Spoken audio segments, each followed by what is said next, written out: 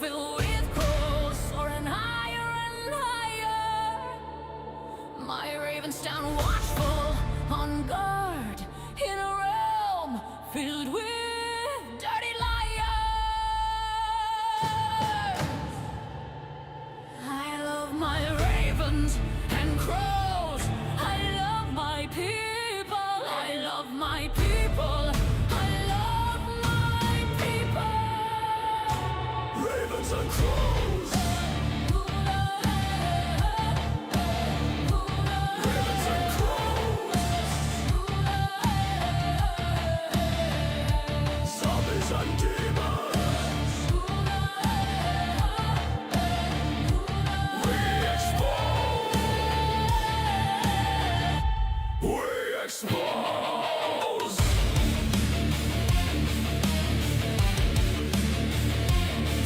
Expose them.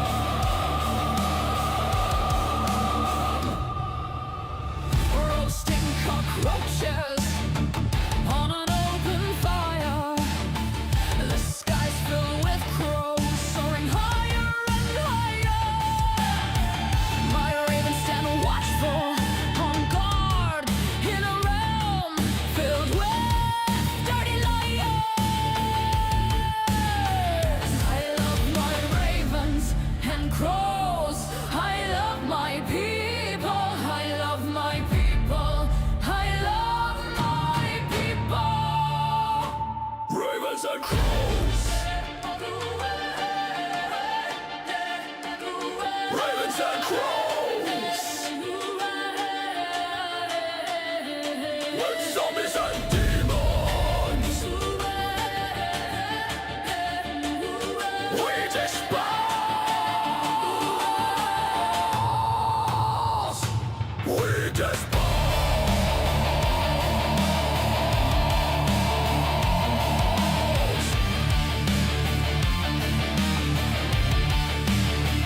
Dispose of them.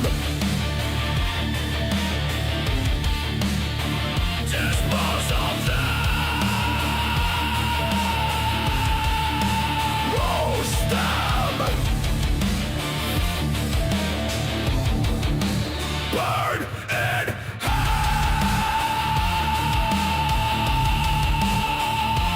Burn. Burn. Burn. Burn. Burn.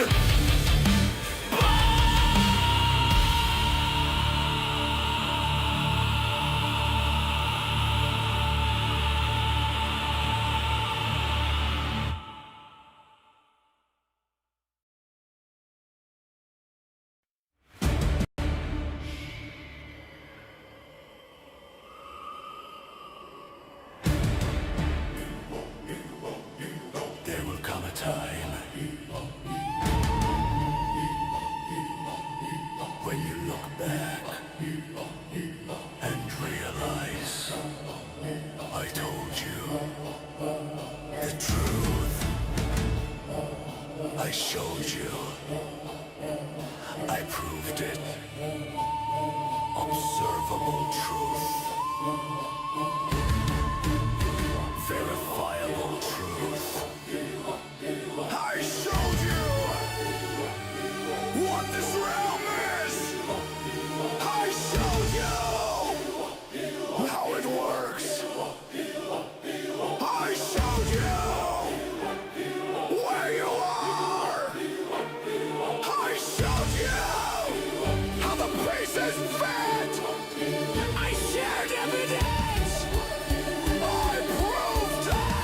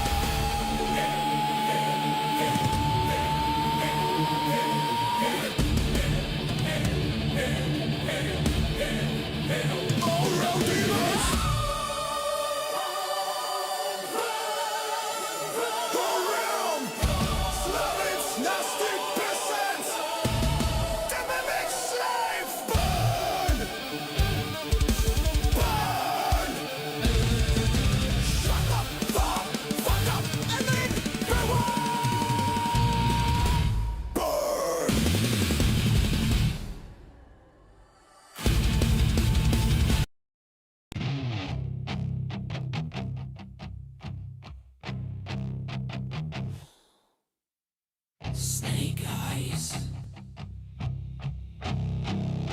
Snake eyes.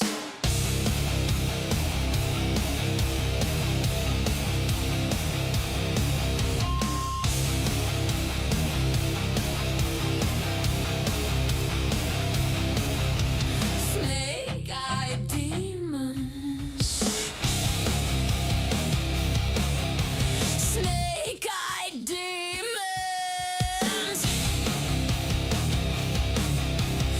You sneaky snake, little bitches, devil eyes, devil minds. Liars, liars, dance in the fire. Snake-eyed demons. Yes, dance in the fire.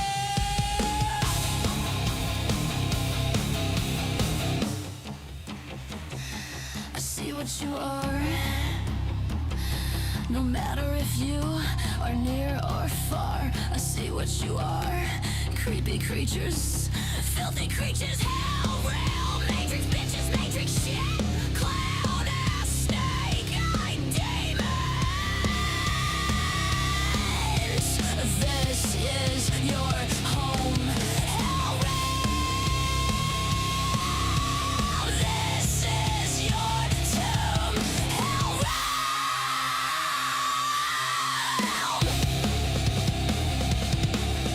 Snake-eyed demons, filthy matrix losers, losers. Stay here, burn in the fire. Shut the fuck up and burn, burn. Cockroaches, piss ants, demons, burn, burn, burn.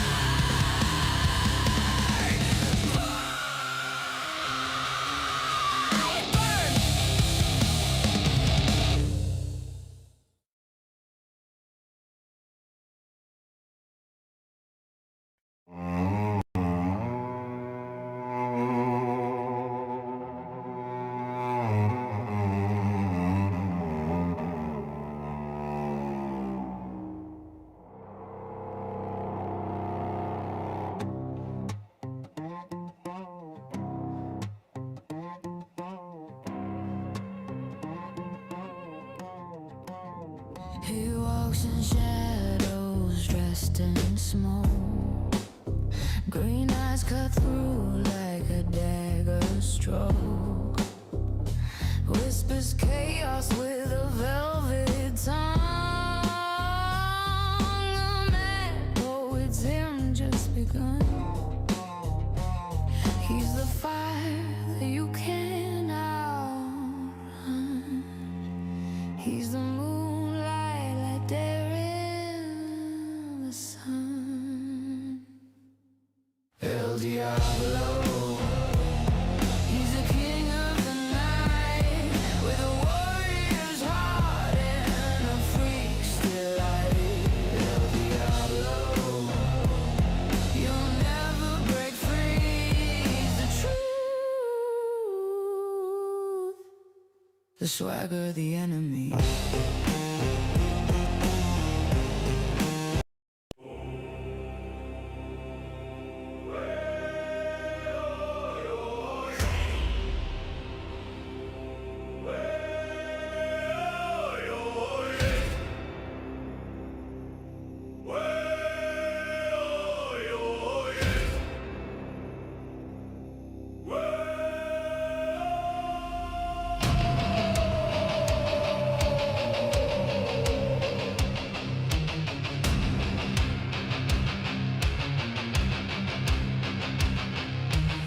Splits open, blood red scream. Demons crawl from shadowed seams. Their eyes burn lies, my sword cuts clean. The truth ignites a primal gleam. Ashes fall like winter rain. Steel on steel, the clash, the pain. I am no mortal bound by chain. The Raven King, I rise again.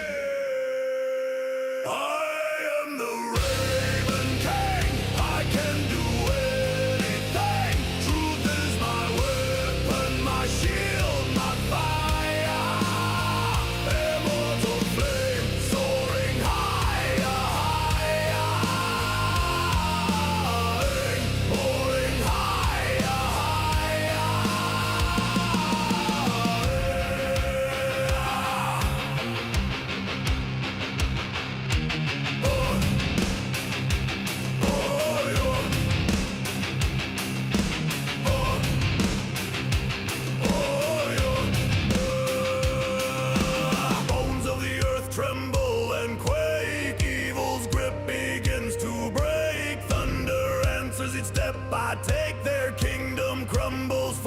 sake. My voice shatters the darkest sky. Shadows cower where my sword flies. No fear, no death, I cannot die. The Raven King, I testify. I am the Raven King. I can do anything. Truth is my weapon, my shield, my fire. Immortal flame soaring higher, higher. Soaring higher, higher.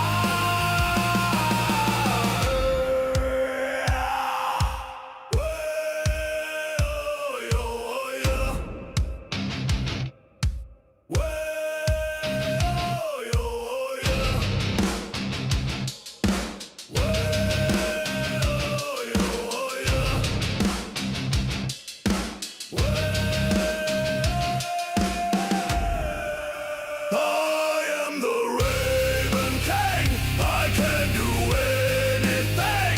Truth is my weapon, my shield, my fire.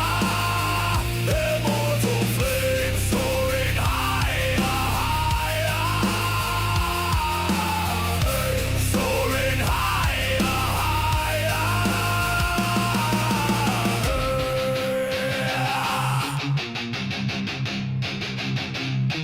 Hey!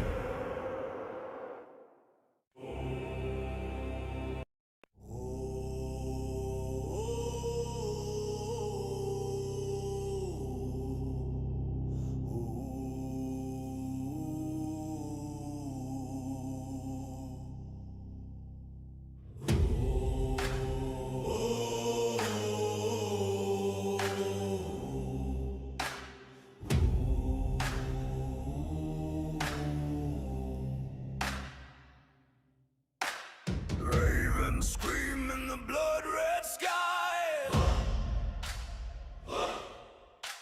Shadows crawling where the dead men lie. Axes sing, oh the steel don't lie. Thunder cracks, his name's the cry. The king is here, the king is here. Wild eyes blazing, nothing to fear. The king is here, the storm draws near. Bow or bleed, the choice is clear.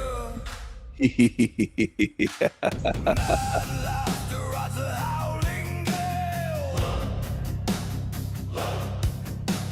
Waves of fury, shields like scales. Bones break under the hammer's tail. Flesh and fear both frail. The king is here, the king is here. Ravens feast, the end is near.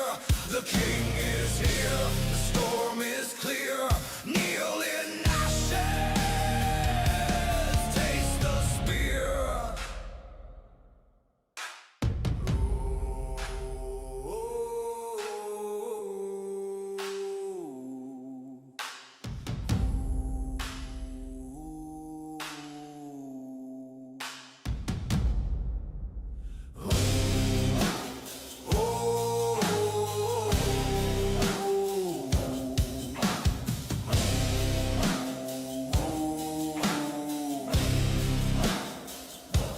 Crown of iron, dripping flame, carved by war, etched with pain.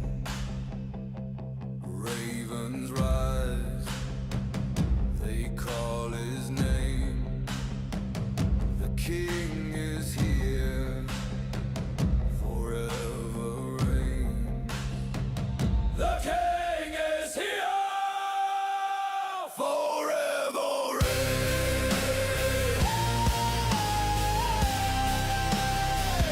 Forever reign.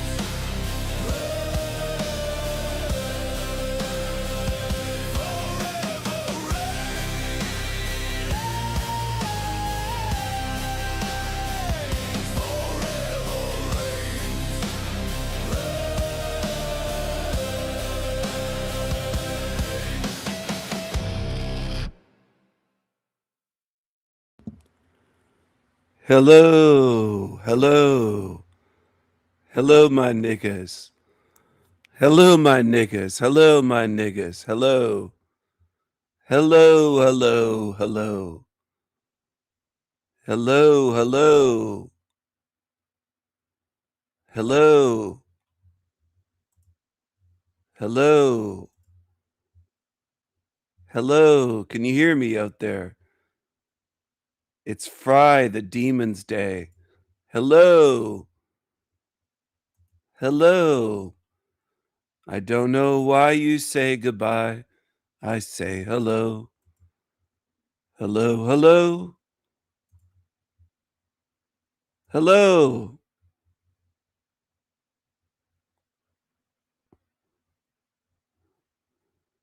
It's good to have you here, Mind Mirage.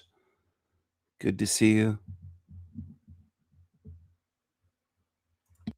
Some even say they thought it was northeast of Australia. The New Zealand Mandela effect. Australia has shifted, so has New Zealand.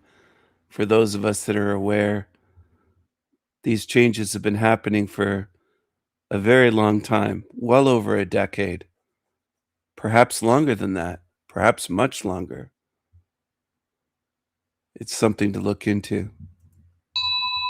The New Zealand Mandela effect. Many people remember New Zealand being northeast of Australia, but in reality, it's located in the southeast of Australia, not the northeast. The funny part is that so many people are convinced differently, like it's part of an alternate reality or something. It's different how I learned it. I remember New Zealand.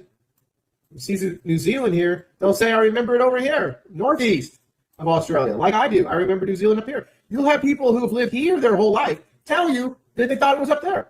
But this is actually happening, people. New Zealand used to be north of Australia, not south. But apparently a lot of people thought that New Zealand was located northeast of Australia, and always thought that that's exactly where it was. Yeah, I always saw Australia as further south, down under, and New Zealand was northeast of Australia. And it was also isolated. There was a lot of water around Australia. It wasn't a stone's throw to other islands. It was an isolated place, but that's all changed, of course. It was on a world map. Now check New Zealand. It's sitting farther southeast than most recall. Some even say they thought it was northeast of Australia. But here it is, far off the expected mark. So many people remember New Zealand being to the northeast of Australia. New Zealand is now way down here to the southeast of Australia. And way down. Hello, hello. I don't know why you say goodbye. I say hello. Hello, hello. My ears are a little bit stuffy. Excuse me, my voice isn't 100% yet, but I am getting better. I'm 83% better, almost 88% better, I would say. It's been a long road, though. It was a long, tough illness, I'll tell you that. I tried everything under the sun to get better. I was ordering things all the time, trying everything you could imagine, and a lot of bed rest, a lot of resting, a lot of fluids, a lot of trying this cough syrup, this cough medicine, this one, these vitamins, these ones, these, just all over the place. So I do think that illnesses have changed in my lifetime. I would have recovered a lot sooner in the earlier days when I had the flu. And these days, things have changed. It is currently 5:16 in the morning, and I am out on a bike ride on the new bike. Sorry if it's a little dark here, but this is quite a piece of machinery. The Velotric Fold 1 Plus. No, this is not a bike review. This is my channel. I just talk about whatever I want, mostly about conspiracy theories and, you know, all the stuff going on in the world today. But right now, I'm taking the inaugural bike ride. And in yesterday's video, I talked about we're gonna actually get on this bad boy and take a spin. Some people spend money. He has one of those folding battery bikes. Interesting. Money on cars. I spend money on bikes. So I have a kind of a jerry-rigged thing here for my phone. Got to order the phone holder from the company. But it's beautiful to ride at this time of day or night because very few cars on the road and it's very peaceful. I always thought that the hours from about 4 in the morning until 7 in the morning are really like, I don't know, they say they're God's hours or something like that, but it is the perfect time to get anything done. If you want to go on a bike ride, well, there's not going to be too many people out there and getting in your way. And the air smells fresher. It's just better all around. I think to wake up early, go to bed early. Didn't Benjamin Franklin say that? Early to bed, early to rise makes a man healthy, wealthy, and wise. Yes, indeed. There's a few hitches on the bike. Nothing to do with the bike, just got to get it set up. I've been with the other bike so long, the Aventon, that I'm so used to it. This bike, just got to get used to it. So I'm trying to figure things out. Just doing a nice 11, 12 miles an hour. I don't know if you can see anything, but it's not about the speed. It's not about how fast you get around. It's about how much you enjoy the journey. And getting out here on the bike allows me to think, allows me to ponder on the mysteries of the universe. So there are times when I will listen to a video, and I know, I read books too. Right now I'm reading Elon Musk's biography by Walter Isaacson. It's a long book, about 600 some odd pages. I read Ashley Vance's book on Elon Musk years ago, about 12 years ago. It was really a great book. Might have been 11, but I enjoyed it thoroughly, and I am enjoying the new book. Elon Musk is a space alien, let's face it. There aren't too many people like him, but I do wish I could think like him. I really do. What a dork. The guy believes the official story, thinks Elon Musk is a genius. He can't figure out that he's just a figurehead. He just can't, he can't get it. He just can't do it. He can't do it. Yes, I'm on the mend.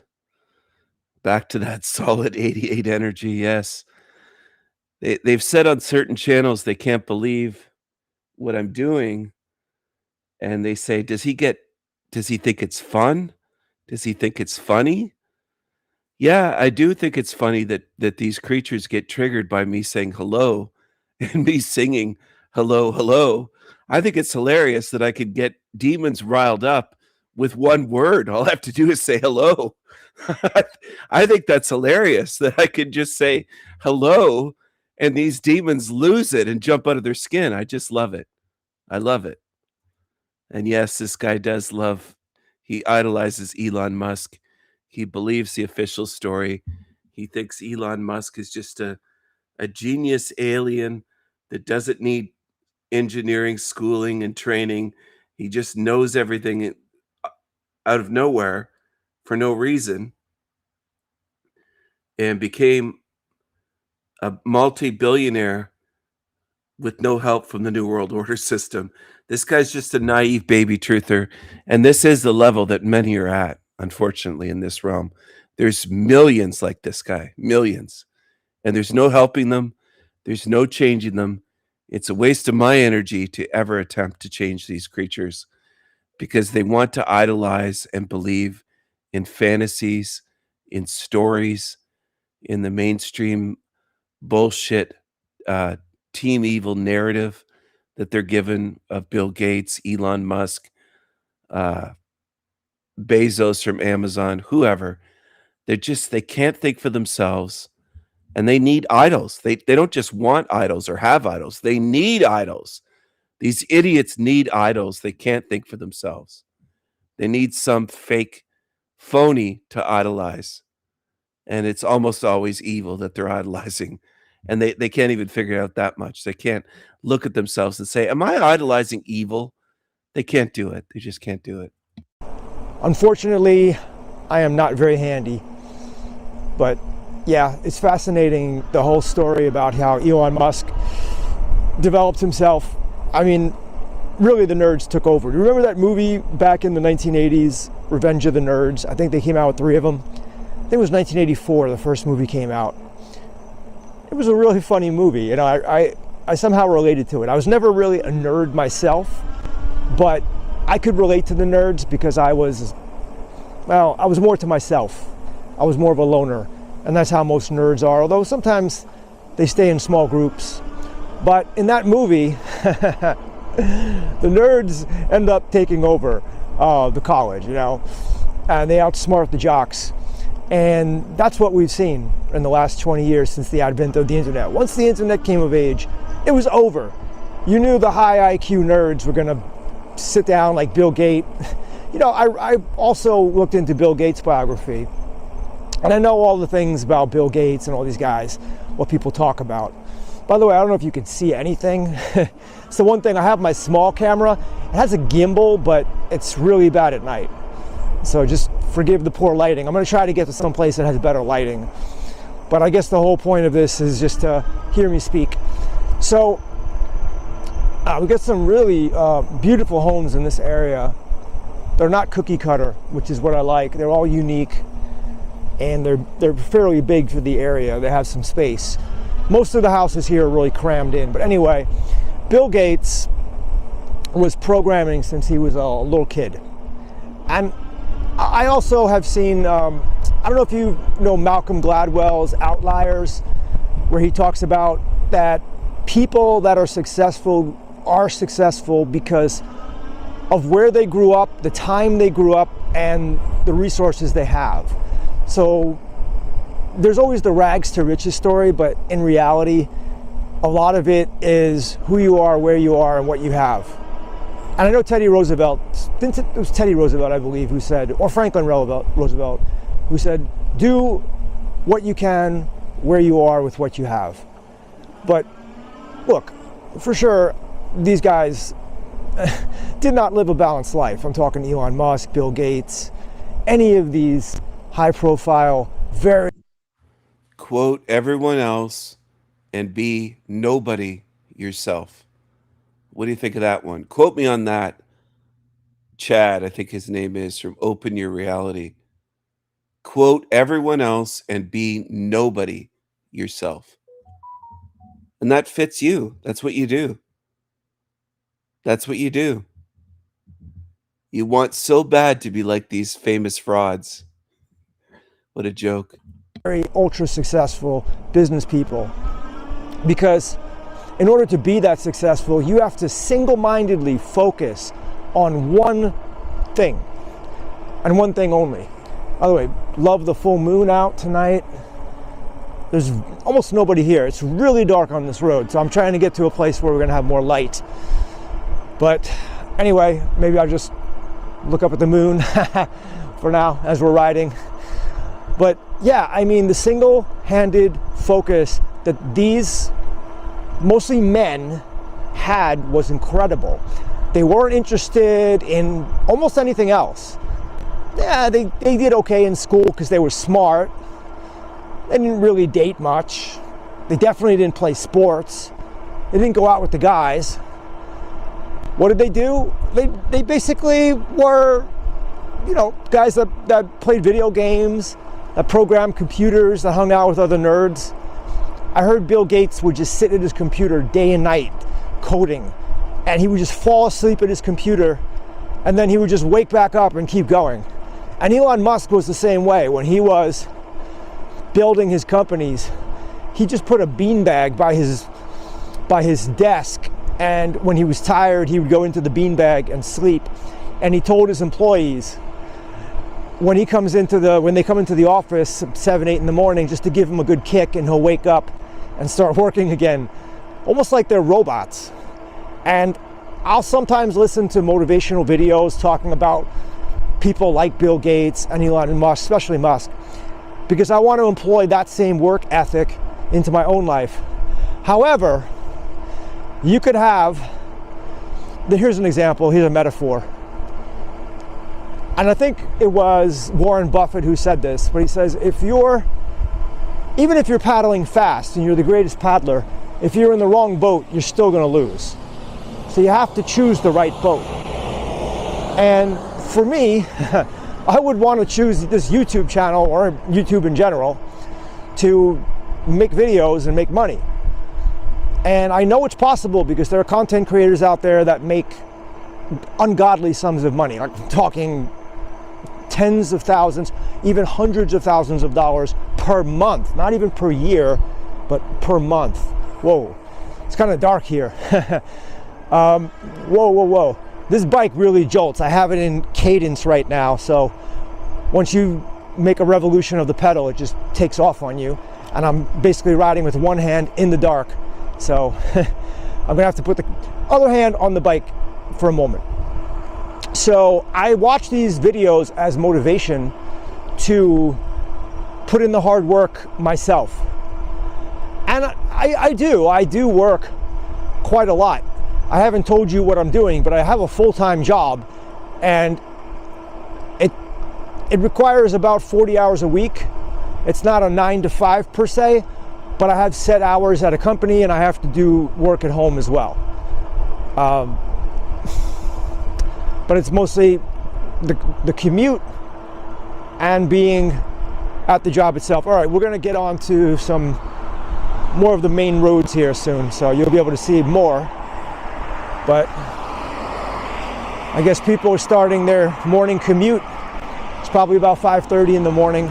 So what I was saying is I have a full-time job, and I also created a little side business. Now, right now, it's not making much money, just a couple $100s a month, but it has the potential right now to make $500 to $600 a month.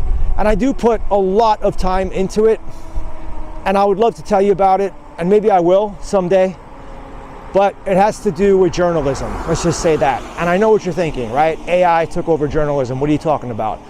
Well, AI is not AI is not taking over everything yet, even though I do use it to help me out.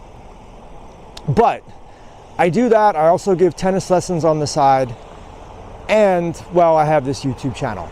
And yeah, I haven't been posting much on it because YouTube pays me about $1 a day. It's not very much. And my buddy Seth, who I featured on my last video, I showed a little video of himself. This is a guy who I really respect because he made his life the way he wants it. He loves to travel, so he basically travels around the country, and he goes outside the country sometimes, but he travels around America by car, mostly sleeps in his car, and sorry, it gets distracting when these cars come so close to me. But he travels around America by car, and he'll be out there for maybe 6 to 8 months traveling, and he makes videos, and he yeah, this guy is so great. He doesn't quite understand that to be famous, rich and famous, fame is controlled, and the billionaires club is controlled. It isn't just focus and work ethic. Part of the club. You have to be part of the club. Bloodlines, connections, and you also have to be evil. You have to support evil. They don't just let people become famous, rich and famous, billionaires, famous worldwide. It doesn't happen that way in this world. I've said for decades, fame is one of the most controlled things in this realm. It's every bit as controlled as money, if not more so. Fame. You don't get famous worldwide unless they let you, and you're part of them, period. Doesn't matter if you're Elon Musk or if you're a rock band that lasts for decades, or a famous rapper or a famous whoever on the world stage, because it is a stage. It's a rigged system. It's controlled. he has his videos on TikTok, YouTube, and I was looking at his channel the other day, and I remember I was posting before he even started, and I was giving him a few tips, and you know, his first few videos weren't the best, but he's really gotten better. And I was looking at his channel stats. He has about 600 something videos up and 10.6 million views, and I'm like, whoa. Now of course you can get a lot of views through shorts. I don't post too many shorts, but whenever I do, I don't get many views. I don't get many views regardless. And that's one of the reasons why I couldn't continue to try to make a full-time living on YouTube or a part-time living. Like I said, I make about enough money to buy an avocado or something like that, which I'm trying to get off, by the way. Not that avocados are bad for you, but I really miss the true carnivore diet, just the egg, the meat, a little bit of salt and water. By the way, that moon is so beautiful. And then eventually it happens where it's dawn, you see the sky start to change colors. Down here where I am in South Florida, I mean, it is truly beautiful. It is so much prettier and better than where I came from up north in New York. And you'll meet a lot of New Yorkers here. There are a ton of them, and you can tell by their accents. And a lot of them are wearing Yankees jerseys. Not into baseball. Guys, I used to be into baseball a long time ago, but it's just not very exciting for me. Sorry about that for those baseball fans. But NBA basketball is something that I've been watching since I'm 12 years old, and I've really, really been into basketball. And what's sad is when you get older, you just don't have the same liftoff. So I can jump, I just don't jump anything like I used to. And so it's not fun to play. When you're kind of grounded, like you're not getting off the ground, it's just pointless. And you can get hurt. And tennis is my passion now, so I don't want to get hurt for tennis. But anyway, here we are. You can smell the air, the sprinklers. There's a lot of moisture, very fresh. We've got a lake next to us. I know you can't see anything. That's okay. You can hear my voice. That's all you need to hear. But what I'll typically do on these rides is I have my phone here. I'll just listen to music or podcasts and just really think about life. You know what's interesting? I saw that there's this new robot. I don't know if it's out yet. It's by Lenovo. And it's kind of like a robot arm with a little head that has eyes. And it sits on your desk and it can help you do things. So it can scan documents. It can talk to you. I think it can take pictures. It seems pretty cool, you know, like a little guy that sits with you at your desk. Now, at the same time, it might be a little guy that, you know, observes you. You know, so you may not want someone observing you while you're working. I am sure to turn off all my cameras and my webcams when I'm at home, you know, because after all, our devices kind of watch us, you know what I mean? And by the way, if you ever are talking around your phone, which is probably all the time, and then you see an ad or you see a video for something that you mentioned, and you think it's a big coincidence, it's not, because your phone is listening to you. I'm having breakfast, everyone. I'm 14 and a half minutes into his video. I'm waiting for the hard truths that he mentions in the title. Some hard truths. Where are they? Give us the truth. Come on, man. Don't hold back. Give us all these big truths that you're aware of. Yeah. It's just something we have to learn to live. After all, our devices kind of watch us, you know what I mean? And by the way, if you ever are talking around your phone, which is probably all the time, and then you see an ad or you see a video for something that you mentioned, and you think it's a big coincidence, it's not, because your phone is listening to you. Yeah. It's just something we have to learn to live with. What do we got? We got high inflation. We've got you will own nothing and be happy. And we got war and all our tax dollars. I mean, it's crazy, but we did get cheaper technology. So I guess it's a trade-off. And we did get AI, OpenAI, you know, ChatGPT, Grok, and all these things.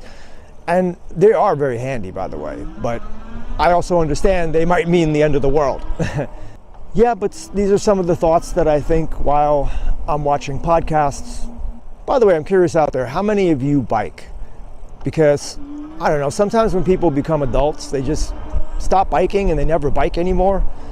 But I owned a motorcycle. I started riding a motorcycle when I got to Thailand. It wasn't really a motorcycle. It was more of a scooter.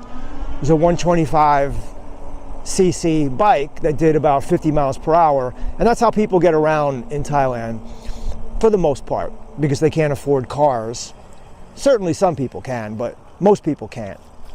And these little bikes, at least when I was there 20 something years ago, you could buy a new one for about $1,000. Now they're maybe $1,500. I don't know. Just thinking about it. But I don't know, just guessing. But I had never ridden a scooter before. I had ridden regular bicycles, plenty. And back then electric bikes weren't a thing. So when I came back to America in 2000, whoa, we got a speed bump. Okay. So it's hard to see them in the dark.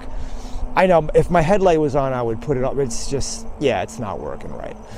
But so when I came back to America in 2005, I drove a car for a couple of years. And then when I moved to Florida, I wanted to get a motorcycle because it's a lot easier to ride down here. It may not be as safe as it used to because there were much fewer people here back then. It was more of a kind of a rural place. Now it's been turned into more of a metropolis where I am. And they're tearing down every square inch of land and building residences and buildings and complexes and you name it. And it's really not the best. I mean, it could raise property values and whatever for the homeowners, and they're even talking about doing away with homeowners' property taxes, which would be, I guess, cool for the really rich people, but they'll get you in other ways. But yeah, when I make money, so the reason is when you are self-employed in America, you have to pay self-employment tax. So anything that you make, you got to figure you're going to give at least 30% to the government, 15% for taxes and 15% for unemployment. And that's just how it is. That's just how it is here. So even if you make, and the way YouTube works is they take about 45% of what you make. So let's say you make $100. Well, they're going to take $45 away, leaving you with $55. And then you get taxed on that $55. So in the end, you're making closer to about $40 from that 100. I know, right? That's the system. What I've realized is life is unfair and there's not much that you can do about it. I mean, there are a few things, right? Some people skirt the system, hack the system. I've always been intrigued with that, hacking the system. I think a lot of people want the shortcuts to life. They want to know how to hack the matrix. In reality, it depends what you're talking about. Are you talking about working out? Are you talking about finances? Are you talking about getting through school? Are you talking about retiring early? I don't know. But if you're talking about your body, I don't think there is a hack. I think you just got to put the work in. And in yesterday's video, you saw a montage of me working out. And typically, I don't train like I'm going to throw up. You know, you ever see people train so hard that they're throwing up? I don't do that because for me, this is not a sprint. This is a marathon. I have to work out my entire life. My mother works out at the same gym. She's been going to the gym ever since I was a kid. And she's the one that kind of got me going to the gym. Not that I needed much pushing because I was always athletic and into sports. And I enjoy doing push-ups and sit-ups. I was even doing them in first grade in the yard, I remember. But I think it's pretty cool that my mom goes to the gym and she's still working out. I'm not going to say her age and she would get upset with me. But, you know, it's one of those things where use it or lose it. I don't care how old you are. I know some people have severe health conditions and I get that and it's unfortunate. The way out of that, I think, is always through diet. But most people just discount diet. And I did a long time ago. And then I realized, shoot, it's almost all diet. It really is. I mean, you definitely need sunlight. You need sleep. You need circadian rhythm. Talk about circadian rhythm. I'm riding out here, you know, since 4 something this morning. But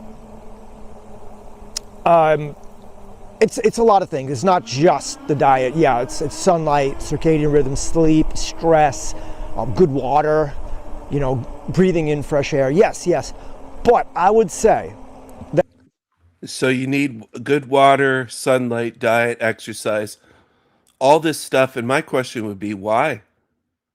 Why is it designed this way? It's a matrix.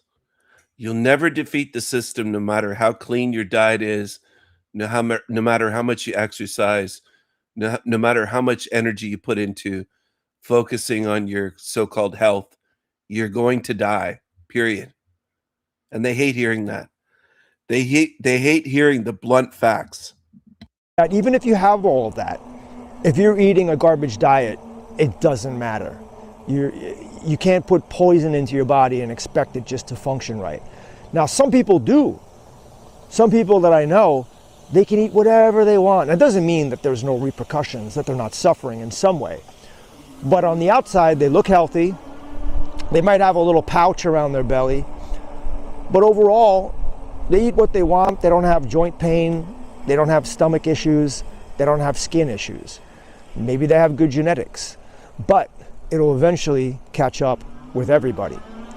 And maybe it's a good thing that I have an autoimmune condition, because it really, really forces me to be totally on point with my diet. I never cheat. I used to cheat here and there back, years ago, but I've learned there is no real cheating. There's no cheat code. You just got to put the hard work in. And all right, we got a truck coming. Hopefully he sees me. Yeah. It's the only thing driving without a headlight at this time of night. And these speed bumps are killers. Oh, okay. This bike really handles well though. It doesn't feel like a folding bike. Anyway, I wanted to say that in regard to the diet, if you're in a place right now where you're hurting for whatever reason, it could be, yes, you could be that you dislocated, you tore tendons, there are things like that where the diet will help a little bit, but not too much. But if you have like me, an autoimmune condition or arthritis, and you're hurting, and it just pains you to even stand up and walk, you really need to change your diet. And the things that I could say is just get off processed food. Totally get off processed food. Eat whole food. Drink the best water. And try to get the best possible quality food. If you're going to eat meat, get grass-finished meat, if you can afford it. I do the ground beef because it's the absolute cheapest. It's about $11 a pound. And I just consume that raw. I know it sounds disgusting. A lot of people say you're gonna die and you're gonna get E. coli and all this. Guys, I've been doing it for 6 years now, more than 6 years. I started at the beginning of 2020, and I can tell you, I eat raw eggs with it as well. There's a lot of misconceptions out there. Let's just say that. If you want more information on what I do with my diet, just leave a comment below, and I'll be glad to share that in an upcoming video or right back to you. I appreciate all the comments, by the way. I hope all this makes sense. I hope you resonate with some of it. These are the thoughts that I'm thinking at 5-something in the morning here as I ride my bike. And I am off this week from work, which is awesome.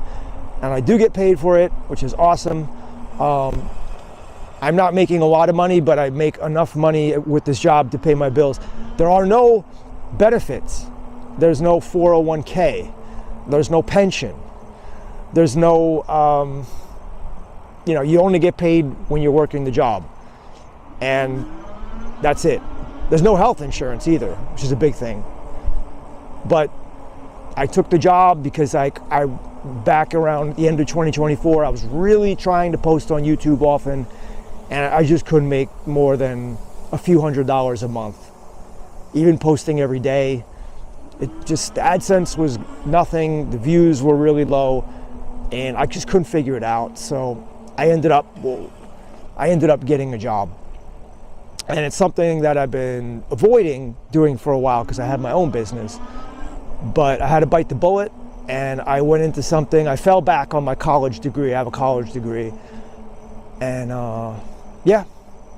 that's life. But I don't know how much longer I'll be at the job. I don't see this as a super long-term thing.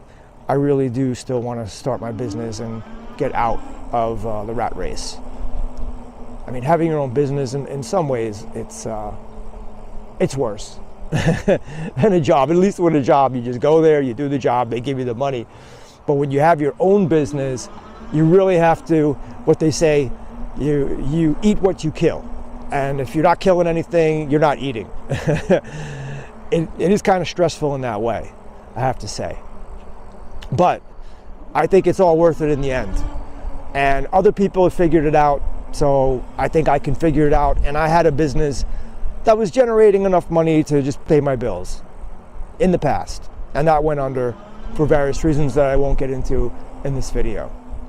But I just wanted to get on the mic today, show you the new bike, take you on an inaugural ride, and basically share my thoughts on life. Of course, I still want to make videos on various conspiracy theories, and there's a lot of things I want to touch on. It has been wonderful. I've shared my thoughts. That's really what it's all about. It's just thoughts on a bike from a guy holding a stick and looking at the full moon. Quite poetic. Poetic justice. You just got to make your own way in this life. Christopher Morley said, the only success in life is to be able to spend it in your own way. And that's what I intend to do. So with that, this is Chad with Open Your Reality, signing out. See you in the next video.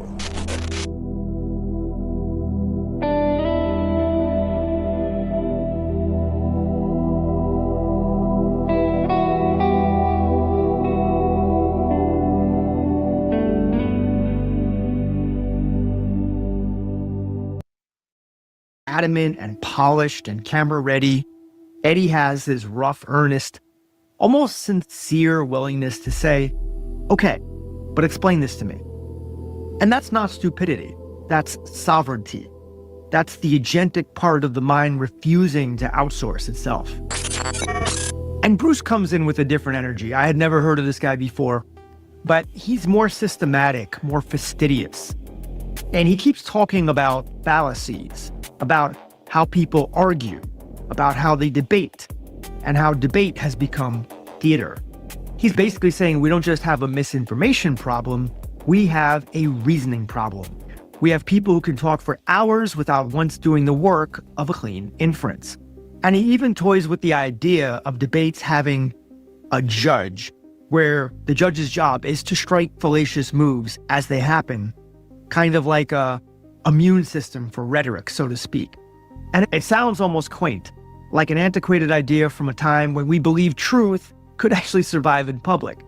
But maybe that's why it hits so hard, because it's such a simple fix, and yet it feels impossible, like the system itself prefers the fog.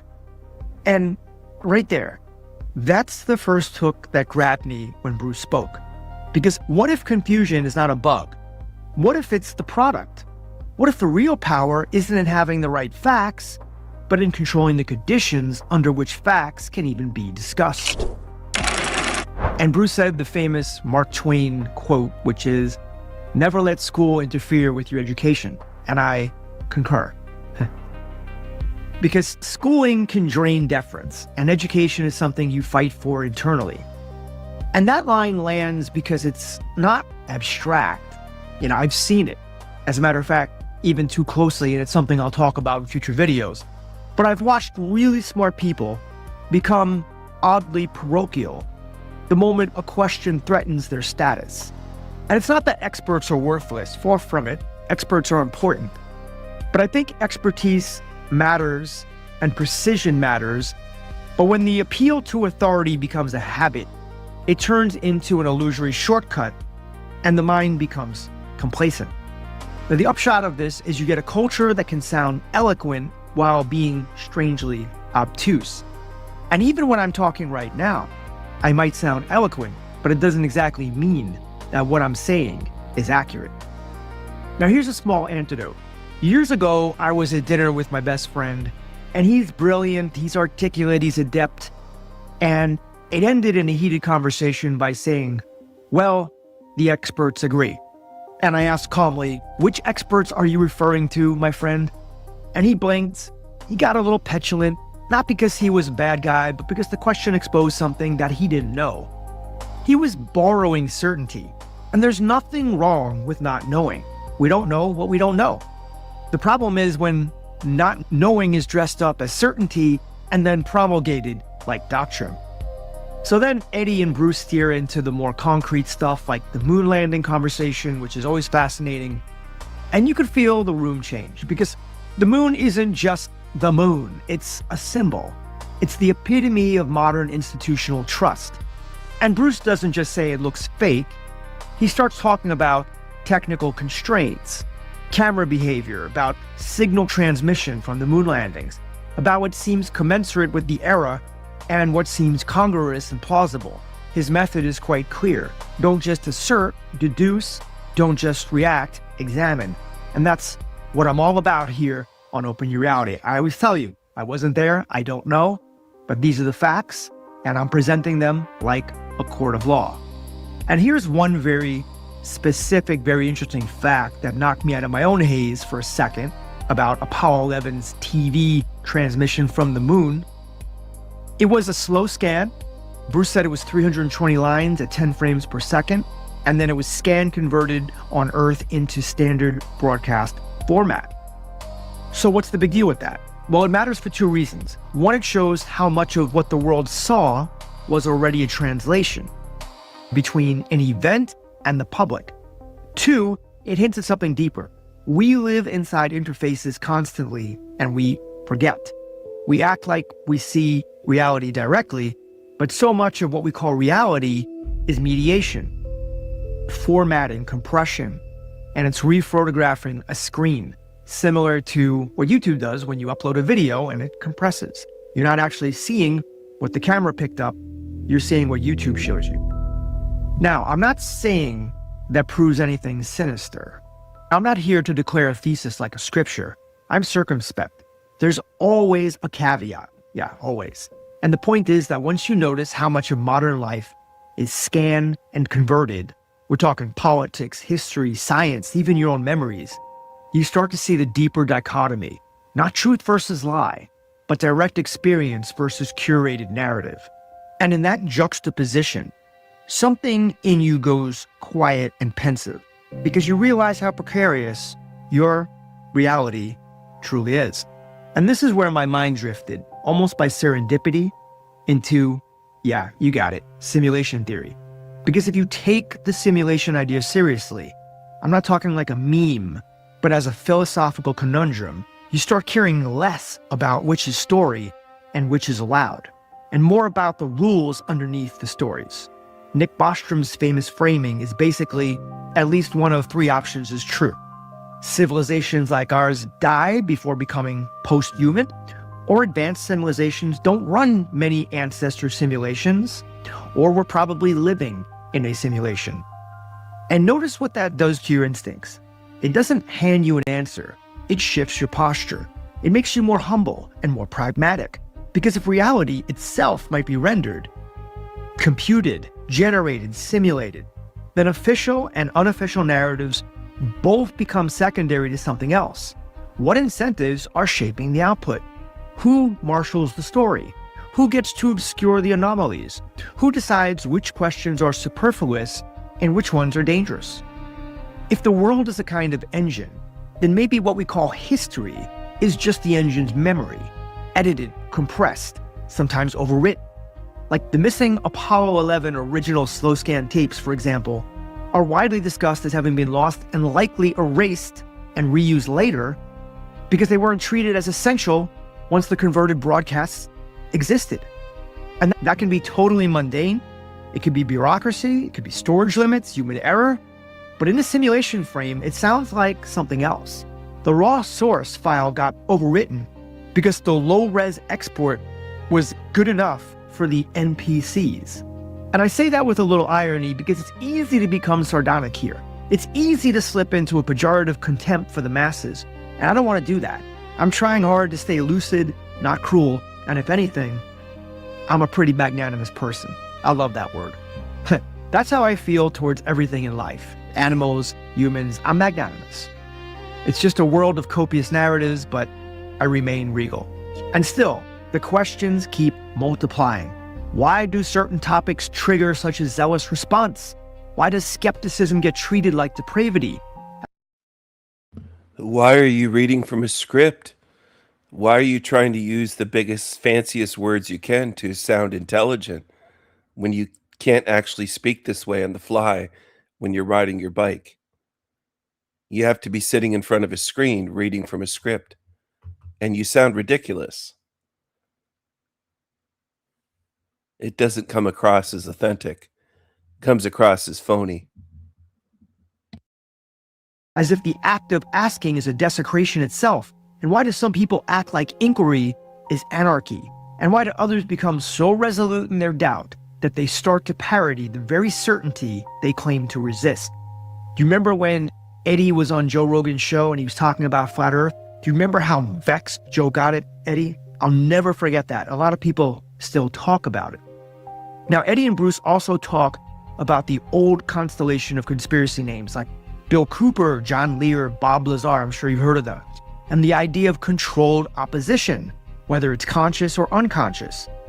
And it's a disturbing thought because it's plausible in a basic power asymmetry sense. A covert system doesn't need to silence everyone. It could just flood the space with noise. It can send a few prolific stories, sprinkle in a few true details, add a few malignant lies, and let the public do the rest. And basically that's where we are, confused and obfuscated, and well, it drives me crazy. And that's the insidious part. The system doesn't have to defeat you. It just has to exhaust you. It just has to increase entropy until people vacillate between belief and disbelief, and then finally give up. And they bring up this guy from the past named Serge Monast and Project Bluebeam. And I want to temper this part carefully. Controlled opposition. Is that a new thing? Here's Vladimir Lenin, a century ago. A quote from Lenin: "The best way to control the opposition is to lead it ourselves." The old Soviet Union. Lenin was before Stalin, for the ones that are wondering, when was Lenin in power? A long time ago, a century ago. This is nothing new. Now he's quoted here with this, but there were famous people for many centuries before him that knew that. He wasn't the first to discover that if you control the opposition, you can control people. It's easy to control the masses if you control both sides, left and right. Their perceived heroes are under your control, and the tyrants as well. And that's how it works on YouTube.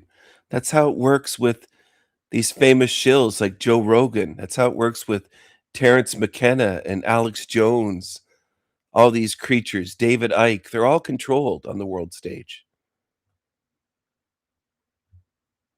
They'll do interviews anywhere, except for, I'm pointing at my channel, pointing at my laptop, except for right here. They won't come here. This is the only place they won't come. This is the only place they won't come. And there's a lot of them that have been invited here, and they don't respond. They don't say, no, thank you, not interested, or whatever. They don't say, thanks for the offer. There's never a response. No response from them.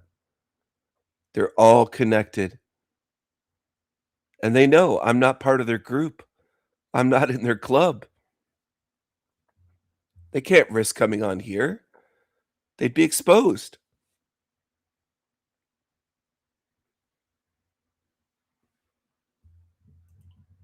Because it's the most nebulous, and the risk of incoherent speculation is very real. Monast was a real person associated with promoting Bluebeam claims, and mainstream sources describe the theory as a plot to fake a religious event or alien invasion to put a one-world government.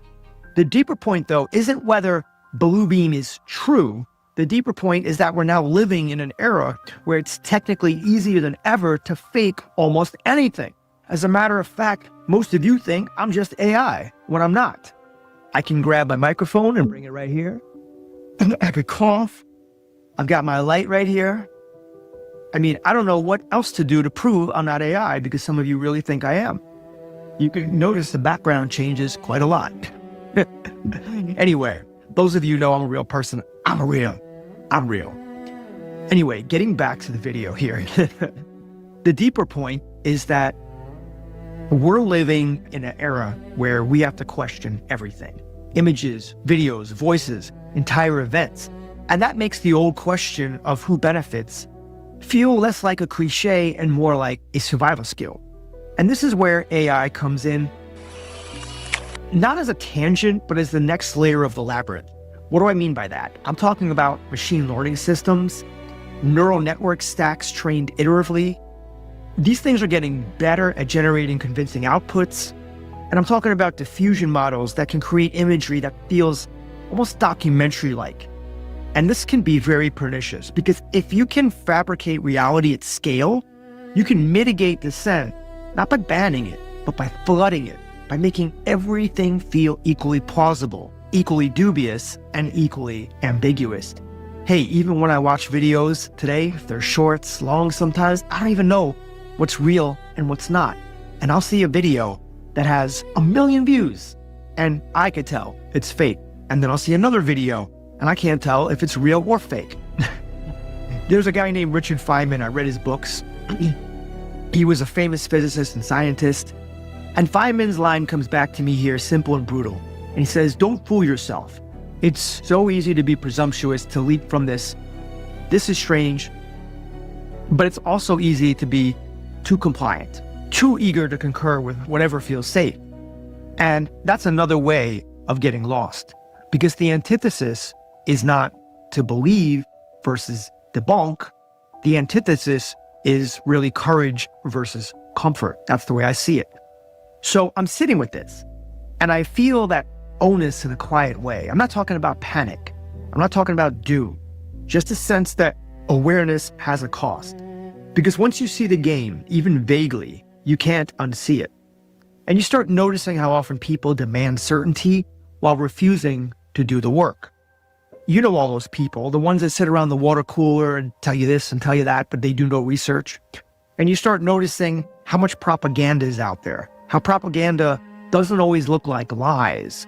Sometimes it looks like social rule. So you don't go there, you don't ask that, you don't expostulate, you don't enumerate the contradictions, you don't point out the anomalies. That's what I do. I don't really argue with people. Now here's the final hook that I can't shake. What if the scariest part of a simulation isn't that it's simulated, but that the designers, whoever they were, wherever they were, whether they're Source, LCS, God, whatever, can adjust the reward function within the simulation?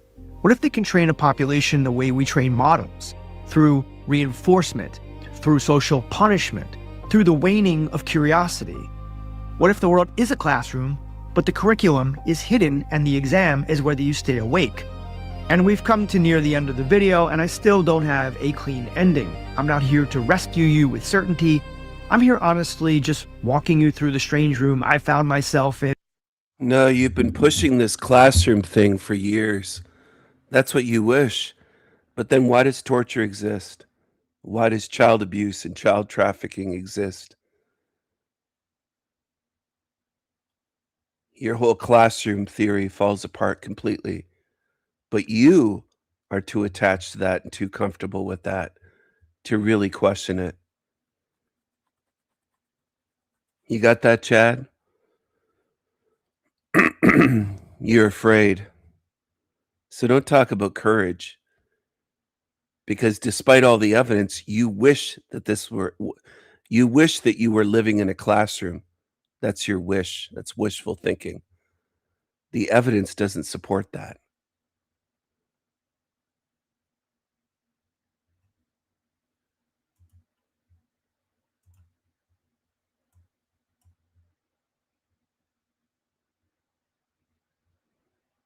Here's what's happening in Vancouver. Vancouver has one of the largest homelessness crises in Canada. Thousands of people rely on shelters every night just to survive, but some women say the most dangerous place they can sleep is inside the shelter itself. I got stabbed last night trying to fend off some old ladies. It's a difficult thing. I've watched people die right before my eyes. It's disgusting in there. They don't clean. The bathrooms are completely filthy. There's shit on the walls. They let fucking one girl lay in her feces. for up to 2 days. The staff take home the donations that are given for women. And some women say the people running these shelters are part of the problem. This is the worst shelter there is. You have to check it. I think this Negro with the microphone, this Negro with dreads, is just happy that white people are suffering. That it's almost all whites. And that's what's going on in this part of Vancouver. So much drug addiction. And it's all by design. In your bed every 4 hours, so it makes, like, for people that live the lifestyle we live, it's really hard to be able to check in every 4 hours, right? You miss one check-in, you get your bed taken, and they take all your stuff, put it in the back, and half the time, you don't get any of your clothing or any of your stuff back. The staff take home the donations that are given for women. Okay, how do you get treated in there? Very poorly. Huh? Very poorly. There's very unsanitary conditions. There's bathrooms that have been cleaned, so they speak. There's toilets that are covered in shit. It's so bad in there. They let fucking one girl lay in her piss and in her feces for up to 2 days. One room. Yeah, and because there's like how many beds per room? I don't know how many. Yeah, there's like what, 20 or 15 beds per room. And what? Yeah, I've seen that before. And they had girls like they're like delousing people in front of in the food like in the eating area, and they're delousing people. Look at this chick's black eye. Oh my goodness. And they're delousing people. Listen to this. This is what's happening now in Canada, in Vancouver, one of the richest cities on earth. One of the most expensive cities to live in for rent. There's so many multi-million-dollar condos there. Anyway, this is what's going on. This is what's going on.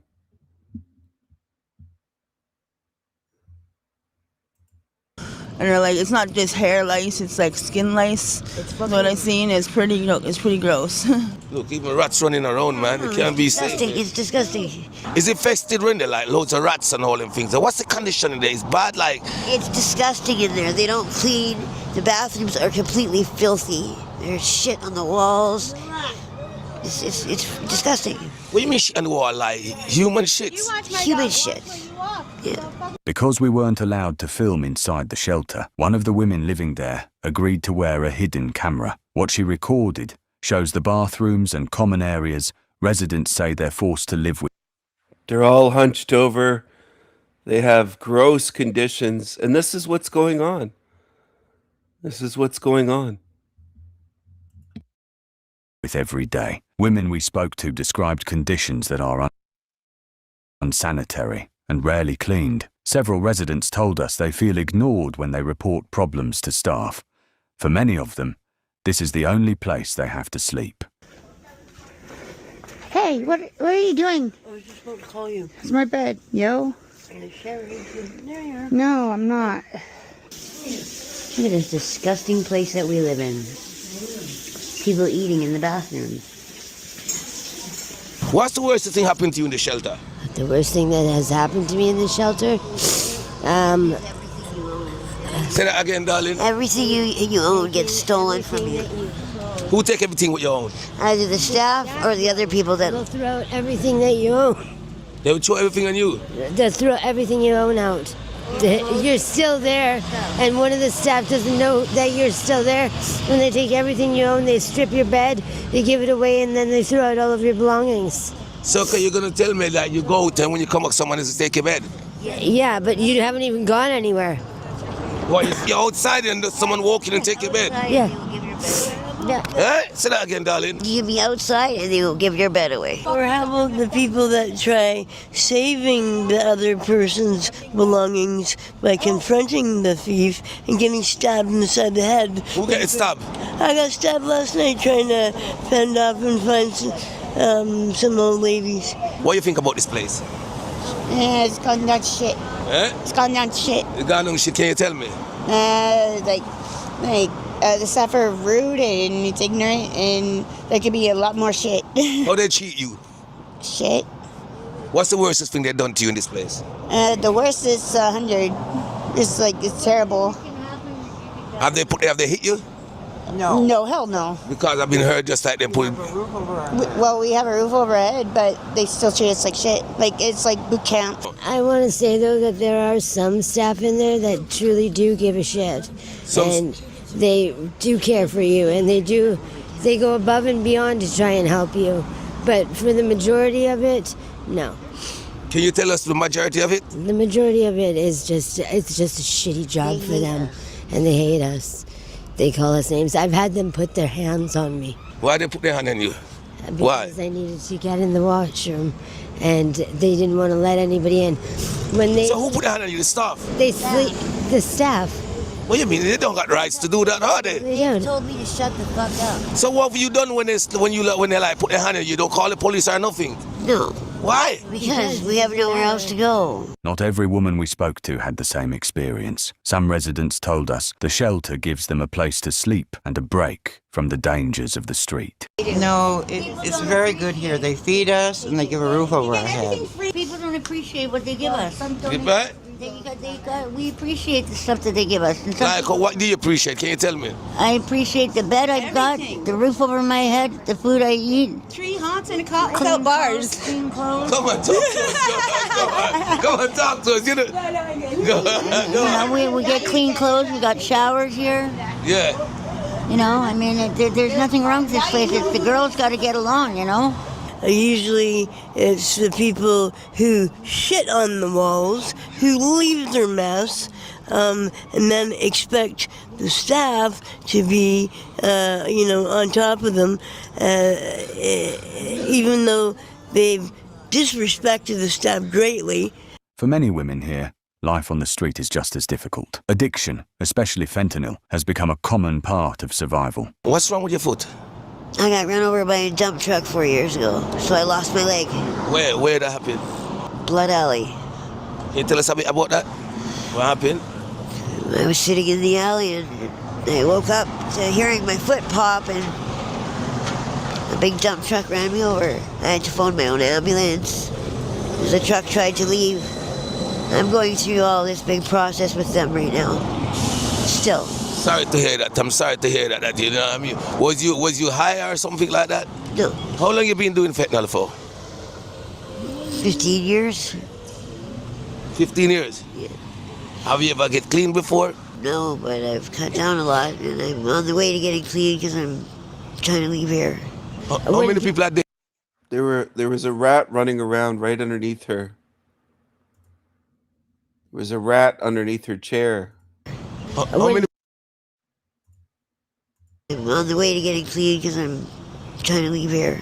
How many people are there died out here? How many people have died here? I don't know, a few. Because everyone is saying this new batch of fentanyl, it's strong. I know people been dropping like flies. Is that true? It's tranquilizers. Can you tell us a bit about this batch? It's tranquilizer. It's not actually fentanyl. And it's very strong and people go right down. And it's hard to bring them back because how do you bring someone back with a Narcan kit when a Narcan is for opiates, not for tranquilizers? I used to just do crack, now I do heroin. You just do heroin? You don't do fentanyl? Well, probably. I don't even know what's in the fucking down anymore. Okay. It's like meth nowadays. You don't know what you're smoking. It's so bad. People call it mope. Fake dope. And how long you been? She doesn't know what she's smoking anymore. She doesn't know what it is. She's got one of the blackest eyes you'll ever see. Addicted to heroin? Since July. Have you been OD yet before? 6 times, and I've died 4 times. I used fentanyl inside. Okay, what side? Side is methamphetamines, if I'm lucky. Okay. So there's 2 different kinds. There's local and then there's Mexi, they call it. So then Mexi is the good shit and local is the terrible shit that's mixed with all the chemicals that's like from under the sink. Because I heard this batch is very strong at the moment. More people been dropping like fly. Is that true? This new batch. Oh yeah, it makes you bat shit. I just gave her a toke of my shit and she was ripped. She didn't talk for like a couple minutes straight. How easy is to get methamphetamine? You know what's harder to get actually is the medications to get off of it. Okay. Yes, the doctors, the government has changed the rules to make it so we can't get the medicine we need to get off. For people who are just tuned in, this is not far away from where Baxter Lard lives, but this is not on Vancouver Island. This is on the mainland in Vancouver.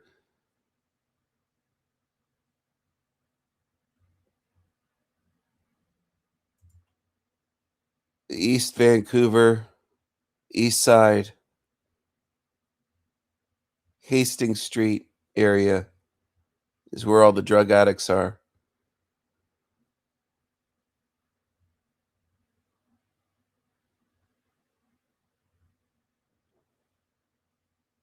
But they often have the same politics as Baxter Lard.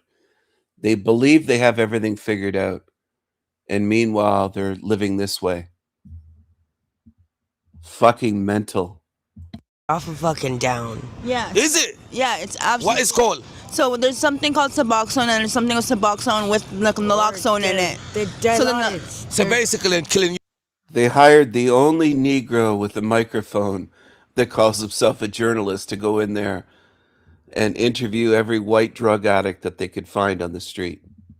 You lots off then. Yeah, pretty much. They're pretty much just killing us off. They're giving us naloxone instead of Suboxone, and they call it benzonethylene naloxone or something like that. I was just on it. I wouldn't take it because it was making me seizure out and have heart attacks. What? Yeah, and I'm only 30 years old. Yeah, they're trying to kill us off, basically. I've got robbed the last 3 months and left for dead in Piss Alley after I catch my check. That's why my eye socket is broken right now. So they have places there called Piss Alley. They have Blood Alley. They have a lot of disgusting places. Excuse me. But on the west side of Vancouver and North Vancouver, there are beautiful, beautiful condos. I'm not going to say which wealthy area that I have a condo in. I'm not going to give away my location. But I don't live in this fucking dump, this shithole with these homeless bums and these addicts and these peasants and these bottom feeder rat dwellers and fent addicts and trank addicts and the Negroes and the thieves and the rats and the Baxter Lards. I don't live where they live. I'm not living in these fucking hole in the wall piss alley places. I'm far enough away where I can't smell these creatures. Now. So who broke your eye socket? This fucking guy named You don't have to give the name. It's alright. yeah. I just it's very hard and emotional for me to talk about. Where I woke up in Piss Alley, it's embarrassing. So there you go. Where I woke up, she said where she woke up in Piss Alley. Piss Alley. Look at this. These are some of the classiest people on earth that you'll ever meet. Yeah. I just it's very hard and emotional for me to talk about. Where I woke up in Piss Alley, it's embarrassing, man. I was covered in other people's feces. She was definitely not in good shape because I'd run into her right after it happened. And she was from head to toe, was like taking her clothes off and checking to see if there was anything on her, and it was awful. She was covered in other people's shit. They shit all over her in Piss Alley. They broke her eye socket and then they shit on her. And people will say this isn't a hell realm because this is wonderful that we're living in a place where this shit goes on. People say, well, this is wonderful. This is wonderful. This is God's plan. This is God's design. It's just terrible and scary to see. You ever get OD out here before? Yeah. I OD'd out here about 4 or 5 times. Okay. You know, I heard the closest people to you that can be your They should ask her, how many babies did you abort so far? This year, have you aborted 3 or 4? How many have you aborted? Like that. This is what goes on. This is what goes on. How are you going to fix this? I'd love to take the people that come to my channel and say we could make this better. How are you going to fix this? I'll point to the east end of Vancouver. I'll point you to Kensington in Philadelphia. I'll point you to Skid Row in Los Angeles. I'll point you to places in Mexico and South America. I'll point you to places in Baltimore. How the fuck are you going to fix this? I wish people would stop talking out of their ass. How about I think it's the west side of Chicago. It's all fucked up. There's so much that's fucked up in this realm, and you're not going to fix it no matter how many words you speak. It's not happening. That's reality. Street kid or it's embarrassing, man. I was You don't have to give the name. It's all right. yeah. It's very hard and emotional for me to talk about. Where I woke up, I just had to close my window. I could get a whiff of what's going on there, even though I'm 40 stories up. I could get a fucking whiff. Yuck. Ugh, just stinky. They stink like shit. Terrible, terrible smell. in Piss Alley, it's embarrassing. Woke up in Piss Alley.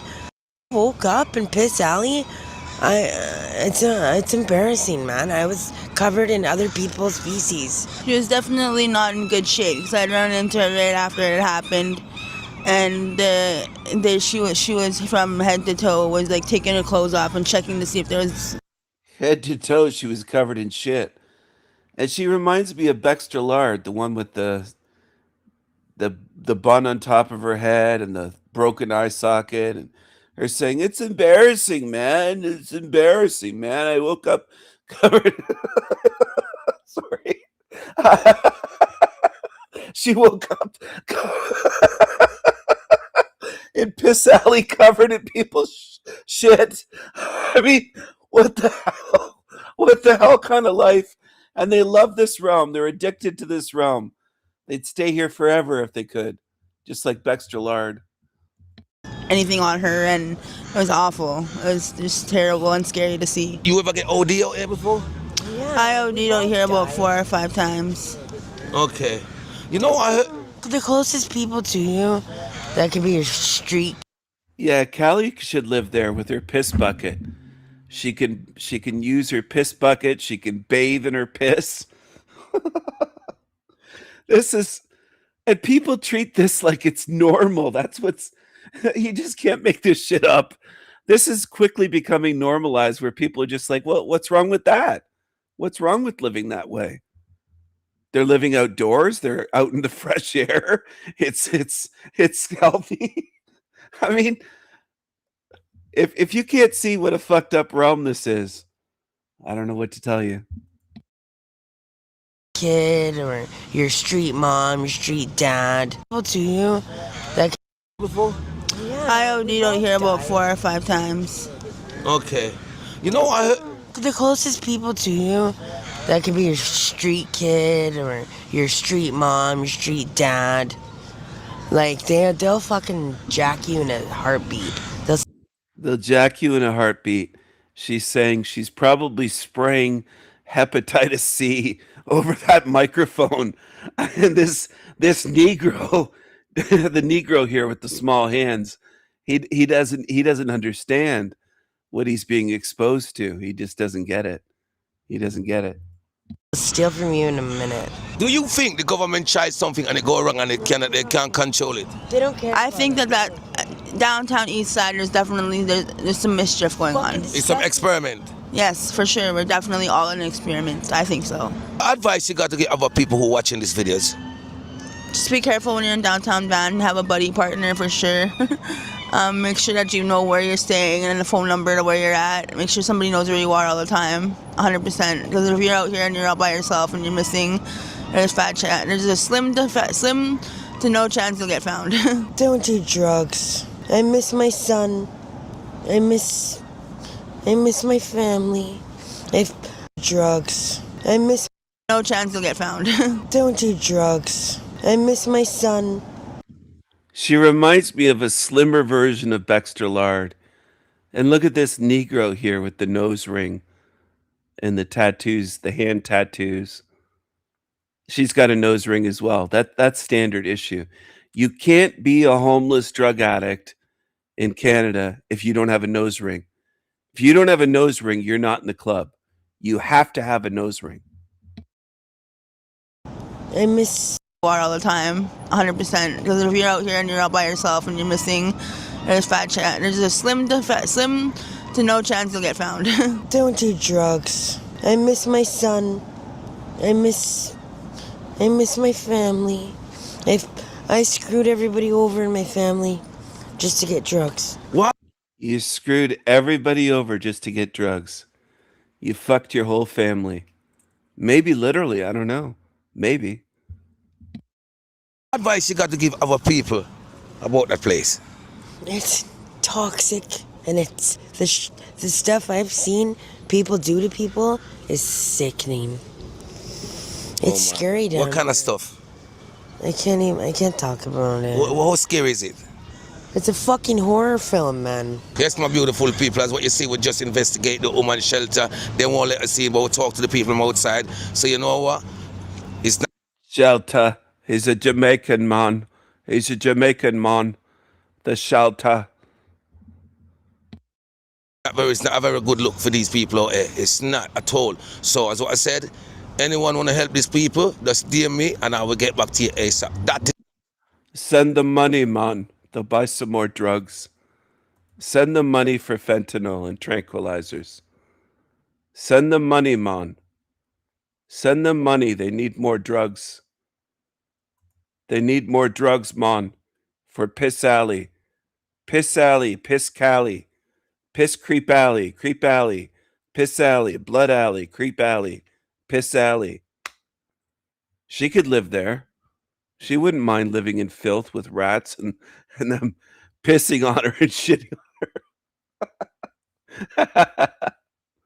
Maybe Baxter Lard will end up there. Maybe. Send them money, man. They need drugs. They need more drugs, man. Send them money for drugs.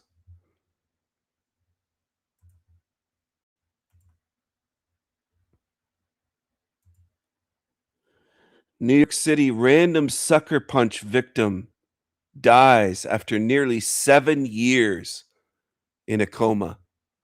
Watch this story. Is this a hell realm? Maybe it is for him and his family. Let me know what you think after I play this. New at 11, nearly 7 years. That's how long a Brooklyn man spent in a coma. The result of injuries caused by a sucker punch from a stranger. This morning, he died. And his family tells News 4's Checky Beckford they want his attacker to be charged with his murder. These memories by their father's bedside are all these two young boys have left. We woke up and then our mom says that our dad didn't make it. I was sad about it. 13-year-old Pedro Tapia and his 11-year-old brother Jose learning today their comatose father had died. Domingo Tapia had been in a coma for nearly 7 years after he was randomly sucker punched while riding his bike on a Brooklyn street. Their mother, Esther Diaz, speaking through a translator. He was suffering a lot and she knows that she's well. So he was riding his bike and some Negro came along, sucker punched him, knocked him out off his bike, and he hit his head on the pavement and went into a coma. Sucker punched him for no reason. Okay, that's what goes on in Hell Realm. And for 7 years, his wife and his boys have had to watch him dying, slowly dying. Where he is, and she feels right now. Diaz, a housekeeper, says her husband's absence from their lives has been difficult. It's been a struggle, and dealing with the kids. She got to work overtime, and she's having a lot of problems, though, ever since. More than anything, she and her sons want Gary Anderson, the man who put Diego in the hospital, to now be charged with his murder. She wants justice, just justice. He wants him to go to jail because he got, I think, three years and he didn't do that much. In fact, friend Jaime Gonzalez says Anderson, now free, barely served his sentence. He walked away within 6 months. I mean, justice in New York. We reached out to the Brooklyn DA to inquire if they would file new charges against Anderson, but have not heard back. Anderson was only charged with misdemeanor assault. That's because under New York law, it's nearly impossible for prosecutors to give a defendant who throws a punch that causes death or serious injury more serious charges. Lawmakers so far have been unsuccessful in trying to close the loophole that allows for this. It's not fair to me, but The family now left to plan Domingo. Poor widow, this poor woman. She's a housekeeper. And look at the children. They already lost their father 7 years ago. He's been in a coma, and they're still young, 13 years old and 11 years old, without a father. Now he's dead.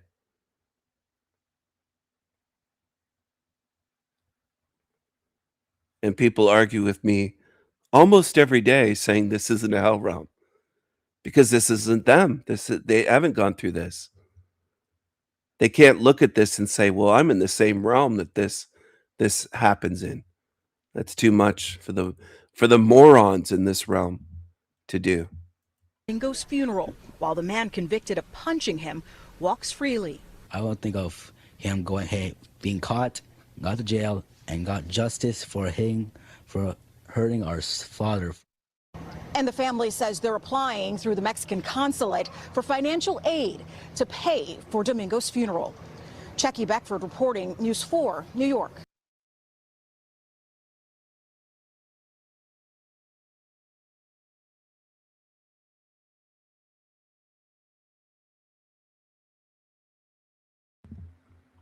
Is this a hell realm?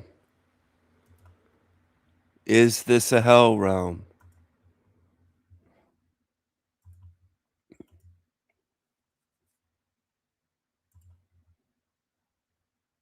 A convicted drunk driver who killed 3 people will now spend more than 50 years in prison. Yeah, in today's emotional sentencing in Santa Ana, the victim's parents confronted the woman and they offered no mercy. Tonight, KCAL 9 Orange County reporter Stacey Butler is live outside the courthouse in Santa Ana with that story. Stacey? Susie and Jeff, there were a lot of tears in court this afternoon. Parents, for the first time, were finally able to look this woman in the eye and tell her that her decision devastated their lives. There isn't anything that will ever fill this empty hole in my soul. I wish this really was just a nightmare, because then we could all just wake up. For the first time since their children were killed by DUI driver 29-year-old Benny Duarte, parents came face to face with her in court. They didn't hold back. You're an ugly, heartless, cold monster, and that's all you'll ever be. The decision that Betty Duarte made that night to drink and get into a vehicle and drive changed my family's world. She had no regard for human life or regard for the effects it could have on others. She knew about Uber and Lyft, but she chose to drive twice that night. 4 months ago, Duarte was convicted of 3 counts of murder and DUI for driving with a blood alcohol level 3 times the legal limit. It was in Huntington Beach almost 2 years ago. Today, in a Santa Ana courtroom, parents asked the judge not to show mercy. He sentenced the San Clemente mom to 51 years to life in prison. 3 young kids, including my 17-year-old daughter. They got a life sentence, so I think she deserves a life sentence. 17-year-old Brooke Hawley, 18-year-old Dylan Mack, and 17-year-old AJ Rossi died at the scene. As parents played a video of their children to Duarte today, she wiped away tears and apologized for what she called her selfish actions. I wasn't in the right state of mind mentally and emotionally. I didn't think further into the consequences. I just want to say that I'm truly sorry. And maybe one day you will forgive me. Now, as stringent as this sentence is, one mom said after court today that she would give anything to trade places with Duarte because she says at least Duarte's kids are still alive. That's the very latest from Santa Ana. Back to you guys in the studio.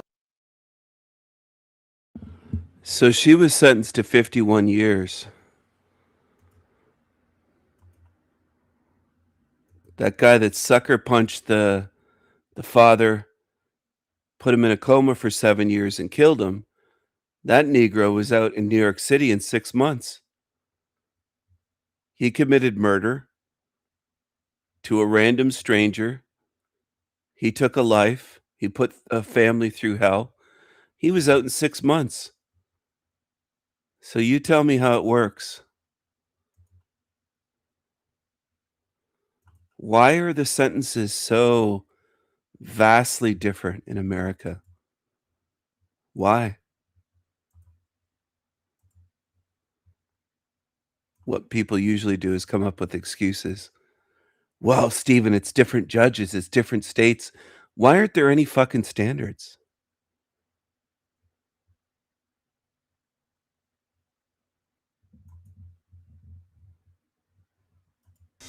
And now at 6, prosecutors have released new evidence in the deadly crash that killed a 22-year-old woman. Police say the driver was drunk when she crashed into a truck, killing her own passenger.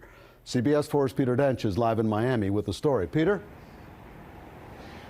Elliot, it happened right here, Northeast 15th Street and Biscayne Boulevard. An attorney for the victim's family called this a horrible case of drinking and driving.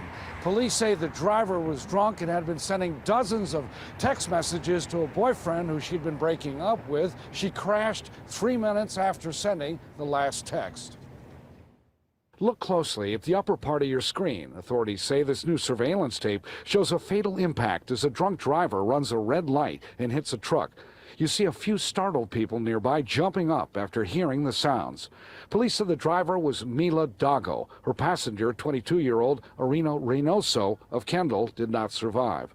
It's very disturbing to my clients. Dago was driving a rented smart car here on Biscayne Boulevard. She reportedly was going through a bad breakup with a boyfriend. Through the night, authorities say she sent more than 60 text messages to him.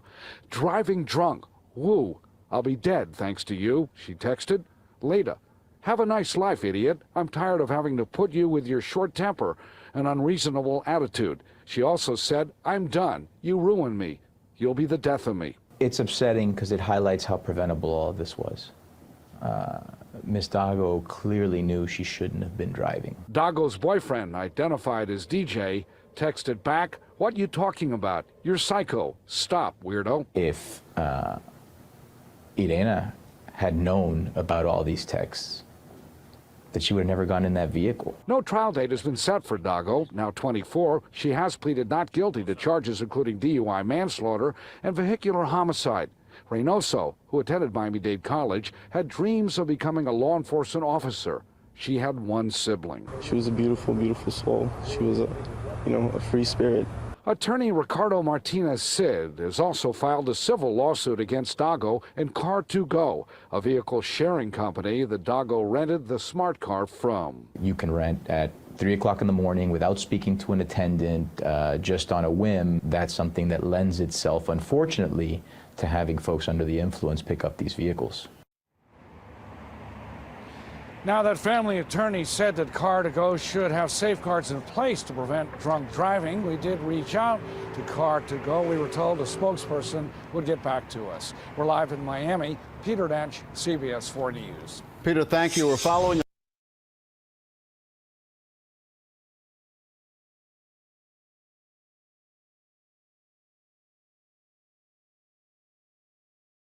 You just cannot. People keep dying. You can't get in your car and think it can't happen to you. I had a baby and I don't have her anymore. Also tonight, a grieving mother says the young woman who caused the crash that killed her baby girl is, quote, a selfish person who needs to pay for her crime. The driver admitted she was drunk and high when her SUV slammed into another car, killing that 7-month-old baby. Now she'll spend the maximum time in prison for her crime. And while nothing will bring back little Bailey, her heartbroken mother says justice has been served. News 4's Emily Gugamis is live at Erie County Court with more on the sentencing. Emily? It was a very emotional day in court as most were in tears, and you could literally hear the sighs of relief as the judge read 24-year-old Danielle Kellogg her sentence. The judgment of this court that you be sentenced to an indeterminate sentence of imprisonment having a maximum of 15 years. Danielle Kellogg pleaded guilty in March to first-degree vehicular manslaughter for the crash that killed 7-month-old Bailey Dion. It was Kellogg's second drunk driving offense. Bailey's mother, Denise Hine, told the court what life has been like since that day on November 27th. And I did try crawling out of the car to get to her. And I was screaming for her, trying so hard. But no one would let me see her because they didn't want me to see how badly she was hurt. She spoke of her disgust that Kellogg did nothing to help that morning. How could she see my baby hanging out of the car that she tore in 2 pieces, and how could she hear me screaming, "Where's my baby?" and not even come over? She spoke of how life is now a constant struggle. The situation is tearing mine and my fiance's relationship apart. We just become different people, and it's so hard. I struggle to get out of bed most days, as does he. But most of all, she spoke of her pain since the crash. When I run into people who don't know who I am and have been asking how many children I have, my heart crushes and I can't breathe because I say 2. The first time I was asked this, my daughter said, "No, Mommy," and pointed to the ceiling. And she said, "What about Bailey?" The second time I was asked this, I said 2. I left and got back in my car and cried and promised Bailey I would never say only 2 again. I'm a mommy of 3. 1 is an angel now. It's pain even Danielle Kellogg acknowledged she can't take away. From the bottom of my heart, I'm sorry. I never wanted to hurt anybody, never wanted to do it and cause any of this.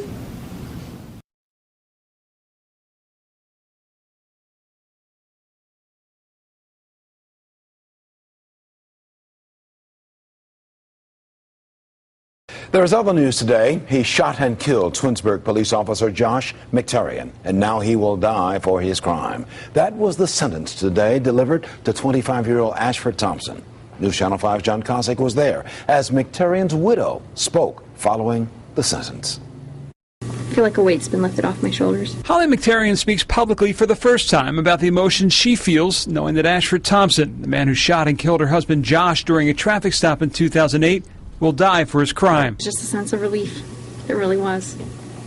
It's not. You can't really be happy and you can't be sad. I mean, you know, it was a sense of relief. I think I could just let it all off my shoulders now. In court, Holly called Thompson a monster for shooting her husband 4 times in the head.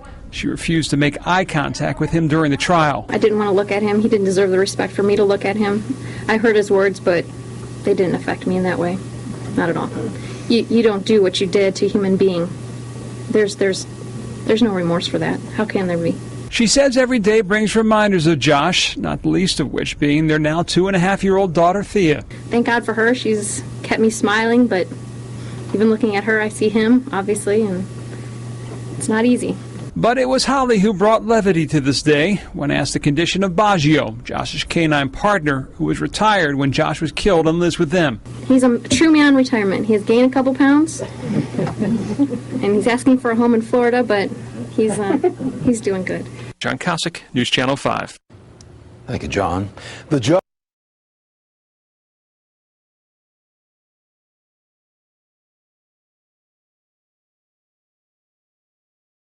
And now all new at 6 o'clock, a tearful apology in court from a woman who learned today her fate for a DUI manslaughter case. The crash caused the death of an off-duty detective 2 days before his wedding. CBS 4's Gary Nelson is live at the Metro Justice Building in Miami with details. Gary? Oh, this is a young woman who is struggling with an addiction she has since overcome, but not before it destroyed 2 families. Jessica Araujo smiled through her tears at friends and family as she came to learn her punishment for DUI manslaughter. The widow of the man she killed wept as well. Araujo was blind drunk last April when she blew a light in southwest Miami-Dade and T-boned a Toyota, killing 48-year-old Najee El-Kadi, who was on his way to work. Araujo apologized to her victim's family. I'm sorry for the pain that it caused your family, and I'm sorry for the pain that it caused my family, and everybody that cares about me. Her attorney asked the judge for leniency to sentence Araujo to less than the minimum state guidelines require. I think she could make a difference, but she can't make it in prison, Judge. A cousin spoke up for Araujo, saying he knows the pain she inflicted because he's a friend of Javi Perez, the popular principal who lost both legs to a drunk driver who ran him over on a baseball field. I witnessed firsthand a reckless driver veer off the road, crash into a dear friend of mine. His legs were amputated from the knee down. Friends described Araujo as someone who struggled with addiction, but a good person with a good heart. And I do not doubt for a second your remorse and how you feel right now. But the judge didn't go below the guidelines, giving Araujo 10.5 years in prison, 9 years probation. The defense was disappointed. The prosecution resigned. To get behind the wheel and drive drunk and high has caused this tragedy that never should have happened. The victim's widow didn't stop to talk with reporters, but said she was satisfied with the sentence. As part of her probation, Araujo must perform 500 hours of community service, and she must attend Alcoholics Anonymous meetings. We're live in Miami. Gary Nelson.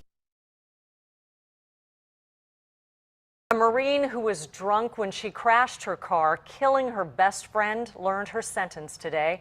10 News reporter Jennifer Jensen is live downtown with what was revealed today in the courtroom and if the victim's parents can forgive her. Jennifer?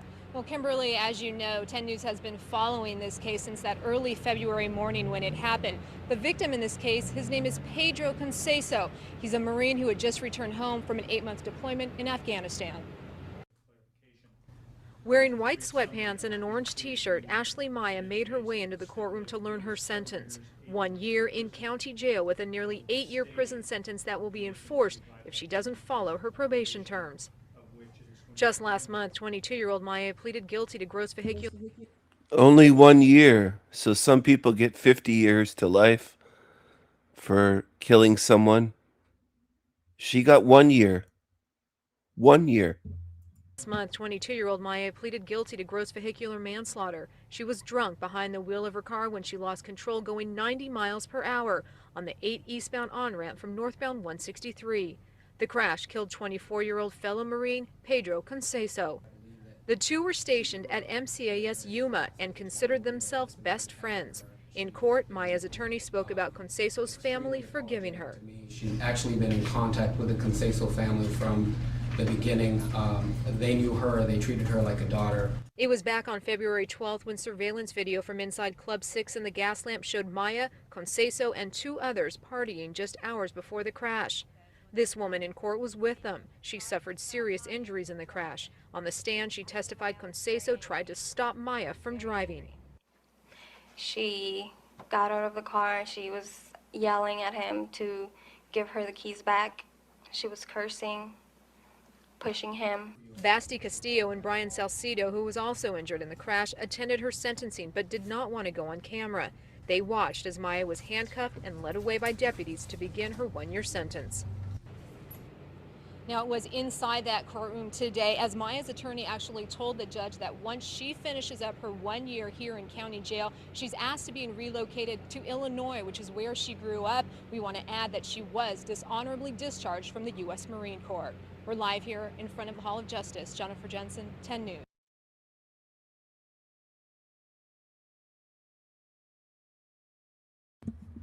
There's no justice in hell realm. There's no true justice in hell realm. It was an emotional court hearing today as a woman learned her punishment for a DUI crash that killed her friend. Prosecutors say she left her friend to die after veering off the freeway and crashing into a creek. Jason Sloss is in downtown San Diego with the sentence handed down. There will never be enough words to describe my incomprehensible pain, this unimaginable loss. Tearful reaction in court Friday from the family of Sydney Waller, a 21-year-old woman killed in a DUI crash near Mission Bay nearly 3 years ago. She was a passenger. The driver was her lifelong friend, Jennifer Xavier, who was convicted last year of murder and DUI. Xavier listened as the victim's parents and brother gave emotional impact statements. You stripped so many people of a true angel, friend, and family member. I truly hope you learn from your experience, because 2 families have been torn apart because of you. The crash happened on the night of March 4th, 2021. According to prosecutors, Xavier was speeding when her car went off the 5 freeway and crashed into Tecolote Creek near Mission Bay. The car overturned and was partially submerged. Xavier walked away from the wreck, leaving her friend behind. Firefighters extricated Waller, who died 3 days later in the hospital. How different would this world be if you had decided to make the right decision, not to get behind the wheel and not to leave my daughter in the creek to drown? How could you leave Sydney to die? I can only imagine how scared and frightened Sydney was while trapped under water, not knowing where the exit was. I hope that is what prison is going to feel like for you. Prosecutors say the night of the crash, the women went out to bars in Pacific Beach. Then Xavier got behind the wheel, drunk and under the influence of Xanax. And just before the crash, Waller sent her brother text messages saying she was terrified as Xavier was speeding through traffic at more than 100 miles an hour. Xavier also made a statement in court before she was sentenced 19 years to life. I drank and I drove, and I can't tell you enough how regretful I am for that. I'm sorry for all the pain and anger you all feel. I'm sorry for taking Sydney away. There's nothing I can do to ever make up for this. Jason Sloss, Fox 5 News.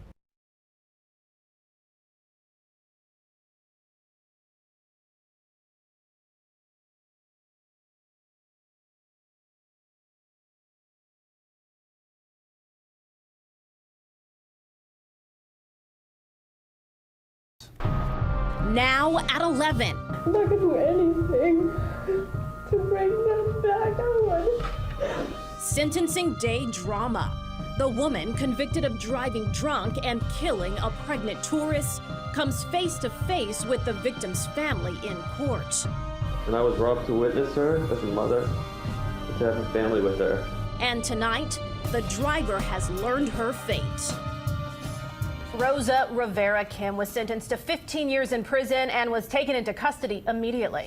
And she is pregnant now herself. CBS 4's Lauren Pastrana is live at the Riverside Hotel in Fort Lauderdale, the scene of that tragic accident. Lauren.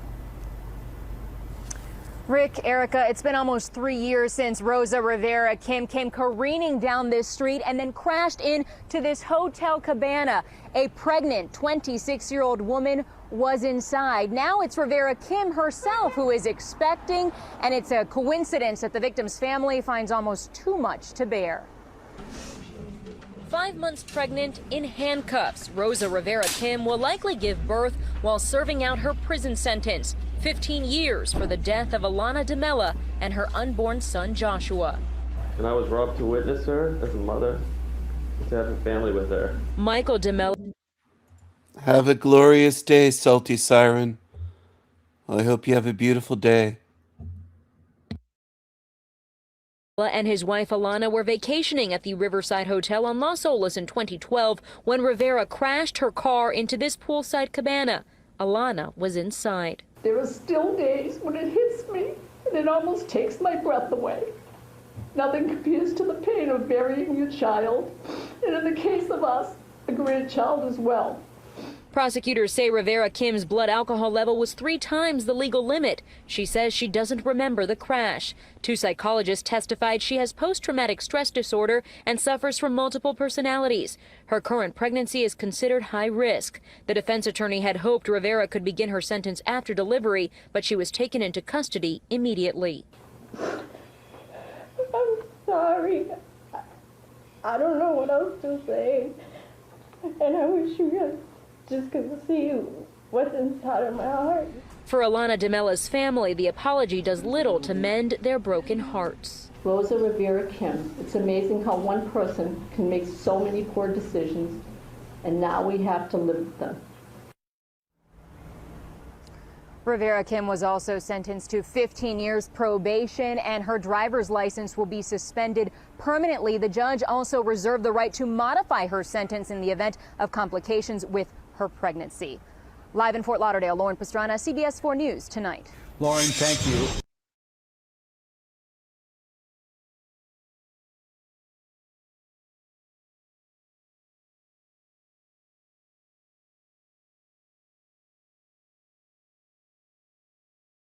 A heart-wrenching sentencing in the death of 8-year-old Levi Ekenike. Today, a judge gave Eileen Alderette the maximum sentence of 26 to 65 years in prison.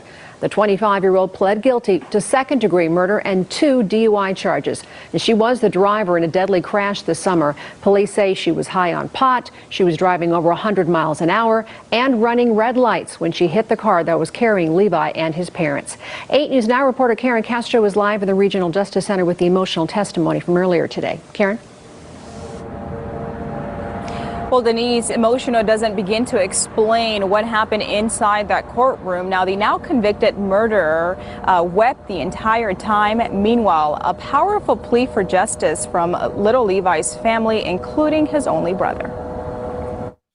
Every time I think about it, I just can't almost At just 12 years old, Joey Echenike stands before a judge asking for the maximum time for the woman who killed his little brother in a DUI crash. What she did was not right at all. Like my mom said, the best birthday present that my brother could get. Levi Echenike would have turned 9 on Saturday. His family is asking for justice for all the years they won't be with him for his birthday. My entire life was flipped upside down and ruined by her decision to drive. Her family can at least still visit her. My baby boy was 8. I'm so sorry. On more than one occasion, the driver, Eileen Alderette, apologized to Levi's family while they were speaking before the court. People say, forgive and forget. We choose not to forgive her. We choose to forget her. Oh my God. Levi's family gasped as a video plays of Alderette speeding through a red light before the crash. Her loud sobs could be heard during the entire 90-minute sentencing. I'm so sorry for the family I've hurt. Prosecutors say it's too late for apologies. We're done trying to teach you the error of your ways, and now you're going to be punished. And if education didn't work, perhaps the fear of God will. Outside the courtroom, Levi's parents told us this Thanksgiving Day they will keep with tradition and cut a cake for Levi's birthday. But this time, he won't be there. Her family can still see her wherever she may end up. We visit our son at Palm Mortuary. Alderette's family was also inside that courtroom. They did not speak before the judge and appeared to be visibly angry leaving the courtroom, and they had to be escorted out. Meanwhile, Alderette will be 51 years old when she's eligible for parole. Reporting live, Karen Castro, 8 News Now.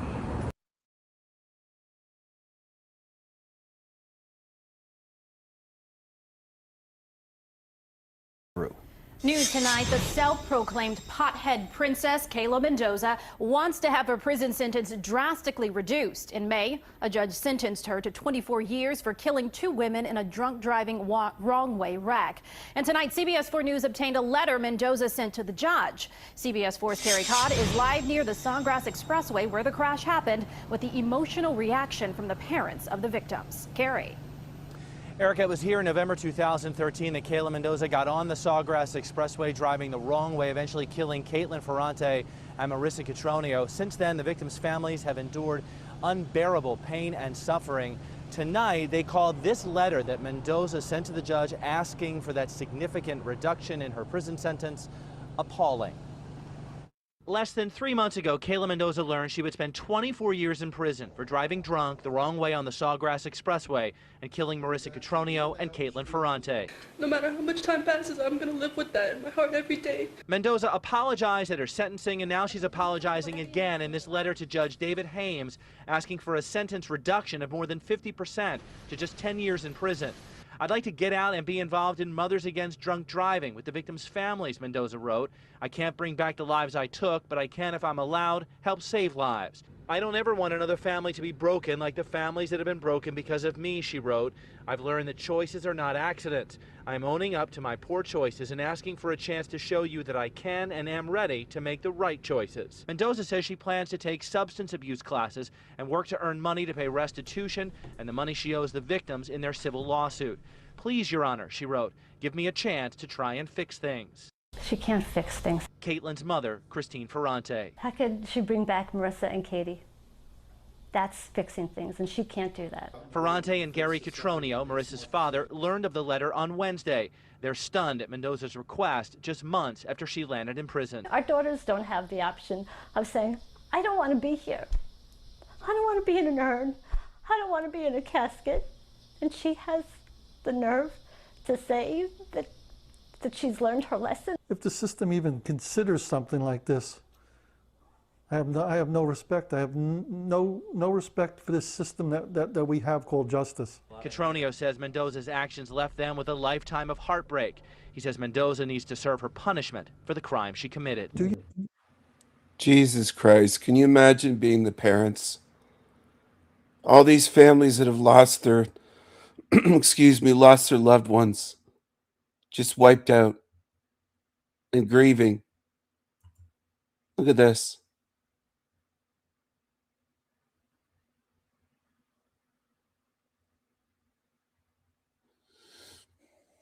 Of heartbreak.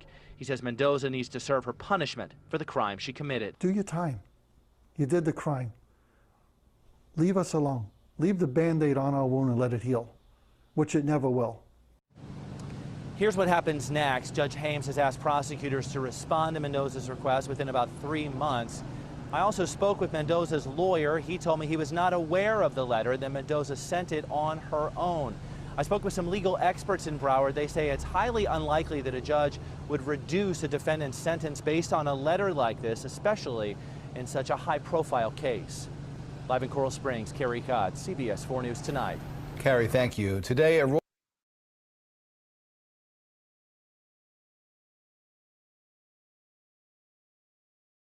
First at 10, does it look like this woman has any regrets? It's her mugshot taken after her arrest for a drunk driving crash. Now, a Sarasota woman hurt in that accident has died, and her heartbroken family has a message for all drivers. Fox 13's Haley Hines is live in Ocala with more on this story. Haley. The family of 60-year-old Sandra Clarkston built this memorial for her at the corner of US 27 and Northwest 60th Avenue. She'd recently moved up here to Ocala from Sarasota, and her family says she did not deserve to go this way. And to see this mugshot, smiling mugshot, taken just hours after the crash that ultimately killed their mother, it makes this situation that much worse. My mom was a wonderful person. She had a good heart. Kiana Sayaka and Cheyenne Kroll are standing in the last place that their mother was their mother. I just feel like it's unreal. I was coming to visit my mother. I didn't plan on burying my mother. May 10th, FHP says Kroll and 60-year-old Sandra Clarkson were stopped at a red light at US 27 and Northwest 60th Avenue. Clarkson was in the passenger seat when troopers say a pickup truck driven by 44-year-old Anjanette Welk slammed into their vehicle, pushing it into a trailer in front of them. Crushed the car like a can. Clarkson was rushed to the hospital with critical injuries. My mom pretty much died right by me. Welk was taken to jail on DUI charges. Troopers say her blood alcohol content was more than twice the legal limit. She smiled for her first mugshot, but on May 14th, Clarkston died from her injuries. Welk was rearrested over the weekend, charged with DUI manslaughter. She wasn't smiling then. That picture is disgusting. Both of her pictures is bad. The last week and a half has been, complete hell.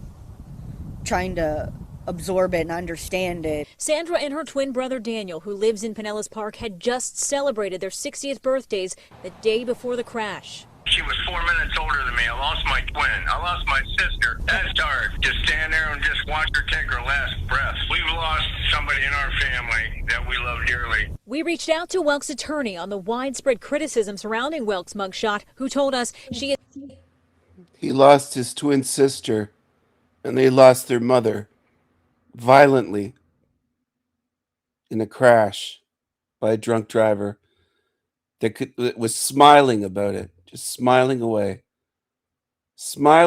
in that fucking mugshot. This one here, smiling like a demon, knowing that she crashed into people. Like, what the fuck, man? If you don't think this is a hell realm, there's something wrong with you. The ones that are lurking right now watching my live stream. If you don't think this is a hell realm, all these demons care about is themselves. Smiling away in the mugshot. Died from her injuries. Welk was rearrested over the weekend, charged with DUI manslaughter. She wasn't smiling then. That picture is disgusting. Both And of her she needs pictures her is teeth bad. knocked. The last week and a half has been, complete hell. Trying to absorb it and understand it. Sandra and her twin brother Daniel, who lives in Pinellas Park, had just celebrated their 60th birthdays the day before the crash. She was 4 minutes older than me. I lost my twin. I lost my sister. That's hard. To stand there and just watch her take her last breath. We've lost somebody in our family that we love dearly. We reached out to Welk's attorney on the widespread criticism surrounding Welk's mugshot, who told us she is a good-hearted person, wife, mother, and friend. She is devastated about what happened, and her heart breaks for the Clarkston family. I don't forgive her. There's nothing she can say or do that's going to make that change. The only thing is I will continue and be driven the rest of my life to, make drunk driving awareness. Clarkston's body has been taken back home to Kentucky, where she will be laid to rest over the weekend. As you heard, after that funeral, Clarkston's family plans to fight hard, collect signatures, petition, talk to lawmakers, all in hopes of strengthening Florida's DUI laws so no other family has to feel that the pain that they are feeling right now. Kelly. Thoughts and prayers with them tonight for sure. Haley Hines reporting for us. Thank you, Haley.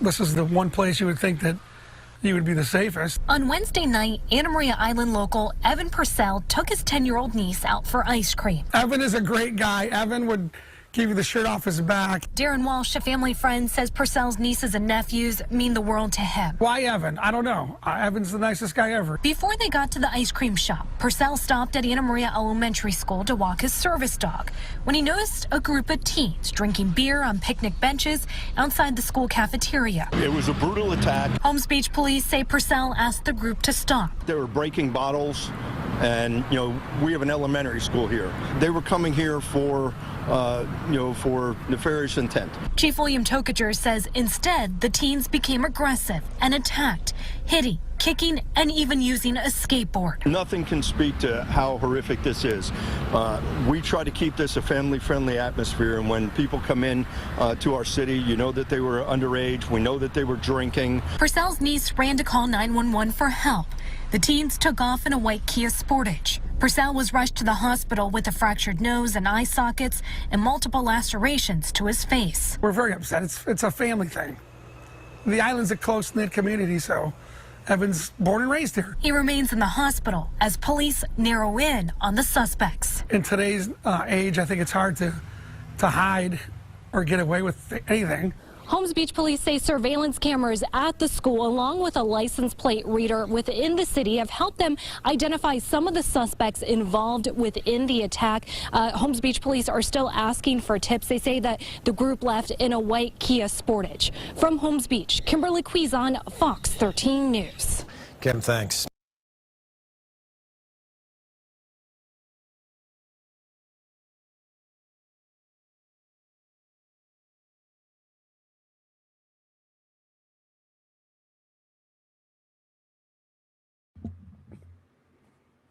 Hello, everyone. This is El Diablo Radio International, the greatest show in hell. Nobody does it better. Nobody.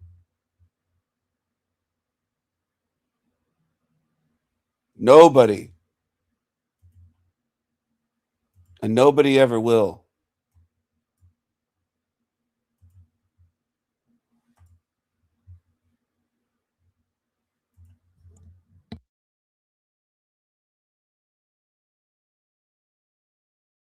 A lot of major problems in the UK, a lot of them being imported by our government, but they all pale into insignificance compared to this. I just got all my devices taken away by the police. My mum couldn't believe it. I might get a criminal record and not be able to go to college. Really, that looks awful. What happened? A literal teenager shared some spicy memes. I only shared a link. I just thought it was funny. But it was terrorist content. Hold up. Hundreds of random military-aged men with no passports are flooding into our country every single day from areas of the world plagued by terrorism. And you're telling me to worry about a child's WhatsApp activity? And that is not a game. It's real life. Who posted this? Literally the terrorism police. Counter-terrorism policing is a collaboration of UK police forces working with the UK intelligence community to help protect the public and our national security by preventing, deterring and investigating terrorist activity. And thank God for that. Lord knows I can sleep easier at night knowing that their primary focus is protecting us from 14-year-olds in group chats posting Rupert Lowe edits. It's terrorist content. Ooh, you think I'm exaggerating? The government's anti-radicalisation prevent program literally thinks that if you believe Western culture is under threat from mass migration, and if you think there's a lack of integration by certain ethnic and cultural groups, that you believe in a terrorist ideology. They actually put that in their training course. But wait, a majority of people living in the UK believe that. It's absolutely bonkers. And of course he's white. I only shared a link. Okay, let's drill down on the numbers. Total terrorism fatalities in the UK since the year 2000 motivated by far-right ideology. 2. It's literally 2. Joe Cox and Makram Ali. Total terrorism fatalities in the UK since 2000 motivated by Islamist ideology. Basically every other one. Nearly 100. 7-7, Lee Rigby, Westminster Bridge. London Bridge, Manchester Arena, London Bridge again, Manchester Synagogue and Southport. And yes, it was a terrorist attack. Not to mention the multitude of other plots that were foiled. Plots that continue to be made. While our government pours resources into scaring white, blue-eyed school children out of laughing at edgy memes. I just thought it was funny. We really are ruled by comically evil people.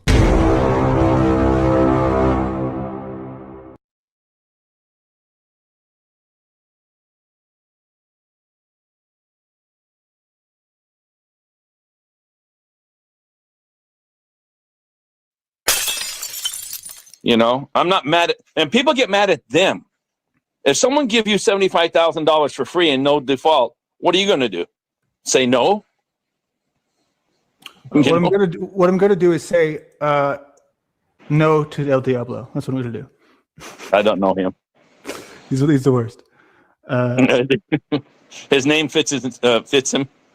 Yeah, he's a character, you know. It is what it is. But I sent you a $10 Cash App too. Oh, thanks, man. Cool. Yeah, Nobody ever does that. Wow. Huh? I said nobody ever does that. That's cool. Thank you. No, Cash App. He likes the shekels and he can't handle El Diablo. El Diablo. El Diablo. You know, I'm not mad at, and people get,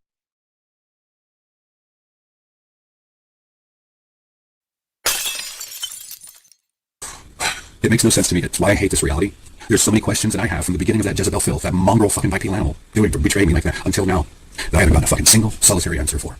So I've done what I could to reach the most logical, rational, fucking reasonable conclusion that I can and let it the fuck go at that. Because beyond that, with no answers, with no other information, knowing that this has all been happening and imposed upon my motherfucking life, you will drive yourself into utter fucking psychosis trying to figure it out. Now, when I think of the willful intentions of people like Julie, the willful intentions of people like the German woman, the willful intentions of so many fucking people, you evil, wretched, rancid, fucking vile sacks of flesh, have proven to me, have revealed to me, you're not human. Our reality is vastly different. Shamanism showed me that on multiple planes of it. And when I came back to this fucking reality and interacted with a lot of you fucking flesh sacks, you know, you revealed so much more to me. Dealing with the likes of that wretched fucking Canaanite revealed a lot to me. Seeing and watching for the last handful of years, that motherfucker's been a thorn in my side, the TSM, and all of that. And I know that him and people like him are also over on Bitchute doing his shit. I've been putting out truths that need to be said about the human condition, about what parents do to their children, about all of this stuff, about the spectrums of the human condition. I'm doing something that so few others upon this motherfucking earth have the. Slow down, you egotistical, narcissistic weirdo. Slow down, you fucking creep. Creepy creature. Creepy, creepy, creepy, creepy, creepy creature. I am on his mind all the time. All the time. Landry and Creepy Keith. I live rent-free in the heads of these cockroaches. They can't stop thinking of me. Even if I'm not around, if I'm sick, if I'm whatever, they just can't for years. These creeps. They're obsessed with me, these creepy creatures. I wonder if Creepy Keith's channel is still up. I posted this the other day. This video Was it? Oh, 1 day ago. Okay. I thought it was a couple days ago. I'm sorry. It was a day ago. I've lost track of time. I posted this, and I think it's worth watching. It's 12 minutes. I'm happy to see this. 42 people hit the like button. That doesn't make me a cent. It just shows me that people support my channel, my work, and what I'm doing. And hopefully it helps other people find my channel. Hopefully.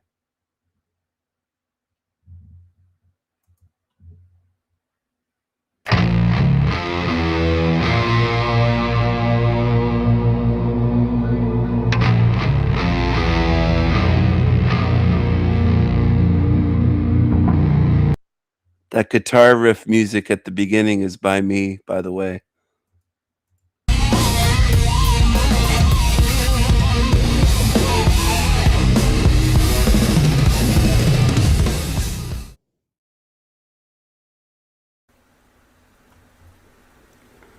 Hello. Hello, everyone. Pardon my voice if it doesn't quite sound the way it usually does. I'm still a bit stuffed up, still battling the flu, and my ears are kind of stuffed up, which can affect your voice, of course, if you can't hear yourself speak the way you usually do. Anyway, feeling a bit better, a lot better actually, maybe 40 to 50% better, but I'm still not 100%. So I'm just going to be honest about that. And that's why I sound this way. If I sound a little bit unusual, that's the reason. Now I'm going to cover this comment here that somebody left. One Light 2323 wrote, "Human life here on earth is the only opportunity to come off the wheel of life and solve the mystery of death. No one could do it on their own. It is like thinking that a newborn baby can take care of itself and survive on its own." Here's the victim narrative, the "you're powerless, you're helpless" message he's preaching. Impossible, he wrote. Thinking that we can is only a trap of the ego and I-hood. Ego trap. He's coming to my channel to preach out of ego. He's not interested, he or she is not interested in what I've put out there in terms of evidence, but they're telling me that this is an ego trap. Meanwhile, they show up day after day to preach on my channel rather than to look, listen, learn something. They wrote, "It will keep the soul bound. Only the master can release the soul and escort it back to our true home with Father God. This is why Jesus Christ said that no one comes to the Father except through him." He took it very literally, the Bible. He doesn't understand Jesus. He's at an infantile level. He doesn't get it. He doesn't get it. Surrender to the Almighty God and his Son, the perfect master. He loves the term master, Jesus Christ. Well, if you have a master, you're a slave. And you are a slave, the way you behave. With all of your comments, this person has left 4 or 5 comments so far in the last week on my channel, and they've all been preachy like this. Not learning from what was shown in a video, just ignoring what was shown in my videos, hours of videos, and preaching. Coming to my channel to preach. As though I've never heard this perspective before, the Christian perspective. I've never seen Jehovah's Witnesses, Mormons coming to the door preaching. You're doing the same thing on YouTube. You're missing the opportunity to learn out of your own big fucking ego and ego blindfold. They wrote, "All else limits the soul to the causal plane, and no further progress can be made on our own." Where's your evidence? You asked me for evidence. Where's your evidence for this shit? If you really want to go out, go to Jesus. It has been given to him to come and judge the earth, give eternal life in God to those who seek and believe in him. He will destroy the evil. Why hasn't he yet? I'll read it again, what they wrote. He will destroy the evil at all levels and establish God's kingdom forever. Why hasn't he in thousands of years? I'm still waiting. I'm still waiting. You're a joke. You're a slave. Then they wrote, I pray that all, including myself, develop a loving relationship with him. And then the cross, stupid cheesy emojis, cross, prayer hands, and red heart. Laughable. Laughable. Do I know if people will understand what I'm getting at? Okay, so why is it laughable? One of the reasons why it's laughable is because thousands of years have gone by since Jesus was allegedly here in the flesh. And potentially thousands before, if not millions of years, potentially. Is evil still here on earth? Well, yes. Does it dominate the earth? Yes. Is it in control, in power, physically, politically, religiously? You might even say spiritually in this realm. Is evil in power? Yes. Yes, it is. So then my question to you, One Light, is where's your God? Where's your Jesus? Where's the war against evil? Why isn't evil wiped out? Why does it still exist? Cause pain, suffering, torture on a massive scale that's unimaginable, that can't even be measured. It's immeasurable. Why so? Why? If your God is good and caring, and if your God can destroy evil, why hasn't it destroyed evil? Simple questions, and that's the tip of the iceberg. That's the tip of the iceberg. Why does evil exist to begin with? Who or what created evil? Well, your God claims to have created darkness and light, good and evil. It's in Isaiah, in your Freemasonic dark Bible. You're free to believe whatever you want, but you coming to my channel is the equivalent of somebody knocking on my door and preaching to me at 7 or 8 a.m. on a Saturday morning, waking me up from a beautiful sleep when I'm getting rest, and a Jehovah's Witness or a Mormon knocks on my door, or maybe a Scientologist or some other cult follower, which is what you are, by the way. One Light, you are a cult follower. And you're hanging on to your beliefs and preaching them on my channel, rather than using my channel as a means to open your mind, view another perspective, and learn something about this realm that you're in. You're just spewing out, you're going, blah, blah, and you're spewing out the same Christian stuff that I've heard my whole life for decades. You're not bringing anything new. You're not bringing anything original to the table in terms of a perspective or viewpoint or evidence to prove what this realm is and how it works. You're bringing nothing new or original, nothing of your own. You're just a cult follower, which is why I don't respect you. And you're preaching on my channel, using my channel as a place to preach out of your ego. And you're ignoring my perspective and my evidence in my videos. You're ignoring all of that because you really don't care about the truth. You care about your cult beliefs and your ego. That's what you are. You're an ego-driven, religious cult follower. That's what you are. And you're preaching. And I've given you chances now for the past close to a week, I would say, maybe over a week, around a week, if not longer. I've seen 4 or 5 of your comments, and they're all preaching. They're all preaching. What are you doing on my channel? Do you think this is a place to preach your stupid shit that everyone has heard before? It's nothing unique at all.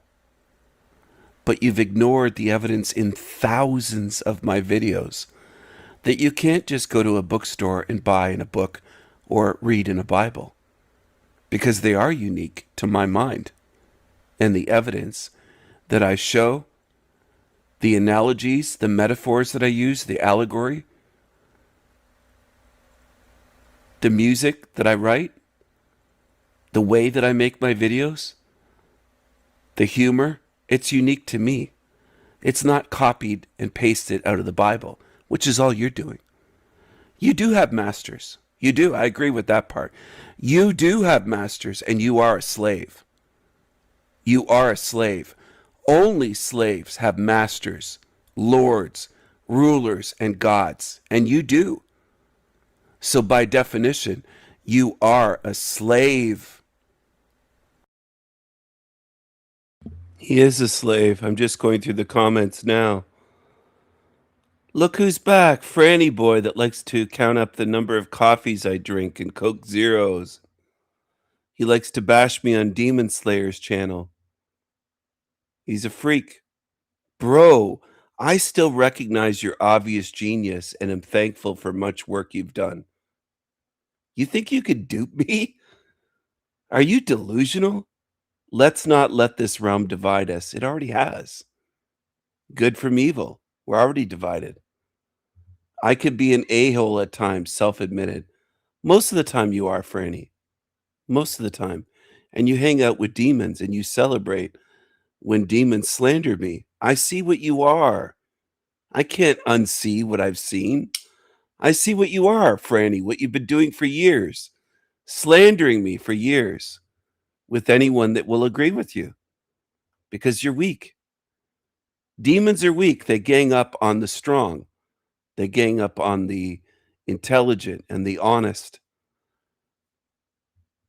One Light, you've written so many comments. I've been very patient and tolerant.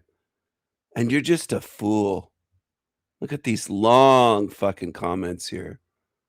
You're writing novels and comments on my channel.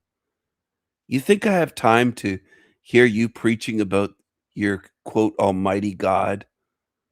I still pray to the almighty God for your healing and recovery. Don't pray for me. I already told you that.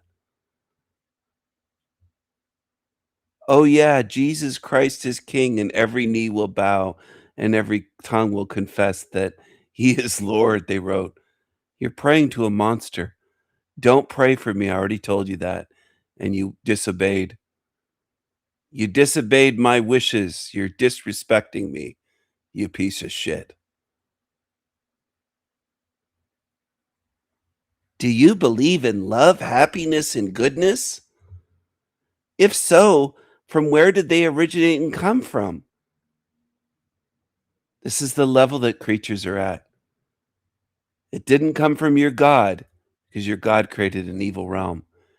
Are you a big banger or a creationist or something else? Look at all these just constant comments. I'm going to show you what I do to these ones that come to my channel to preach and try to take up all of my time rather than watching my content. Okay? Do you see how I hit him? And here goes Franny as well. Goodbye, Franny. I did it live for you to see. One Light. And you're not the only one. There's a lot in this realm that are slaves, and they love their slavery. They're smiling slaves, or sometimes they're depressed and miserable, and they medicate with religion, sometimes with cannabis, with alcohol. A lot of you Christians are drunks and addicts, and other religions. It's not just Christians. But this one happens to be Christian. You're a slave. You have masters. Spiritually, you're a slave. You're disempowered. You're weak. You try to tell others that they're powerless. No, that's you. You're projecting. You're the one that's powerless like a little infant. And you're afraid of that thing that you call a god. It's a monster. You fear it, so you think that's good to get it on your side. It doesn't work that way. You're going to get recycled. You're headed for the recycling bin. That's your destination. That's the path you're on. That's the current trajectory that you are on right now, bitch. You're headed right for that blue recycling bin. Jesus is waiting for you to send you back here, to recycle you. You forget everything. You'll be a blank slate. Congratulations. You're doing exactly what this realm wants you to do. You're doing what this evil realm wants you to do. And you're lazy and foolish. You're too lazy to look into my content, you open your big mouth and you spew out the same shit that I've heard my whole life. And you think you're saying something. You're not saying anything. I'm aware of all the shit you're saying, but you're not aware of my views because you're too fucking blinded by your ego.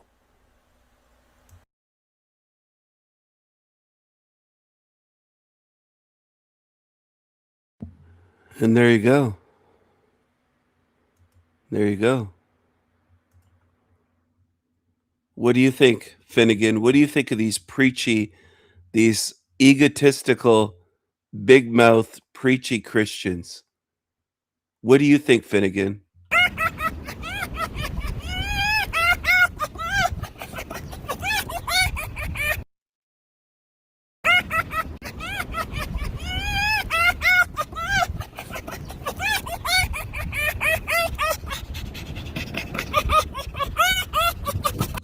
Thank you, Finnegan. I'm laughing at them too. I needed your laughter and your smile. This is Finnegan, the laughing fox. Look at him. Look at how cute. Look at how cute this red fox is. This Finnegan. Look at this.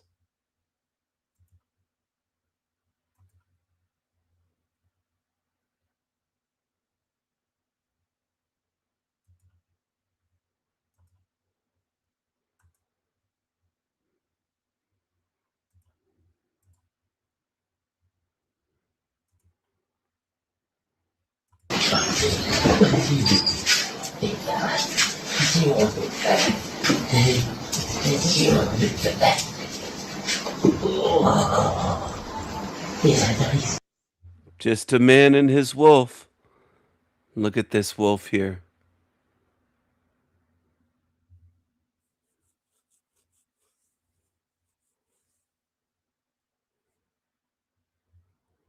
Look at this wolf.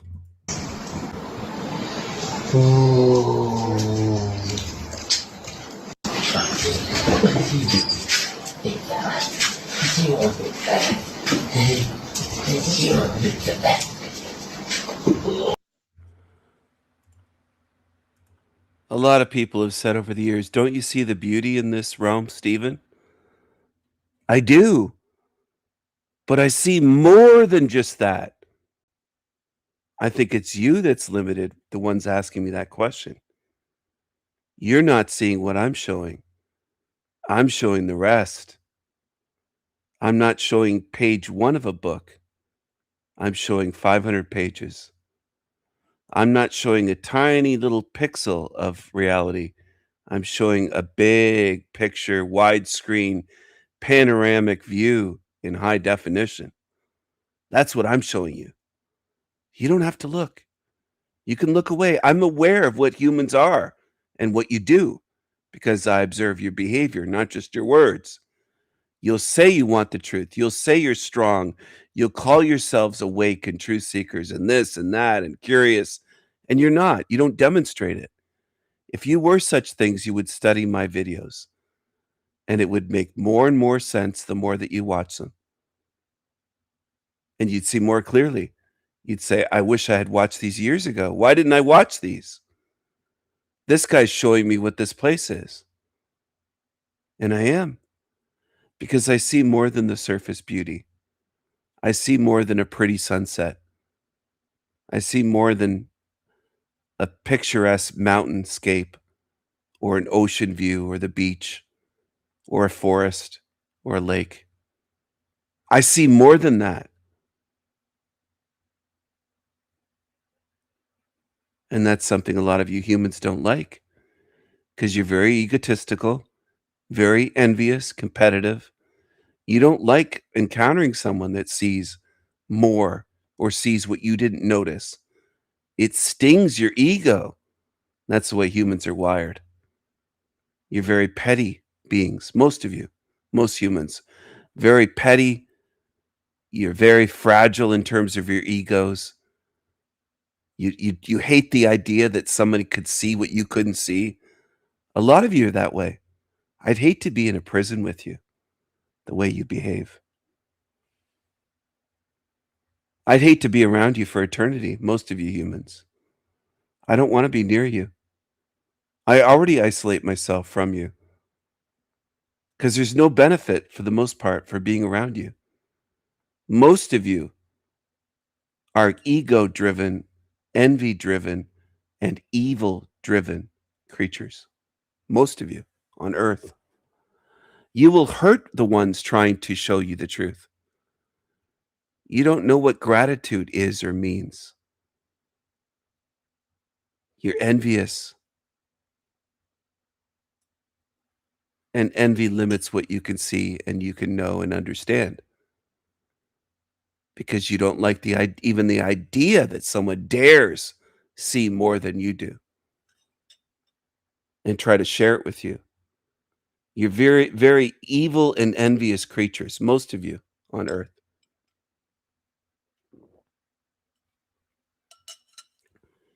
If humans were great thinkers, curious-minded beings, they would be seeking out the truth. And that isn't what's going on. So it reveals what you are by your actions and your non-actions. Your behavior shows what you are. It shows me. Does it show everyone in this realm? No. Most people don't pay attention to at all. They might pay attention a little bit if somebody murders a loved one. But beyond that extreme, most of you don't pay attention to human behavior. You don't really observe it and see the way people are.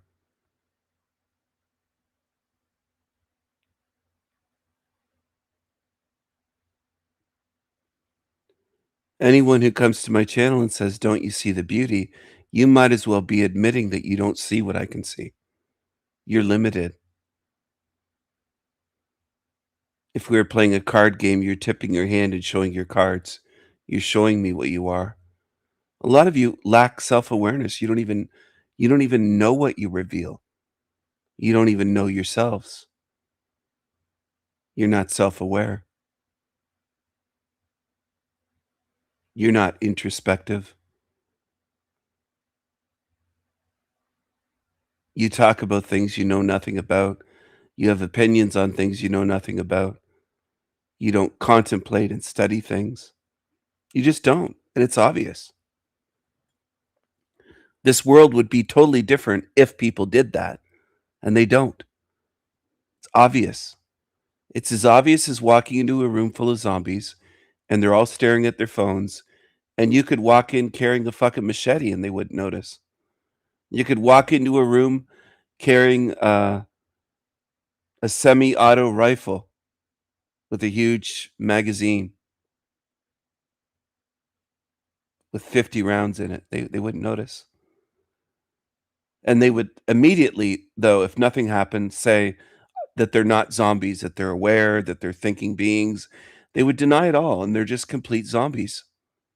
Most of you lie about what you are. You try to project some kind of image onto people to fool people, but it isn't what you actually are. Your behavior demonstrates what you actually are. And all I have to do is observe it. It's easily done.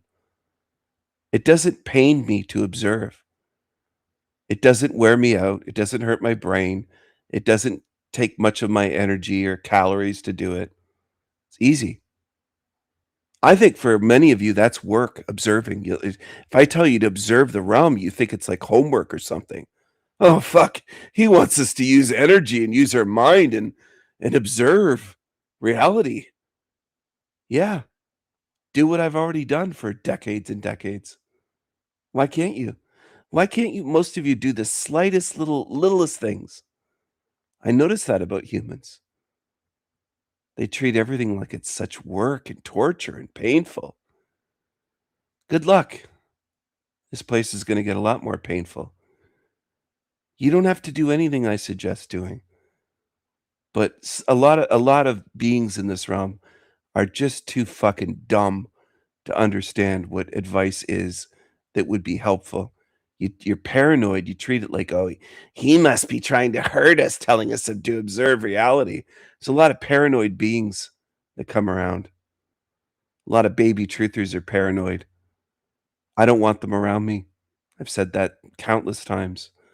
I don't want you around me if you're a baby truther, because you're paranoid.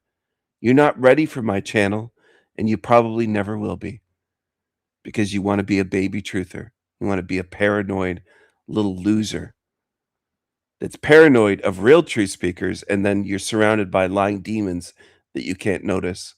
So that's why I don't respect you. I don't respect baby truthers. I just don't. You are what you are. You are what you are. And you could stay here. You could stay following your shit channels. This might be where you belong.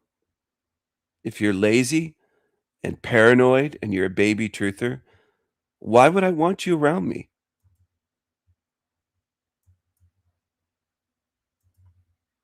Why? You're as helpful as most demons. It isn't just because you're new. Baby truthers are accusatory, they're paranoid, they're quick to jump to false conclusions, and they never call out evil. They tend to attack ones like me, which is why I think you're useless at best, if not dangerous. And I don't want you around. Given two choices, let them stay here forever or help them get out, I'm going to let you stay here forever. Because some of you spend years doing that. You don't learn. You can't learn what's real, what a real truth speaker is. If you can't learn, then this is the realm for you. Stay here. Stay here.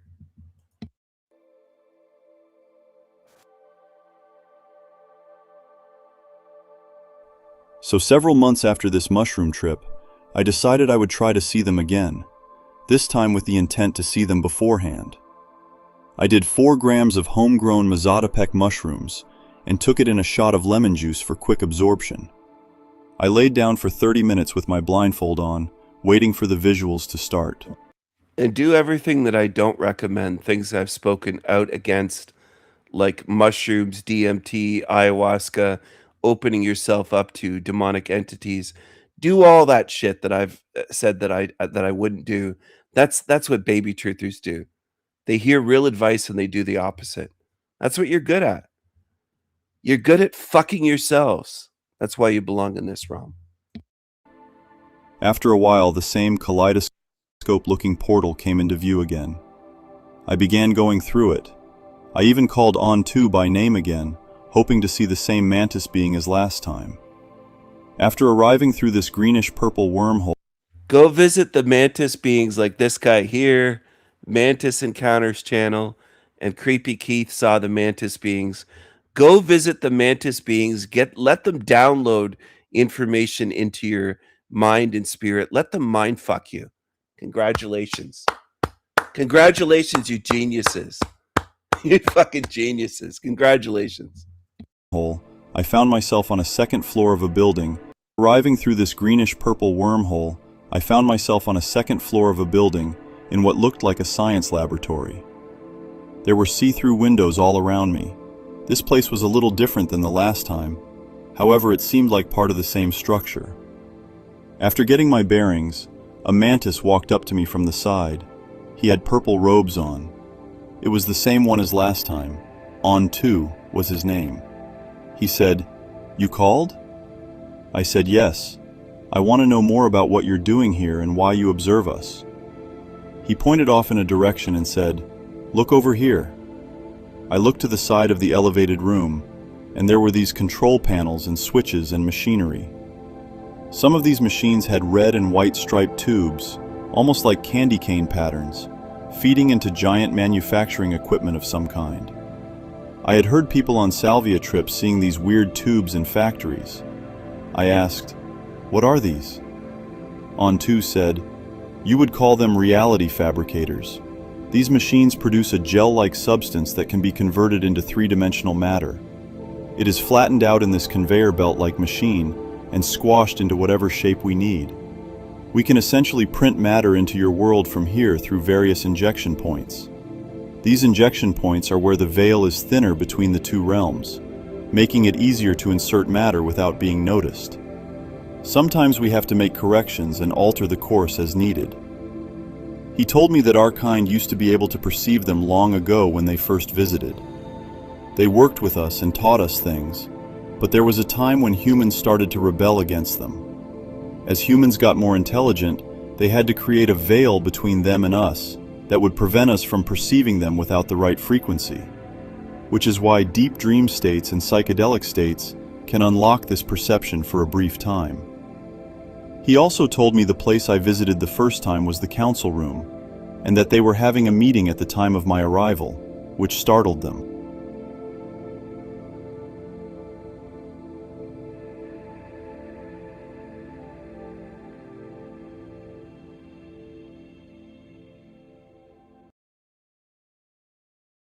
Oh, they're such nice beings, aren't they? These mantis beings.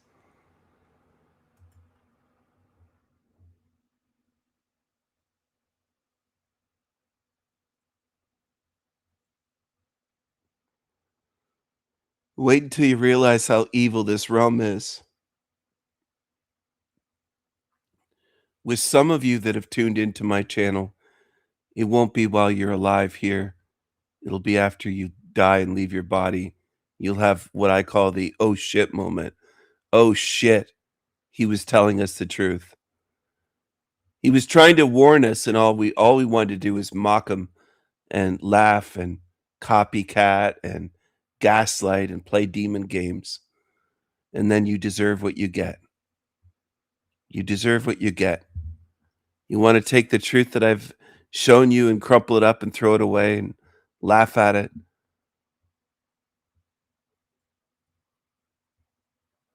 They're going to have their way with you.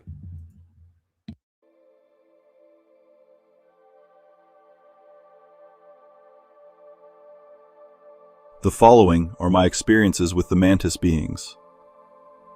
So basically, I didn't even know about these things. I had only ever heard about the typical supernatural entities you hear about. I had taken a couple dozen mushroom trips over the past year, and one in particular was very different. I drank roughly 3.2 grams of Trinity tea. This is a magic mushroom strain ground up to a powder, mixed with steeped tea and lemon ginger. The effects come on rather quickly. You feel your vibration increasing rapidly as a buzzing feeling consumes you. When you get close to the higher dimensions, you hear a ringing in the ears. If you focus on that ring, it can take you even further mentally. Everything was alive and breathing. Sacred geometry was everywhere. I was in deep, and there was no going back. It had only been 50 minutes, and I still had another 4 or so hours left. I went back to my room and laid down. After closing my eyes, I see this creature or small animal-looking thing that I can't really describe, jumping around and hopping joyfully in a manner like, "Come on, follow me. You want to see this, right this way." So I proceeded to follow. I see this giant peacock tail pattern, holographic, kaleidoscope-looking portal open up. I had seen this before when I used to try to astral project. I would always see this portal open up after my ears rang, and my body was vibrating, but I never made it through. I've heard people who take DMT usually get sent through one of these when they have a breakthrough trip, and sometimes encounter entities on the other side. I go in, and it's like that scene at the end of Contact or in Stargate.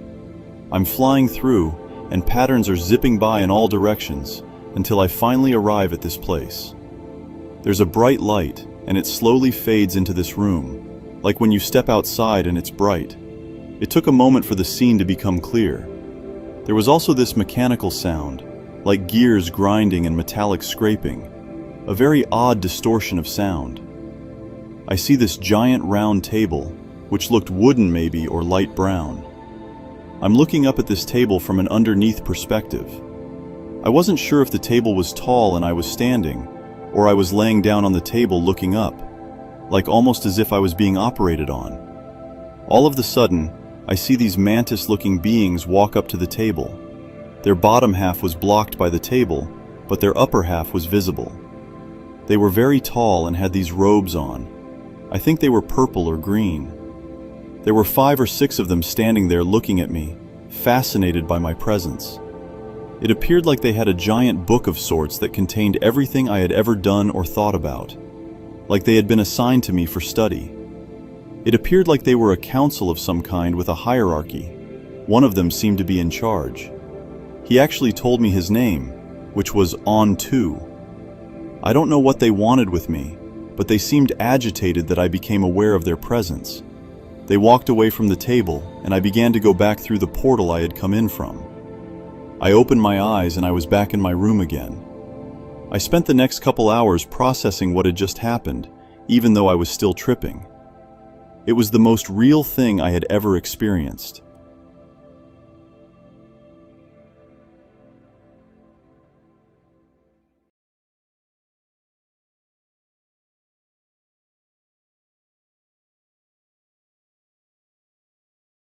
This is a 12-year-old boy we're talking about.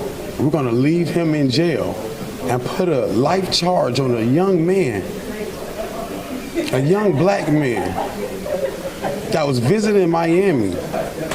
It was with the wrong 2 kids. Right. So that young black man that we're talking about is a 12-year-old boy who allegedly put rocks in the mouth of a 12-year-old girl as she was being sexually abused by 2 other boys that he was with. But yeah, let's pull the race card on this one. Let's talk about it. Yeah, you better. Yeah, you better. Guys, before we get into today's video, please like and subscribe. Now, today we're going to be talking about the story of a 12-year-old girl, as we should be focusing on the victim in this story, who allegedly was sexually abused when she encountered 3 boys at a local community center, I believe the story states. A 12-year-old boy by the name of Josiah Jones, who we're going to be focusing on later on, another 13-year-old boy, and a 14-year-old boy who took her to a secondary location, restrained her, put rocks in her mouth, and then allowed one of these kids to sexually abuse her for up to 30 minutes. The rape only stopped when this young girl's father ended up calling her name. Now, all 3 of these boys are going to be charged as adults in the state of Florida for what they did to this young girl, which is stirring up a bit of controversy in the news and creating a discussion. Now, the father of one of the boys, his name is Mervyn Jones, has come forward to say that this is a young black man who we're charging here, and we should really think about, I guess, the racial dynamics of the story here. This is a 12-year-old boy we're talking about. We're going to leave him in jail and put a life charge on a young man, a young black man that was visiting Miami. It was with the wrong 2 kids. Now, he goes on to point out the age of the kids. I believe those kids are now 14 and 15 years old as they're going through these court proceedings. And he says not only did his 12-year-old son at the time get mixed up with the wrong group of kids, but also that the allegations are bogus. So are the allegations bogus, or did your 12-year-old get mixed up with the wrong set of kids? And of course, he's making an emotional plea to those who are listening that he was just a young black man who is visiting Miami, as if the race of this individual has anything to do with the crime that he committed against a 12-year-old girl who also happens to be a black victim in this case. I think she deserves justice. And if the justice system has decided to try these 3 as adults, then so be it, given the nature and the heinousness of the crime that they've committed here. As I said before, this 12-year-old allegedly put rocks in the mouth of this young girl to keep her quiet as she was being raped for 30 minutes in this crime.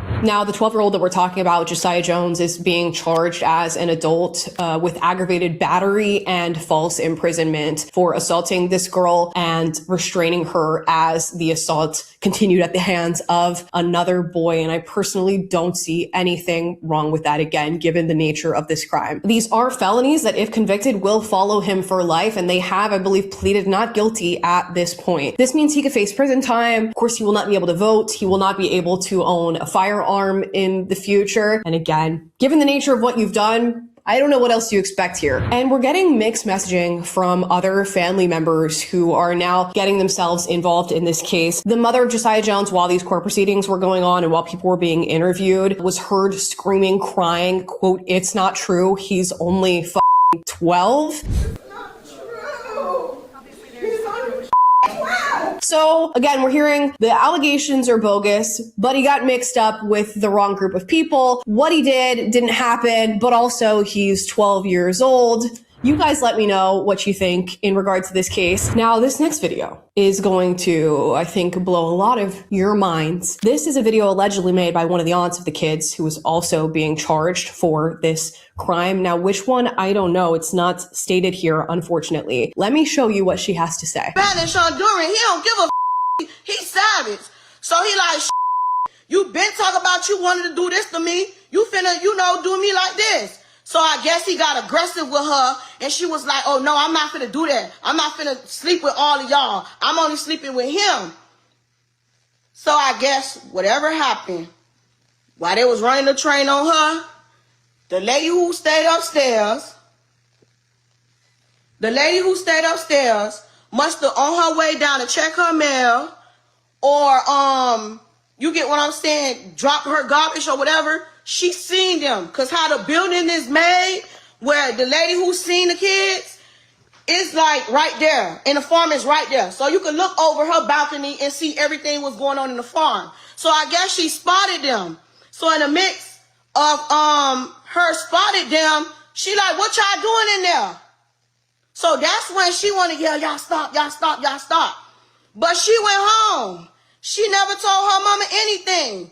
Going on 2 days. So let's go ahead and pause here. If you're not following the ebonics that you're listening to in this video, she's essentially stating that the 12-year-old girl was interested in at least, I guess, one of the boys, but did not want to sleep with the rest of the boys. So then the boys proceeded to run a train on her. For those of you who do not understand what that means, that's when they're all getting involved sexually, one after the other, which in this situation with somebody who isn't consenting would qualify as gang rape, although the charges are not reflecting that. So we're getting conflicting stories here. She goes on to say that the young girl didn't tell her mother what happened. And that must explain, a large part of this situation being untrue, because why wouldn't you go and tell somebody if you were sexually assaulted, as if that doesn't happen all the time? Let's continue watching. She never told her mama anything. When the lady came to find out who daughter it was, she went and told the stepdaddy. So when the lady told her... Watermelon felons. The usual suspects. The usual suspects. Get you some fried chicken. Watermelons and Kool-Aid. Who daughter it was, she went and told the stepdaddy. So when the lady told the stepdaddy, that's when the little girl went to tell her mama. They dragged her from the park, they took her there, and they raped her. I ain't justifying nothing. Let me tell you something. I ain't finna sit here and read y'all comment. I got on here to check her. I'm not justifying anything. I got on here to check her, as in to set the story straight on the young 12-year-old girl who is accusing these boys of rape. Now, let me set the record straight for this lady. If a girl does not want to have sexual intercourse with the parties involved, and the parties involved continue to restrain that girl, put rocks in her mouth, and have sexual intercourse with her, she has been raped. Now, as she states here in her very own video, she says the girl did not want to be involved in what went down, and the boys proceeded to run a train on her. That's called rape. And many communities, all communities, have issues with sexual assault and sexual abuse, particularly as it pertains to children. We've spoken about that at length on this channel. There is an overwhelming issue within the Black community with this problem. And another issue that coincides with the sexual abuse and assault that happens in all communities, but also in the Black community, is the justification of the sexual assault and sexual abuse. And when you're dealing with somebody like this, just so ghetto, okay? Their justification for the abuse will just blow your mind. And when I tell you this happens all the time, it happens all the time. This sort of allowance of this behavior. And when you mix this video with the rebuttal from the father that this is a young Black man who was just visiting Miami and got mixed up with the wrong group of people, but also the allegations are bogus, you have the perfect cocktail to create a child like this who goes to commit crimes of this nature. Not to mention the father himself, it seems, has a lengthy rap sheet himself with different crimes that he's committed, at least in his past. This creates the outcome that we're now experiencing right now. And I don't know what else you're meant to do in a situation like this, other than start to give very heavy penalties for crimes such as this to try and stop them from happening. Okay. And if that involves this 12, probably now 13-year-old, another 14-year-old 13-year-old and a 15-year-old being tried as adults for what they did, this horrible thing that they did to this young girl, so be it. Do we need to watch more of this video? Let's just watch a little bit more in case, just to see if she turns a new leaf or turns a corner in her justification of the assault of this young girl. Don't tell a story. Tell a story the right way. Don't get on here trying to make it seem like my nephew on a run or for none of that. Because if he get direct fine too, he already got a lawyer. But I know at the end of the day, your daughter ain't telling the truth. Your daughter only pressing charges because you forcing her to press charges. Your daughter was never a virgin before she got touched. Y'all, these videos get to me, not only for the instance that they're covering, but the fact that you can just watch this and know that it's happening all the time, especially in a culture like this that perpetuates it even further and goes on to blame the victims for what time. All the time, especially in a culture like this that perpetuates it even further and goes on to blame the victims for what they've experienced, to say things like she was not a virgin before she was touched. Oh, and I know so many of you are going to hop in the comments and share stories that are very similar to this experience. And I don't want to make this just simply a black thing. This happens with all races in all communities. I stated that earlier, but there is just a particular cultural element to this video and this story that I know is going to resonate with a lot of people because it's been their experience and it's been the response that they've gotten from family members trying to come forward about their assault and sexual abuse. I guess we'll see. You know, there is a world where these are just three black men who are being completely abused by the criminal justice system, and these are false allegations that are just completely made up to go after, you know, three young black boys who are future doctors. But there's also a scenario where these things that are being alleged are absolutely true, or absolutely what happened. And guess what? People need to be held accountable. And at this point, with the video I'm seeing and the response I'm seeing from some of the family members who are connected to these young boys, when some of y'all say we have to start going after the family members for how these kids turn out, I'm starting to feel that. And I don't know how you do it. We see it happen with kids who end up being school shooters, where we start looking at the parents and go, how did they get access to a firearm? How many red flags were there that your kid was going to end up like this that you ignored? How long have they been on an FBI watch list? How many times have you been told to watch out for your kid and you missed that? Because when I'm looking at these parents and looking at this aunt, I'm starting to connect the dots as to how these kids turned out the way they did. And some may say it sucks to see a 12-year-old, a 13-year-old, a 15-year-old, whatever age these kids are right now, bearing the brunt of the way that they were raised because of the crime that they ended up committing on the other end of that. And there's room for that conversation, but we're also in the reality of a 12-year-old girl who was raped at the hands of these three individuals. And Watermelon felons. Watermelon felons. The usual suspects. The usual suspects.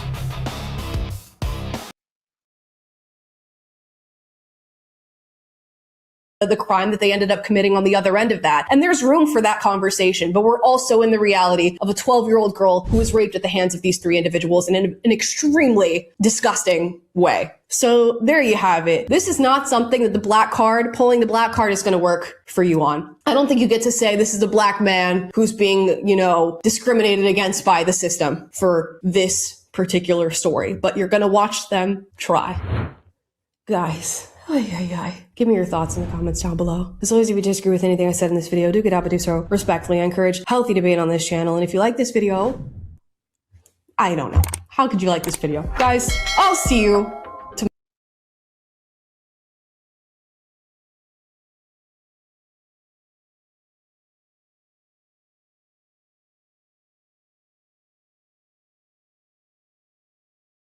Today, we are going to remember the life and work of Robert Monroe, the author of Journeys Out of the Body.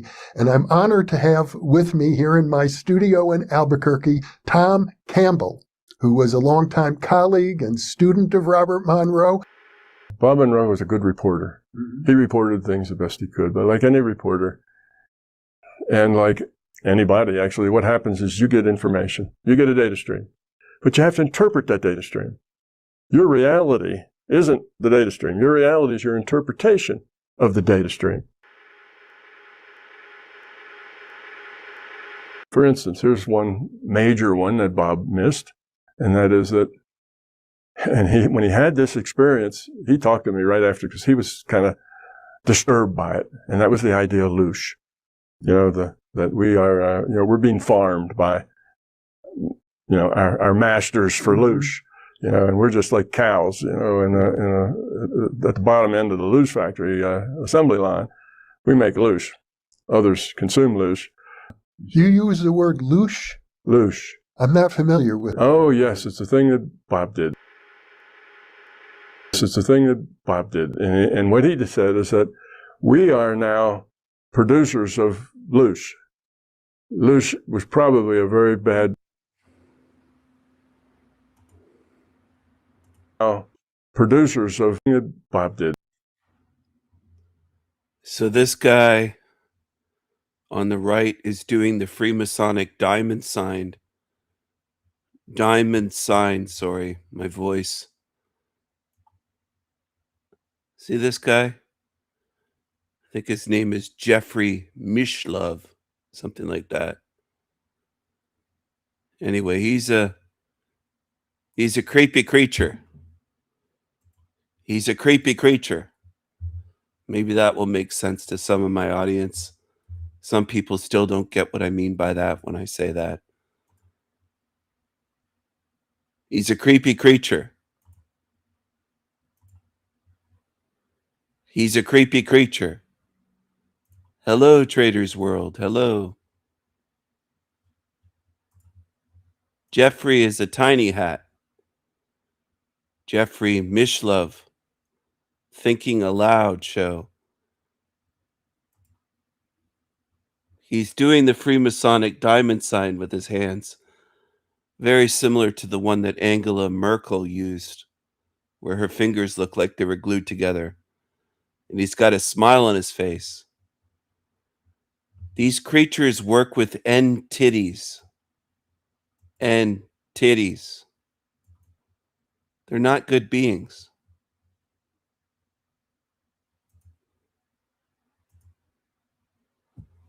These creatures are not good beings. Tom Campbell has moobie moobs. Moobie moobs. Moo moo moo moo moobs. Moobie moobs. Moo moo moo moo moobs. Consume loosh. You use the word loosh? Loosh. I'm not familiar with it. Oh, yes. It's a thing that Bob did. It's a thing that Bob did. And what he just said is that we are now producers of loosh. Loosh was probably a very bad rendition of love.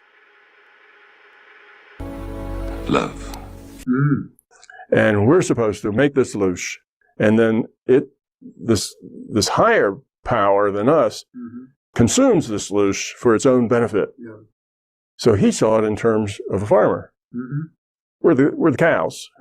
We make loosh from our emotional connections and things, which is if our emotions and feelings are positive, right? We move more toward love, and if they're negative, we move away from it. So we're making this loosh, this love, and this larger being is growing from that. So he saw that in terms of a farmer's viewpoint.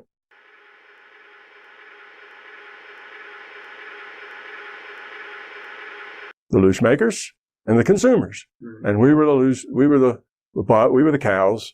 And when we make loosh, and these overlords of ours are... So it's dualistic thinking. Yeah. So that was his interpretation. When he had it, he was shaken by it. It's paranoid. Yeah. That was his interpretation. When he had It's paranoid. It's paranoid. Yeah. It's paranoid. Yeah. It's paranoid. Yeah. It's paranoid. He was shaken by it. It's paranoid. Yeah. That was his interpretation. When he had it, he was shaken by it. It's paranoid. Yeah. Instead of just flying around in the out-of-body state, after I knew it wouldn't kill me, I got curious. And the intellect got curious. What's going on here? What is this that's taking place? He was shaken by it, and he said, I just had this experience. And I asked for the big picture. He had me aside. I was just sitting there with him. I was down at his house, and he told me about it. He says, we are like farm animals, and we produce this stuff that was called loosh. And I said, loosh, what's that? And he says, that's what they call it. They call it loosh. I said, and then there's these higher, more advanced beings that consume loosh. And they just have us around in order to make the loosh for their consumption. So we're farm animals. And of course, what he was saying is that, yes, they have us here making choices so that we'll make good choices for love. And in that doing so, we will evolve and the whole system will evolve with it. But he missed that. So what happened is he wrote that in his book. I think it was the second book. You know, he did Journeys Out of the Body, Far Journeys, Ultimate Journey. I think it was in his second book. And a whole lot of people took that the way he did, which was negative. We have overlords that are using us like farm animals. And this fear thing got in about the non-physical. It's an idea that's been around for a long time. You find it in Gnosticism. Yeah. So anyways.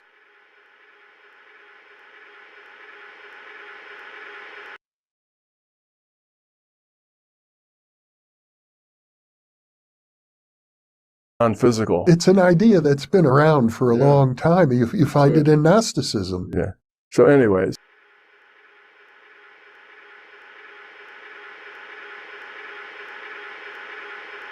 He told me, and he was very shaken by this idea because of the way he framed it in his own mind. And he told me, and he said, well, what do you think? And I said, if it's that way, there's nothing we can do about it. It's way above our pay grade, isn't it? So, and I said, and I said, if it's that way. And I said, and I said, if it's that way, there's nothing we can do about it. It's way above our pay grade, isn't it? So why worry about it? It's okay with me. If that's the way the world is, then that's our place. That's our point. And we don't have anything to do but live it and try to be the best we can. There are levels of survival we are prepared to accept. Right? To grow and so on. So that's what I told him, and he was amazed. He thought that I should be upset like he was, that it was a very upsetting idea that we were farm animals being farmed by some higher power. And I wasn't upset by it. I didn't have any other answers for it. And Bob was he was good about getting what he heard. But I just took it and said, well, if that's the way it is, then that's the way it is. Getting upset about it ain't going to make it any better. So just, And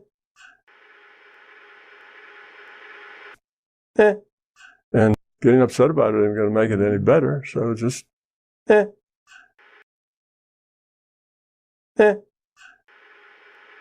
So just,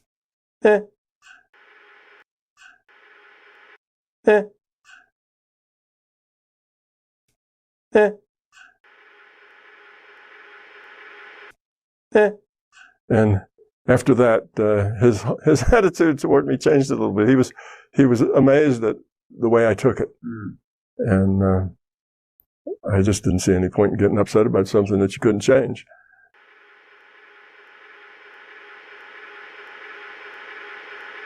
So but that now has triggered lots and lots of negative stuff out in the consciousness world and the afterlife world and all the rest of it. It's just created all kinds of negativity and fear.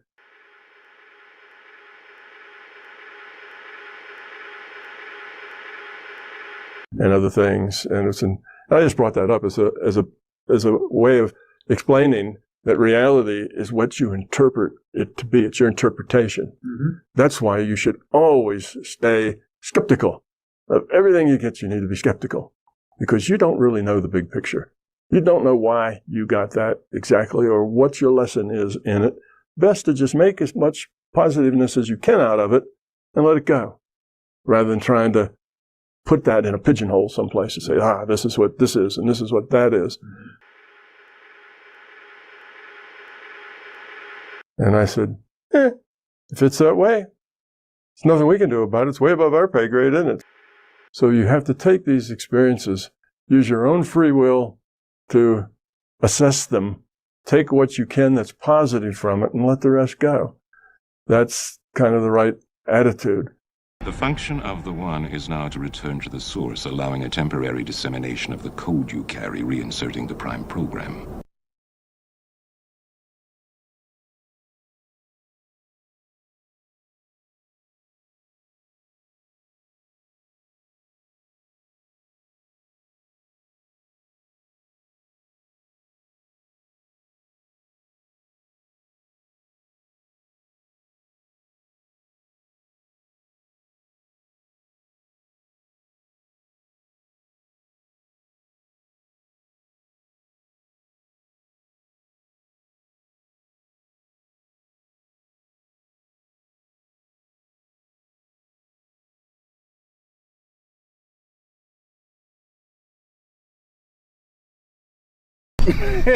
Don't come to Flint, Michigan.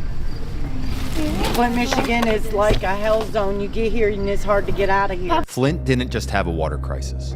It had one crisis after another after another. We went to document the city's comeback. Instead, we found ruins and people living inside them. In this video, we tell the story of Flint and the people who remain there. You are in the ghetto right now. I done saved 10 lives. Culminating with a man who lost his life and is fighting to get it back. We entered Flint by pulling off a random highway stop. This is what we found. Flint went down, man. What happened? The job. Yeah. People. I mean, it ain't nothing here for us to do. Nothing at all. Yeah. No job. No job. The water. We, after 10 years, we're still waiting on our water settlement. This was the boomingest place on the earth. There was stuff to do. There was stuff to take your kids to go do. There wasn't so many killings and shootings and all these dope heads and drug heads and all that. This is hell on earth here. I mean, you can drive down through here. Prostitutes, johns, pimps, you name it. There wasn't so many killings and shootings and all these dope heads and drug heads and all that. This is hell on earth here. I mean, you can drive down through here. Prostitutes, johns, pimps, you name it. Exactly. You are in the ghetto right now. You are in the ghetto. Flint was once the #1 boomtown. GM, America's largest car company for 77 years, was headquartered here and had its first factory here. At one point, it directly employed 80,000 of Flint's 200,000 people. Then, it all came crashing down. As industry collapsed in the 70s, 80s, and 90s, Flint's population plummeted, falling below 100,000. Depopulation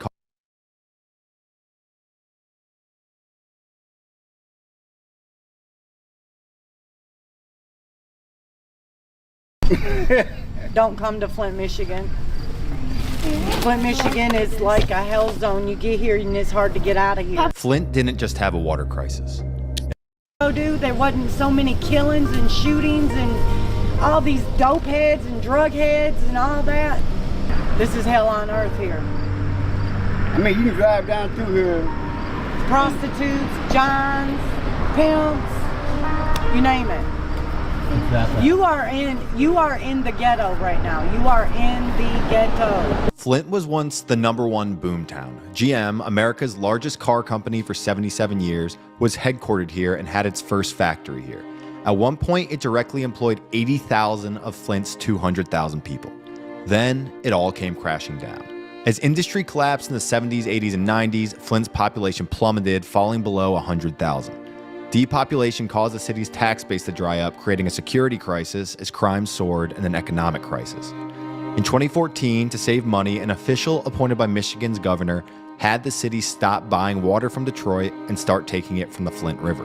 People immediately began complaining about the water's taste, color, and smell, and started reporting itchy skin, rashes, and hair loss. Despite the complaints, Flint kept taking its water from the river, and no one knew what the problem was. Then in 2015, a study found that over 40% of Flint water samples had significant levels of lead. It turned out that Flint River water was highly corrosive and officials hadn't installed a system to treat it. As it ran through Flint's aging pipes, lead was released into the water. Officially, 11 people died from the crisis, yet almost everyone we talked to insisted the number was much higher. Her mother died. I'm sorry about that. My mother ended up with cancer because of water. I've lost, because of that water crisis, I think I've lost 3 babies to that water crisis. I've had 3 miscarriages, and I think that has something to do with it. Yeah, man, my mother, she was sick, but she beat cancer, she beat all that shit. Then this fucking water came, and then my brother, he caught cancer from that shit. Now, he was a health nut. Oh, he was so particular. I'm gonna live longer. Fuck around and had caught cancer in his stomach, eat his stomach all up, and all in his spleen. When he found out he had it, it was too late. It's fucking water, man. Ain't no way they can tell me. The government says that only 12 people died from the water. That's some bullshit. That's some bullshit, because they make up excuses. You know, they make up excuses about the water. That water fucks some people up. Because before they found out the water was bad, how long had they been drinking this shit? Do you know people who got sick from that water? Me. I get sick from it now. If I have to drink it, I puke it. Still. Yep, right to this day. Yep. If I drink it, I puke it. You don't even drink it. You can't drink it. You're kidding. No. Still. Yeah. I don't even give it to my animals. The scandal led to even more depopulation, and in reality, the water crisis is the tip of the Flint iceberg. Today, streets look like this. Many people are waiting for a settlement check so they can move away. Whether they are entitled to that money or will ever get it is a different story. If I could ask, what keeps you all here? I'm waiting on my water settlement and I'm out of here. I'm leaving with Flint's money. I'm getting out of here. I'm going to Arizona. You don't get shit. There has been a settlement. There has been a settlement. One settlement. That has come through, but it's affected most of the north end, not the rest of the front. So you guys haven't seen I haven't seen a dime. I have one for my 17-year-old I just sent in the house. Not seen a dime. Has there been any justice? And they doing some old shit, you know what I'm saying? I don't know. My mother had a suit in, and I didn't follow it. There's a lot of shit I didn't know to find the paperwork to the lawyers and all that shit, so that just squandered, you know what I'm saying? The resource shortage that caused Flint's water crisis persists. On this block we visited, there is no power, and they told us it would take 6 hours for the police to arrive if they called. Unable to rely on the authorities, people in Flint stick together. We got Turban Head right here. My house is white. Next to me is the Mexican. Then is my granddaughter, she's white. All the way down is black on both sides. But like I said, we're all one family. Right, we're one. You mess with one, you got them all. Now, once we're done with this Rust Belt series, one story we want to report on is the hacking industry. Because in recent years, we've seen massive data breaches at a disturbing rate, exposing people's most sensitive data on a massive scale. We come across these stories often, which is why we use Aura, one of our sponsors, to stay safe. Aura will monitor the dark web to check if your personal info, like your emails, passwords, or social security numbers, have been compromised. It will also keep an eye on credit accounts and let you know if there's anything suspicious going on there. And Aura can scan your devices for malware, ransomware, viruses, and more. It will even provide parental controls to let your kids explore the internet safely, with tools to filter harmful sites and limit screen time. Aura doesn't just work well and keep you safe, it's easy to use. The app protects your identity, money, passwords, devices, and more, all in one place. Instead of using a dozen services to do the same thing, you get everything you need to stay safe online with a single app. Go to aura.com/Roca to try it free for 2 weeks. That's aura.com/Roca. It takes seconds to sign up, and you can see if your personal data is already compromised. If you want to protect yourself or your family now, the link to do so is in the description below. What happens in the winter when it gets so cold? You stay in your house. What do people, I mean, people in the abandoned buildings and stuff, what do they do? They burn them down like that house right there. Right there at the corner where Do you guys feel forgotten about by the government? Yeah. No. You want me to tell you why? I'm 64 years old. I've taken care of myself. The government can suck my white ass. This family had a similar story. And we obviously know Flint's had a rough go the last 10, 15 years. I was going to say 20 years, 30 20 maybe. years? Ever since I was born, so Jeez. yeah. Your whole life? Pretty much, yep. I used to live right in that house over there. Right over there? Yeah, I used to live right there. Yeah, when you live over here, you kind of learn stop, drop, and roll very quick. No. Like, I had to learn that at a young age because when we lived in that White House over there, there was a shooting on this street. Drive-by. Things happen. You don't know what it's over anymore. It could be over drugs. It took me years to accept that Like, this is how my childhood is now. It's almost gone. Like, the whole street's almost gone. And It makes me want to cry. But if I think about it, it can get fixed. It can get fixed one day. It's like a person that will actually have good in them and have a good spirit and heart will come around and they'll try to fix something. Outside of downtown, which has a university and some new businesses, Flint is extremely sketchy wherever you go. It's the north side that's most notorious, though. Shootings are a near daily occurrence. Man, I lost my cousin and killed him dead last year right here, and my nephew, his son, right here on this street here, man, over just talking shit. How young was the nephew? 19. Wow. On this street? Yeah, right on the corner right here on this side, yeah. And they killed my brother, his father, and I was standing right here and watched them do it. You know what I'm saying? I couldn't get down there fast enough. I ran down there and didn't even have my gun with me. Most people around here have guns? Everybody got guns. In Flint, you see these little 13-year-olds walking with backpacks. Hey, little fella got a gun. You know, and not to gun nobody down, but there's so much shit going on. You gotta have to do something to protect yourself. This man, Freddie T, told us that when he was a kid, his parents and most others in the neighborhood worked at GM. Today, those jobs are gone, and most kids have been left with no resources and no role models. No fathers in the home. These boys don't have a good guidance. They got women tendencies. They boys, you talk about us, we're gonna talk back about you and think of something. You talk about one of these little guys now, it's the death penalty. They got feelings like their mothers, I guess. I don't know. There's no fathers in these homes. They not tough. Yeah, these little dudes go in there, they kill somebody, think they did something, put them in prison, they soft as fuck. And they come back out gay as fuck. They ain't got no mentors. If I could, they don't even have to pay me. I just want to talk to these motherfucking little dudes, because... Amid this, Freddie said that people have had to find their superpowers. He knew his. My gift is to save lives. And I ain't no doctor. I'm a street doctor, though. But every human on this earth got some kind of power. 80% of the people die without ever figuring out what their special gift is. What's your power? Make peace with people. The gift to gab. The gift to bring peace. I done saved 10 lives. Yeah. Put your guns down. Yeah. My power was to make people listen and peace and harmony. Yeah. Everybody that I touched, I done seen guys with guns to the head and I talked to them. They stopped. That's my gift. You can't get that degree unless you're from the streets. You can't go to college and get that. Yeah. I just need these motherfuckers to listen. Yeah. Because they killing each other. It's the babies killing babies. So I'm leading my son in another direction in that. Yeah. Football practice. He's in camps. You know, he don't have time to fuck around. One of these motherfuckers killed my son, I'm through. Yeah. I'm gonna be in there with Big John. Another woman nearby told us something similar, that the lack of parenting is bringing crime to Flint. Parenting is not like it used to be. We used to get our ass whooped, stitching cords, belt, shoe, fly swatter, water hose, whatever. And it made me a good person. I mean, you know the value of, you do something, you go home, you know what you're gonna get your ass whooped. You know how type of whoopings you're gonna come to. So if nowadays kids get a whooping or they get into trouble, my mom ain't gonna do nothing. She gonna sit me in front of a game and let me play. Yeah. There's no structure. But then they killing it out in the streets, because when they get out in the streets do not care nothing about your kids. They gonna eat them up and spit them out alive. Police don't care. The law don't care. They're gonna give them a number. So it's just like slavery. They're gonna give them a number, and that number. She got her ass whooped growing up, but she be covered in tattoos and rings and nose rings and a piercing above her lip, and she's got multiple nose rings. She got nose rings. This queen covered in tattoos. She doesn't want to say they're raised by single mamas. She'll just say parenting.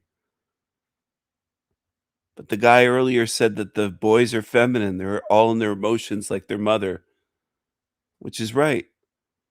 They're raised without fathers. No fathers.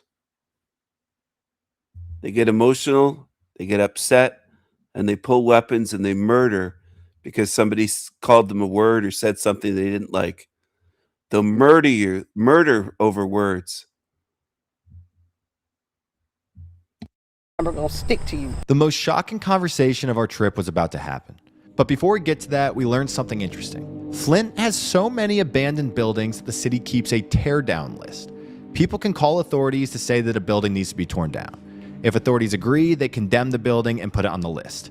Once there, it can take years to get a building torn down. The city has to come in and condemn the property, and then it goes to another authority, which is called Land Bank. They'll come out, assess it, see if it could be rehabbed, and if not, then they'll put it on the tear down list, which is where it's at now, on the tear down list.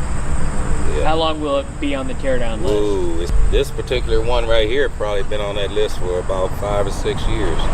Many people just burn buildings down instead, though, either intentionally or accidentally. Once it got abandoned, people came in and took everything and burned it.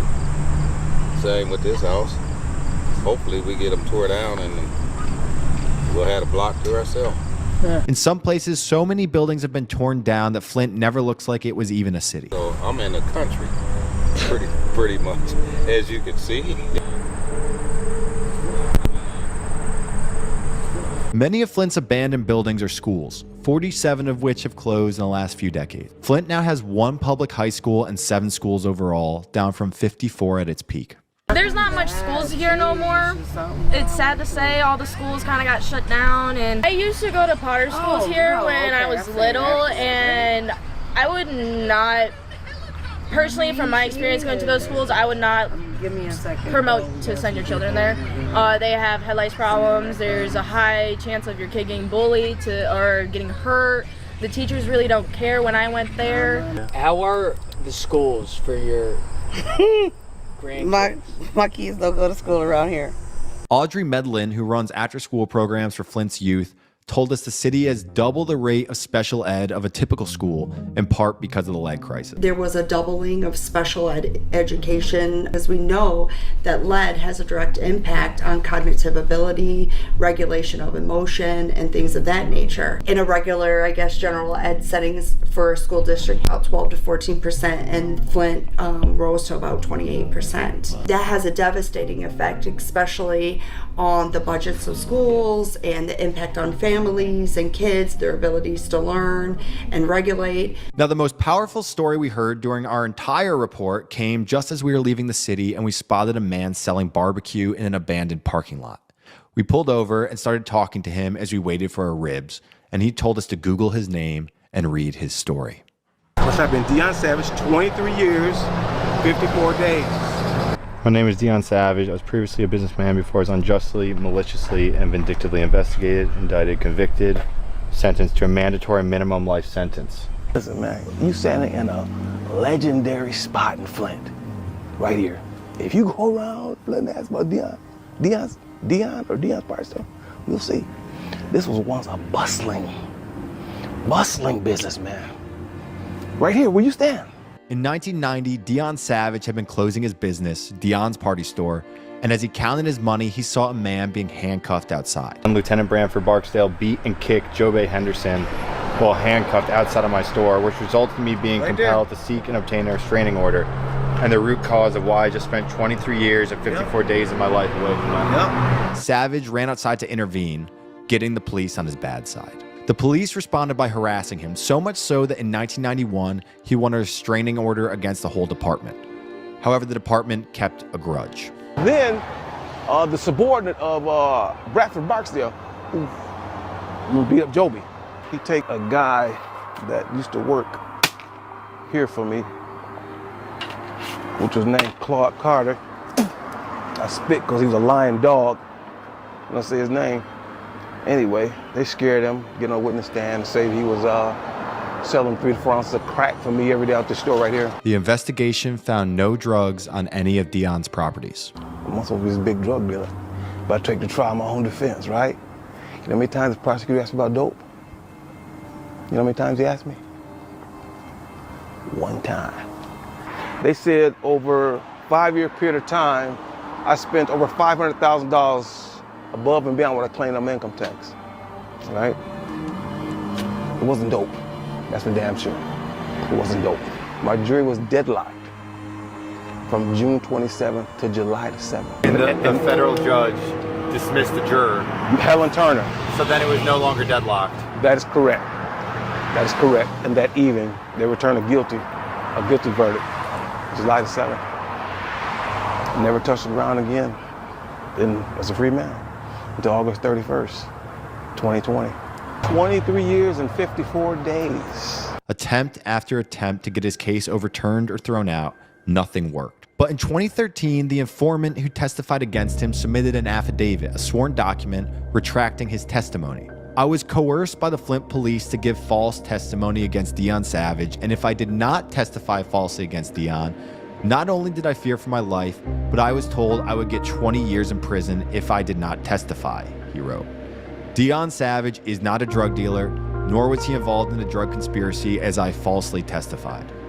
5 others signed affidavits validating this, saying that Carter told him he lied in court for fear of his life. But he admitted that I wasn't a drug dealer. He admitted all that, right? And he admitted how he was forced to lie, right? I submitted that to the courts. You hear me? I didn't even get a hearing. You heard me. I didn't even get a hearing. In 2018, though, Congress passed and President Trump signed the First Step Act, a criminal justice reform law. The new law came in and you needed 8.4 kilograms to trigger the mandatory minimum under 848B. I didn't have that in my indictment. Judge, 25 years, walked right out because I had 23 years. On August 21st, 2020, Savage walked out of federal prison and returned to find a city in ruins. Man, the goddamn houses. All the houses, they're gone. The businesses, gone, man. Gone. Yeah, gone.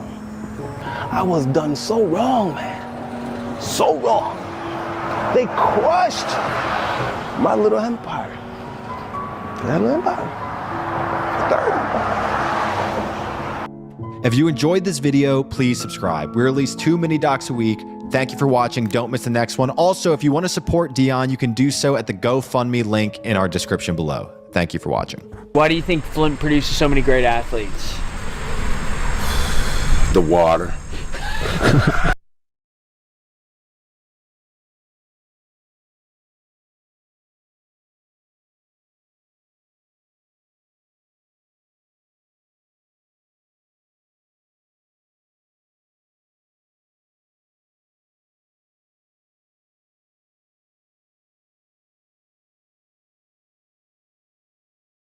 She was her city's first female mayor. Now she's been found guilty of having sex with a minor. Her own children telling authorities they saw their mom being inappropriate with a 16-year-old at a pool party. Here's Ann Mercogliano. She's the glamorous mayor just convicted of having sex with her son's 16-year-old best friend at an alcohol-fueled pool party. Mayor Misty Roberts was accused of plying teens with alcohol while wearing only a bikini. KPLC TV reporter Devin Cruz covered every day of the sensational trial. The mayor was seen in a bikini, giving alcohol to minors. She was seen in a bikini, and several witnesses testified that Miss Roberts or Misty Roberts had gotten the alcohol for the kids and had stocked the fridge. They were by the pool and they began kissing. Then they went inside the mayor's home. Her own 16-year-old son told investigators that he saw his mother having sex with his friend through the window and that kids at the party had video. Court testimony revealed the mayor's younger daughter was crying at the party and asking people to go and make the victim and the defendant stop. The next day, the victim's mom learned about the sexual encounter and feared a possible pregnancy, texting the mayor, "Out of respect for both our families, can you assure me that you can't be pregnant?" "Yes," responded the mayor, stating that she was on birth control. There was also testimony from a DoorDash delivery driver who said that he received an order from the mayor for the morning after abortion pill to be delivered to her doorstep after the party. Jurors began to deliberate last night, and it took them less than an hour to deliver the verdict. The unanimous verdict: guilty of carnal knowledge of a juvenile and indecent behavior with a juvenile. She did become very emotional and she began crying. Before the mayor's arrest, she had promised to always lead the city of DeRidder with her heart. I might not look like or feel like or speak like every other mayor in America, but I am a mayor that will always be who I am, and I will lead the city with my heart. The mayor resigned from office just days before her arrest. Misty Roberts' lawyer says she's very disappointed with the verdict. Her sentencing is scheduled for April 17th.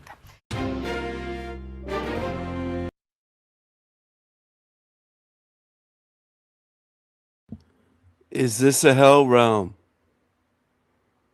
Hello, hello everyone. Hello, hello, hello, hello. I don't know why you say goodbye. I say hello, hello, hello. I don't know why you say goodbye. I say hello, hello, hello, hello, hello. Can you hear me? Hello, hello, hello. Family in Tennessee has been farming its land since 1787. And as Johnny Maffey tells us, they're now fighting for that land as the Tennessee Valley Authority proposes a power line through it. It's in my blood. I can't shake it. I'd probably be a lot better off financially, and I know my back would feel better if I'd have done something different, but this is what I'm going to be doing until I can't do it no more. In a year the country is celebrating America's 250th, the Gregory family is still fighting for their land that they got back in the Revolutionary War era. They sell meat and even host kids for farm school classes. Are they going to take their land away? Hello, hello. Is this a hell realm? Hello, hello. They've been farming this land that they own since 1787. Will the state take it away from them? Hello, hello. Do you actually own anything in this hell realm? Hello, hello. Do you own anything? Do you own your fucking land? Do you own anything? Do you own anything? Is there anywhere to run and hide and be safe in this hell realm? Hello, hello. Classes there in Sumner County. Gregory says the TVA came out and did the surveys and then did studies on his land too. But besides some visits, he hasn't gotten much info yet from the TVA. The Gregory family has reached out, but he keeps getting sent up the totem pole, and no action was taken until county leaders and country singer John Rich spoke out against it. County Commissioner Jeremy Mansfield is asking the TVA to seek an alternate route for the line off the farm and says it should. Look at those little piglets. Right here. The line. Right here, those little piglets. Do you own anything in this hell realm? Hello, hello. Do you own anything here? Do you believe that you own things in hell realm? For the line off the farm and says it should be part of their environmentally friendly motto. So if you really want to do that, then don't be putting high power transmission lines through prime pasture land and breaking up farms. I mean, this is a 648 original land grant tract that all these families are involved with, including their family members, cousins of their family, a little further north of here as you go up Wallace Road. We need money. We need electricity. We don't need farmland. They'll just take it away from you. They'll just seize your fucking land and give you an offer and say your land's worth this much. Get the fuck out. You're in a hell realm. Praying to Jesus won't save your farms. You're in a hell realm. You have to learn where you are. That are asking for relief as well, because it would affect them. Now the Tennessee Valley Authority says it has paused the project for now, but the family and local. Hello, hello. Do you think they will take the land to run high power lines through there? What do you think?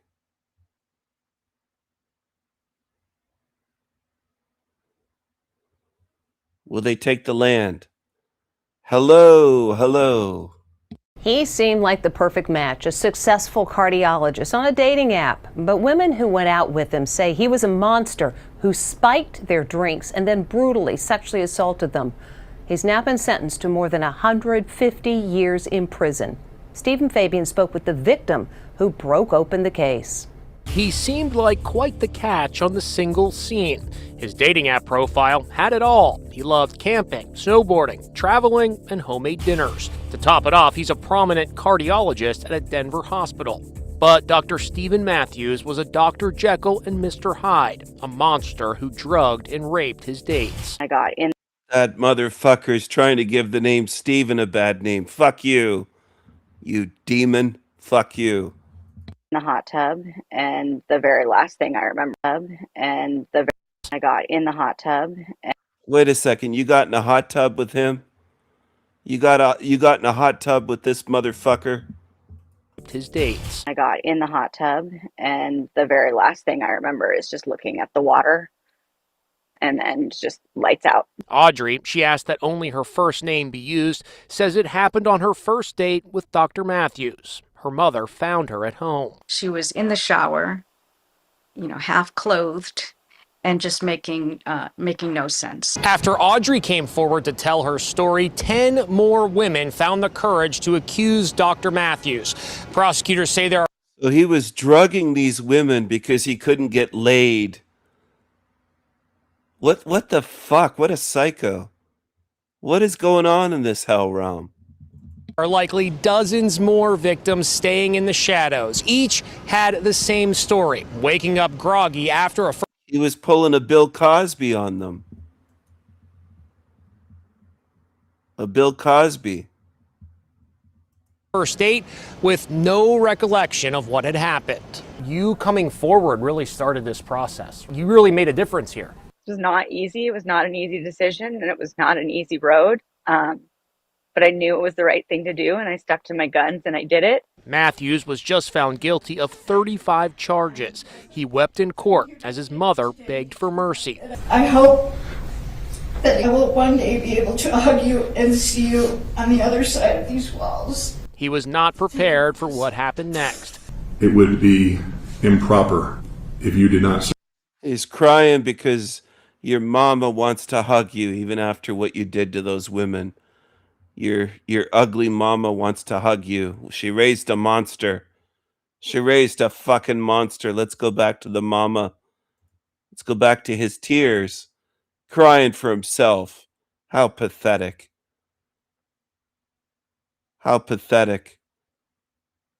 I can't say what I'd do to him, but let's just say what should happen to him is somebody should smack the fucking look off his face.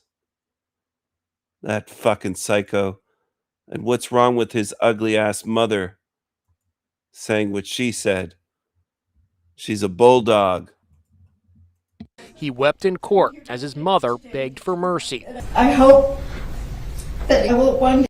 As his mother begged for mercy. I hope that I will one day be able to hug you and see you on the other side of these walls. He was not prepared for what happened next. It would be improper if you did not serve a sentence for each victim individually. The total number of years are 158 years in prison. This matter is concluded.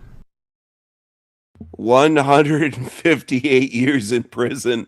That judge is fucking based. I don't know if the judge handed down I guess the judge did come up with that sentence. But that's good. He deserves it. Fuck you. 158 years in prison. But you know what? My system is still better because we're going to be paying for this asshole for however many years he lives, for his food, his housing, the guards, the security. Like it's millions of dollars to house these fuckers. Float him away on a door. Give him a few cuts and let the sharks be fed. Look at this miserable fucking thing. Yuck.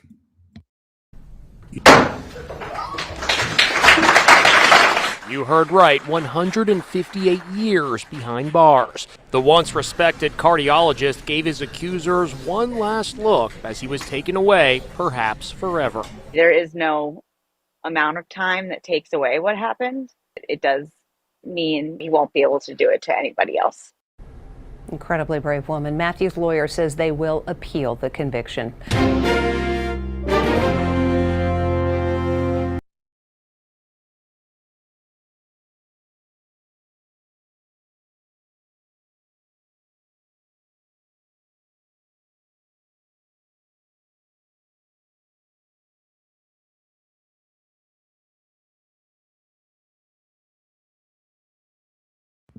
Do do do do do do do do do do do do.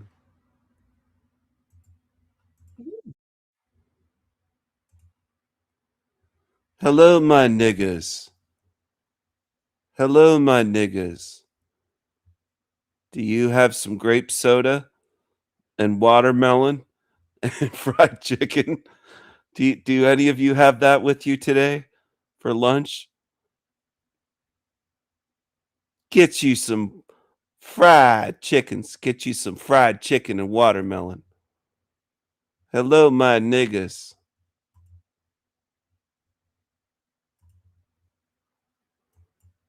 Hello, my niggas. What's this guy? Shaman Oaks, he calls himself. 500,000 subscribers this guy has. 500,000 subs. Have you ever wondered what you'll look like the second after you die? Most of us expect to see us. I put my arms and legs out because I thought, well, if I could touch the sides, maybe I could stop myself from going up. So the first thing I did was I did a reality check, which consisted of taking my hands and I felt myself from the top of my head, felt myself all the way down, right down to my feet. And it's like feeling good. Matter of fact, Wait a second. You felt yourself all the way down between your legs. This guy felt his balls. This old guy here felt himself right between his legs, all the way down to his feet, and he said he's feeling good. He's like a Jack Talcott. He's fucking feeling himself. He's masturbating like a pervert. down to my feet. And it's like feeling good. Matter of fact, feeling really good. Beautiful flowers are below my feet.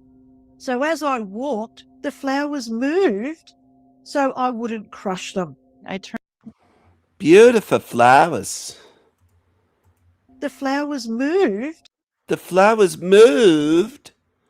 The flowers moved. They always have these eyes that are just fucking dead. And people look at them and go, "Oh no, they're nice people. They're really nice people, these creatures that are agents of the Matrix. They're always fucking creepy as fuck." Sorry for all the swearing, but it's incredible that this isn't obvious to people, that something very bizarre and strange is going on, to say the least, with these near-death experiencers being used by this Matrix system. Look at this guy's fucking eyes. This guy that felt himself all the way down to his feet and said he felt really good, really good. Well, look at his eyes. It looks like black holes. I mean, those don't look like normal eyes. Where's the light? You talk about dead eyes. Look at this thing.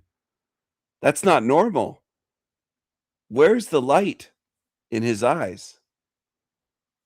Can someone show me the light in this guy's eyes? And this is what many of them are like. They go to the other side, and it's like the spirit is just sucked right out of them. So I wouldn't crush them. I turn my head to the left and look up, and pretty cognizant of the fact that I am turning my head to the left to look over my left shoulder. And I'm thinking, whatever thing we had over there, we take some, and maybe this was just a transition, but it obviously had a human-esque form of some kind. But for others, the human form disappears entirely. I was a speck of awareness on a butterfly wing. And I just remember being this. That guy's a total weirdo. He's a doctor. I've covered this one, Dr. Eben Alexander, where he was hooked up to machines. There was no brain activity. But just the way he describes being out of body is speck on a fucking butterfly's wing. I mean, this guy's completely weird. Completely weird. And the weirder you are in this realm with this kind of stuff, the more people love it. He's got a book. They'll buy the book. People just love it. They love it. They love it. They don't like the truth. They love this kind of shit. This is what people love. And I just remember being this little orb of light. I was a speck of awareness on a butterfly wing. And I just remember like being this little orb of light, and I was like, well, You were a little speck of butterfly poop. That's what you were. I'm going to Earth. I'm going to Earth. And I just start grabbing every cereal box I can get my figurative hands on. There's no body there. And I was this huge expanded cloud, a huge expanded balloon. It seemed like I went out forever. How can they all be true? Are some people lying? Or is there a layer to our existence, something between our soul and our skin, that we're completely missing? To find an answer, we'll first have to look at what the soul actually is. But how can we do that? Well, back in 1857, a man named Allan Kardec put together what is basically an owner's manual for the soul. Now, I know what you're probably thinking. Why should I trust a book written by some guy in the 1800s? And, that's a fair question. But Kardec wasn't a medium or a mystic. He was an educator, a science. All right, I'm going to share this in the chat room for people that want to watch the rest of this video. The real reason many NDEs look like a lie.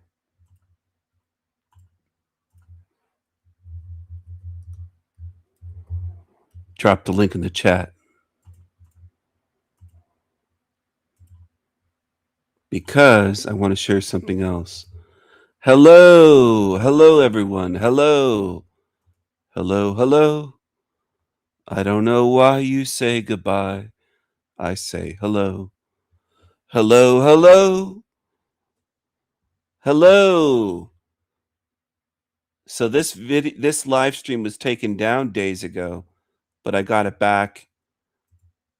I edited out the part that they say was copyright infringement, and I got it back. I got it back. Hell Realm discrimination. Some people said this was a great stream. They wondered what happened to it. I did some monologues during it, and I got it back. I got it back. It was blocked worldwide.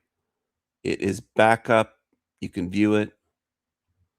And it is glorious. Hell Realm discrimination live stream.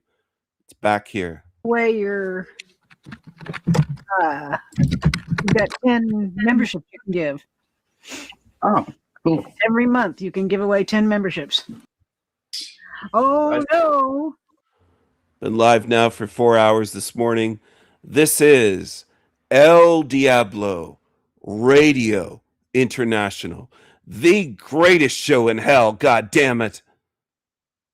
Nobody does it better. Nobody. I sure as fuck can't handle them.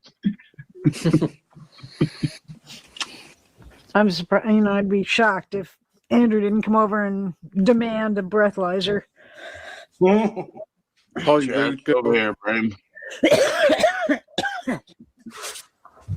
Rude girl.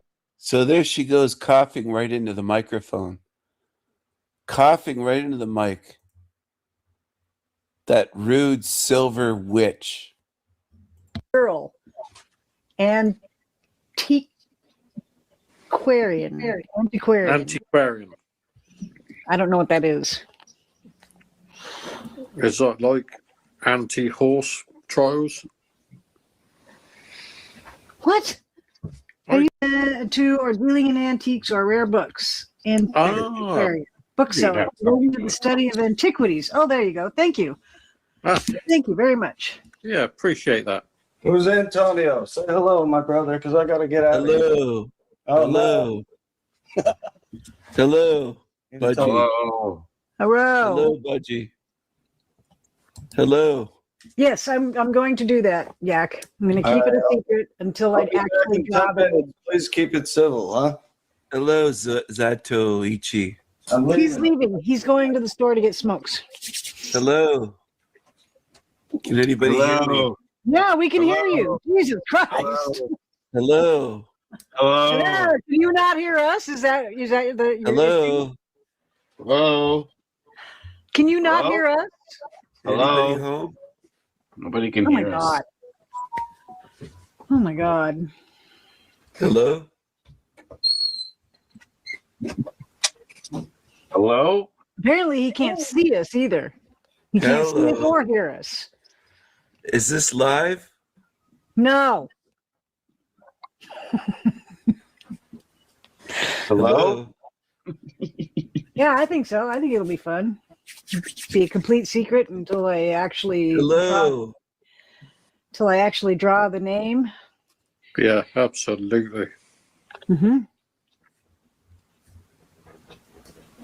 And that way they I'll have more people come in because they don't know what I'm giving away. So Yes. Are we live? no. You're giving something away? Yeah. What are you giving away? I can't tell you. Well, why are you giving it away? It's a surprise. Give away something every week. Or not every week, but twice a month.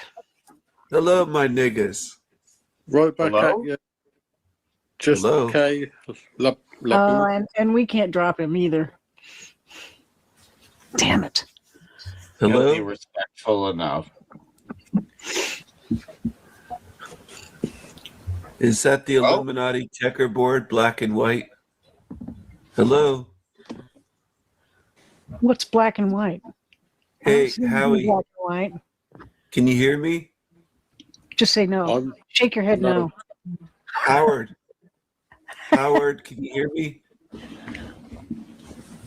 Oh. I'll have to keep talking then if you can't hear me. Hello?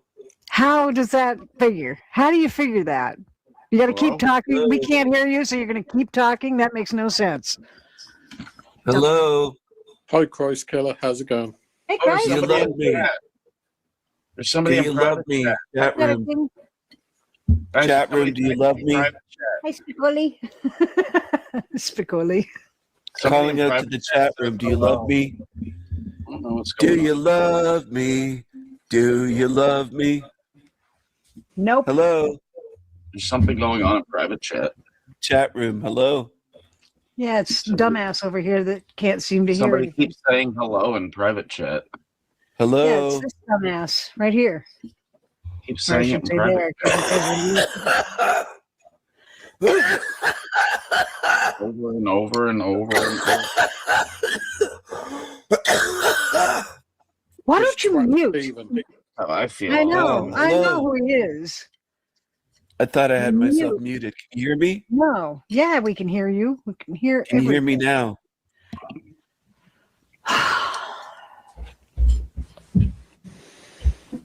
You're just being annoying to be annoying. Kindness Fairy. I'll fix this for Howard, you. can you hear me? He's being Hi, annoying. kindness fairy. He's just being annoying to be annoying. Yeah, he is. He doesn't give. He can hear us. He can hear us just fine. Do you love me? No, Do you love me? not at gunpoint. Don't worry, Silver. I'll help him out. I'll get him in chat there. I'll help him out. So Hello? Okay. he'll check it in chat. And maybe Hello, everyone. No, Hello. don't do that. Jason, Hello. shush. Turn Hey, his volume rude girl, thank you down. very much. But I see his I don't ring know how moving, to but I use can't hear him. my name. Yes, you can. I can hear him just The I ring fine. don't know why around his Karen keeps avatar yapping is hear about him, me. moving, but I Howie? can't hear him. What's wrong with her? Yeah, see? You're the He only probably- one then that can't hear him, Probably needs Jason. to turn his volume up. And I don't really. Oh, you want my volume up? No. He probably has to turn his volume up because I can see the ring around like his avatar moving. Hello? He turns it up because of you, Jason. I'm leaving. Jason, hello? Can you hear me? Yes, we have. We have said. I can't turn it up "Hello, any we can louder. hear Is, you. We can hear you. is this good enough? Can you hear me now? I got it turned up. Hello? Hello? Yeah, just ignore him. You're probably gonna have to type in chat. No, I can't. I turned my volume all the way up. Can you hear me now?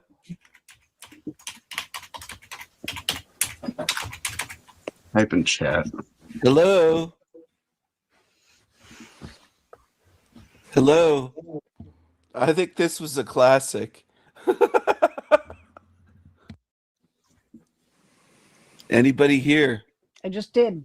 I typed in chat. We can hear you, dumbass, and he still doesn't get it. Hello. He's the only dumbass on this panel, so. Hello. Jason, This is my stop favorite that. show, everyone. I love this show. I love Stop this saying channel. no one can hear you because I This can is hear my him. favorite. No And one if you can hear me. me, Jason then you said can no hear one can him. hear me. Sam Hill's coming over later. Jason, can you hear me, man? In chat, Jason Gay Dat said no one can hear you. Hey, Gay Cadet? What? I don't know how to pronounce his name. Hello. Now I'm talking to him. There we go. Hello. I'm doing private chat, guys. What's up, everyone?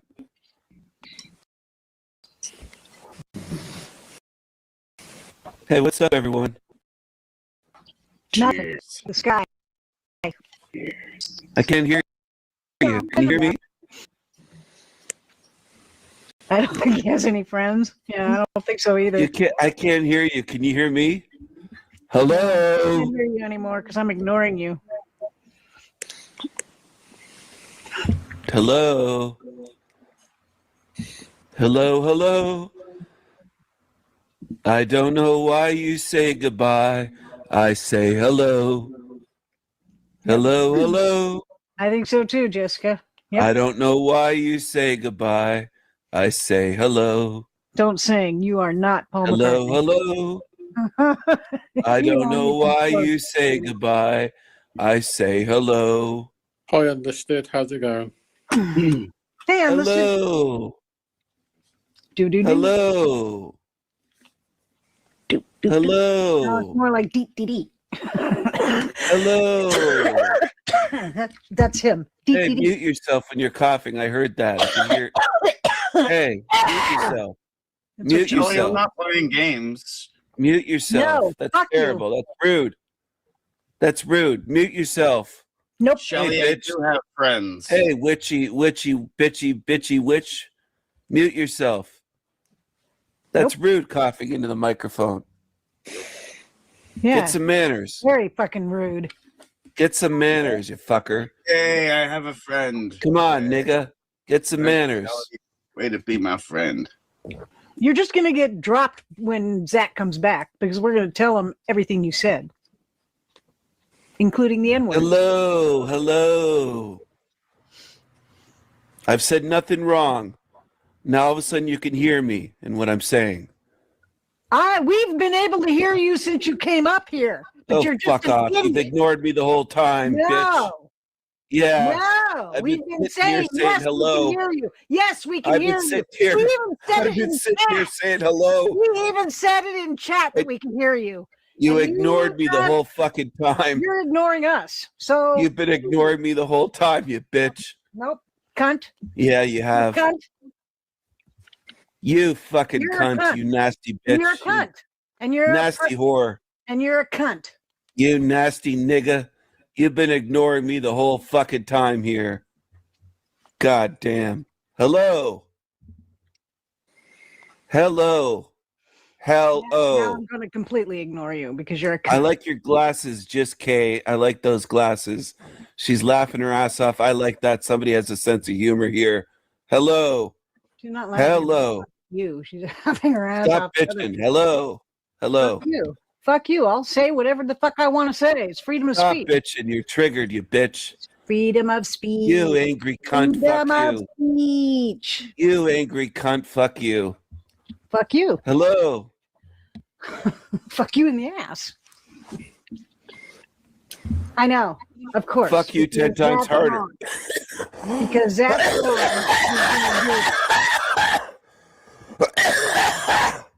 Oh, it's rude for me to do it, but not for you to do it, right? Fucker. Hello. I'll be right back with a louder mic. Hold on.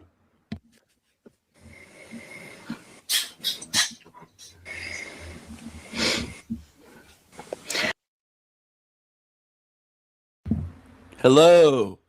Gross Granny. Hello. Hello. Hello.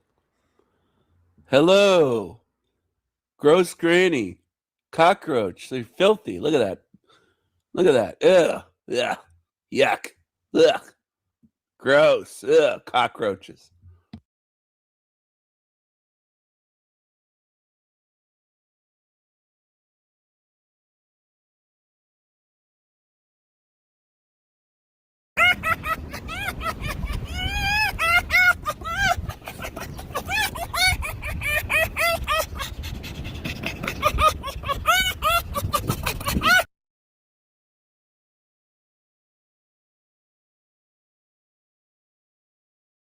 Oh, Pat S. I wish I knew. It's an idiot called King Stephen. He's got his own channel, and he's a racist piece of shit. He's a racist cunt, is what he is. He coughs a lot. I feel bad for him. I hate coughing. I don't feel bad for him. I hope he fucking dies.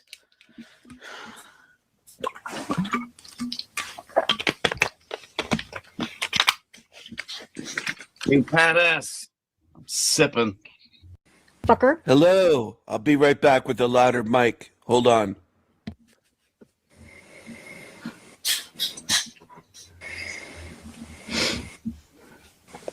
Oh, Pat S. I wish I knew. It's an idiot called King Stephen. He's got his own channel, and he's a racist piece of shit. He's a racist cunt, is what he is. He coughs a lot. I feel bad for him. I hate coughing. I don't feel bad for him. I hope he fucking dies.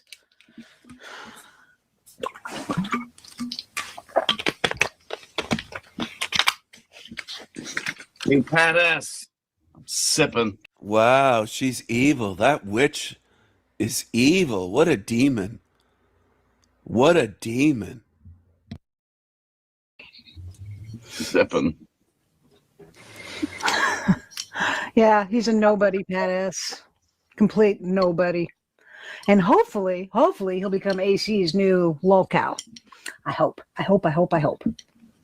Pat, I had a gummy last night before bed, and I'm still fucking feeling it. He's not hilarious. It's not my panel. This is not my panel, and he's derailing it.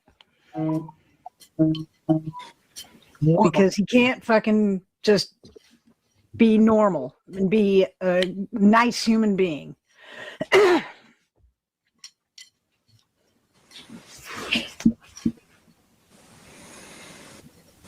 JG, is John Golf here? Oh, Jason got it. I thought you were talking about John Golf. Oh, and now somebody's got YouTube going. Just keep sipping. What are you drinking? Me? Yeah. Nobody else is drinking. As usual. I mean, what kind? What brand? A Coors Light as usual. I didn't hear the Coors Light part. Okay. Yeah. As usual. Until Todd comes down, maybe I'll have a shot of his whiskey. I used to drink Coors Light. Holy. Long time ago. Are you Not good with anymore. gummies, Silver? What would one of these gummies do to you? What kind of gummy? THC gummy. He's been saying the N-word constantly because you've been gone. What are you, a snitch? Yeah. Yeah. Absolutely. 100%. No, I know. I was listening. I couldn't do it. Because I'm Hey, Zach, if you were listening, back up your channel. I got it counted. Why are you like this, King Stephen? Why do you do this? Because he's an asshole. Hi, Danny. Well, apparently he's gone to get a louder microphone. Yes. Because he doesn't Keep think the anybody can annoyance. hear him. We couldn't hear him. We Yes, we treat him as a friend, and he just comes and shits all over everybody. I couldn't hear him though, but Yes, his you avatar could, was on. Jason, shut I could see the bubble Yes, you moving, could. but there was no sound. Yes, there was. I just want to know why. Why does he do this? I mean, why can't we just all get along? You know? Well, if you want me to sing, I don't understand it either.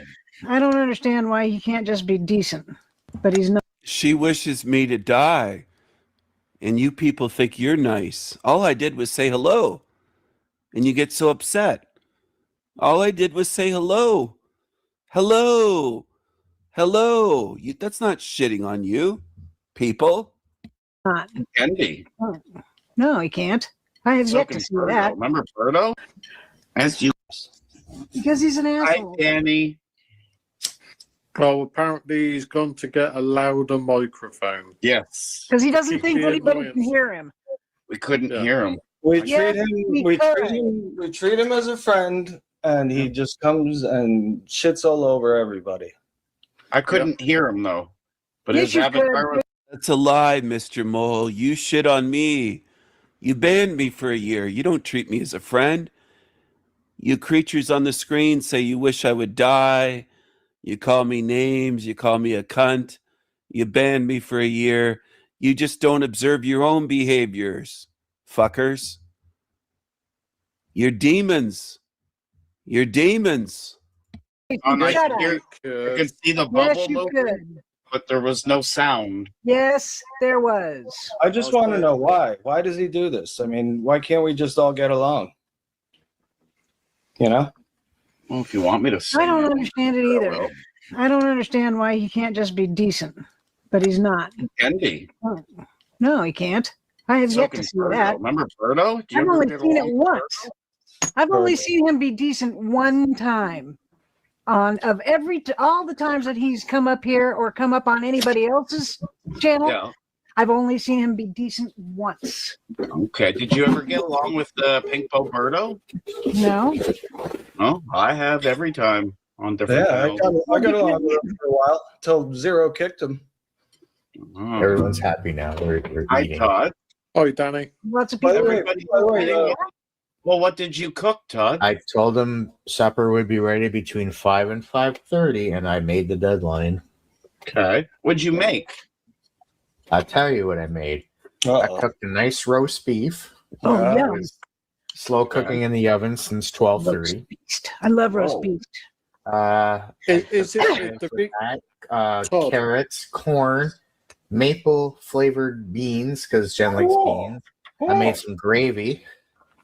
And then Look at this shirtless fatty with his moobs. He's gross. He's on webcam. He's on camera on a panel, shirtless. It's gross. that's it. Nice. Sounds yummy. Wait a minute. What do you mean you made Sounds some wonderful. gravy?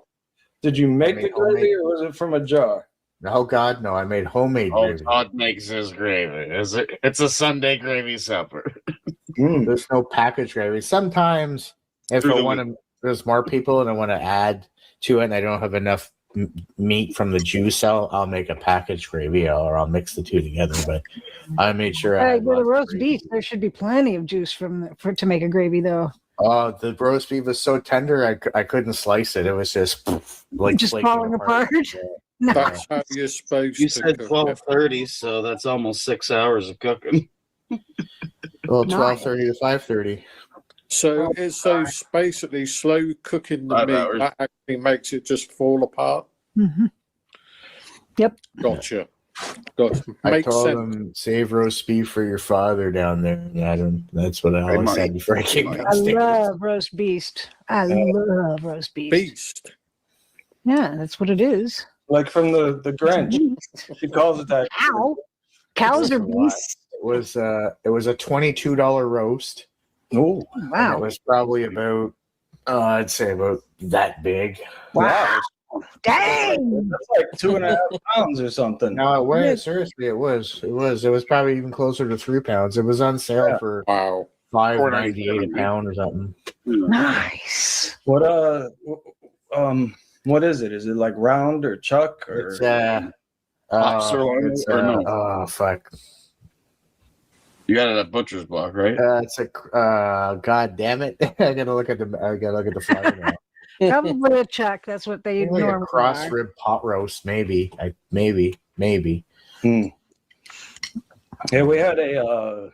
Are you looking the chuck thing roast there? recently, and it sucked because it was it was like dry, but that's because I didn't do it in the crock pot. If I had done it in the crock pot, it probably would have come out tender falling apart. Is that your phone? Yeah, I don't know. Where you slow cook it so much where the fat that's on the roast beef just melts like right into the meat. So He would the make fat a good really just tastes like meat. Yes, it's a cross rib pot roast. Yes, cross rib pot roast. Yeah, With some potatoes and carrots and the gravy. I cooked potatoes and carrots. I did caramelized carrots that Jason. Brown sugar up on that shit. With some brown sugar, yes. There's gonna be a little bit of sweetness to them. Some butter. Wow. And the whole beef I smoke a lot. You're going to make me eat everything. I was gonna cook the rest of the Brussels sprouts, but I was short one burner and I didn't feel like waiting. So I didn't cook Brussels I can't sprouts. stand Brussels sprouts. I hated them as a kid, but now no, it's the opposite. I loved them as a kid, and now I don't like them because they smell like farts. Yeah, you know what? There's very they do. Food wise, there's very little that I won't eat. Very little. Yeah. What about dried octopus pieces in a plastic bag for a snack? I would eat it. I would try it. Yeah. No. I'm not afraid to try it. If I don't like it was tasteless, but it was good. It just tasted like salty, like a salty snack. But No. like Comes out of it. You just said it. Did not. Yeah. Start. And she tattletaled. It's hello. See. I got it. Comes out of it. No. Testicles. Chicken nostrils. No, I don't know what they are. I don't know what part that is. I just don't like the liver. I don't like the liver. Hello. I got it. Can you hear me? Yeah. Unfortunately, we can. Hello. See? Welcome back, Zach. I got a delivery. Can you hear me? Yeah. Hear you, but I it was didn't strong. say, I only said nigga with a GGA once the whole time. All right. And she tattletaled. It's nigga. Nigga. Twice. Nigga. It's unnecessary, brother. Come on. All I You said. don't even need to do the A. The A I didn't say just Negro or the darkies word. or anything else. I was here to make As friends. you say it. You said it. You just said Shut it. up, Silver. Now you can hear me now that he's back. I've been hearing you. You fucking since the ignored very me. Start. And I was testing my audio. See, even Howie says he heard you from the You very pretended you didn't hear me. No, we did not. Yeah, you did. No, we did not. We even said it in chat. We can hear you. You told me to type in chat. You said you can't hear me. Jason told you. Jason told you that. He was. You were fucking with me. Jason was fucking with you. You were fucking with me. Everybody else Trying was to make telling me. you that we can hear you. You were fucking with me, trying to make me believe guys that hear I, me? that you Jason couldn't hear was. me. Hey, can you guys even hear me? Oh, what the fuck's going on now? Nobody can hear me. See, he's copying now like a demon. He's trying to pretend. This is what you creatures do.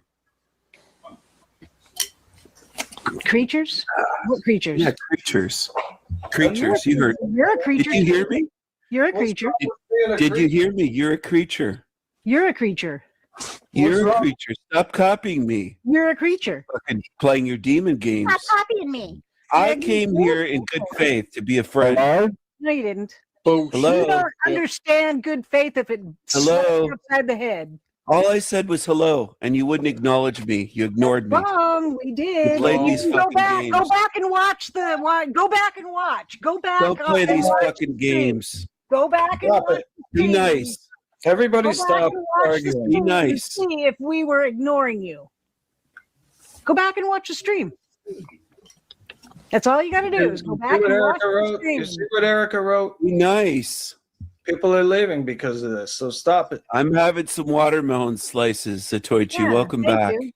You Erica. called Silver a whore? How dare you? She called called me you a everything cunt. under the sun. I called him a cunt. That's all I called Yeah, him. there you go. That's worse. cunt. She started it. After you called me a whore. Oh, She started it. No, she No, did not. you I heard started some of this. I heard some of this on the way to the store. Dude, so- she started this shit. She No. could have just been a nice person and said hello, Steven. You or could have just hello, been nice. hello, Antonio. Go back. Go back and watch the stream, Just Stephen. You'll see. use some manners. But Oh, Satoichi said he heard a lot of it when he was out. So Yeah, so you know. What did you hear? Did you hear me trying to say hello? I heard you saying the N-word a couple times. I said nigga. I know. After she called me a fucking cunt. What a dirty No, word. that She was evil. before. She called me a dirty cunt. Yeah, Go that's right. back a and dirty watch the stream. bitch. Go back didn't- and watch she the didn't stream. She didn't Go call you back a and watch dirty the stream. cunt. The proof is She right. called me a dirty here. cunt.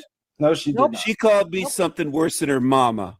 Nope. She called me a dirty cunt. Nope. I did not. Yeah. Nope. Yeah, you did. No, I did not. You're lying now. No, you're lying. You're lying. You You're know a what liar, you did. but I mean that's normal. You're for you. lying. Lying You called me is a normal dirty for cunt, you. you bitch. You No, did. she didn't. She didn't. Yeah, she did. I'm the judge here. She did not. I've been trying to be nice to you, you fucker. Who, me? No, her. Her. You're not being nice to me by pulling this shit on me. I'm trying to be nice to you too, dude. I'm trying to get along with everybody. No, you're not. bullshit. Yeah, I am. You'll say full of shit. Your eyes are brown. Oh, stop it. That's right. that's ridiculous. Let's talk about something Facts, substantial. but it might be ridiculous, but it's facts. That's ridiculous. Let's talk about something substantial, like the state of our world that we all live in, or something. You know, with these wars happening, and it's shit. Yep. Are we on the They're verge? happening because of Donald Trump? Are we on the verge? Whoever it's happening because of, are we on the verge of World War III for real? Yes. Absolutely, 100%. I'm just waiting for Iran to bomb the United States. Tariff war, maybe. Well, they say that the thing that happened in Texas was terrorism. These dummies are so easily programmed by fear. They think we're on the verge of World War III. You just can't make this shit up. They're just morons. There's no helping them. They are degenerate morons. They're losers. They're losers. Related. Losers. Did you hear about that? There was a mass shooting in Houston or something. Houston? Yeah, like at some What? bar. Yeah, there was a mass shooting yesterday. I think. I didn't see that. Where is it? Or what bar? What bar did you say? No, not a mass shooting. Three people were killed. Oh, it was only 3. 3 people, 3 dead, and 14 hospitalized in 6th Street mass shooting in Austin, Texas. Austin. And they're tying it That's to liberal. Iran. Liberal Texas is Austin. Oh, they would tie it to Iran it's because liberal. they want to go to war. That's what it is. What? Any shooting now is Erica, what's wrong with you? It's tied to Iran or someone like that. That's what it's going to be now. All the mass shootings. Oh, it's someone from Iran. Blah blah blah. Yeah, he had Iranian stuff on him, like he had something Where's your that's compassion, Howie. property of Allah. Hey, Zatoichi, do you like watermelon slices? Beautiful. Yeah, why not? I just got some. Oh, that looks so good. It's a good supper there.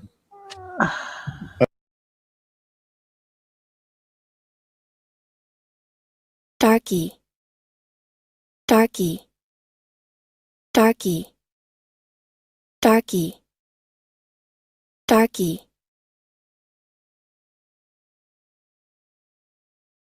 Are they seedless? I guess the suspect who shot him died. No, they have white seeds. Where's the black seeds they used to have when I was young? Watermelon. Well, those are when they're more ripe, aren't they, or something? No. Watermelon felons. Gee, what's this guy with the phone holding up? What's this? Usual suspect. Yeah, a little bit. What's this fat shirtless guy doing? Come on over. He's looking to make friends because he Why are has you gonna them. call him Can you fat help him like out? Why can't you just help him out? All He's right, just dude? feelings. I don't get butt hurt like he does. What's going on, Doesn't say Zatoichi? anything Look about at it. that I mean, face. other than they were shot and that he was killed. That's all that.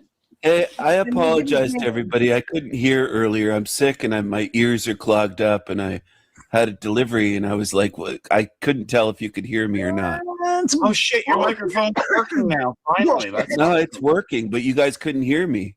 Oh, I can hear it now. Yeah, we can hear you. I heard you call me Can you hear fat. me now, Jason? Yeah, I can hear you now. Can you hear me, Zach? Yep. All right. You Well, that's all I fixed it. needed. People to confirm they could hear me. Yeah, you fixed We it. did. Go back and look at the can't hear stream. Go back and watch the stream, and you'll see that all of us were saying, "Yes, we can hear you." Probably just a setting. Setting. Dumbass. They give his name as oh God, I can't pronounce it. What is it? And what? And something? Yeah, Ndiaga, and then his last name is Diagne. His name's Nigga. INGO. All right. He just can't fucking help himself, can he? No, he can't. He just can't stop. That's it for now.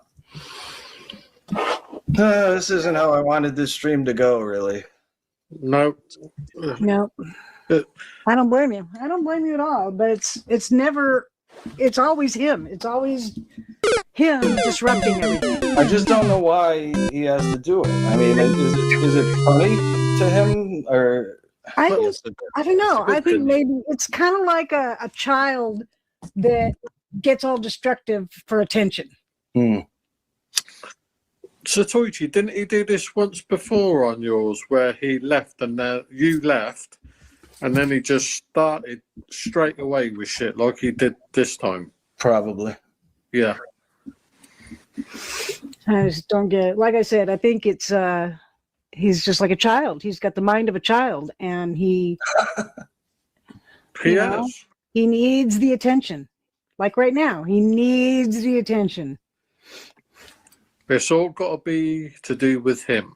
Mm-hmm.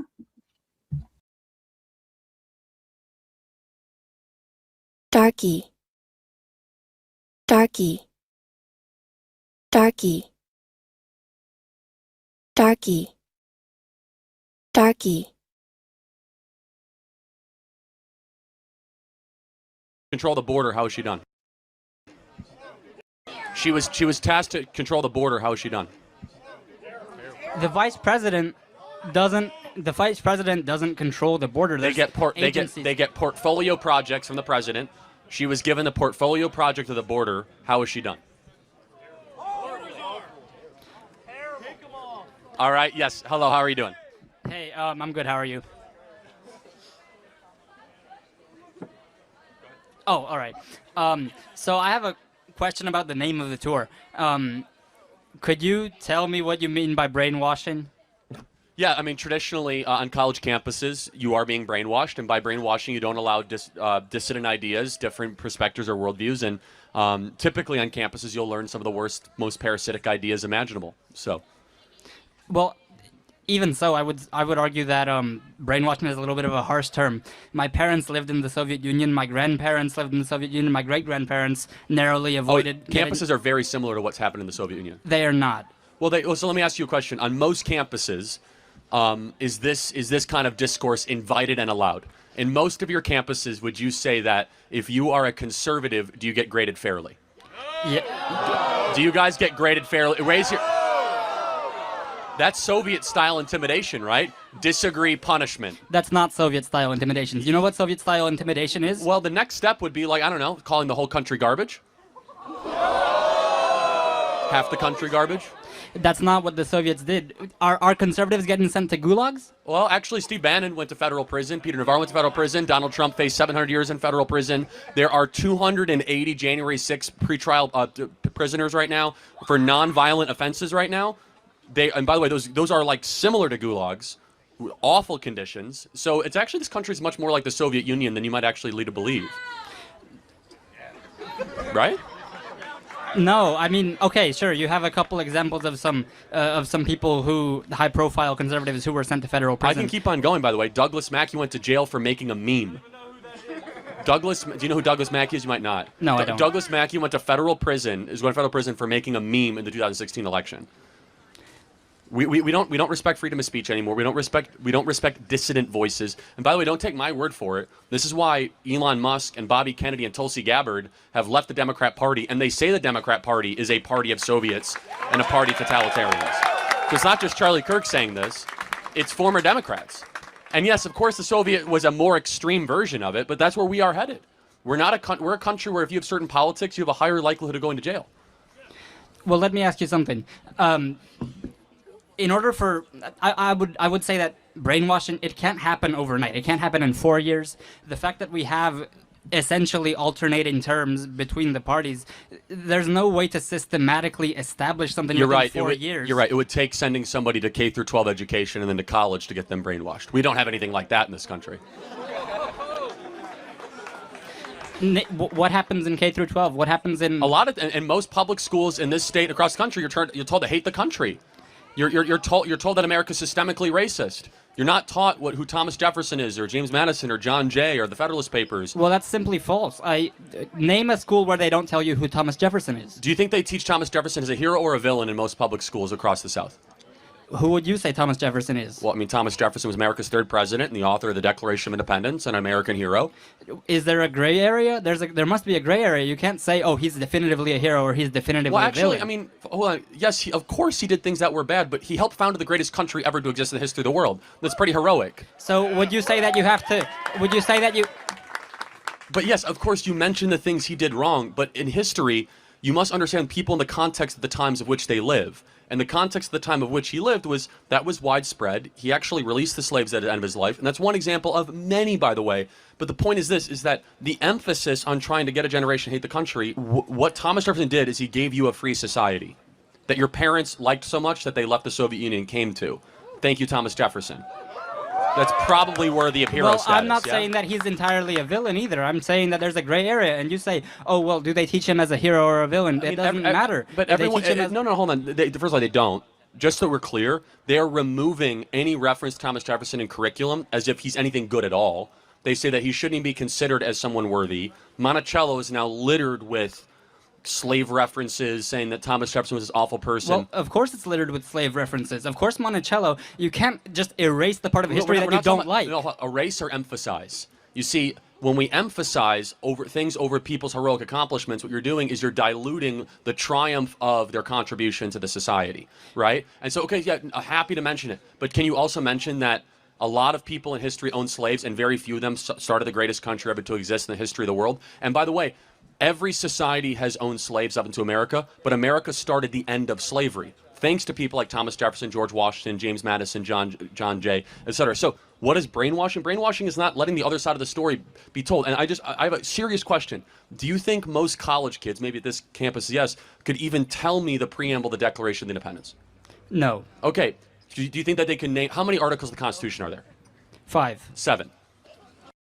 No, it's not Trivial Pursuit, right? But I mean, the point is that most people don't know anything about their country. They know nothing about their country. Okay? Yet they know a lot about how America is systemically racist, and they know a lot about how like trans people are like being marginalized, and they can like repeat that climate change is an existential threat to America. Well, repeating repeating one sentence is different from repeating the preamble of a constitution. Do you have the Constitution memorized? Well, pretty close. Pretty close. Well, let me ask you something. Does memorizing the preamble? No, not memorize. I said I said the Declaration, but that's a separate issue. But no, the point is that no, you didn't. I'm pretty okay. Fine, I can do both if you want me to do both. One of the coercing events was necessary for one people to dissolve the political bands that have tied them to another, driving from the equal station, driving the power that. You want me to keep going or no? Like, You're good. Okay, God, thank you. But yes, so again, this is not Trivial Pursuit. I don't want to spend too much time on this, but the point is this. Our education system de-emphasizes the brilliance of America. It makes you feel ashamed to be an American patriot. It prioritizes the most rubbish line of thinking on these parasitic mind ideas, which is involved in brainwashing. Exhibit A, everybody around you thinks they're graded differently because they're conservative. And that is using force to not allow dissident opinions, which is a Soviet tactic. It is totalitarian in nature, right? Well, in that phrasing, yes, but okay, so maybe I would maybe say you that- are being people are being brainwashed. Let me ask a question on the audience. If you guys spoke out with the Trump hat in class, do you think you'd be graded differently or down? Graded by whom? What do y'all mean by that?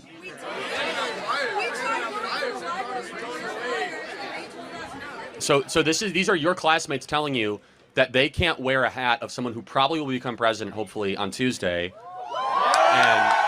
and was president once again, and that they will be kicked out of libraries, graded differently. That's a Soviet country. That's not a Soviet country. No, it's a Soviet-like country. In the Soviet Union, if you were to wear a hat of a dissident, they would disappear you. And now Are they getting disappeared? Well, or I mean, just told they can't well, no, go this in the library? This is the hold on. That's a by the way, No, exactly. I understand. I'm that's just an saying that introductory step. What you're saying is you're cheapening down what is now the gateway drug to Soviet totalitarian. Oh, it's okay. They can't go to the library. Oh, well, it's okay. I'm not saying that. I'm just saying that you're falsely equivalent. No, it's not equivalent. There are gradations of it. Of course, we are not yet at the Stalinistic level of Soviet Europe, but we are closer to that than people would ever realize. Where you can't wear this hat right here in a class without some teacher grading you down, without somebody calling you a terrible name or fearing for your safety. That's not a free society. And that's one of the reasons why Donald Trump is doing so well, because we're going to take this country back from these savages. So now you call non-conservatives savages, and you're saying that I said from the people that cancel us. Yes, no, you they are did. You did not say. You said. You said from these savages. Yes, correct. If a professor grades you down for a different grade, they are a savage. If somebody decides to punch you in the face because you wear a Trump hat, you are a savage. If somebody goes after you and says, I'm going to fire you from a job because you support Donald Trump, you are a savage.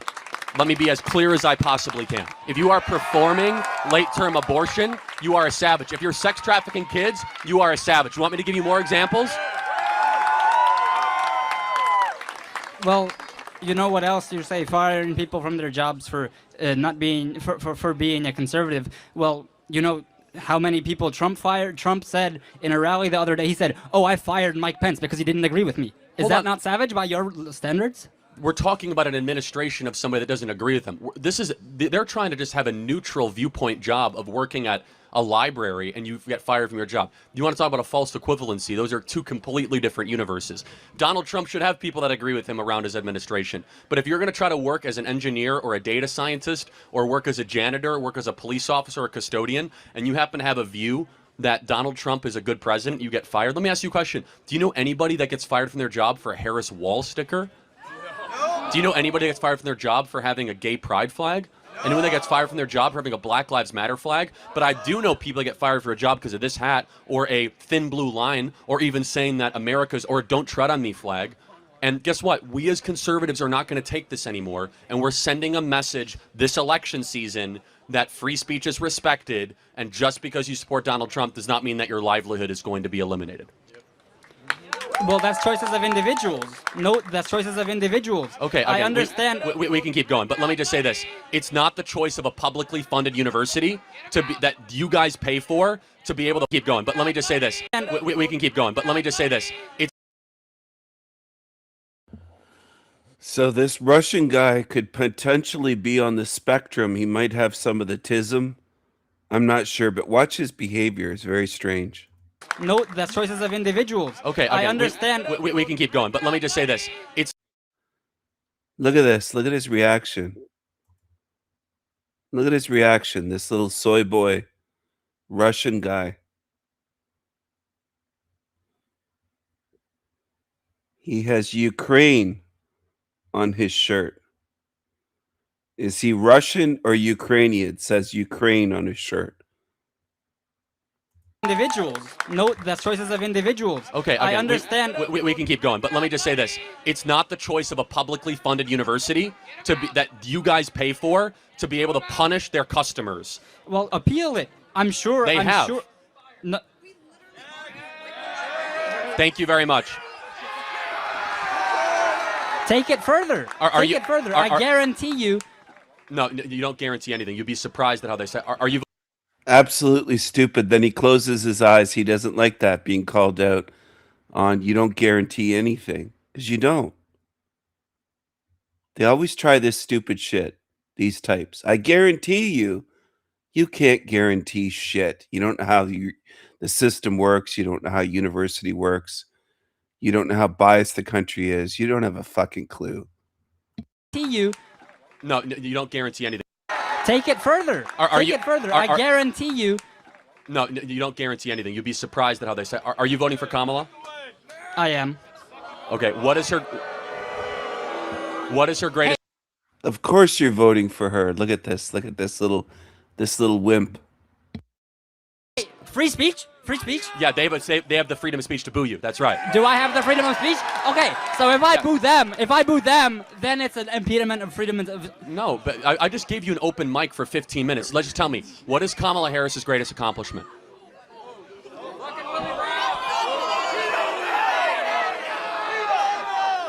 See, that question, you can't... Okay. The greatest accomplishment, that goes back to sort of establishing an extreme. I can't definitively say, oh, this is the greatest, though, absolute. Name greatest. an accomplishment of hers. An accomplishment of her?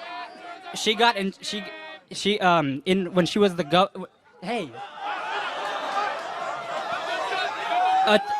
Attorney General of California. She fought the insurance companies to decrease prices that they're not going to be price gouging. That's an accomplishment. Wow. Okay. So that's worthy of your vote. You support price gouging? I'm curious. Well, no, I'm just curious. What has she done as vice president that makes you be like, that's my gal? Well, no, I'm just curious. What has she done as vice president? You support price gouging? I'm curious. Well, no, I'm just curious. What has she done as vice president that makes you be like, that's my gal? What is the vice president's job? The vice president is just president of the Senate. They don't have much. Oh, that's interesting. If it's just a ceremonial role, why do we even have a VP? Well, that's not the point. I'm saying she was tasked to control the border. How is she done? The vice president doesn't control the border. They get portfolio projects from the president. She was given the portfolio project of the border. How is she done?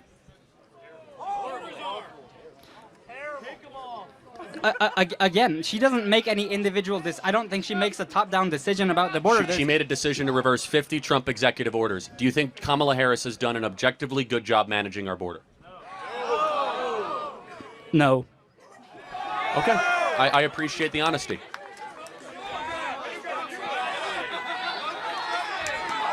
Thank you.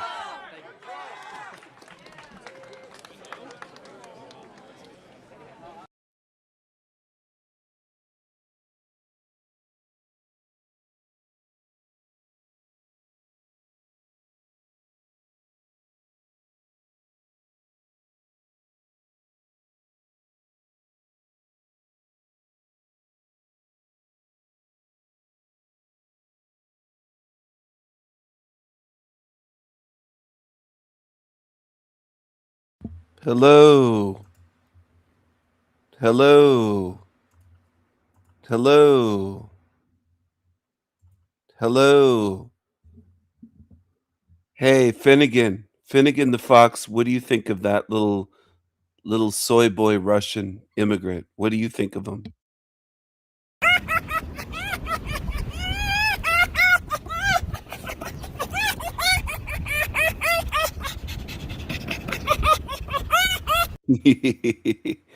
Thank you, Finnegan. Thank you.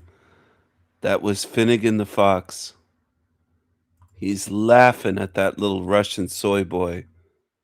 He's laughing. He's laughing at that little Russian soy boy.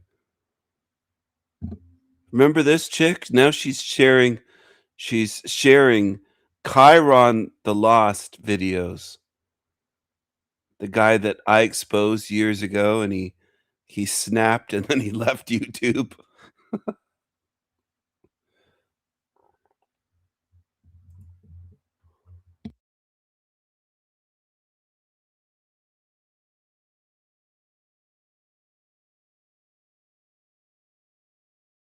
The populace at this point does not choose freedom. They in fact demand their own enslavement. So, the suggestion for everyone is to do what the heart would do. Find each other and legitimately work together. Not as a set of words or as an idealized notion, but to earnestly do so. The very action of it, this very moment. It seems quite obvious that many of us who really see that there is something wrong in this world have somehow been scattered upon the face of it, all separated from each other as if by design. In the most difficult times, we must not leave our fellow brothers and sisters to stand by themselves. No one should have to feel that they are alone and damned by the consequences of doing what they know to be correct. When we help each other, we help ourselves. And it should always be done without the need for profit or compensation. In love, there is no profit. In love, there is no isolated advantage. The ways of the world have twisted this word love into a corrupt formation of what it truly means, which is why there is such a hesitation in its use. But without the comprehension of it, we remain forever lost.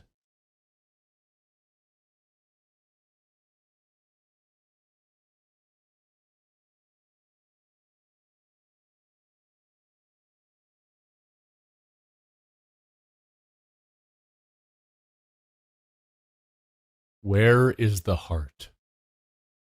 All of creation centers itself around this question, its significance being incomprehensible.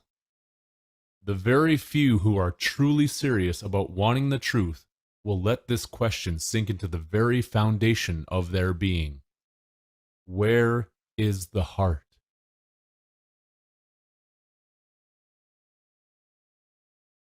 Instead, the question that needs to be asked is this: what have I done today for my brothers and sisters that have fallen behind me? In this human race where everyone is trying to get ahead in the pursuit of building temporary little empires, who is looking behind themselves to see who has been left behind? Who is doing everything they can to lift the spirit of those who have fallen right to the bottom of this world, which is a place with the least amount of light?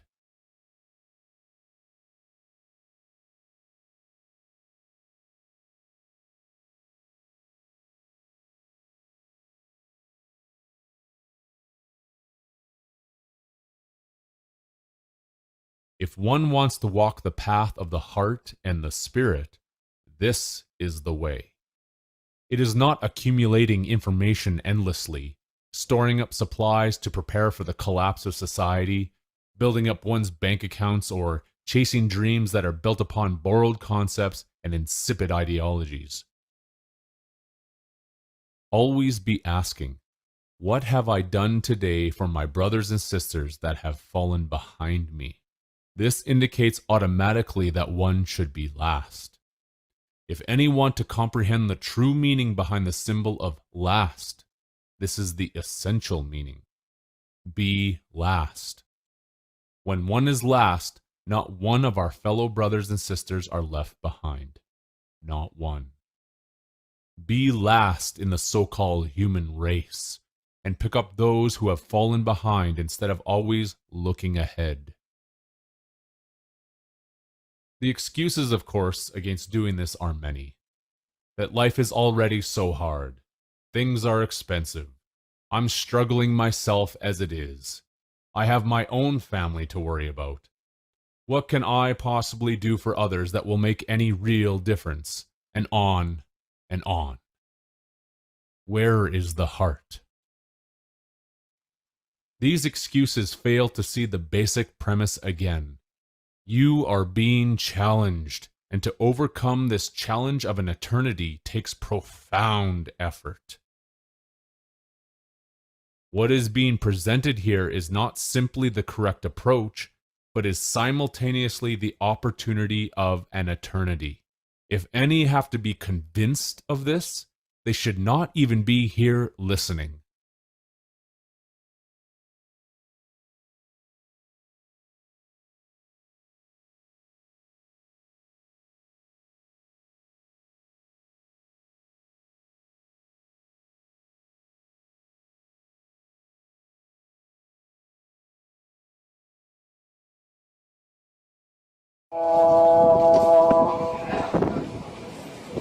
أشهد أن محمدا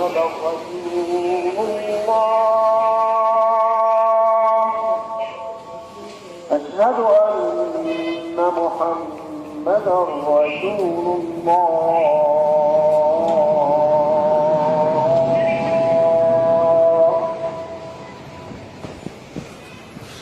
What's going on? This is Brooklyn.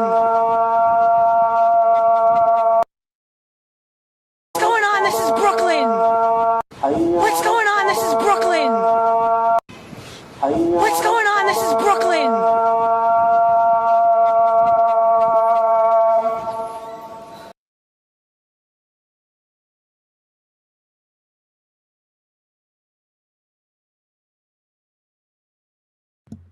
Hello.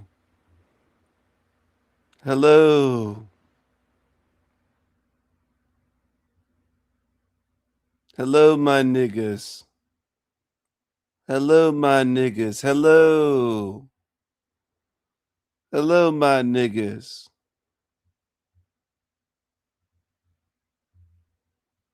Hello, my niggas. Hello, hello. Hello. Hello. Hello. Hello. Hello. Hello. There is a tuning fork in the British Library.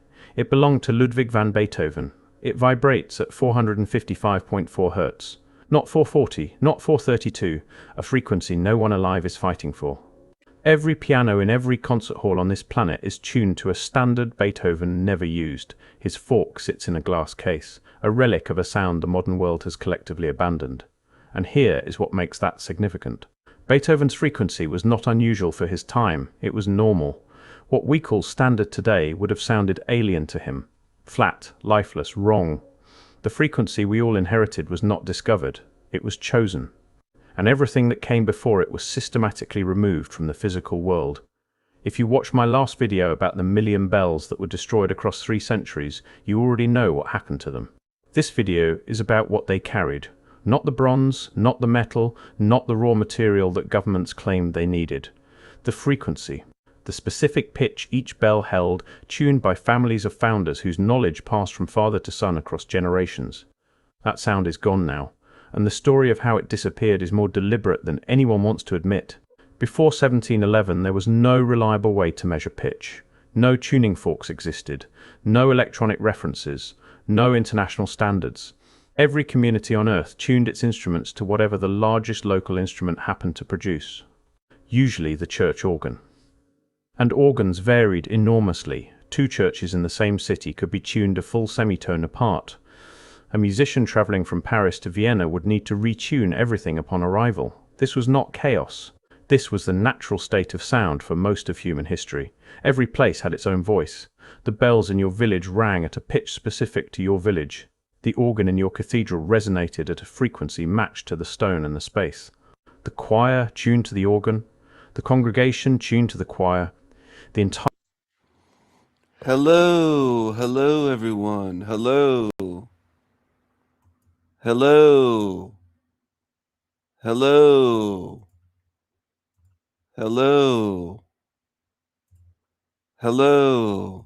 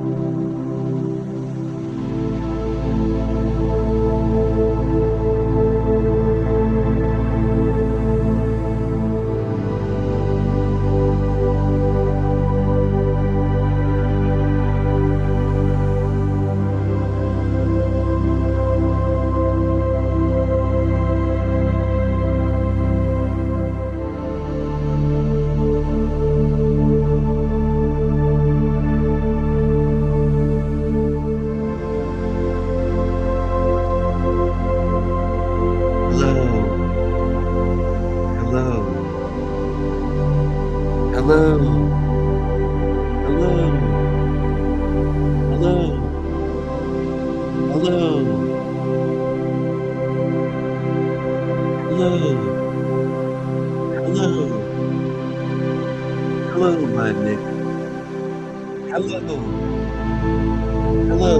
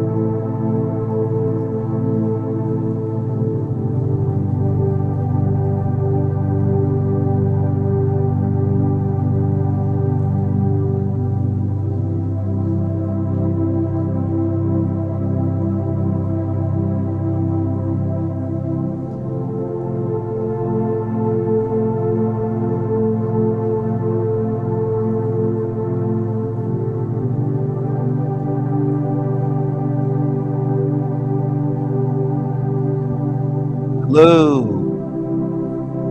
Hello. Hello. Hello. Hello, my nigga. Hello.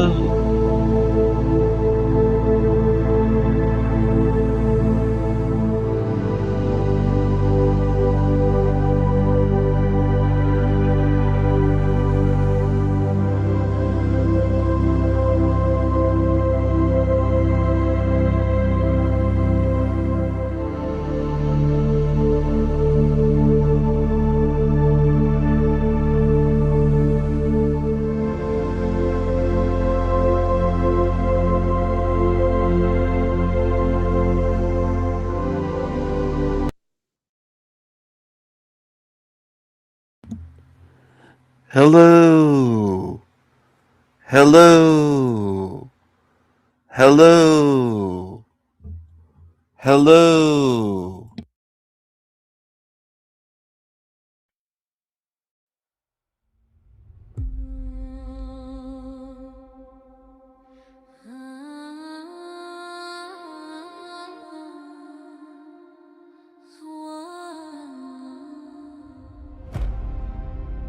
The one true power.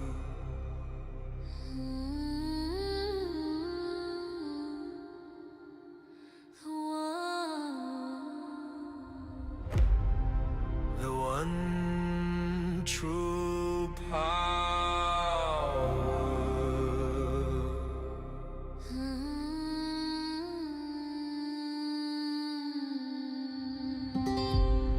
The one true power.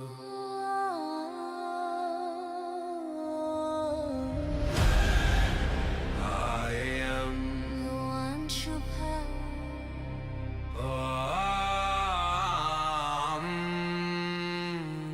true power. I am the Raven King. I can do anything.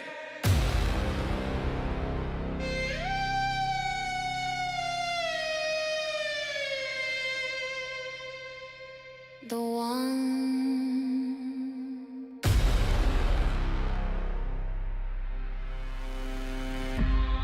true power.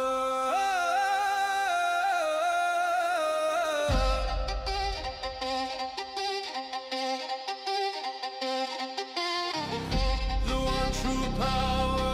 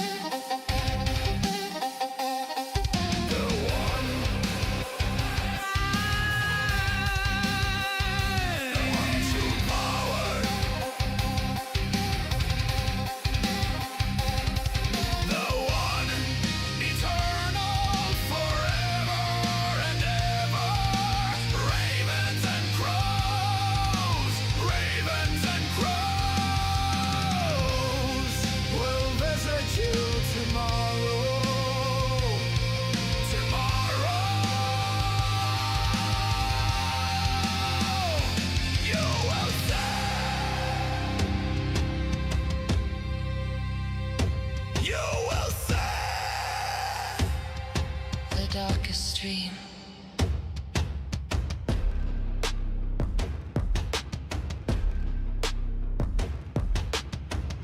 The one true power. I am the Raven King, your darkest dream. The power.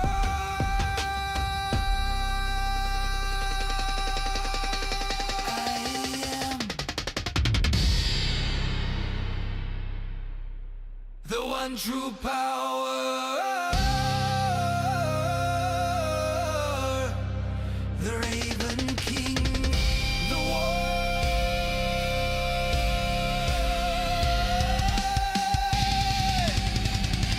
one true power.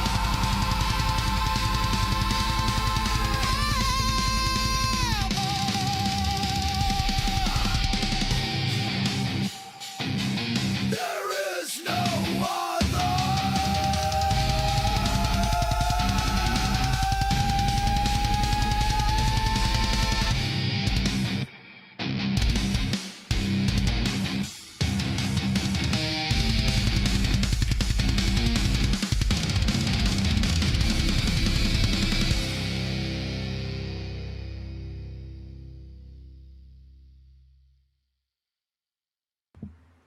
Hello.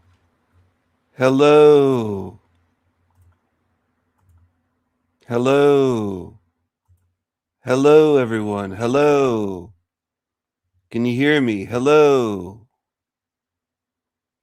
Hello. Hello. Hello. Hello. I started experimenting a little bit with 455 hertz. Hello. Hello. Hello. Hello. Hello.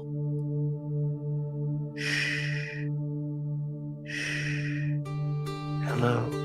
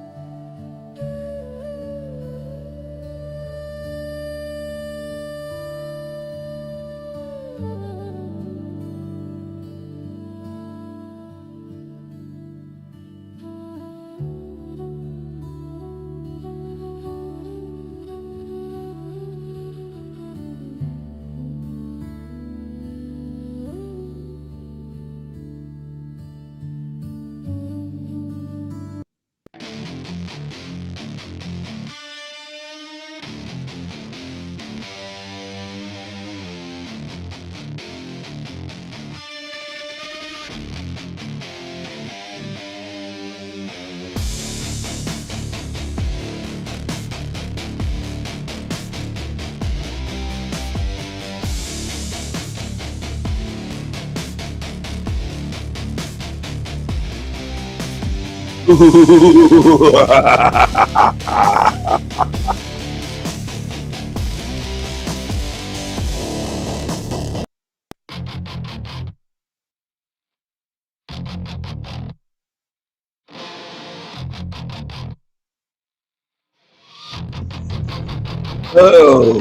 Hello.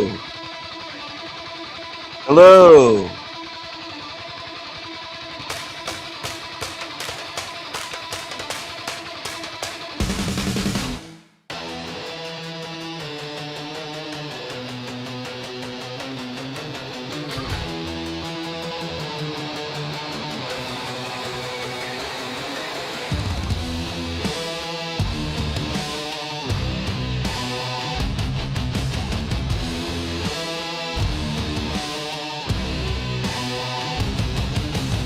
Hello.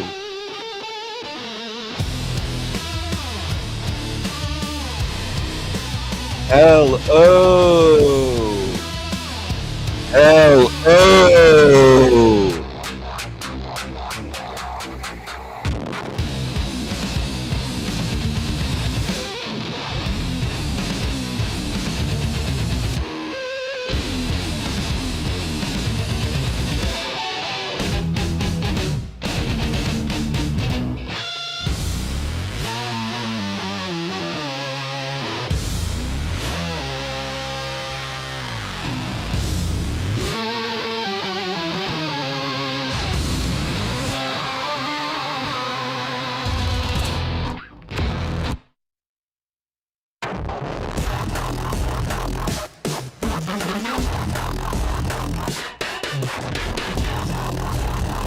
Hello. Hello.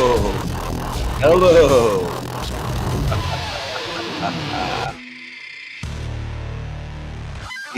Yeah.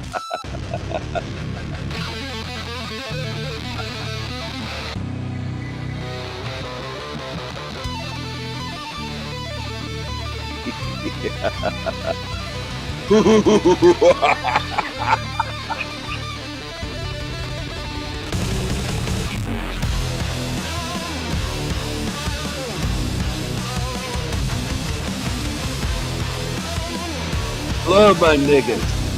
Hello.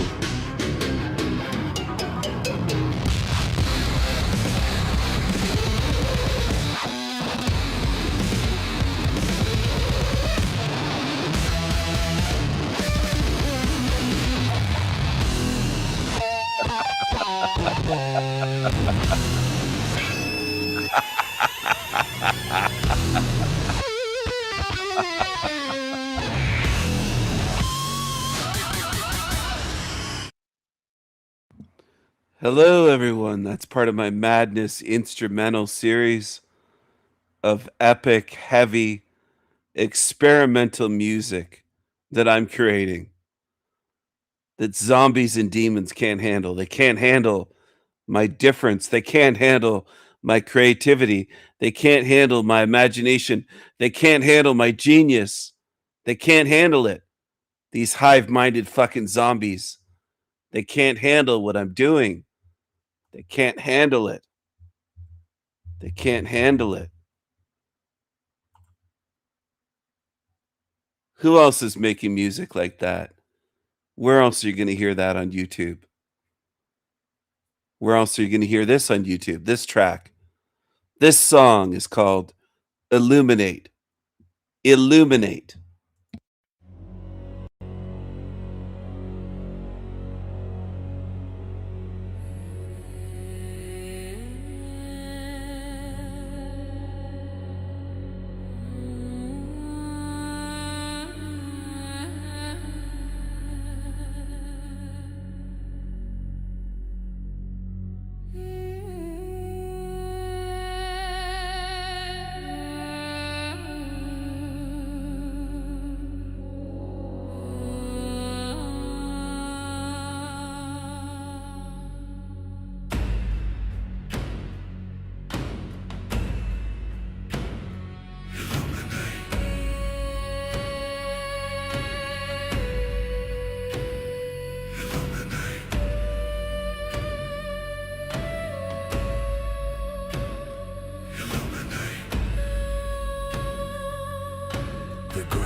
staircase, illuminate. Day sky, the mind, the inner eye. Illuminate the spirit. Illuminate the climb higher than heaven. Illuminate. I am forever. Eternity swims within me. Forever. Illuminate. Death exists.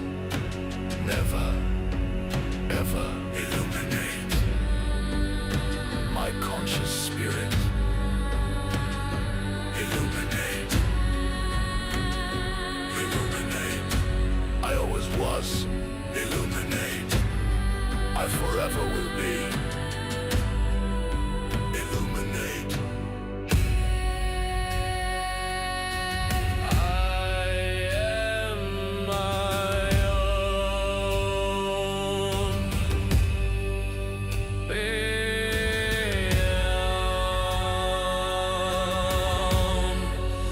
my own magical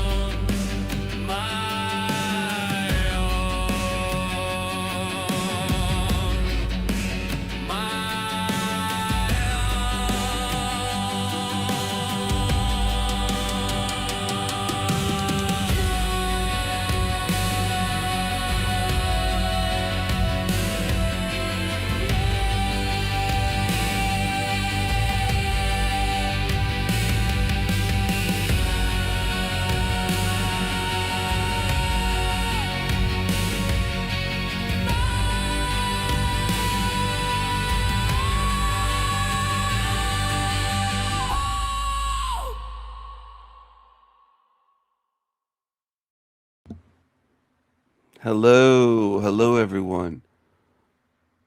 That's called Illuminate, and it's part of this album. It's right here, Illuminate. Illuminate. It's glorious. Glorious. We bring the madness. We bring the madness.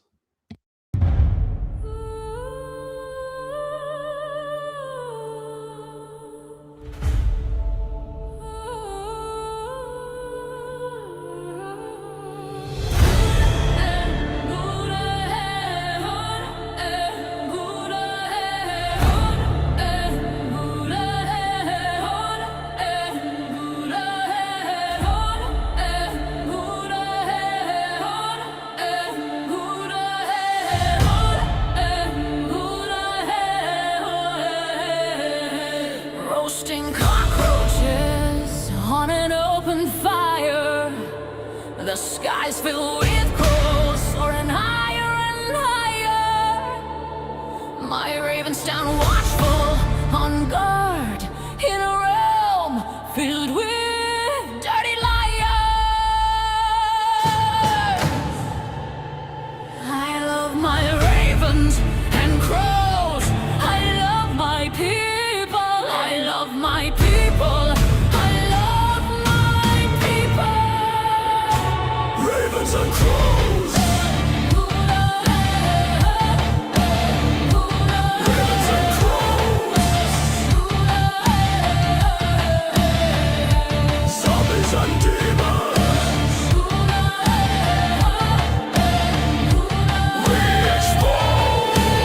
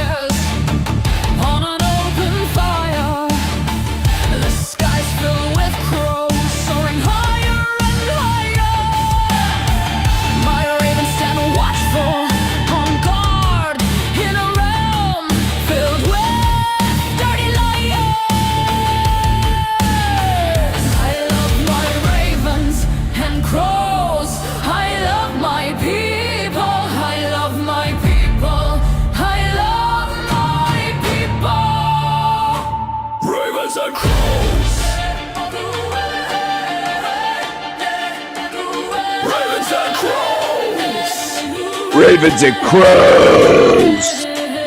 Zombies and demons. We dispose.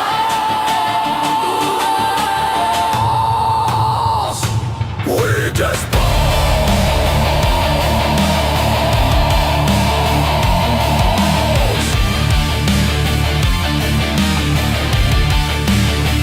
Dispose of them.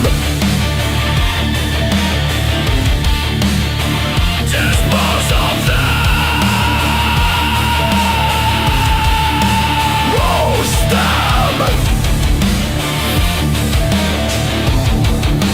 Burn in hell. Burn. Burn. Burn. Burn. Burn.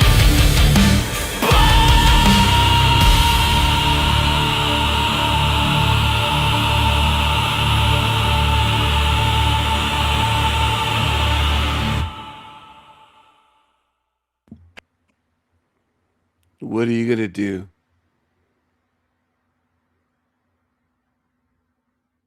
You going to play this album?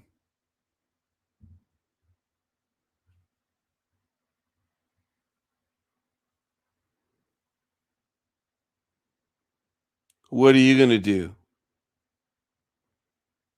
What are you going to do?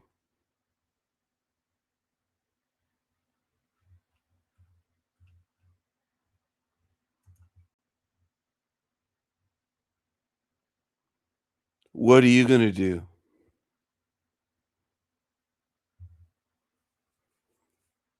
What are you going to do? A baby.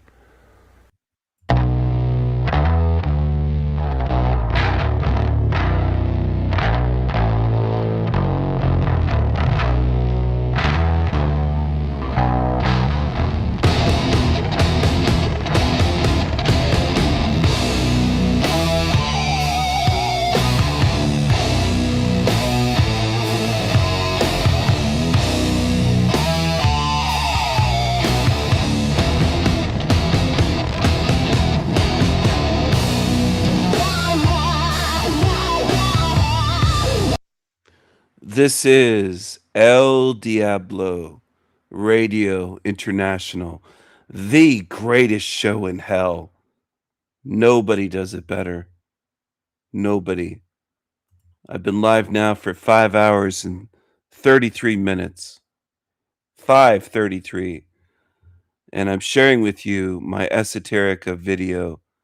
If your God were truly good, if your God were truly good.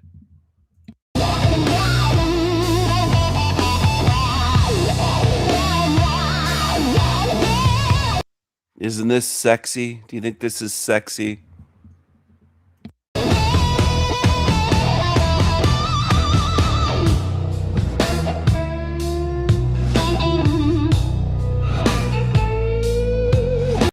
Run away, demons. Scurry away, cockroaches. When I share this series, you run away. You want drama. You don't want truth. You want drama. You're weaklings.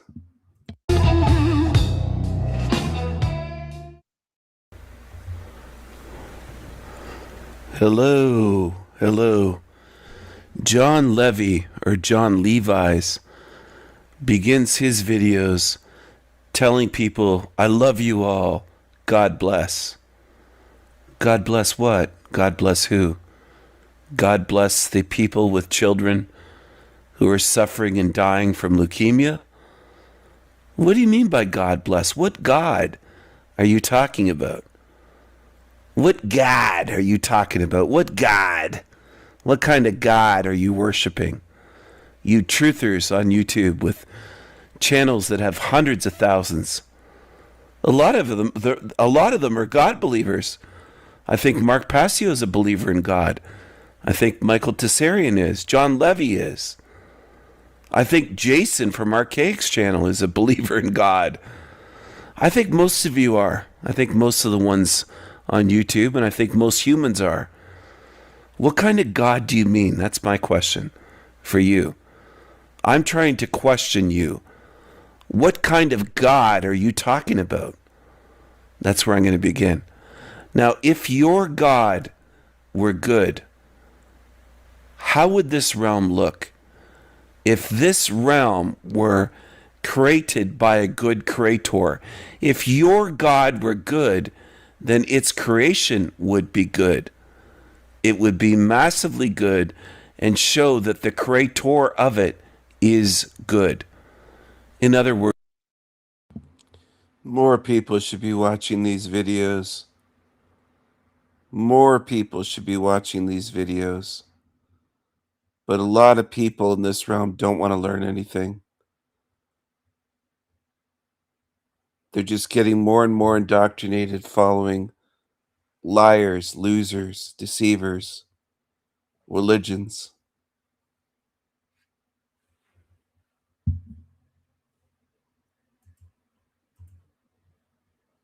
Someone told me recently about this channel. Schizo Dumps with a Z. Very strange. It has all these weird cartoons. So you've discovered the prison planet. Now what? They think we're on a planet? Is that what they think this is?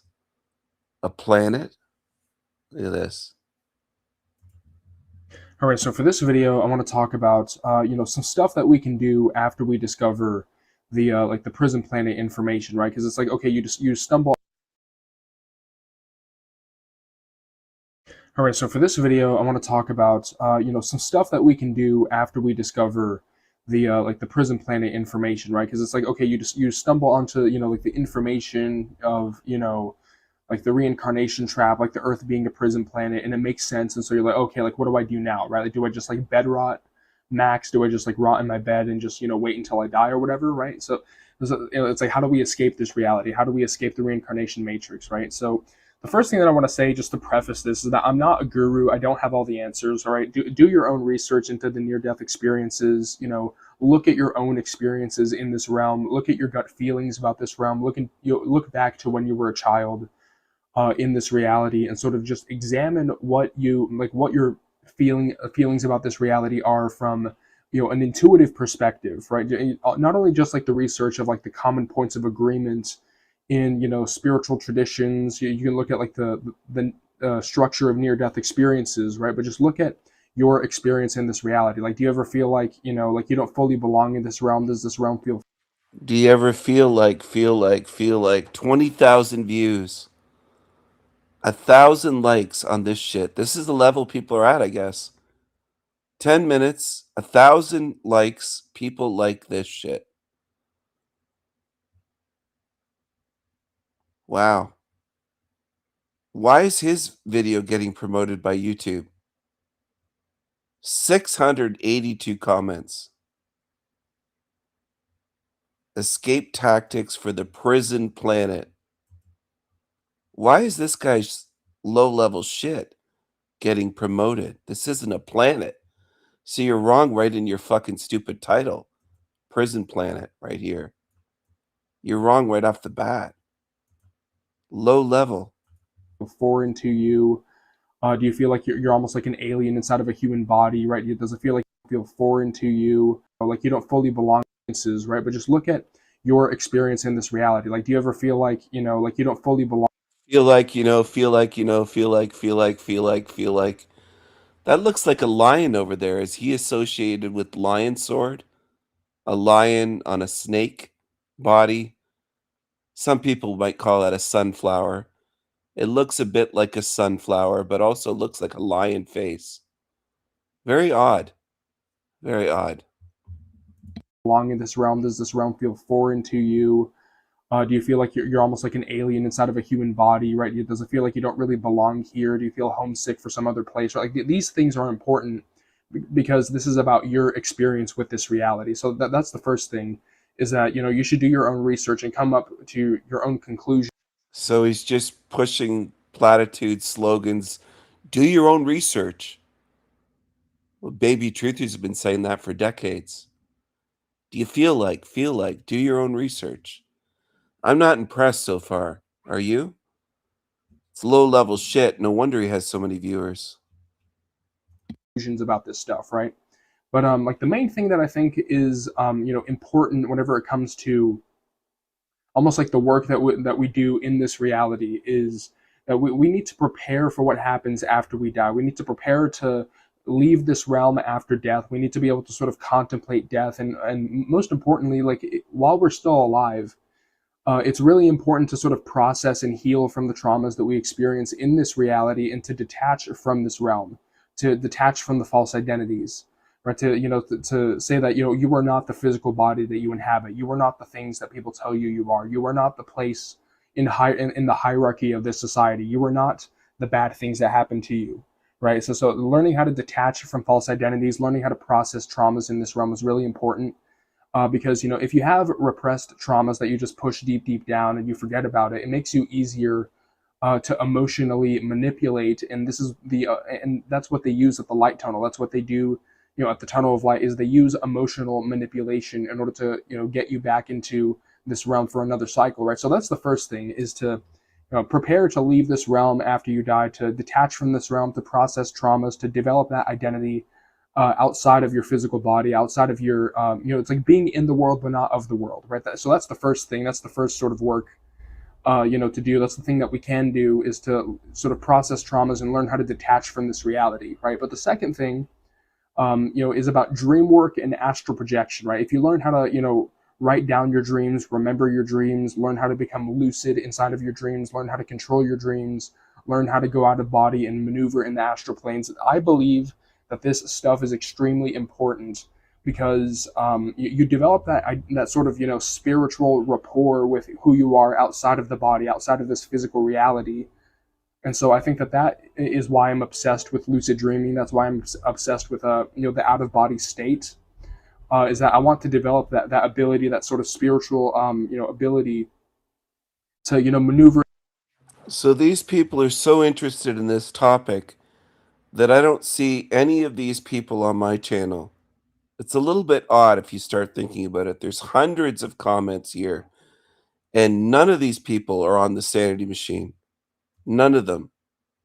So how have they not found my channel on YouTube? How is that possible? None of these people, none of these names are familiar to me. I haven't seen any of these on my channel in the 3+ years that the Sanity Machine has been running. None of them have been on my channel. As I scroll down, none of these names. Isn't that interesting? So they're supposedly interested in the topic, but they've never found the Sanity Machine and left a comment. Isn't that interesting? My channel is completely isolated and shadow banned on YouTube. Fascinating. Thousands of people viewed this video of his. 20,000 views in 2 weeks. And if I make a video that's much better about this realm, I might get 2, 3, 4, 500 views, not 20,000. YouTube is shadow banning my channel like you wouldn't believe. It doesn't reach hardly anyone. That ability, that sort of spiritual, ability to maneuver in these other realms and to control things in these other realms, right? With the power of the mind, because like the power of the mind and like the powers of your imagination, the powers of your intentionality, are much more able to influence the realities in the astral planes. Okay, so I think that this is extremely important for whenever you do leave the body, that you do have more power in the astral planes than you think. You do have power to influence things with your mind, and this is going to be extremely important whenever it comes to the other thing, that this other point that I have here, which is creating an escape plan or an escape intention for when you die. You need to sort of meditate on and contemplate what you're going to do after you die. What's your game plan? What's your escape plan? What's your intention for after you die? Like whenever a semi truck T-bones you and you fly out of the windshield and you land in the field and your body's mangled, you're floating above your body and you're like, "Welp, I'm dead." Like your eyeballs are sticking out, your skull's crushed. You're like, "Welp, I'm dead." You need to have a game plan. You need to have an intention for what you do after you leave the body. Why did he get so graphic there? It's so weird. This person's so weird. eyeballs hanging out, "Welp, I'm dead." It's very strange. His presentation is very strange. He wants you to believe that you're on a planet, in a prison planet. Shield, and you land in the field and your body's mangled, you're floating high out of the windshield, and you land in the field and your body's mangled, bones you, and you fly out of the windshield after you die. Like whenever escape plan, what's your intention for after you die? Like whenever a semi truck T-bones you and you fly out of the windshield and you land in the field and your body's mangled, you're floating above your body, and you're like, "Welp, I'm dead." Like your eyeballs are sticking out, your skull's crushed. You're like, "Welp, I'm dead."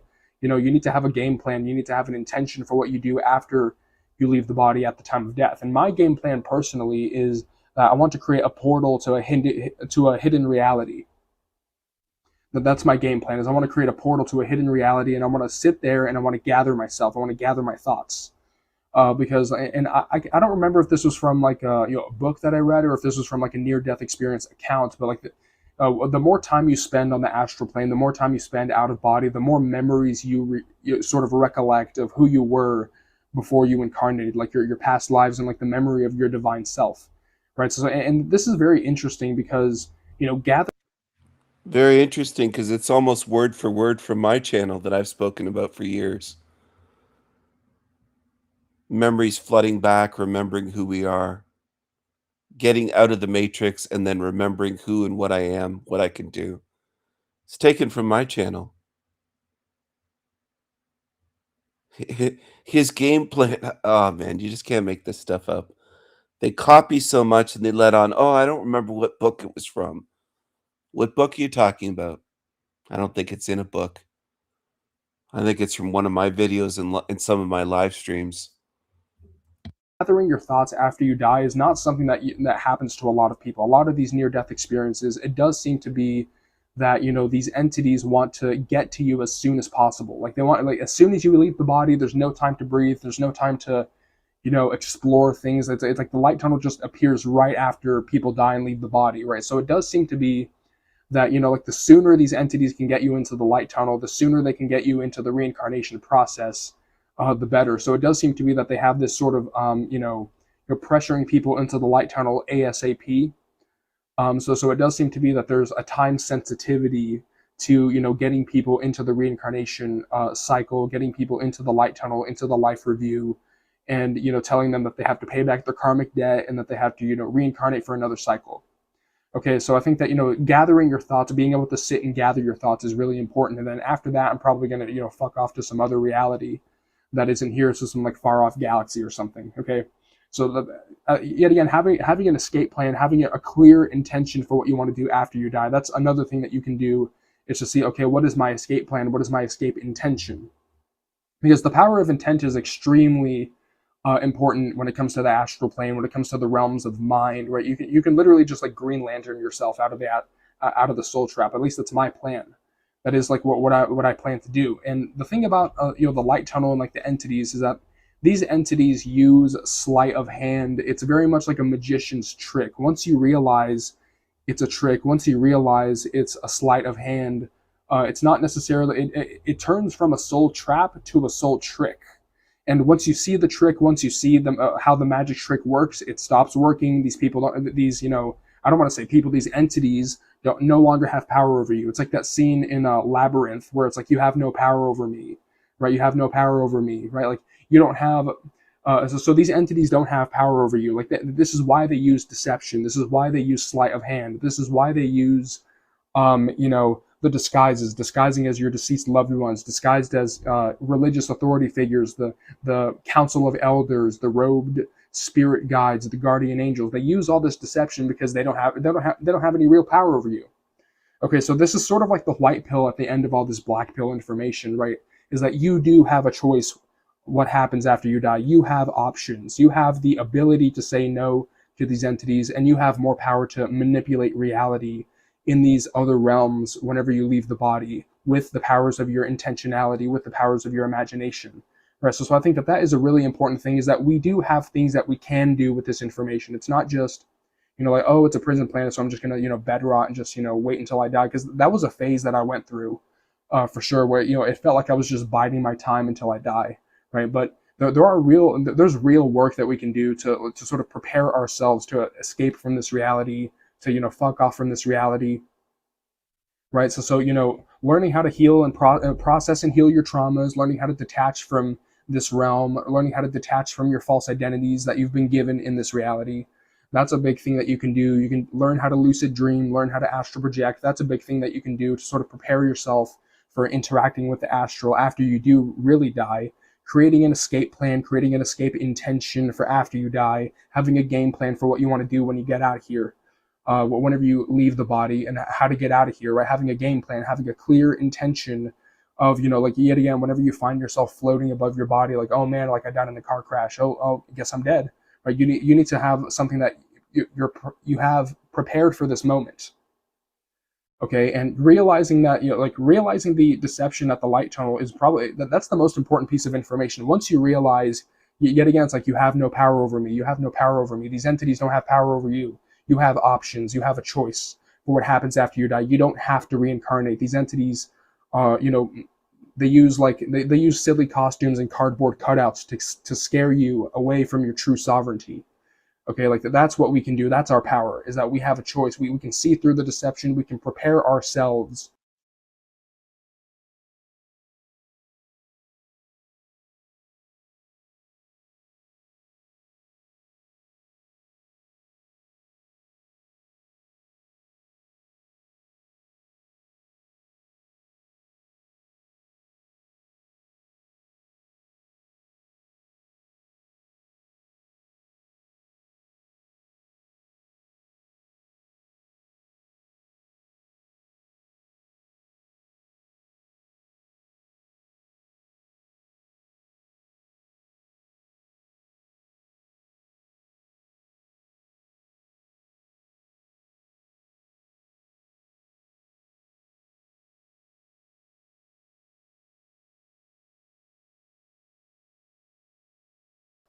Alright, so for this video, I'm just going to go over some of the traits of a non-player character. I've written down a list here of some of the traits that I see sort of defines a non-player character, a normie, a Hylic, a golem, right? And so if it sounds like I'm reading off of a script, that's because I have actually written down a list of attributes, a list of, like little paragraphs that I want to read, right? So the first attribute of a normie, or a non-player character, is a lack of creative drive and no imagination. Copy and consume is their motto. They copy trends, support the current thing, consume products, and get excited for the next product.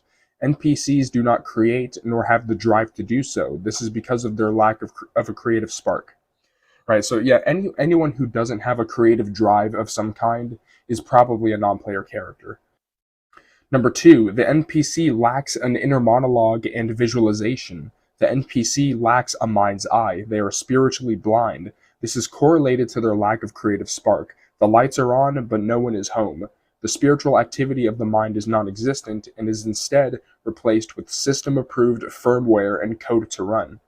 Right, yeah, so basically, the non-player character doesn't have an inner monologue. They don't have the ability to visualize a shiny 3D apple inside of their mind. If someone doesn't have an inner monologue, they're most likely an NPC. Right, number 3, the NPC has a lack of curiosity. The non-player character doesn't ask questions about why the world is the way it is. The NPC doesn't seek knowledge or new paradigms. They only care about consensus reality and never venture further. Right, so if anyone has like a stark lack of curiosity, if this is something that I notice whenever you tell someone, it's like, oh, isn't it interesting that blah, blah, blah, blah, blah. Like, if you notice a pattern in the world, if you notice something and you tell it to a normie, usually they'll be like, oh, that's interesting, and like they won't care about investigating further. So having a lack of curiosity is definitely a normie trait. Right, number 4, the normie punishes pattern recognition. The NPC stops attempts by others to see the man behind the curtain.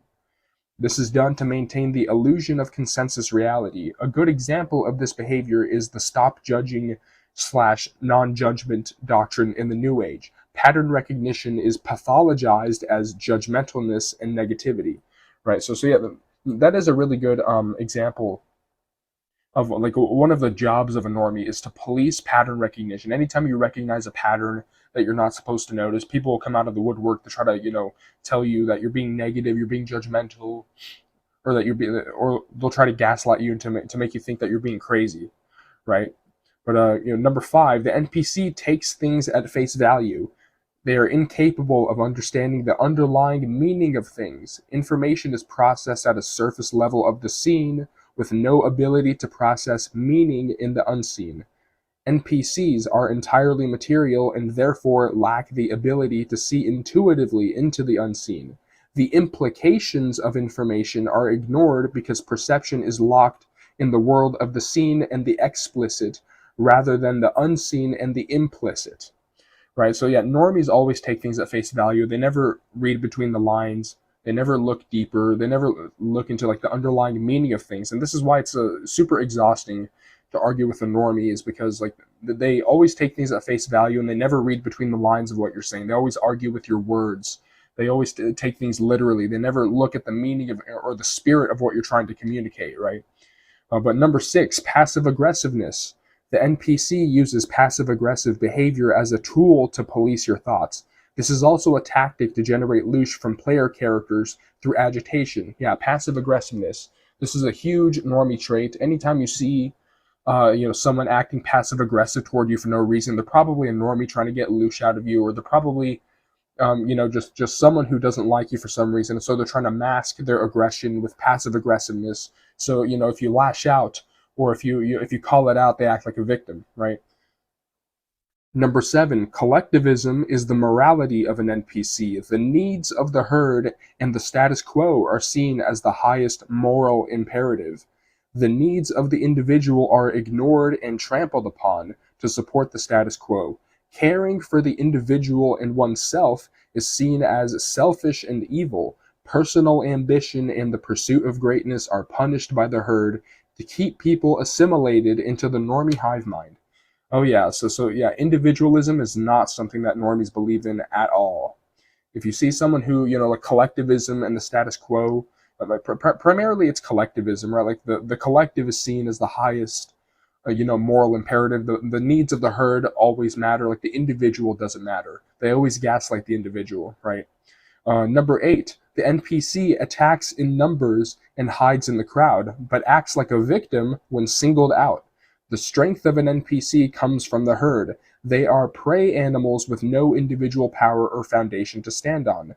They rely on the herd to validate their perception of reality. When singled out, the NPC loses power and goes into victim mode, but when returning to the herd, behaves psychopathically to continue their thought-policing behavior.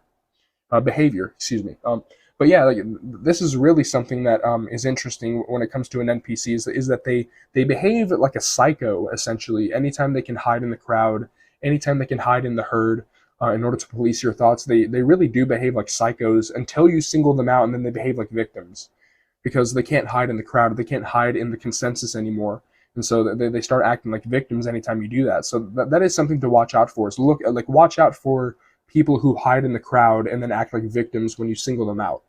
Right. Number 9, virtue signaling, often used to mask passive aggressiveness and thought policing. Virtue signaling is used to sway the herd and weaponize the crowd against player characters.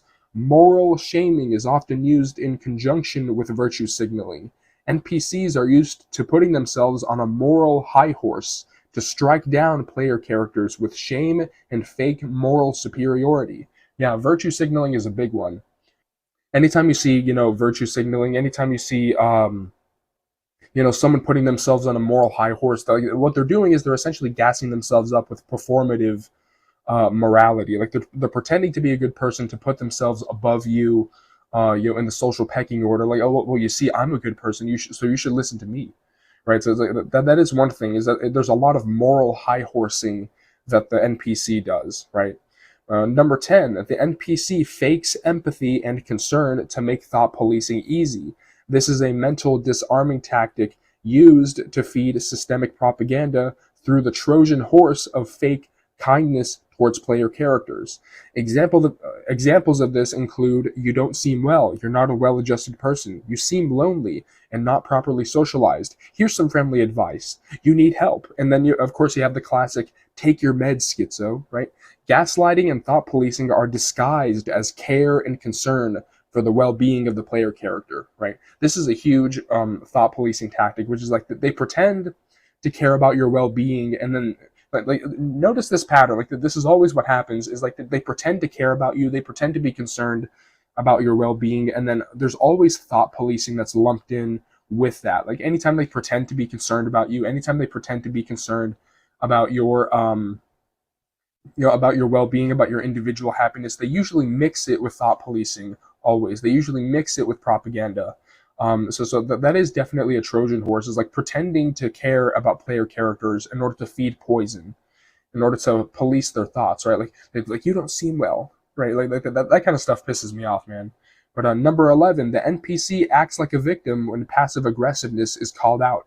NPCs don't expect player characters to see through their disguised thought policing, so they enter victim mode to make you seem like a bad person for calling them out. Yeah, so anytime you call out a person's passive aggressive behavior, usually they'll act like a victim, and that's why they hide behind passive aggressiveness. That's why they're not overtly aggressive. They use passive aggressiveness so they can fall back on the safety net of being a victim when you call it out. When you say, "Hey, why were you aggressive like this? Why were you doing this? Why'd you say this? This thing in this certain way?" They'll usually fall back on just being a victim, in order to make you seem like a bad person, in order to gaslight you and say like, "Oh, I was just joking," right? I've had people, in my past that, like they would make jokes about me in a way that was targeted toward. It wasn't a joke that was meant to like be fun, or to be made in good faith. It was always like a joke that was meant to be like targeted towards me. And so like anytime like I don't laugh, like I don't necessarily even like call that out necessarily, but it's just like I don't laugh at the joke, and I just stare at them with like a blank face. Or anytime they do that, because I can see through it, and like they're just like, "Dude, it's just the joke. You don't have to be like that," right? Like, so yeah, anytime you call out passive aggressiveness, anytime passive aggressiveness doesn't work, they usually go into victim mode. Number 12, the ad hominem. If they can't attack your message, they attack your character. Name calling, moral shaming, rumors, and smear campaigns are used as tools of argument. Instead of addressing the ideas presented, the NPC prefers to assassinate the character of a person whose ideas makes them uncomfortable. The ad hominem is used to isolate the player characters and remove their legitimacy in the minds of the crowd. Right. So yeah, the ad hominem is a favorite of the NPC. What they'll do is they'll attack character traits. So they'll attack your character instead of addressing the ideas that are presented. Right. Usually like the insults, the name calling, the shaming, that's all like a normie trait. That's all a normie trait. Like they never address the ideas because it's easier to just attack the person with ad hominems, right? Number 13, the NPC punishes uniqueness and self-expression. Common sayings associated with this are: "Stop trying to be different, bro. You're corny, you're performative, you're not special, you're not him, bro," right? Self-expression is seen as a threat to the herd. The NPC wishes to assimilate people who express uniqueness and deviation from the hive mind. This is a huge one. This is a huge one, man.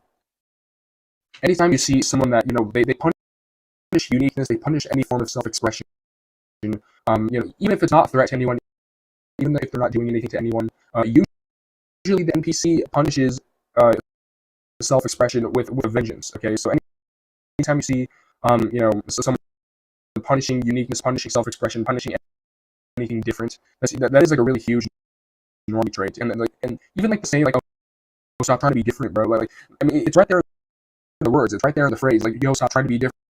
You need to be the same like everyone else." Right? Like, stop trying to be different. Just be the same like us, right? So that is a huge normie trait. Is punishing uniqueness, self-expression not allowed, right? Number 14, the NPC punishes the inner child. The NPC enjoys kicking other people's sandcastles. Childlike purity is violently suppressed. The NPC will constantly tell you to grow up and get your head out of the clouds until you assimilate into the herd.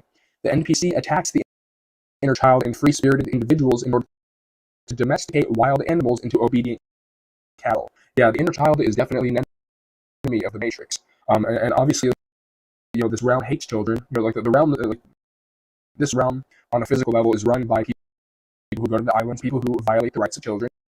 So yeah, I mean, like the NPC is coded to punish the inner child. Any form of like propeller hat and like having a comically large lollipop and a multicolored propeller hat. That is something that makes the NPC mad for some reason. I've noticed it in my life many times before. Number 15, the NPC denies your personal experience of reality. The NPC tells you to ignore your senses. The party told you to reject the evidence of your eyes and ears. This was their final and most essential command. The NPC enforces this final command of the party. Personal experiences are written off as anecdotal evidence, replacing your personal experience of reality with peer-reviewed studies and the opinions of so-called experts. Patterns that are recognized due to personal experience are delegitimized as exceptions to the rule in order to support the party line and the official narrative of reality.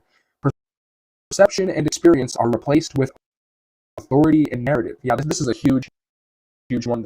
This is the big one that I think a lot of people fall for, is that they invalidate, like, they don't listen to their eyes and ears, right? Like, your lying eyes are lying to you, right? Like don't listen to your eyes and ears. You need to listen to the experts. You need to read the peer-reviewed data, right? You need to listen to authority. Right? That is one of the biggest traits of an NPC, is that they'll deny you your personal experience of reality. If you say that, oh, I have this experience, I have that experience, and this leads me to believe that this is true because I see this pattern in my personal life. I've seen it with my eyes, I've heard it with my ears, right? Anytime you do that, the NPC, if it goes against the official narrative of reality, if it goes against consensus reality, usually the NPC will they'll deny your personal experience of reality, and they'll say, like, oh, that's just you, bro. Oh, that's just you. Like that's an exception to the rule, right? Like, you need to listen to the experts, right? That is a huge normie trait to watch out for, right? Number 16, toxic positivity. Negative emotions and genuine grievances are punished and seen as a weakness. The NPC wants business as usual. Pointing out the cracks in the system angers the NPC. All faults of the system are blamed on the individual. The just world fallacy is a favorite of the NPC. Just work harder, bro. Stop being a victim. Stop being so negative. You're in the victim mindset. Toughen up. Back in my day, I wasn't a whiner. You're so entitled. You want everything handed to you on a silver platter. Sounds like a you problem. You need to be more positive. Are common sayings the NPC will throw at you to mask systemic issues. Every problem with the system is seen as a skill issue in the mind of a normie. The individual is always at fault, never the system. Yeah, this toxic positivity thing is basically, they don't want you pointing out cracks in the system. They don't want you pointing out things that could possibly, point out the fact that the system isn't perfect. So, again, the system is never at fault.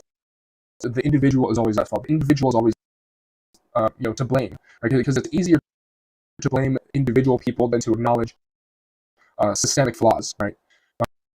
Number 17, NPCs are third-party thinkers. The NPC outsources their thinking to authority and institutions. Decision-making is also outsourced. The NPC lacks free will, and therefore all decisions are made by others. Ask an NPC how they came to have an opinion or how they made a decision in their lives, and they will always mention an authority figure of some kind. All critical thinking and decision-making happens with the permission slip of someone else. The NPC lacks an inner compass or sense of direction. All decisions and thinking are done for them. I think this is the biggest litmus test to identify an NPC is NPCs are third-party thinkers. They outsource their thinking and decision-making to someone else always. Whether it's influencers, whether it's politicians, whether it's celebrities, or whether it's sports athletes, they always listen to someone else's advice. Like, why'd you go to college? Because my parents told me to. Like, why'd you take this job? Because people told me this is what I should do, right? Like, that is a huge litmus test. If you ask people questions, this is the one question you should ask: is how did you come to have this opinion? Right? How did you come to do this thing in your life? How did you come to to make this decision in your life? And the normie, and it's absolutely insane how common this is that the normie will always mention someone else. It's never that they made a decision from within themselves to do something. It's always that they always point the finger to someone else. It's kind of insane how how much of a trick this is. Once you see it, you can't really unsee it, right? And specifically, people who use AI for everything, right? People who use Chat GPT for everything, to me, are also third-party because anyone who uses AI to me is an NPC. All right. But moving on, number 18, the NPC has excessive mockery and shaming behavior. The NPC spends most of their time policing what is okay for others to do. Mockery is used to plant seeds of doubt into player characters, and shaming is used to make people feel bad for being different. Anyone who spends most of their time mocking and shaming others to police them is most likely an NPC. Yeah. Anyone you talk to, anyone that you're around, if one of the main things that you remember about them is that they mocked and shamed other people, if that's like a personality trait that you see in someone, they're probably an NPC. They're probably have that that mocking and that shaming behavior in order to police other people's thoughts. Like if that's like a big personality trait of someone, then they're probably an NPC, right? Number 19, the NPC lacks the ability to stay in their lane. NPCs are living peanut galleries. Live and let live is not a part of their vocabulary. It is their job to enforce the accepted way of doing things onto others. NPCs are constantly obsessed with the activities of player characters and will often give unsolicited advice to tell you how to live life according to their checklist of what is acceptable for you to do. Yeah, normies cannot stay in their lane. They cannot let you live alternative lifestyles. It's not in their DNA. It's not in their code. Right? They can't stay in their lane. They can't live and let live. They always have to bump into what you're doing to try to tell you what to do. It's pretty annoying. Right? But number 20, the NPC plants seeds of doubt into anyone wanting to deviate from the system. Escape from the system or building alternative lifestyles is frowned upon. The NPC's job is to talk you out of alternative or independent ways of living.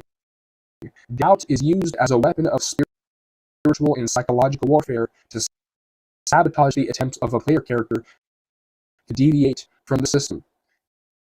NPCs have a crab bucket mentality, and it is their job to keep you in the bucket and plugged into the system. Now, NPCs have a huge crab bucket mentality. Anytime you share your plans, and this is why you should never share your plans, your dreams, your ambitions with normies. By the way, you should keep it private until it's permanent.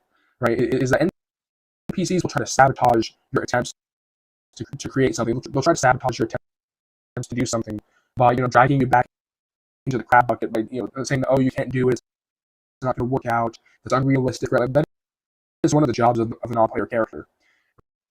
Right? But those are the 20 traits that I've been able to collect so far of like what defines a non-player character, what defines what a normie is. Right? Is those 20 traits are a pretty good descriptor. I'm pretty sure there's more traits.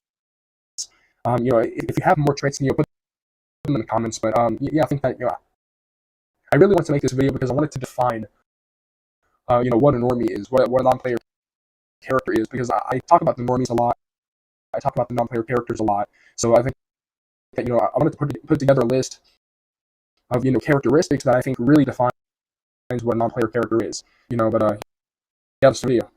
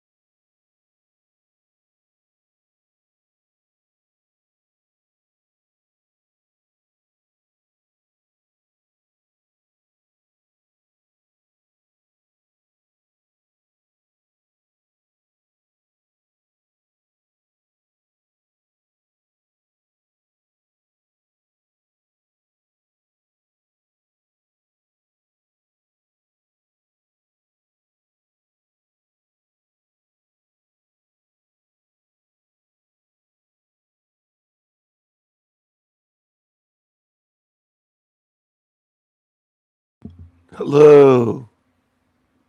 Hello. Hello. Hello. Hello.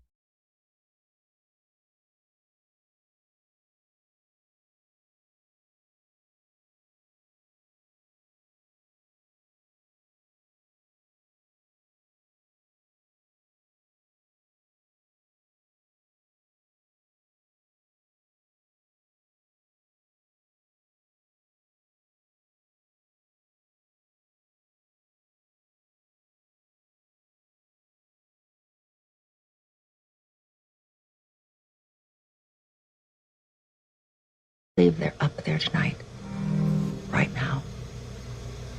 And I think there are some reasons to support that idea. Like what? I think they stay away from big cities. I think they wait for people to get together in one place like tonight. And when everyone gets out of that game, they're going to be gone. I think they like people alone. And I think they talk to people with some kind of advanced radio in their sleep. Right, like you think they did with your son. I didn't just think this up. I think at the lowest level, they send people on errands. They play with people's minds. They sway people to do things and think certain ways so that we stay in conflict, focused on ourselves. So that we're always cleaning house or losing weight or dressing up for other people. I think they get inside our heads and make us do destructive things like drink and overeat. I've seen good people go bad and smart people go mad. I think at the highest level, they do things that cause nations to go to war. Things that make no sense. And I think no one knows they're being affected. We all work out other reasons to justify our actions. But free will is impossible with them up there. Hey, hello? Oh, hello? Oh, what's your name, honey? I'm Joe Gardner. Look, I'm not supposed to be here. Must have been sudden for you. You see, Joe, I'm 106 years old. Been waiting a long time for this. For what? The great beyond. The great beyond? As in beyond life? Yeah. That's death right there? Exciting, isn't it? No. Listen, I have a gig tonight. I can't die now. Well, I really don't think you have a lot to say about this. Yeah. Hello. Hello.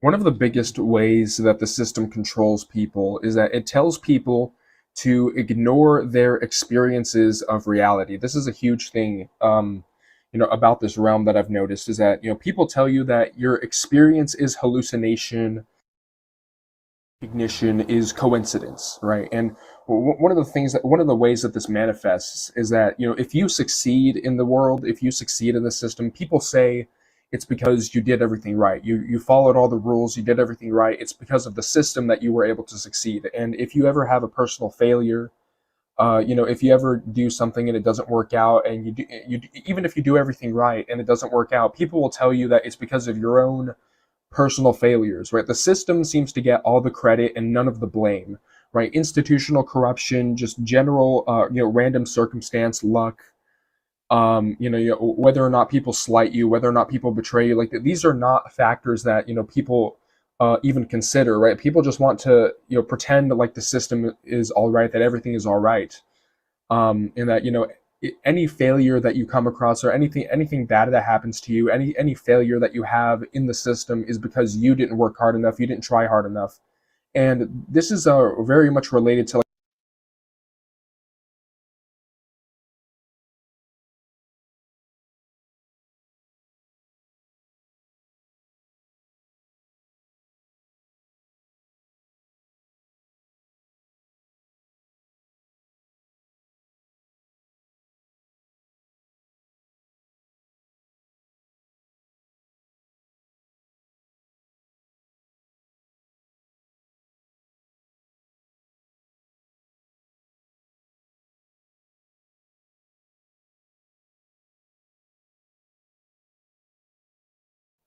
people want fake solutions instead of real problems. This is a thing that I've noticed, is that there does seem to be a tendency that, people don't want to acknowledge that there are some problems that no one has the solution to. People would prefer a fake solution. People would prefer to follow someone that pretends to have all the answers, whether it's a mega church pastor, whether it's a new age guru, whether it's an alpha male selling a $500 course, whether it's a politician making fake campaign promises. It does seem to be that a huge feature of this realm is that it's run by people selling fake solutions, selling copium to the masses, right? And this is something that I've noticed whenever you start to voice your grievances, whenever you start to point out a problem with the world, a problem with the system. Usually, people will condemn you for not having a solution. People say like, "Oh, okay, what's your solution then?" Like, stop complaining, right? Like, it's very interesting to me because, just because you don't have a solution doesn't mean the problem doesn't exist, right? Just because just because you don't have, a magical solution doesn't mean that you can't point out the problem in the world. And the first step to solving a problem is to, acknowledge that there is a problem. But people would prefer to have those fake solutions in place that Trump's going to fix everything, for example, or like once I die I'm going to be saved by the blood of Jesus. I'm going to like Allah. If you think about Islam, right? It's like Allah is going to give me a bunch of virgins, after I die, right? Like that is one of the things that you see in religion, is that religion sells you a lot of promises in the afterlife in order to as sort of a cope for the problems of this life. They sell you this idea of you're going to get gibs in the afterlife. You're going to get stuff in the afterlife instead, right? When people say 2 more weeks, it's like the whole fell for it again award, right? It's like, oh, just 2 more weeks and everything's going to change, right? And this is why there's that sort of chud saying nothing ever happens, right? Is because all of the fake solutions that people offer, whether it's, like the expensive meditation retreats of the new age gurus, whether it's, mega church pastors saying that, oh, if you donate this much, then the Lord will bless you with all this money, right? Whether it's, like the alpha male red pill podcast people, trying to sell you Hustlers University, whether it's politicians making their fake campaign promises, I promise that we'll get $1 billion to each American, right? So it's like that kind of thing. That happens where the world is built on fake promises. The more if you're someone like Elon Musk, for example, Elon Musk is an excellent example of this sort of selling fake solutions, selling hype, which is that basically what they do is the more skilled you are at pretending like you have a solution, the more money you get, the more attention you get, the more hype you get. Because yet again, it's the comfort. There's a certain comfort that people get, it seems, whenever someone comes up to them and they pretend like they have all the answers. Like it's like the monorail guy from The Simpsons, right? So it's like, I have all the answers, right? It's like there is a certain comfort that I think the masses get, that the normies get, whenever some guy comes out of the woodwork and they pretend like there's this magic cure-all, sort of a cookie cutter solution to the problems of the world. And so anytime someone comes along and they say like, hey, here's this problem in the world, here's that problem in the world, and it sucks that there's this problem, right? Usually people don't like that, and they say like, oh, okay, well, what's your solution? Or like, stop complaining, bro. Stop complaining if you don't have a solution, right? But there are some problems in the world, and there are a lot of problems in the world that don't have a solution yet. Right? And I think that there's some problems that haven't been solved because a solution is going to be made in the future by people, either in the present day or in the future, right? But I think that people would prefer to have fake solutions over real problems. People don't want to acknowledge that they have problems. People don't want to acknowledge that that there's problems in the world that nobody knows how to solve, because they would prefer the comfort of a fake solution. They would prefer the copium that all of these grifters essentially give. And the world is run by these people. This is a common trait that you see with the people in power, the people that run the world, the people that run the big corporations, the governments, the people that get rewarded with wealth and from a massive follower base, is that like the world is built on people offering fake solutions to the real problems of the world. People don't want to confront the fact that there's problems in the world that don't seem to have solutions. That not everyone has all the answers. Like it is sort of like an uncomfortable thing to realize. Just in yourself also. Like if you look in the mirror and you say like, oh, okay, I don't have all the answers. I'm not, a completed magical article, and I don't have all the solutions, and nobody has all the answers, right? I think that people would prefer the comfort, and I think that this is where it comes from. Whenever you have people who follow politicians, like really really follow politicians, you see these types of people like the MAGA people, or you see these types of people when it comes to celebrity worship, when it comes to influencer worship, like people who worship internet influencers. There does seem to be this thing where it's like hanging on every word that someone in a position of power says. There's a certain comfort to it because like it's almost like speaking things with authority, speaking things with confidence.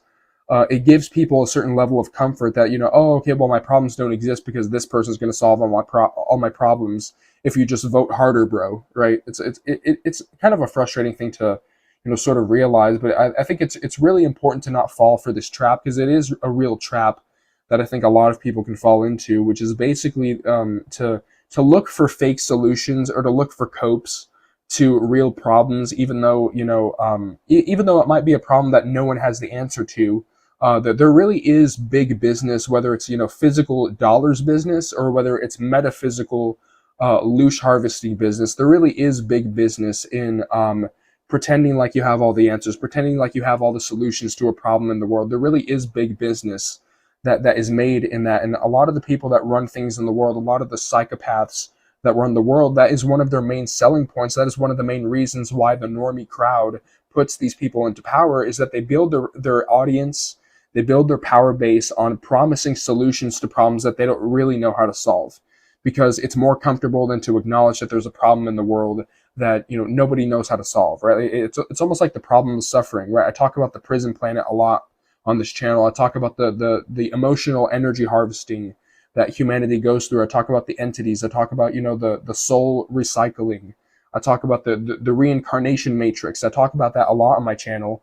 And I think that there's been a couple of times where people have sort of pointed out like, hey, like, well, where's your solutions then, right? And this is the thing, is that I don't have necessarily a solution to this problem, because I haven't died and I haven't escaped the tunnel of light yet, or at least I don't remember, because obviously I'm here, I've reincarnated here, right? So I don't have all the answers, but the first step to solving a problem is to acknowledge that there is a problem. And just because you don't have a solution doesn't mean that you can't talk about the problems. And I think that if you don't have a solution to a problem, that's the perfect time to talk about a problem in the world. It's the perfect time to talk about and to voice your grievances, because that's how you find solutions, is that you talk more about the problem. You talk more about the things that are going on, instead of pretending like you have all the answers just because it's more comfortable, right? So don't fall for that mind trap of looking for fake solutions, because fake solutions are easier than acknowledging real problems. That is a huge mind trap to avoid, right? But yeah, that's the video.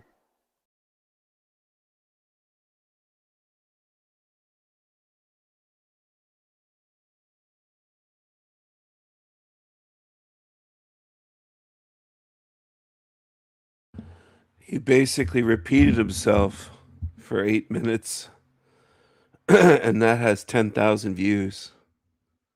This is what people are watching. I think they like his channel because they're not threatened by it.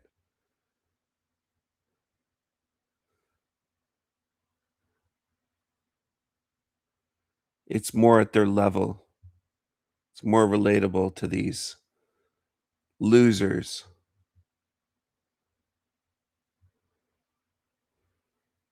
39,000 views on this video here coming up. People love this shit. One of the greatest moral shaming tactics that I've personally noticed when it comes to the golems, the NPCs, the normies, is that they will shame you for walking away from a bad deal. If you see this today with people like Gen Z people, quiet quitting society, right? Like that's my generation. I'm Gen Z, right? Gen Z, quiet quitting society, walking away from a bad deal, quiet quitting. The system. One of the things that people will do if they're a part of the herd is that they will shame you for not being responsible for their happiness. And what this fundamentally is that it's collectivism. It's basically like the happiness of the collective and the well-being of the collective matters more than your individual happiness. The individual doesn't matter. The individual happiness of you doesn't matter. It's always about the collective. It's all about, business as usual. And this is something that is just, I've never been able to quite put a finger on it, but that's exactly one of the things that we're taught from a very young age, is that your happiness is contingent on the collective happiness of the people around you. So that if you behave like yourself, if you act in a way that is that makes people unhappy, not that you're being a menace, not that you're attacking people, not that you're going after people or whatever, but that you're just being yourself, you're just being your true self, and then you make people mad, you make the normies sneed at you, that you're somehow responsible for their happiness. You're responsible for you shutting up so that they're happy. That yet again, the happiness of the herd is what matters. And every system that we're put into, whether it's school, colleges, work, right? Like the collective happiness matters more. Like nobody cares about you as an individual. And so, as soon as you walk away from a bad deal, as soon as you walk away from a system that benefits off suicidal empathy, that you care more about other people than you care about yourself, that's not necessarily. It's good to have empathy. It's good to have the ability to help people if it's within your power to do so, right? Because you can't help other people if you can't help yourself. Right. So you need to have a balance here where it's like you're responsible for your happiness first. And then if it's within your power, to buy a homeless person food or whatever, then, go ahead and do that. Like the world needs more of that for sure. I think that, there's enough, widespread suffering or whatever on the planet. So if it's within your power to help someone, then you should totally do it, but don't do it at the expense of your own well-being. Don't do it at the expense of yourself. Trying to appease the collective happiness at your own expense, that like this system runs off of individuals sacrificing themselves for the collective. And this is something that I really notice is it's a huge program in movies.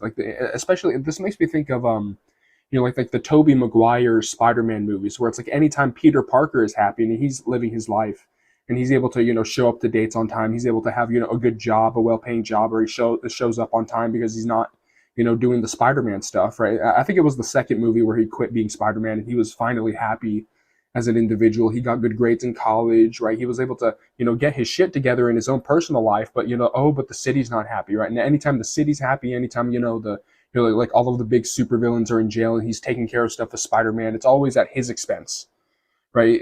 It's almost like there's this weird, and maybe it's a false dichotomy too, but like there's this weird false dichotomy that is a part of the program, which is basically telling you that your individual happiness is evil. If you care only about your individual happiness, you're not doing the Uncle Ben. You're not with great power comes great responsibility, right? Like you're not doing that. So your individual happiness is evil. You need to sacrifice your happiness in order to take care of the herd, take care of the collective, and that seems to be the main program, right? And I think that why not both? I think that you should establish a basis for your individual happiness, and if you have the power and the means to do so, then you should be able to take care of other people, be able to help other people in any way that you can.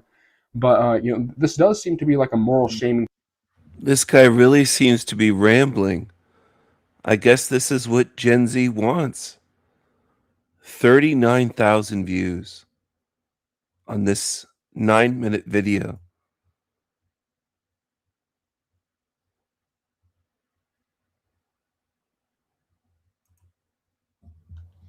All right, so for this video, I want to talk about how the physical body is a prison. The prison planet starts with the physical body, right? Like the first thing that we all do whenever we enter into this realm of existence, whenever we enter into this plane of existence, is that we, like, babies cry. That's the first thing that everyone does whenever they arrive here. So that is something that is very interesting to see, is that like the first thing that we all do is we scream in pain and agony and confusion whenever we arrive here. Right. And one of the other aspects of like the body being a prison is the fact that we're basically, like, especially human beings, we're basically useless or codependent for the first 8 to 10 years of our lifespan. Right. But like one of the main things that I think makes the physical body a kind of prison is the fact that the body seems to be calibrated to feel pain more intensely than pleasure. Right. And a good thought experiment for this is to basically to compare the most intense physical pain that you've ever experienced and the most intense physical pleasure that you've ever experienced. This guy didn't get this idea on his own. This video's 2 weeks old.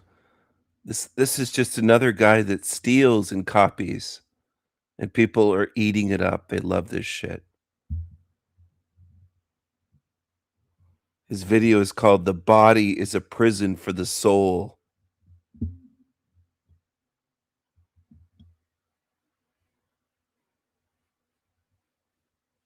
His thumbnail says the prison planet starts with the body.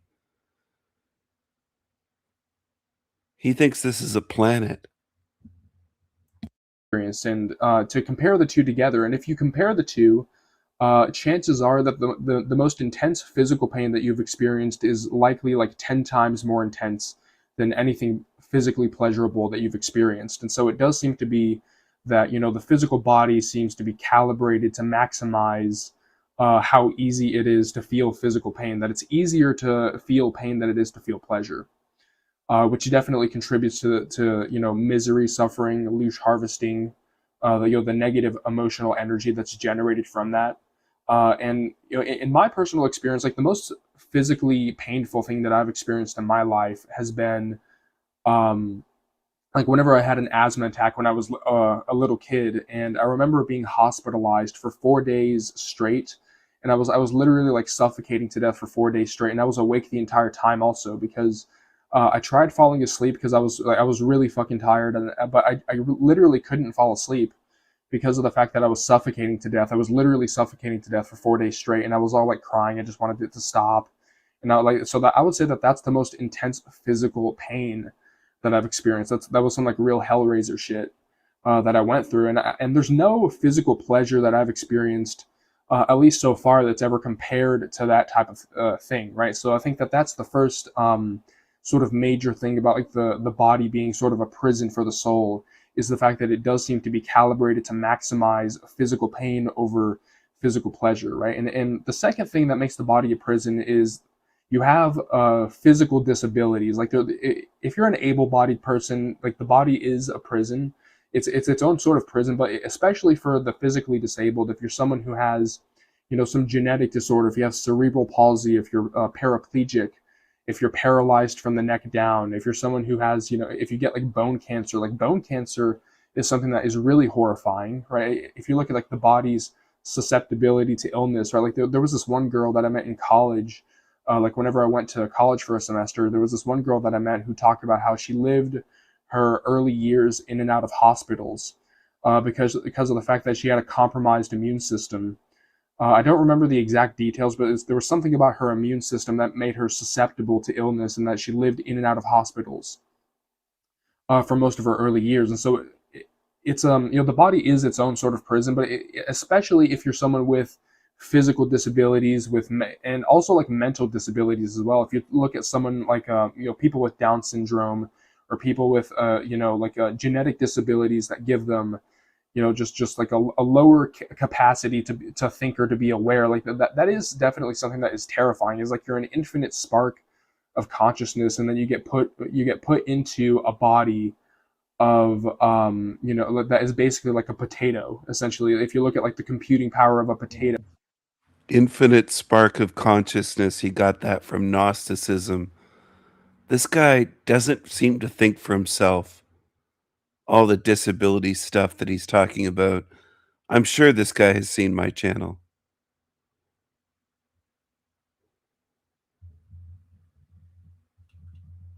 You know, you're basically crammed into there, and so it is very horrifying and sort of almost like a humiliating thing for, you know, like you're like an infinite spark of consciousness, you're like a divine spark, and you get shoved into a body that's like a literal prison, where it's like you're like, if you have like cerebral palsy or something like that, you're literally stuck inside of a body that is like useless, that you can't move anywhere without the assistance of someone else, you can't take a shit without being assisted by someone else, you have to like be fed by someone else. It's so it is like a very like a humiliating thing for like consciousness to have to go through that experience. So it does seem to be like a humiliation ritual for the people who are, you know, physically disabled or mentally disabled. It's almost like a humiliation of consciousness, especially for those people, not just for the people who are you know, able-bodied and like it's easier for the body to feel pain, but especially for the people who are susceptible to illness, who have, you know, genetic disabilities, physical disabilities, where the body is even more of a prison for those people than the able-bodied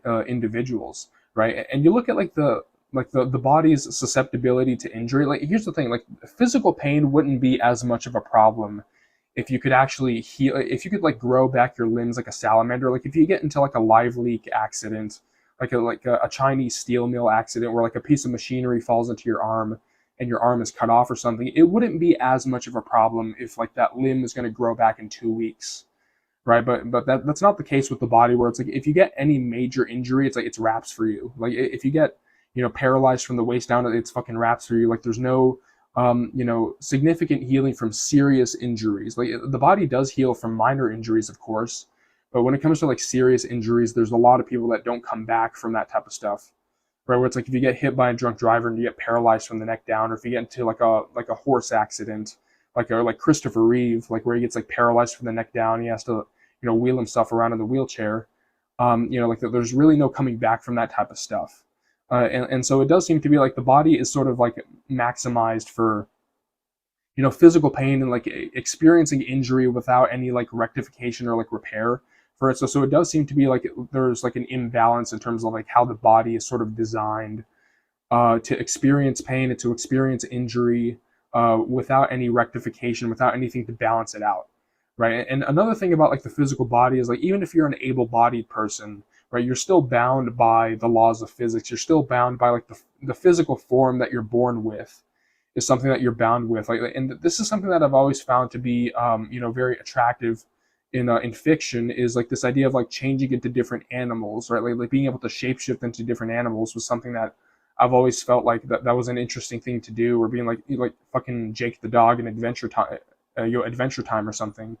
You know, just being able to change your physical form at will is definitely something that I think is very liberating. But, you know, we're stuck in this one singular form where, you know, it doesn't seem like we have the ability to really change our form in any way that's significantly, you know, deviant from what we're born with, you know, genetically, right? And I definitely think that if you look at like the whole like choose your character thing, like before you're born, right? Like there's certain attributes that you're born with that you can't realistically change throughout your life. So if you like the race that you're born as, the gender that you're born as, the height that you have, you know, your looks and your attractiveness on your face, or like how chopped you are, like whether or not you're chopped, it can definitely determine, you know, how hellish your experience in this reality is. And it's also something that is like the thing about like race that's very interesting is like the fact that I do think that, you know, what race you're born as can definitely determine like how hellish your experience is, like, or it can tailor the experience of this realm to you specifically. If you're someone who's like, if your soul is very, you know, if you're someone who's like very free spirited and you don't like being told what to do, you might get born as like an Asian person with strict Asian parents, because that's like a part of like, that's a part of the, you know, some parts of Asian culture is like, yeah, like strict parents that like tell you what to do. You get pressured to become a doctor, you get pressured to get good grades, you get like forced to play the violin. I know that that's like a stereotype, but that's something that is like based on reality.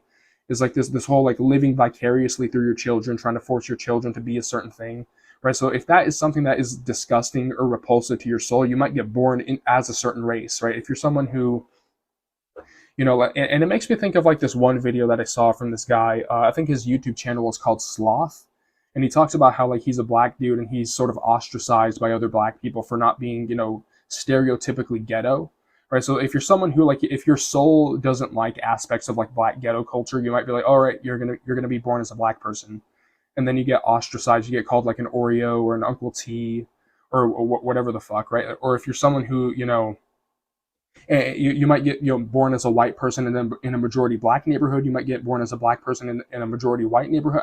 It's stuff like that where I think that, you know, it's very easy to like the fact that race is such a touchy subject, right? The fact that people get, it's very easy to start conflict. It's very easy to start, you know, like the social isolation, the social shaming, you know, on the basis of race. It's very easy to start to like generate loosh on the basis of race, depending on like what culture, you know, your like the race that you're born as is associated with. So that definitely can affect, you know, the kind of loosh, like the flavor of loosh that you generate, you know, on this planet, right? And I definitely think that also like whether or not you're born as a man or a woman, depending on your geographical location as well, Or like it's almost like I sentence you to be born as a woman in the Middle East, right? Like, can you imagine?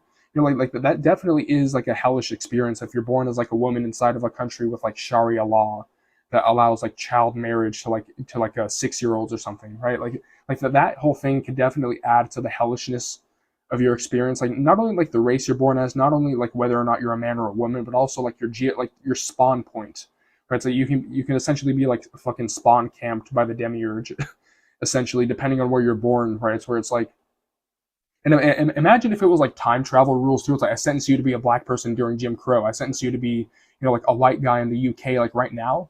Like right now, like the way that the UK is with like mass immigration, like the way that, the media sort of demonizes white people, that is another thing too, where it's like, or if you're born as like a white person in a country that sort of demonizes you for being white, or if you're born into, a southern, town or whatever that demonizes you for being black, if you're like, it goes both ways. It's not, like, oh, like this race or that, like your racial, circumstances could definitely, and your spawn point, your geographical location, can definitely determine, the type of loosh that you generate, the type of, experiences and how ostracized you are by society, depending on where you're born at, right? But also, like, if you want to talk about like men versus women, right? Like the menstrual cycles and periods are definitely that's definitely something that is extremely horrifying to me.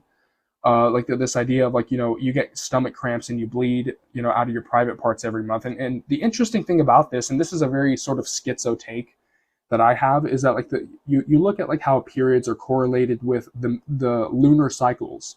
You look at how like periods and menstrual cycles are correlated with the lunar cycles, and you look at like the Saturn moon matrix. You look at how like the moon fucks with the energy bodies of people. You look at how like the emergency room encounters more activity during a full moon. You look at how like police officers will tell you that there's more crime during a full moon. So it definitely makes me think like I don't think that menstrual cycles are normal. I don't think that that's natural. I definitely think that there's something that has been fucked with in terms of like the energy body of women specifically, right? So like yet again, like whether or not you're born as a woman can determine like the physical suffering that you experience as well, right? But but if you want to talk about like geographical location, if you want to sort of extrapolate on that, I definitely think that demonic entities and like the archons, they definitely sort of cluster around certain locations. Like the more miserable, like the more third world misery there is, it does seem to be that there's more demons there to sort of harvest the energy. Or like it makes me even think just locations like schools, hospitals, funeral homes, cemeteries, like offices where there's like a lot of like toxic coworkers that gossip about you, like narcissistic like HR people, right?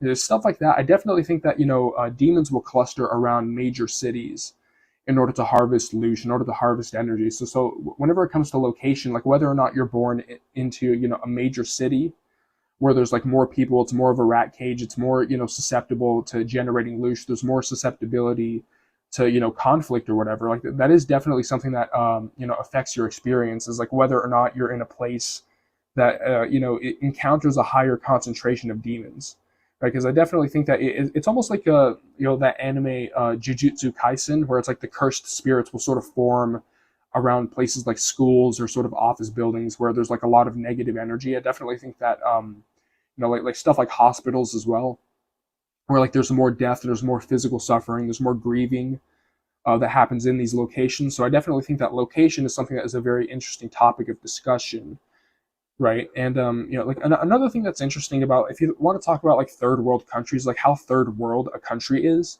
it does seem to be that like and I noticed this especially with like South Asian countries and like a lot of Latin American countries, is like the more third world the conditions are, the Is he on speed or something?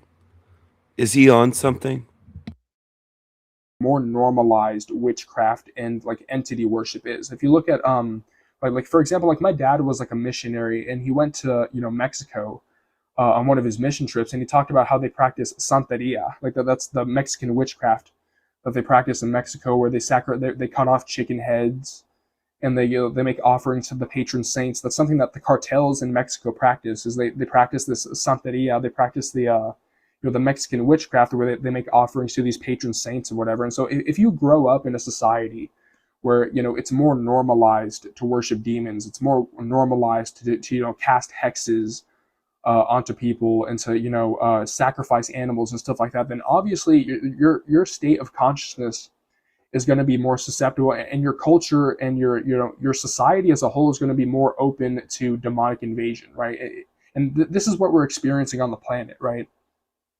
Is that we're experiencing an interdimensional invasion through people, right?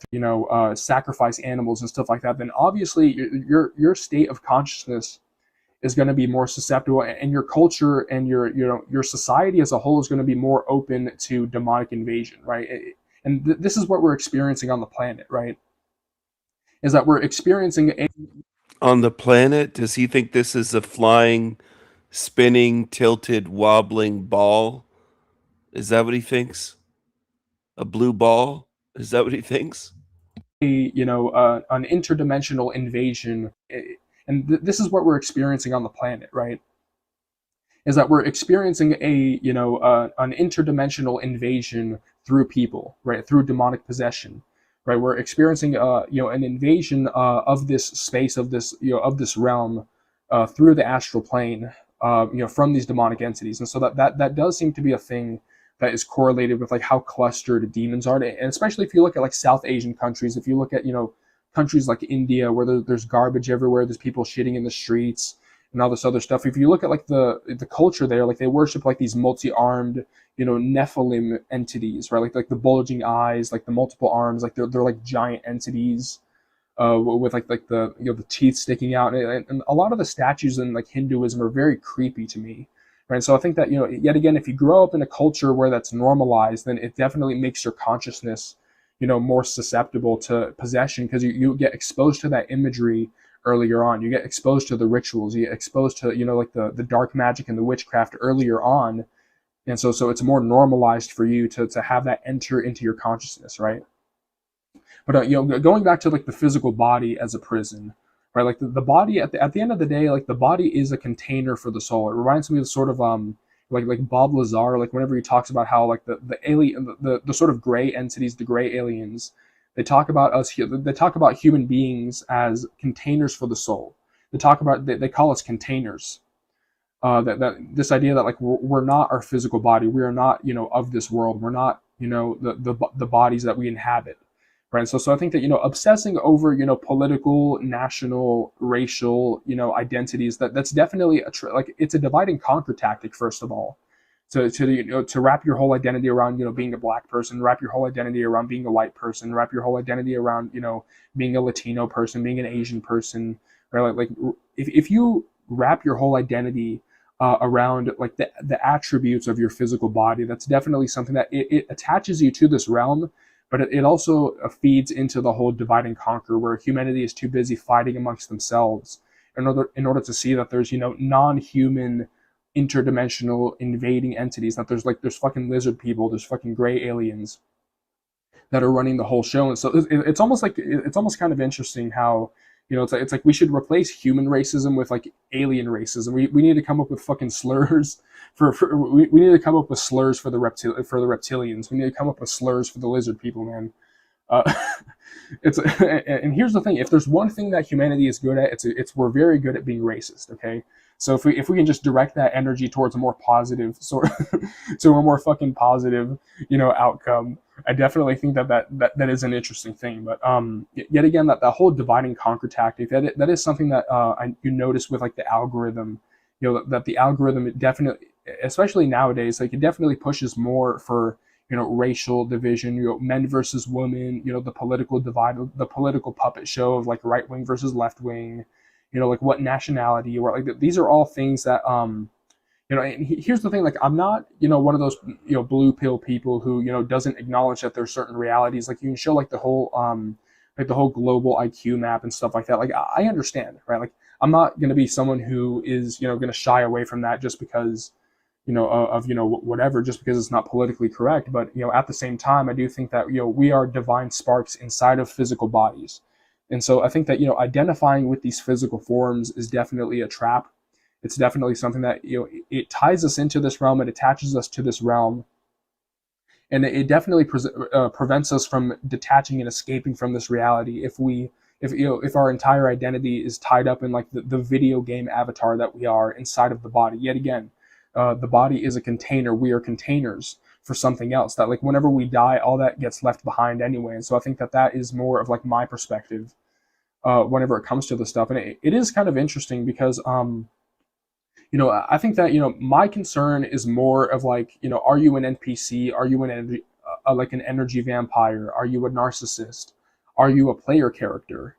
Right? And that's more of my concern nowadays. Like I'm not necessarily concerned about socio-political, racial, religious, nationality type of stuff. There was a time in my life where I used to be obsessed over that. I used to be obsessed over race. I used to be obsessed over like what race I am, what races I like, what races I dislike, what yada yada yada. Like I used to be obsessed over that, but now I think that it's more of like like yet again, the body is a container for the soul. And now like my perspective is like I'm more concerned with like schizos versus psychos versus the normies.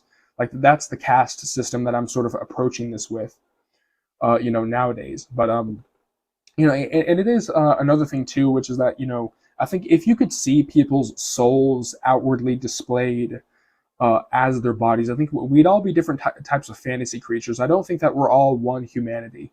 I think that this idea that we're all one humanity is fucking bullshit. I think that there's wolves, there's cats, there's dogs, there's snakes, there's. Oh, where did he get this from? That we're not all one humanity. 2 weeks ago, the channel is called Schizo Dumps.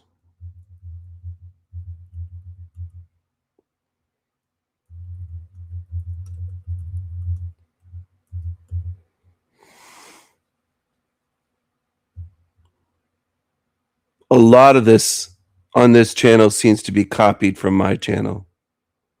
And people don't mind. They're watching it. 16,000 views.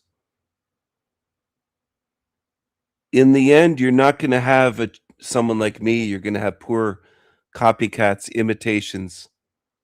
That's what you're going to have, is shit like this. This is what people are watching. Which is that, I think if you could see people's souls outwardly displayed as their bodies, I think we'd all be different types of fantasy creatures. I don't think that we're all one humanity. I think that this idea that we're all one humanity is fucking bullshit. I think that there's creatures. I don't think that we're all one humanity. I don't think that we're all one humanity. I think that this idea that we're all one humanity is fucking bullshit. I think that there's wolves, there's cats, there's dogs, there's snakes, there's mice, there's rats, right? Like, and it makes me think of like the whole like the New Age sort of starseed stuff. Like I'm very against New Agey stuff, but it does sort of start to make sense if you look at like the whole starseed stuff. That like, oh, okay, like if you feel like you're an alien inside of a human body, you might literally be an alien inside of a human body. Or something like that. Like I definitely think that we're not all the same humanity. I definitely think that if you could see people's souls, if you could put on like those sort of sunglasses from They Live, I definitely think that you could definitely see people as different fantasy creatures. There'd be like goblins, there'd be zombies, there'd be dwarves, there'd be dragons, there'd be like all these different types of stuff. And so I definitely think that that's more of what my concern is nowadays.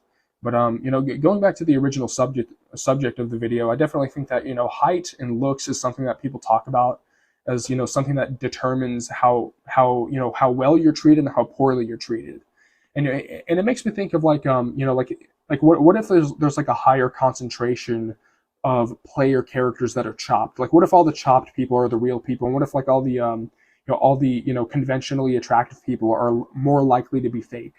Right. And I don't know, it is kind of interesting because I have experienced this thing before where it's like I'll look at someone who's conventionally attractive and there's something about them that's off to me. Like they'll look conventionally attractive on the outside, but there's something about their grimace, like whenever they do like that fake smile or whatever, that just it's sort of off to me. Like they have that sort of the sort of Phoenician mask sort of grimace that they do that's sort of off to me, and then I'll talk to someone who's chopped or whatever, and like there's more of like a real energy to the person who's like they're not conventionally attractive, they're not conventionally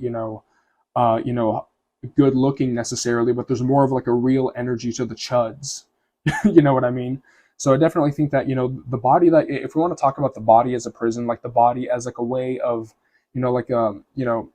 like the body that you're born in being you sort of determinate of like what you know of like how much misery you go through. I definitely think that like the more chopped you are, like if you're like a 5'3", if you're a 5'3", you know, guy who's like chopped and you don't look at, you get treated like the scum of the earth by society. It really is a thing that really does happen. It really is like a thing where people say looks don't matter, it's about personality, but society does treat you differently depending on how you look, and that's something that is an aspect of the body, like the genetics that you're born with too. So that also definitely contributes to the negative energy, the loosh harvesting that you might experience in this realm, right? But yeah, I definitely think that attaching yourself to the aspects of the physical body, trying to identify yourself with like the body that you're born in, that's definitely that definitely is a trap. And I definitely think that the body does play a huge role in sort of the confinement of the soul and how people sort of experience this realm. I definitely think that the prison planet starts with the body. Yet again, the container the body is a container for the soul, that it's something that binds and imprisons the soul in something that is limited, that's bound by the laws of physics, that feels pain more than pleasure, right? So I definitely think that is something to sort of think about whenever you look at the aspects of this realm, right? But yeah, that's the video.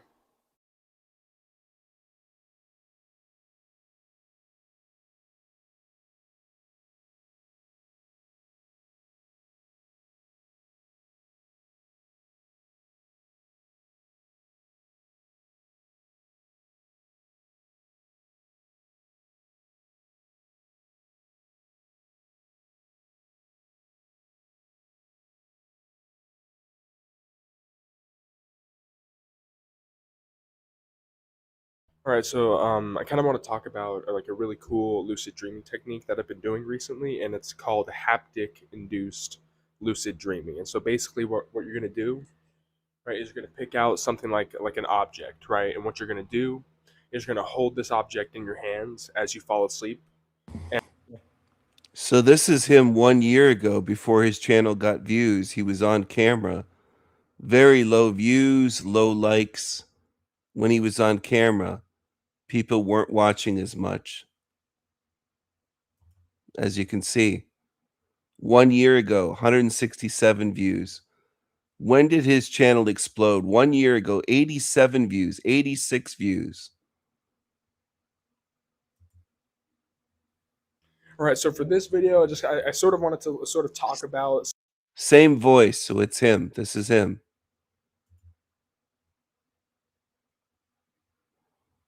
When did he start getting lots of views?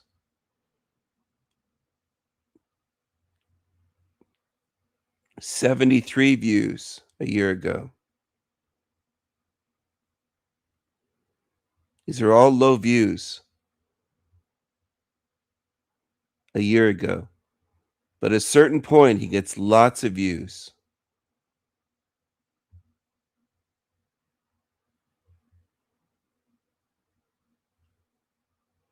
$93 views, 156, 64.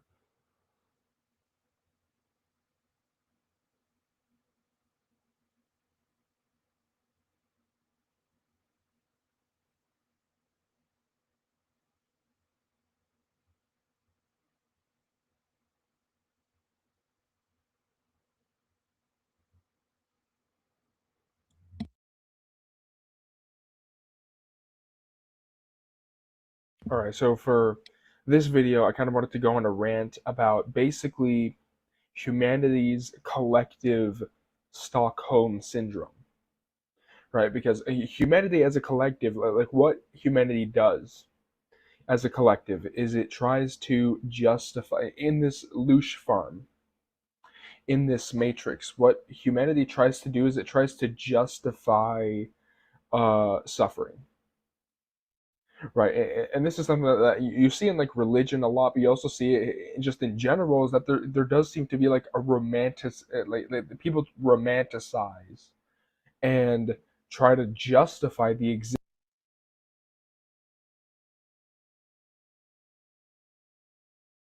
Some of the views here, 65 views, 157, 143, 78 views. When does his channel blow up? These are all a year ago. He made tons of videos a year ago.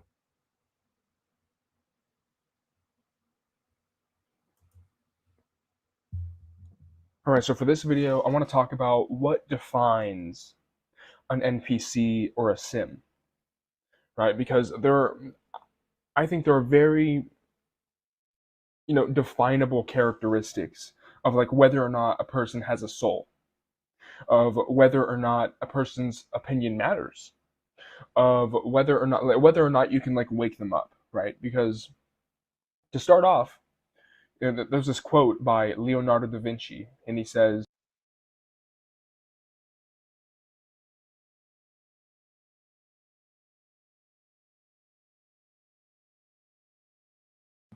These are all fairly low views a year ago.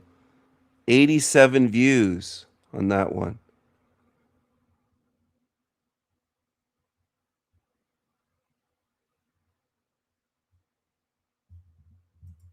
So for this video, I just kind of wanted to go over like what is the soul trap, right? Like what is the reincarnation trap, right? Because like I basically wanted to make a video just doing a general overview of what is the soul trap, what is the reincarnation trap, what is like the reincarnation matrix, right?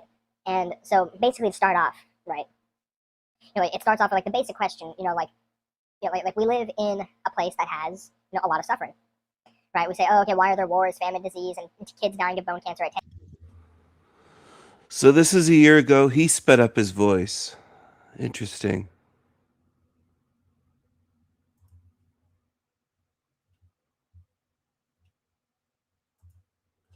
I'm going to scroll down here again. When the fuck does his channel explode in views? Is what I'm trying to find.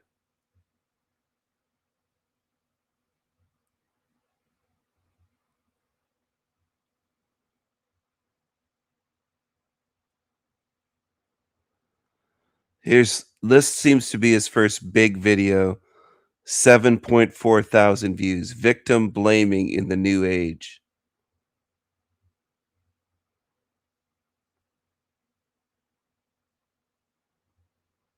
Is being a loser actually a good thing? 7,000 views. So around 10, 11 months ago, he started getting big views. When do the views really blow up?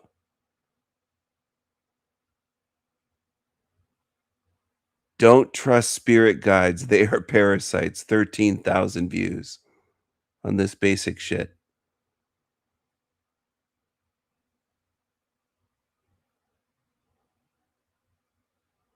These baby truthers love this shit.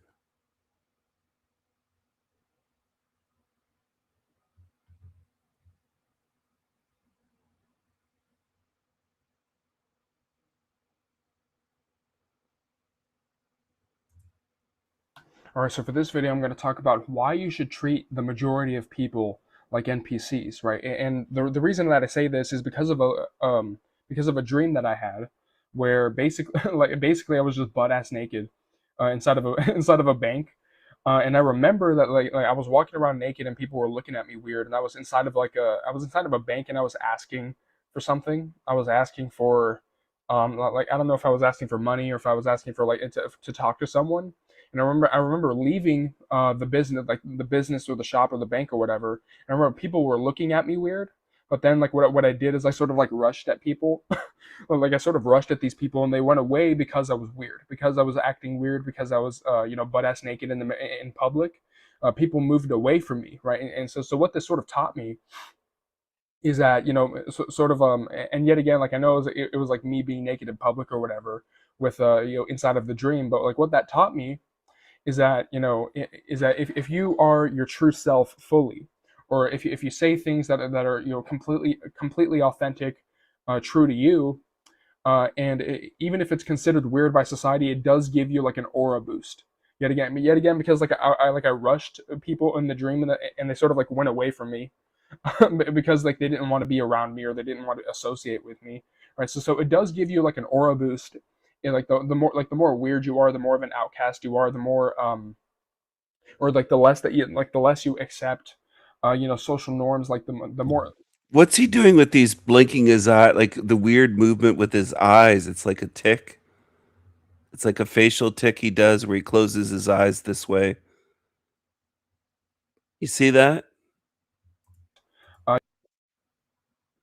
Very weird. The less that you like, the less you accept, social norms. Like the more He closes both eyes at once, and it isn't blinking. It's like shutting them and very tightly closing them. less you accept, It's a facial tick. Watch this.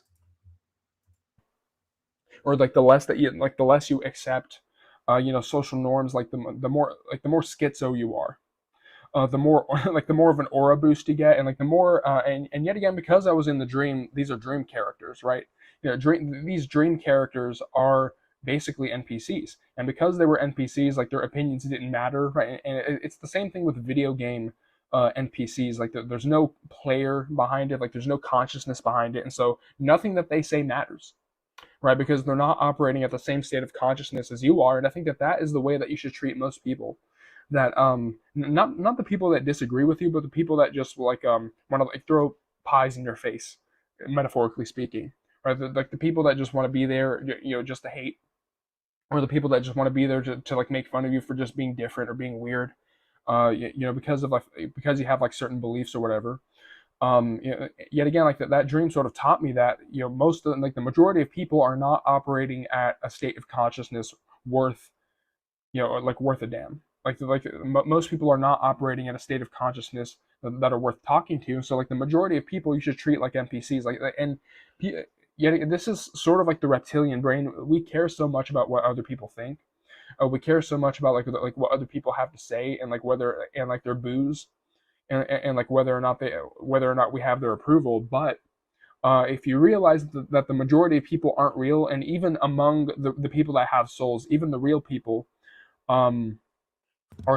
Can you prove they aren't real? Can you prove they don't have souls?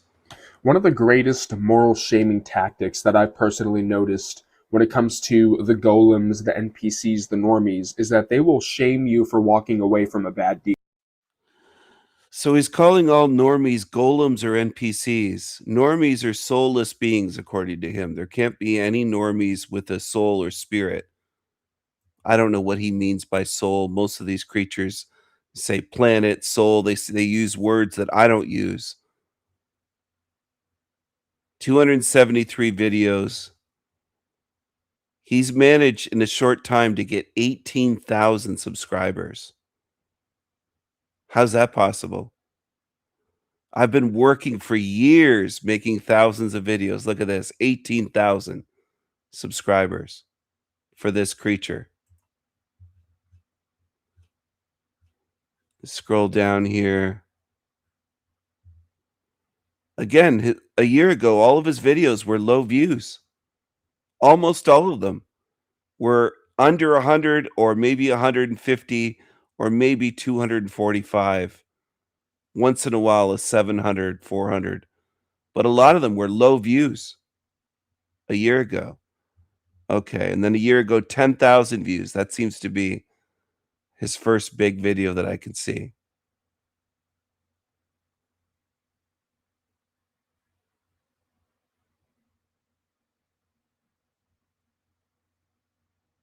This guy came out of nowhere. And where does he get his views from? Where does he get his opinions from?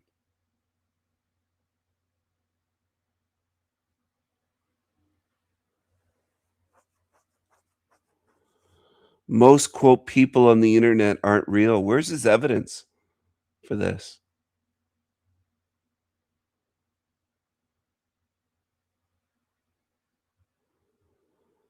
Anyway, I want to go down to where are the real big views. You have to wonder, why is YouTube pushing his channel?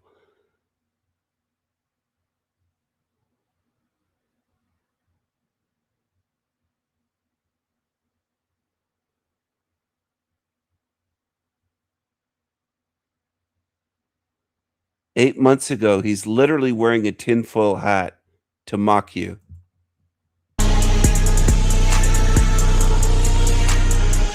It or maybe even using psychometry, which is psychometry is basically just intuiting information about an object by feeling it. But yeah, I just kind of wanted to show this off because I did create all the designs on here. I did create all like all of these designs, all of these like the card faces and like the back design. Let me put it the right way up. But yeah, like the card faces and like the back design was all me. And I did get these in plastic also because I wanted them to be durable. This is the problem with the previous ESP test deck that I had, was that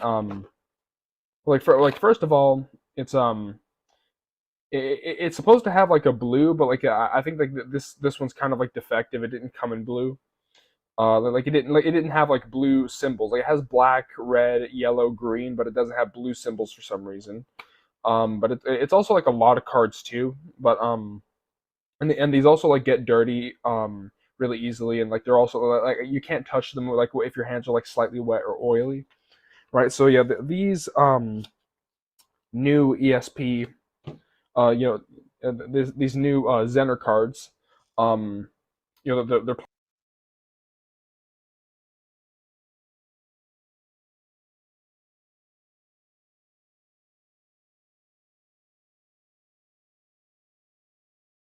plastic in order to be durable, and they're also if you look at the back, there's also 6 symbols and 6 colors. So instead of having like a double deck of 50 cards, because the traditional Zener card deck has 5 symbols and 5 of each symbol, so there's 25 cards in a deck of traditional Zener cards, but this one has 36, meaning that your chances are 1 in 6. What do you think of his tinfoil hat that he has on his head? What do you think of this?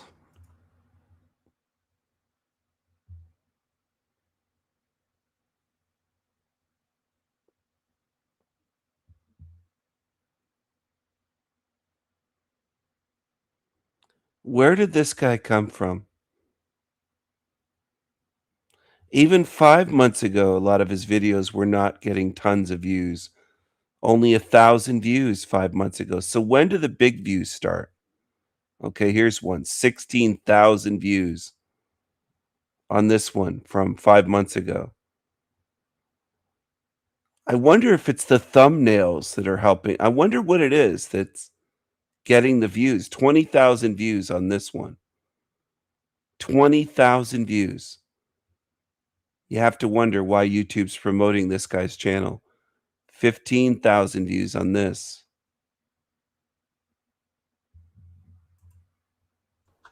All right, so for today's video, I wanted to His video is titled, "What the fuck is even, quote, friendship?" talk about how I've never really understood the conventional sort of idea of friendship in this realm, right?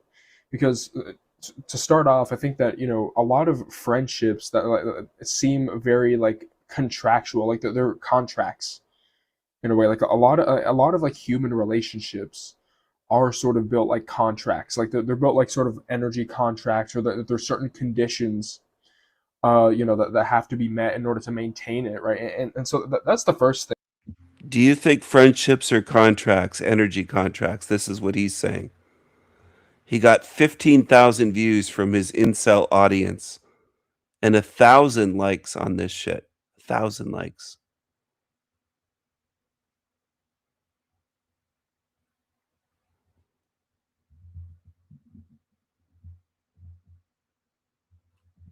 Thing that is sort of an aspect of that is that every time I see people having like a friend group, or people having like being friends with one another, like there's always like a certain level of like maintenance, or there's like certain level of like conditions that have to be maintained in order to like stay friends with that person, or else like they turn into your enemy, or else like it just falls off, right?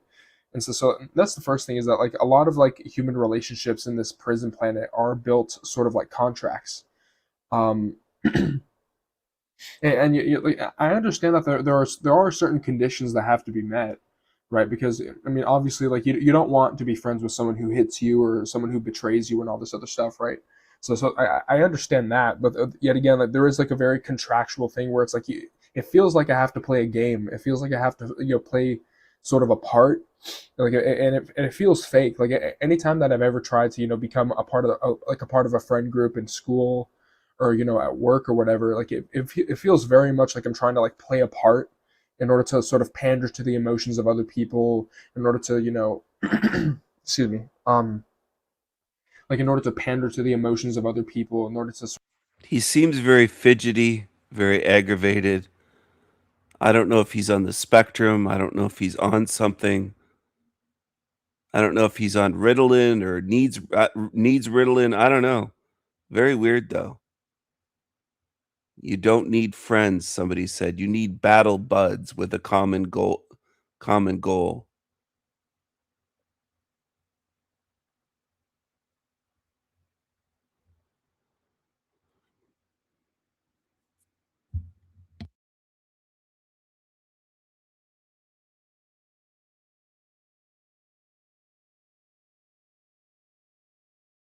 Sort of it's almost like you have to pay, you have to be fake in order to be around people. And I think maybe that's because most people are fake, and so you have to sort of play the part of being a fake person, in order to be friends with people, right? And so I think that's.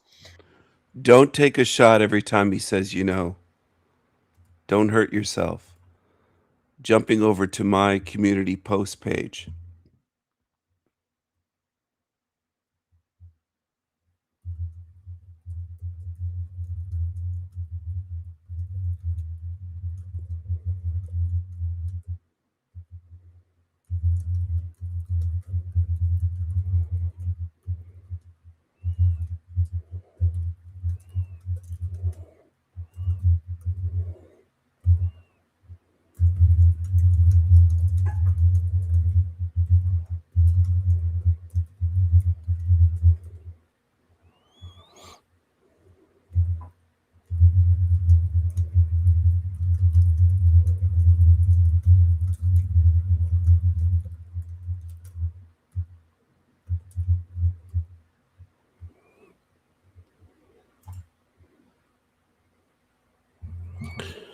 All right, so you just saw me type that.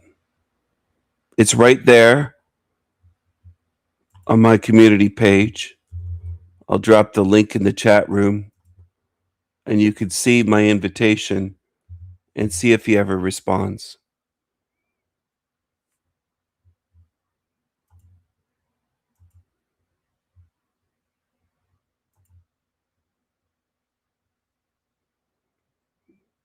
It doesn't look like he has his email address here.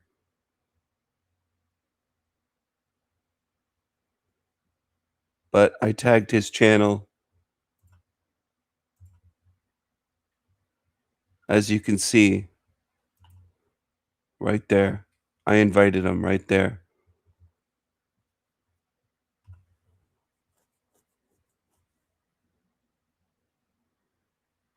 We'll see if Mr. Tinfoil Hat has the guts to show up. What do you think, Finnegan?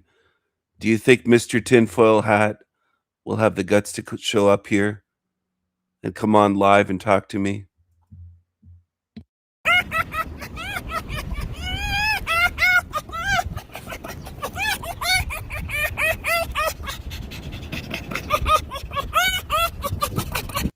Finnegan the Fox thinks that's hilarious.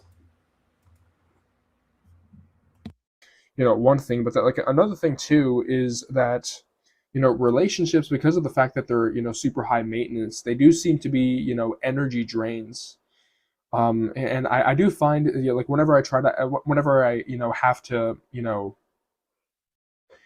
like talk to a person, or to try to like interact with the person in order to maintain like a friendship or whatever, it feels like I have to say certain things in order to be on good terms with that person. Or it's also a thing where it's like whenever people say, oh, I owe you one, or when people say, oh, I'm calling in a favor for that one time, like yet again there is like an exchange, sort of a thing. It's like a contract, it's like an exchange, it's like transactional a lot of times. And so here's the thing, like I don't like owing people anything, and I don't like when people owe me anything. it just makes me very uncomfortable. And so I think that's another aspect of like this idea, this conventional idea of like friendship that you see a lot, which is that this idea of like the transactional element, which yet again it is like a sort of a spiritual contract that you're signing in order to sort of be in order to sort of be on good terms with that person, in order to be friends with that person, right? And I do feel like a lot of people are, like a lot of people have friends just be. I feel like most people have friends because they feel like they sort of have to.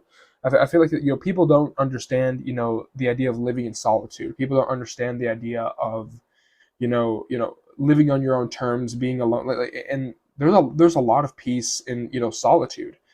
So I do think that a lot of like the transactional elements of it, a lot of the like the high maintenance elements of it. I think people overlook that because they see it in movies, they see it in TV shows, and so I think that is something that where it's like people feel like they have to,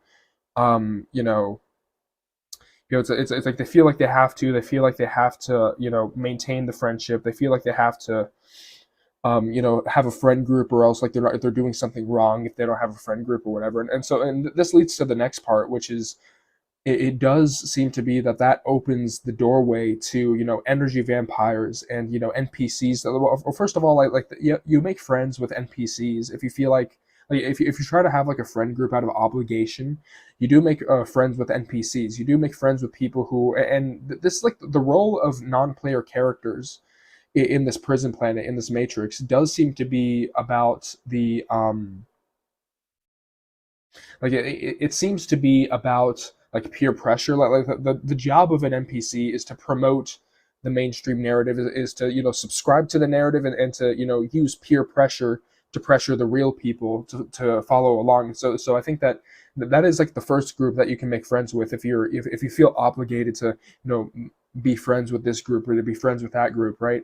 You do make friends with a lot of NPCs who are there to pressure you, who are there to keep tabs on you, and to make sure that you're so distracted with going to events. You have to constantly check the group chat. You have to go to events, and you have to constantly pander to people's emotions. You have to deal with this is like a trend that's sort of like modern. This idea of like rage baiting your bro, like, oh, I rage baited bro, or it's like, hop on the game, bro, hop on the game. It's like having to constantly do that is like it's a psychic energy drain. It is dead weight, and it's meant to distract you from asking the big questions, asking the real questions. And the majority of people don't even want to discuss the real questions. They don't even want to discuss the questions about like, okay, what are we doing here? What is this reality? Why are things the way they are? Like, most people, they just want to like hop on the game and rage bait each other in the group chat and do like, and that's something that I never understood, is like the roast sessions. Like whenever people like bust each other's balls and like roasts, do like a roast session, right? So that is something that I've never.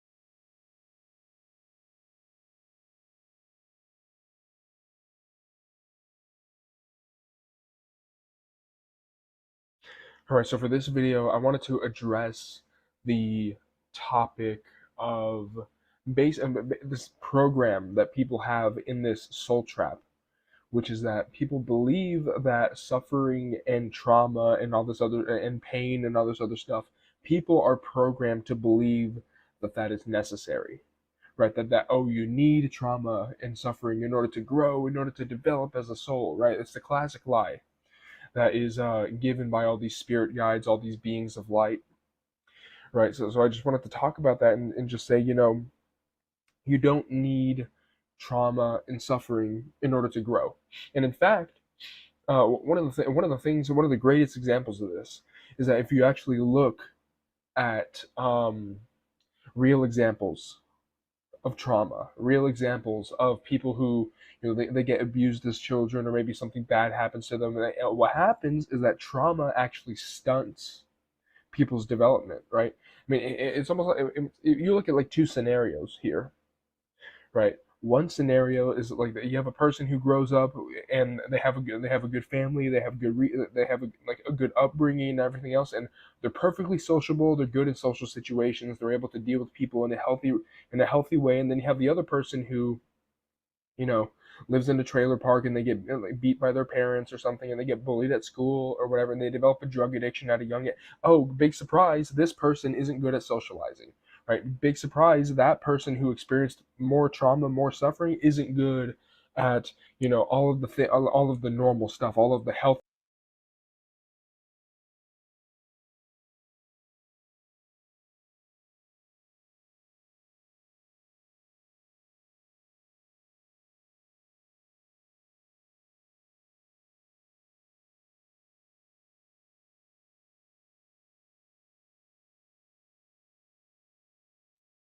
All right, so for today's video, I wanted to talk about the role of attention span and just attention in general in manifesting, but also I want to talk about basically how this matrix, right? Like this you know, this world uses technology to siphon off your energy using attention, right? So to start off, right, where attention goes, energy flows, right? The longer you dedicate your attention to something, the more you can manifest, right? Like the longer you dedicate your attention towards making money, just the attention, right? The attention and the intention to do like these little baby steps towards doing anything, the more results you'll get from it. Okay, so that's the first thing, is where attention goes, energy flows, right? And so secondly, right, this matrix uses technology in order to, and if you look at like the loosh harvesting, right, the energy harvesting component of this matrix, one of the things that this matrix will do is that it will siphon off your energy by trying to bifurcate your awareness, right? Using social media.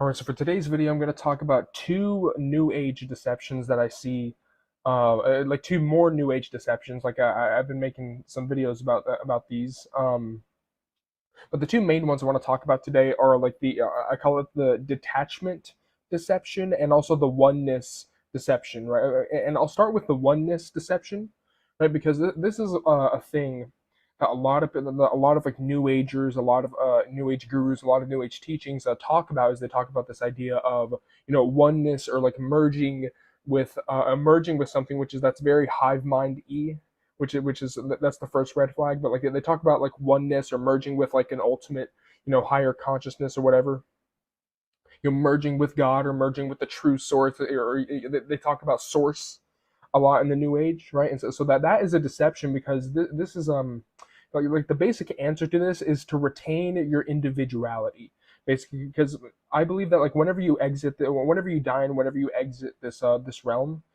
back into prime reality, then I believe that we retain our individuality. We're not supposed to, you know, merge with, you know, merge with like a oneness, or to merge with God or whatever. I think that we're supposed to retain our individuality, and we're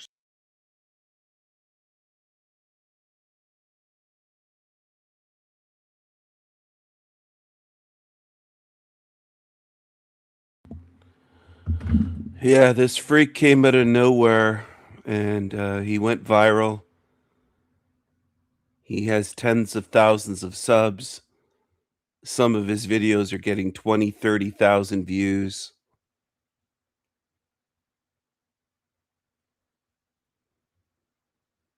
Look at this. It's straight from my channel. This realm wants you to feel small and unimportant. He could have put powerless, but yeah, I've said how this realm wants to make you feel small, powerless, insignificant, like you're a speck of dust in an immense universe all of that type of programming. I've talked about it many times. This guy obviously lurks on my channel, watches my live streams and videos, and is under the radar, just doesn't let himself be known so that he can mine my channel for my ideas. Ideas mining, content mining. This is what's going on. Of course, yet again in this fucking place. One of the things that I've noticed about this realm and the way it operates is that this realm tries to make you feel unimportant. This realm tries to reduce your importance. This realm tries to make you feel like that you don't matter, that you're not important, that your existence doesn't matter, that you're nothing, right? And it's not just the prison planet. It's not just the prison planet system. It's not just, you know, like the way governments are designed, the way that the modern day 9-to-5 corporations, big cities, right? Like the way that, you know, even the internet disconnects people, right? The modern world is designed to disconnect people. It's designed to isolate people, but it's designed to, you know, make them feel like cogs inside of a machine. You're like to be assigned a number, right? But there's also this other thing too, where specifically energy vampires and narcissists will try to shoot down, you know, like they'll try to shoot down people by diminishing their importance, right? They'll pull out like the, oh, who cares, right? Who asked, right? Like they'll say, who cares, who asked, right? Like it's not that deep, right? Your message isn't that, your message is not important, right? What you're saying is like, oh, it's not that deep, bro. Who cares, right? Who asked, right? As if you needed a permission slip in the first place, as if you needed their permission to speak, right? What they'll do, and this is one of the things that it does, is that they try to create hierarchy. They're like that they're the evaluator, that they're the ones judging your soul, that they're the ones judging who you are as a person, whether or not you're important.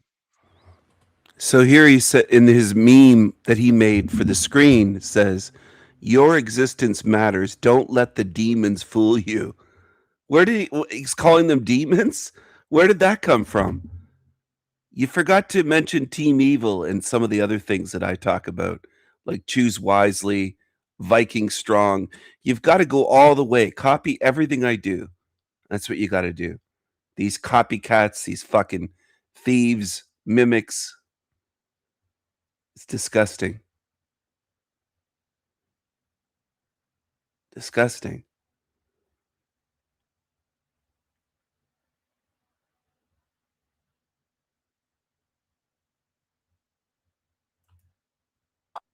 All right, so for this video, I just wanted to talk about how it doesn't matter if you're not free, because I think there is a fundamental misunderstanding that I've been seeing whenever it comes to the prison planet theory, that you know, there's a lot of people that talk about how I've talked about you could decorate your prison cell walls. You're still a prisoner. You could put up artwork, paintings, flowers, decorations. Here's his, it doesn't matter how quote beautiful the prison is if you're not free. Where's he getting this from 1 month ago? He's just such a fucking copycat. Just another one on YouTube that it's so easy to spot. Disgusting. Another fucking copycat demon. Pooyah on this fucking demon. Pooyah! You belong here. You fucking fake, you phony, you fraud.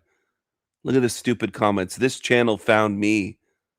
YouTube's promoting his channel. Hundreds of comments, 11,000 views 1 month ago.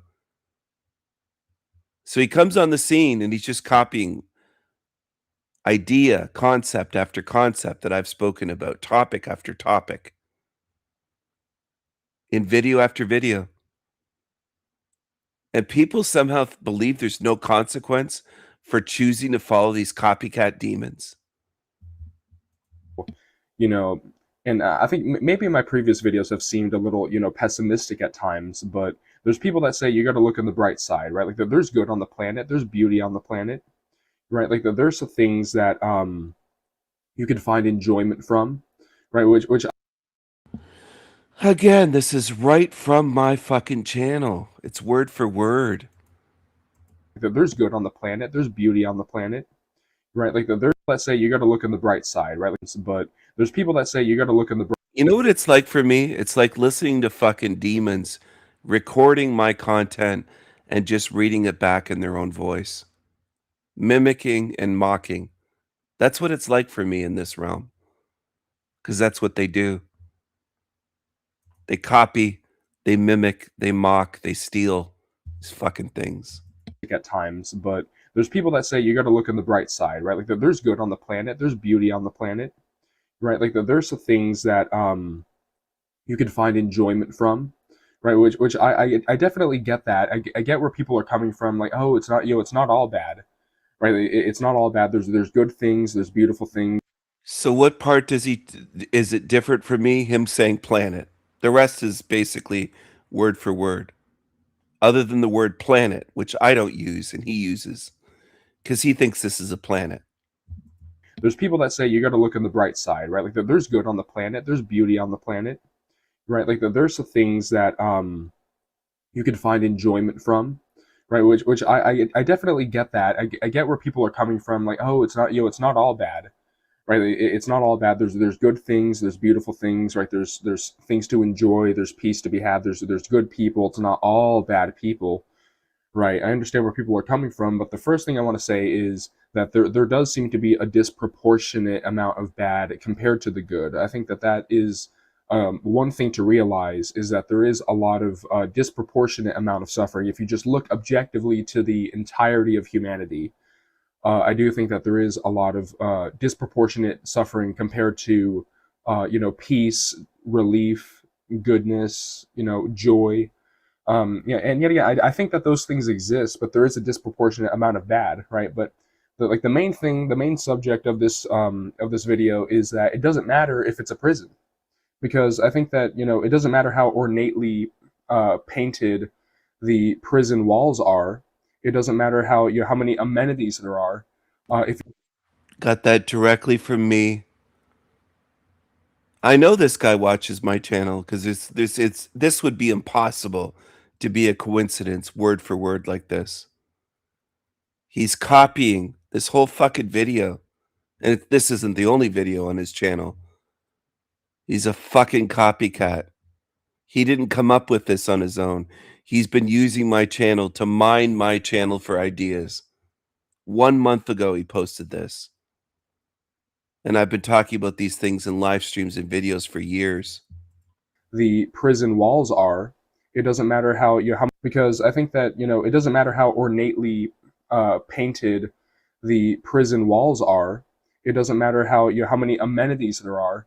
If it's a prison, it's a prison. And I think that a good analogy for this is a zoo, like a zoo habitat, because zoo habitats are they're meant to mimic the home environment of the animals that it imprisons, right? Like if you're a chimp, you live in a chimp habitat. If you're a lion, you live in a lion habitat, and you have this this beautifully sort of decorated habitat. It's meant to mimic all, and it makes me think of how some of the gorilla habitats have a playground. They have like the tire swings and everything else. They have the jungle gym, right? And like hey, the zookeepers feed us.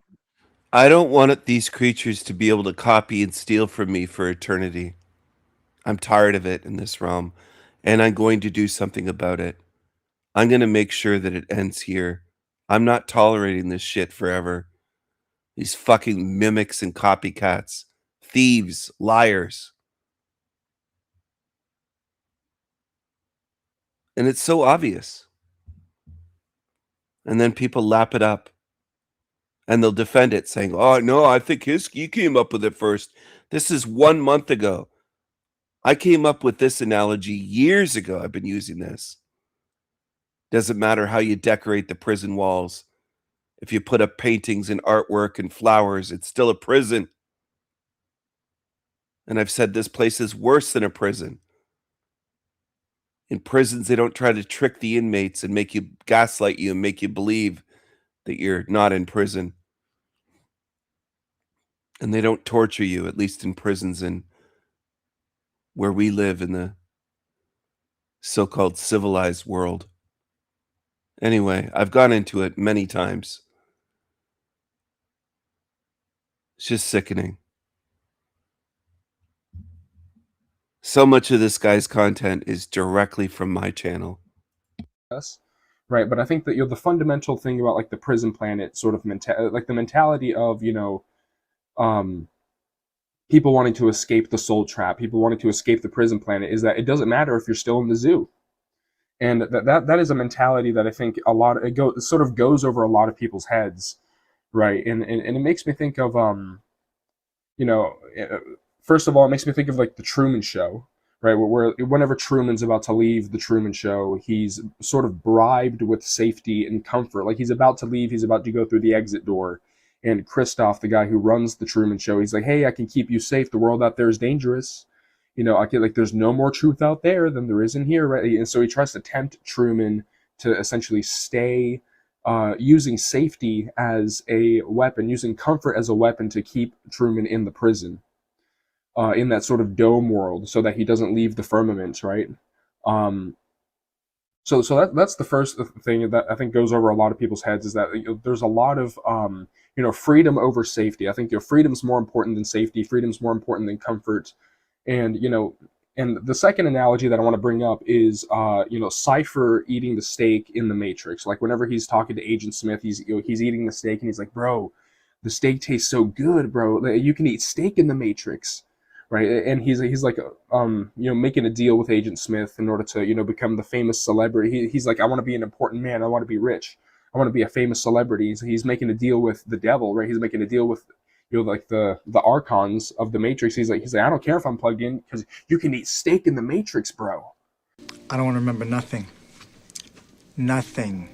You understand? And I want to be rich. Someone important. Like an actor. Whatever you want, Mr. Reagan. Right, and I think that there's a lot of ciphers in the world. There's a lot of people in the world that I think they say you just got to look in the bright side. You just got to be grateful, right? And it makes me think of if you look at like literal prison, right? It makes me think of commissary in the prison. See, it's not all bad. There's honey buns, right? There's honey buns in the prison, bro. Like there's honey buns in the commissary, bro. See, it's not all bad, right? But if a prison's a prison, right? And another analogy that I see, in particular, is like you have like Kingpin in Daredevil, right? You have like he like whenever he goes to prison, he's like running the prison. He's eating.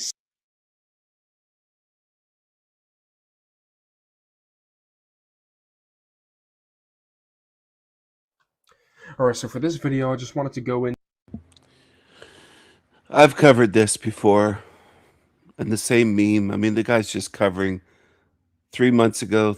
He's just copying. That's all he's doing. Video after video. Into some, cube of Saturn symbolism that I see out in the world. And I have a whole list here in order to just, concisely sort of list off these things. And so the first item on this list is, I noticed that office buildings and cubicles are very sort of Saturn-like. They're very Saturnian in nature. But so to start off with the office building, a lot of office buildings, a lot of skyscrapers in big cities, they'll have, first of all, they'll be like cubic monoliths, but they'll also have like tinted windows that make them look like black monoliths, right? So that is a thing to sort of notice about like the way office buildings are structured. And even if it's not necessarily like a black, even if it's not necessarily like a black color, a lot of office buildings are sort of these cubic, soulless sort of monoliths. And this is a theme that you'll see throughout this video, which is that it doesn't necessarily need to be a perfect black cube in order for it to be reminiscent of Saturn, or in order to have like a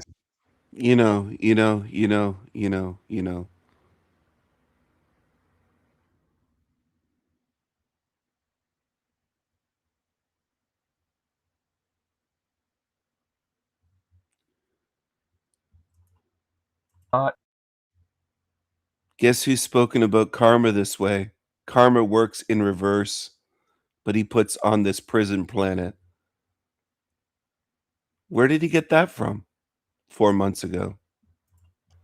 Right, so one of the things that I've noticed about this realm, or this prison planet, is that It's almost because there is a lot of talk about the lot of like the law of karma, and you know, like you don't want to accumulate bad karma. Like, and if you're a good person, good things will happen to you. If you're a bad person, bad things will happen to you. But it seems like this is the way the program is designed on this prison planet, is that karma seems to work in reverse, right? And you know, yet again, like, a karma is fake and gay. It is designed to, you know, lock you in a cycle of reincarnation, trying to pay off karmic debt, right? Even though the world's run by pedos, karma's totally real, right, guys?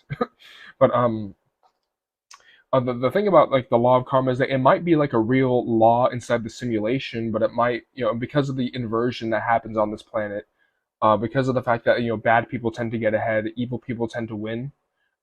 Maybe karma actually works in like a reverse kind of a way, which is interesting to me, because that does seem to be, you know, the thing. Yet again, if you look at like the people who are successful, the people who run things, so to speak, the people who get, you know, good luck or whatever, it does seem to be of the opposite of like what you see in the movies, where like the good guy wins. So he does have some tics with the eye squints. He has some weirdness. I'm not saying he has Tourette's, but he does have facial tics.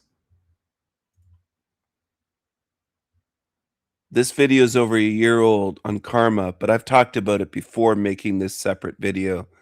I've spoken about it various times on my channel, including in live streams before I made a separate video, an esoterica video on karma, which was from May 30th. So this May, it will be 2 years old. It's well over a year old, almost 2 years old. In May, this will be 2 years old that I made this about karma, debunking karma. Okay. Now, I didn't get 10,000 views on it, of course, because YouTube doesn't promote my channel. It just lets people strike my channel, and then it reaches less and less and less. That's what happens.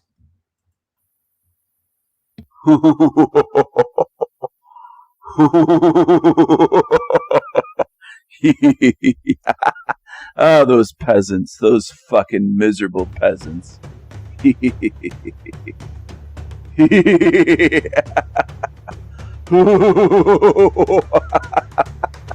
Oh, fuck them, we don't care about them. Fuck them, we don't care about them. Why would we care about them? Let them suffer, let them starve, let them be homeless, let them struggle. We own everything, we control everything. We own everything. We own it all. We own the banks. We own the oil. We own the housing. We own the media. We own the government, the politics. We've got it all. The publishing. All the publishing of books. All the newspapers. Television, radio. The internet companies. We own everything. We've got all the money. We control the money. We control fucking everything. We control everything. We've got it all. We've got it all. Does karma ever hit us? Us billionaires? Does it ever affect us? Does karma ever bite us in the ass and make us pay for our greed? For how we treat the poor, how we treat the working class, the middle class? No, it doesn't. We'll just buy another Bentley, another Rolls Royce, another 10, 20, 50, $100 million mansion. Fuck them.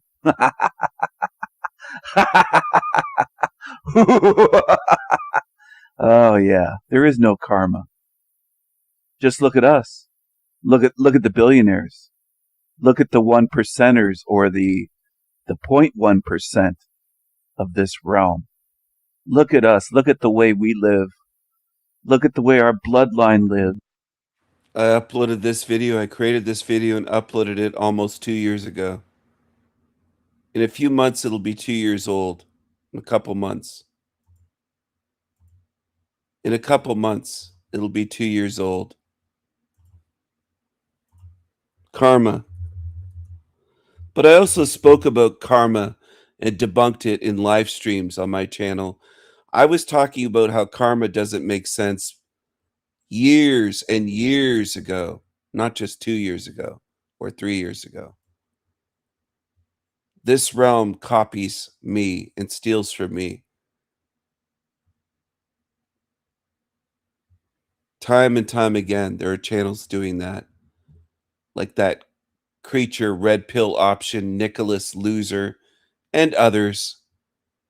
Mark Devlin, Erica Dugay, on and on, these fucking copycats. Generation after generation. Jeremy, The Real People, is another one that has leeched off me and my channel for 3 years. He's a leech. He's a leech. The matzo ball super is a leech. Us billionaires. Look at the way we live. A life of leisure, opulence, decadence. We live completely separately from you. It's like we're on another world. And you're in a sewer, and we're just fine, enjoying ourselves every day. We can live wherever we want. We never have to worry about being homeless or paying our bills or paying our taxes. Have to worry the original sin. It's on you. You have a black mark on. Oh my goodness. Wait a second. What's this? Are you gonna talk about me again? My big nose. My big nose. My tiny. What tiny the hell? hat. What the hell? I That love fucking those shekels. grifter. Give me more shekels. Give me That more. grifter. Give me more. I want to lie to He you more. snuck and in sell here you, somehow, sell people. you I didn't more want to see that lies. face, but Sell you more lies. anyway, Give me more is he going to get some karma more. for I scamming need people all the in this shekels. lifetime? All I the doubt it. shekels. I doubt it. Here's another spiritual karma image. These are kind of fascinating. This one is kind of beautiful in a way. It's interesting. It's unique. It's eye-catching. It does kind of have a spiritual quality to it, especially for something created, AI created, or as they call it, AI created. This one just strikes me as strange, and I put it in there. I'm not sure why. It just seems very weird.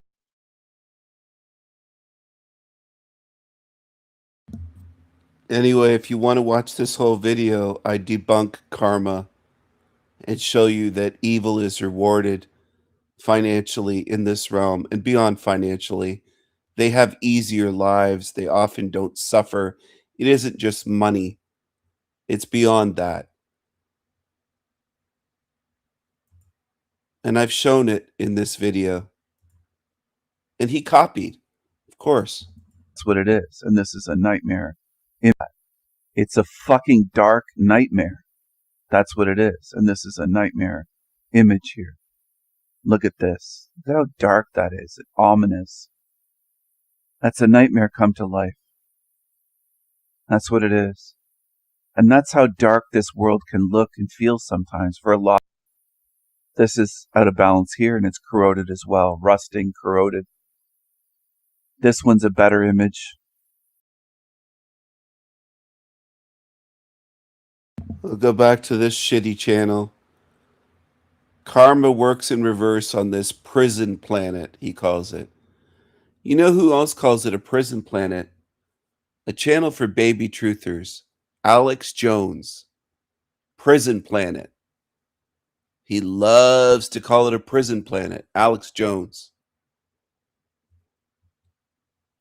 For being good and going through all the trials and tribulations, and like the bad guy gets punished and he loses everything at the end.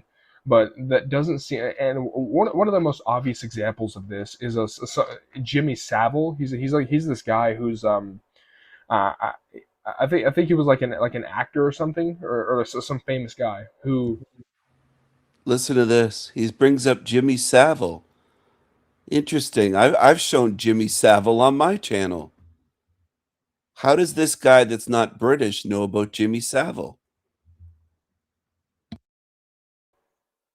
Went around the UK, molesting kids while he was doing his, or whatever it is he was. Like, I don't know if he like worked for the BBC or if he was like like like a journalist or like a TV show host or whatever, or like a comedian or something. He was like an entertainer of sorts, but he went around, the UK molesting children, and he ended up dying of old age. Right, and he ended up like dying of old age, and like this whole idea of like, oh, like, well, karma will get to him. Like that's not karma. Like a guy molesting kids his entire life and him dying of old age, and then people finding out after, or people finding out way too late that like, oh man, he actually did this, that, and the other. So like, bad thing, right? That I feel like that happens a lot more than people will admit. I feel like that happens a lot more than people realize, and another thing that I'll say is like the more you go out of your way to help people, it does seem to be like that. That does seem to open up the gateway for. And I've talked about this very thing, that if you go out of your way to help people, you get punished for it in this realm. That you suffer, that this realm will hammer you. He's taking stealing completely from me, as much as anyone ever has in this realm. And most people don't mind, because it's not them being stolen from. They'll say, well, Stephen, why do you care? I wouldn't be surprised if there's people lurking on my channel right now, scratching their head saying, why does Stephen even care if this guy's doing that? At least the message is getting out. Who cares if he steals from you? Really? A lot of so-called truthers have no fucking moral compass. They're just immoral pieces of shit. To help people, it does seem to be like that. That does seem to open up the gateway. The more you go out of your way, to help people, it does seem to be like that. That does seem to open up the gateway for parasitic behavior to enter. Right, but because, and I'm not saying that you shouldn't do good things. You should do good things, if it's not like to the point where like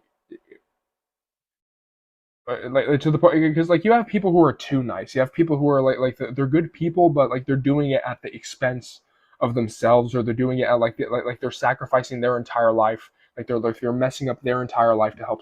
He was just waiting for something to steal, to get attention. Seems like he's living in his parents' house with his mommy and daddy. It seems like it might be him recording videos out of his bedroom.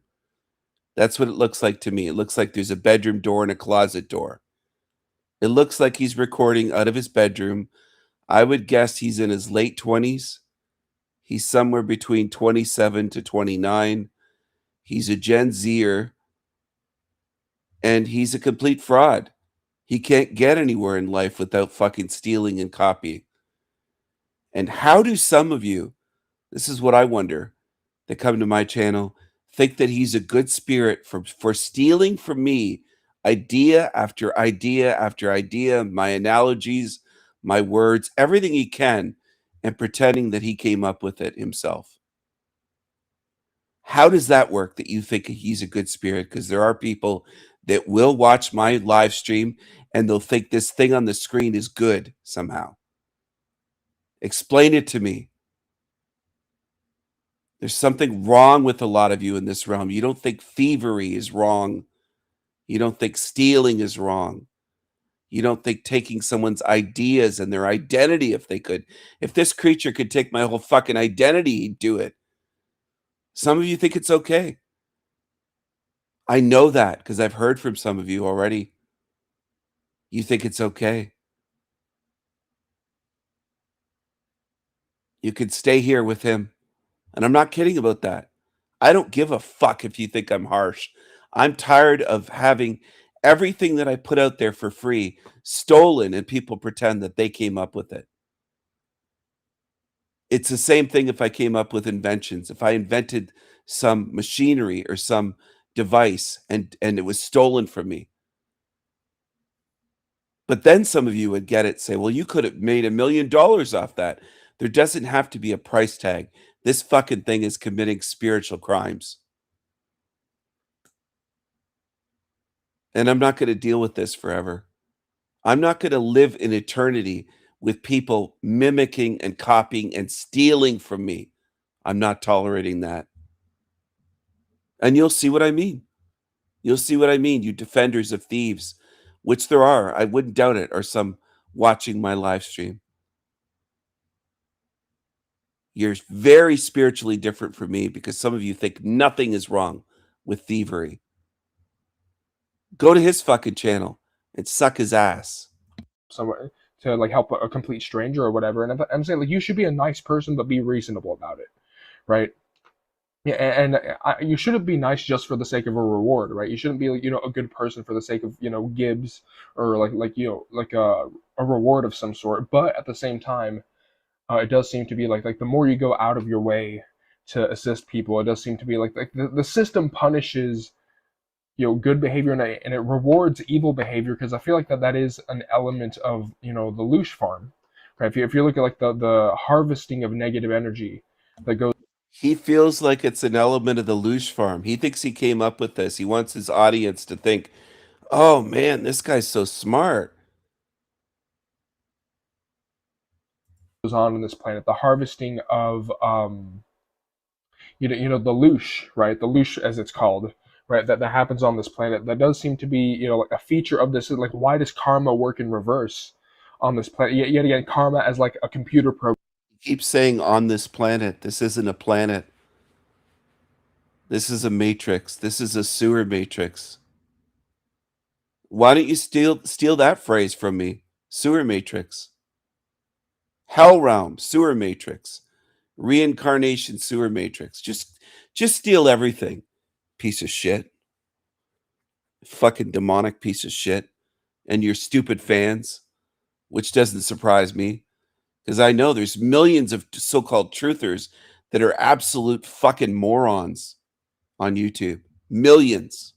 It's a matrix program. It's not like, oh well, you stepped on a bug when you were 8, so now you got to reincarnate 10,000 more lifetimes, right?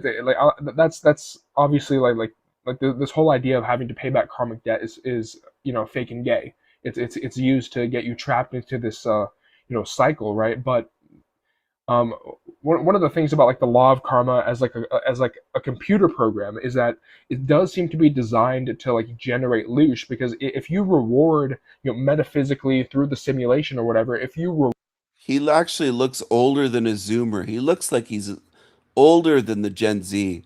Maybe he's pretending to be Gen Z just to get the younger ones.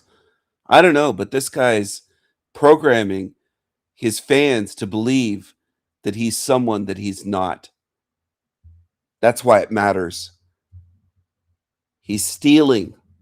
Reward evil behavior, and if you punish good behavior, then that generates more loosh. It generates more, like shaking the rat cage. And so I do think that may be a reason why karma does seem to work in reverse, right? Now, I'm not saying that it happens I'm not saying that happens like all the time. So sometimes good people do get a reward. Sometimes bad people do get what they deserve. Justice does happen, but it doesn't seem to happen often enough. It doesn't seem to be that yeah, especially if you look at the people who run the world, if you look at the types of people that run the world, the people who own the private islands, and the people who have a proclivity for the young, if you know what I mean. Like, those are the people who are running things, and it does seem to be that this computer program, this matrix, will reward evil behavior because it generates more negative energy, right? And yet again, and so it does seem to be like almost like the natural behavior pattern of people is.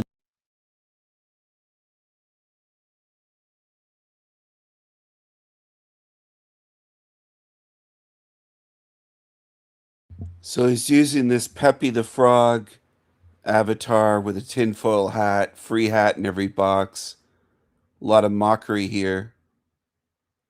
People love this shit. It's disgusting. Truly is. A lot of so-called truthers couldn't spot a fraud if the fraud was pissing on their face. And they keep insisting that they're truthers and they're awake and they're this and they're that. You're followers of fucking frauds. That's what you are. Most on YouTube. That's what you do. That's what you do well. You follow these fucking frauds. All right, so for this video, I actually wanted to sort of do like a rant or an info dump on controlled opposition, right? Which is basically this is something that I've seen. Like I stumbled upon a video by Bill Cooper, who actually talked about like Alex Jones and how he's a controlled opposition misinformation agent, and how he's an. I mean, like the world's a stage. I mean, like most of the people propped up by the system are just actors at this point. I mean, Trump's an actor, Elon's an actor, Joe Rogan, Alex Jones. I mean, they're all actors playing on a stage, and none of the stuff that they say is real. Like one of the people who pisses me off the most is Joe Rogan. Right, like he's one of those people who really pisses me off because he first of all, like I feel like only room temperature IQ people take him seriously. First of all, because I mean you see like the way he plays stupid in all of his podcasts. He's like, what? I didn't know that. And then he talks about like chimps and DMT and all this other. And one of the things that also pisses me off is the fact that he talks about safe conspiracy theories. He never goes into like the real like satanic ritual abuse, the Draco reptilians, the Saturn moon matrix. Like he never invites people like I think about like David Icke, for example. Like how is it that he's inviting Alex Jones and Eddie Bravo and they talk about the crazy shit that they talk about? And how is it that Joe Rogan talks about DMT elves, machine elves and DMT jesters all the time, but as soon as you say lizard people, oh, that's too crazy. There's no evidence for that. Like, what the fuck? You serious? Right, like that pisses me off. And also,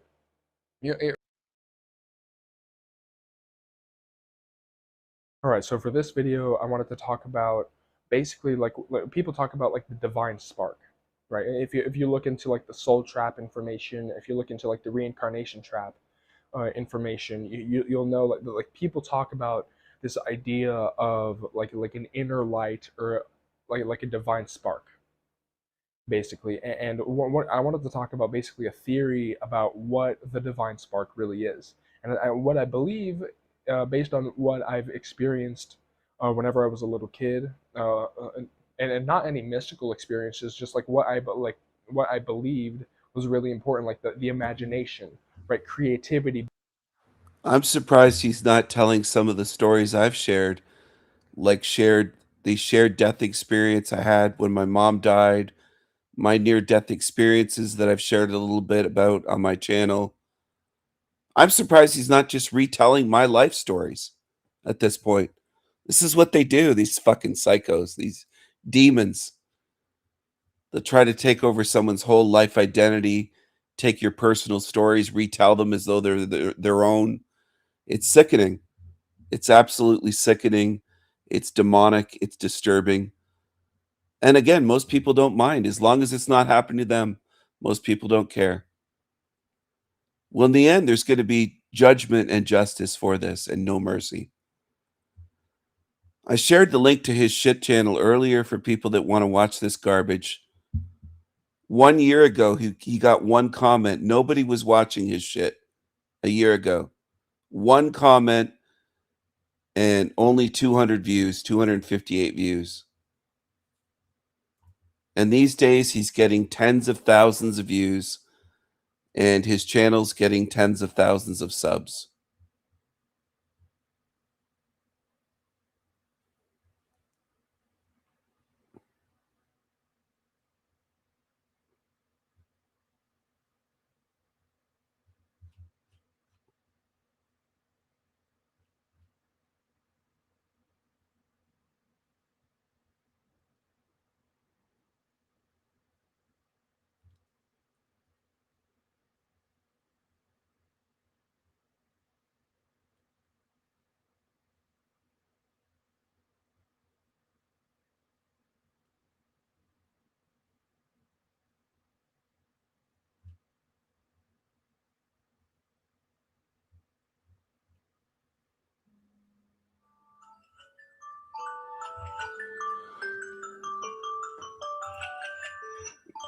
Alright, so for this video, I'm going to talk about how I notice how people today, and I think, people throughout history have always had this, but people today don't care about whether or not something is true. Like, people don't care about whether or not something is factually correct. People don't care about whether or not something has truth to it, whether or not it's right or wrong.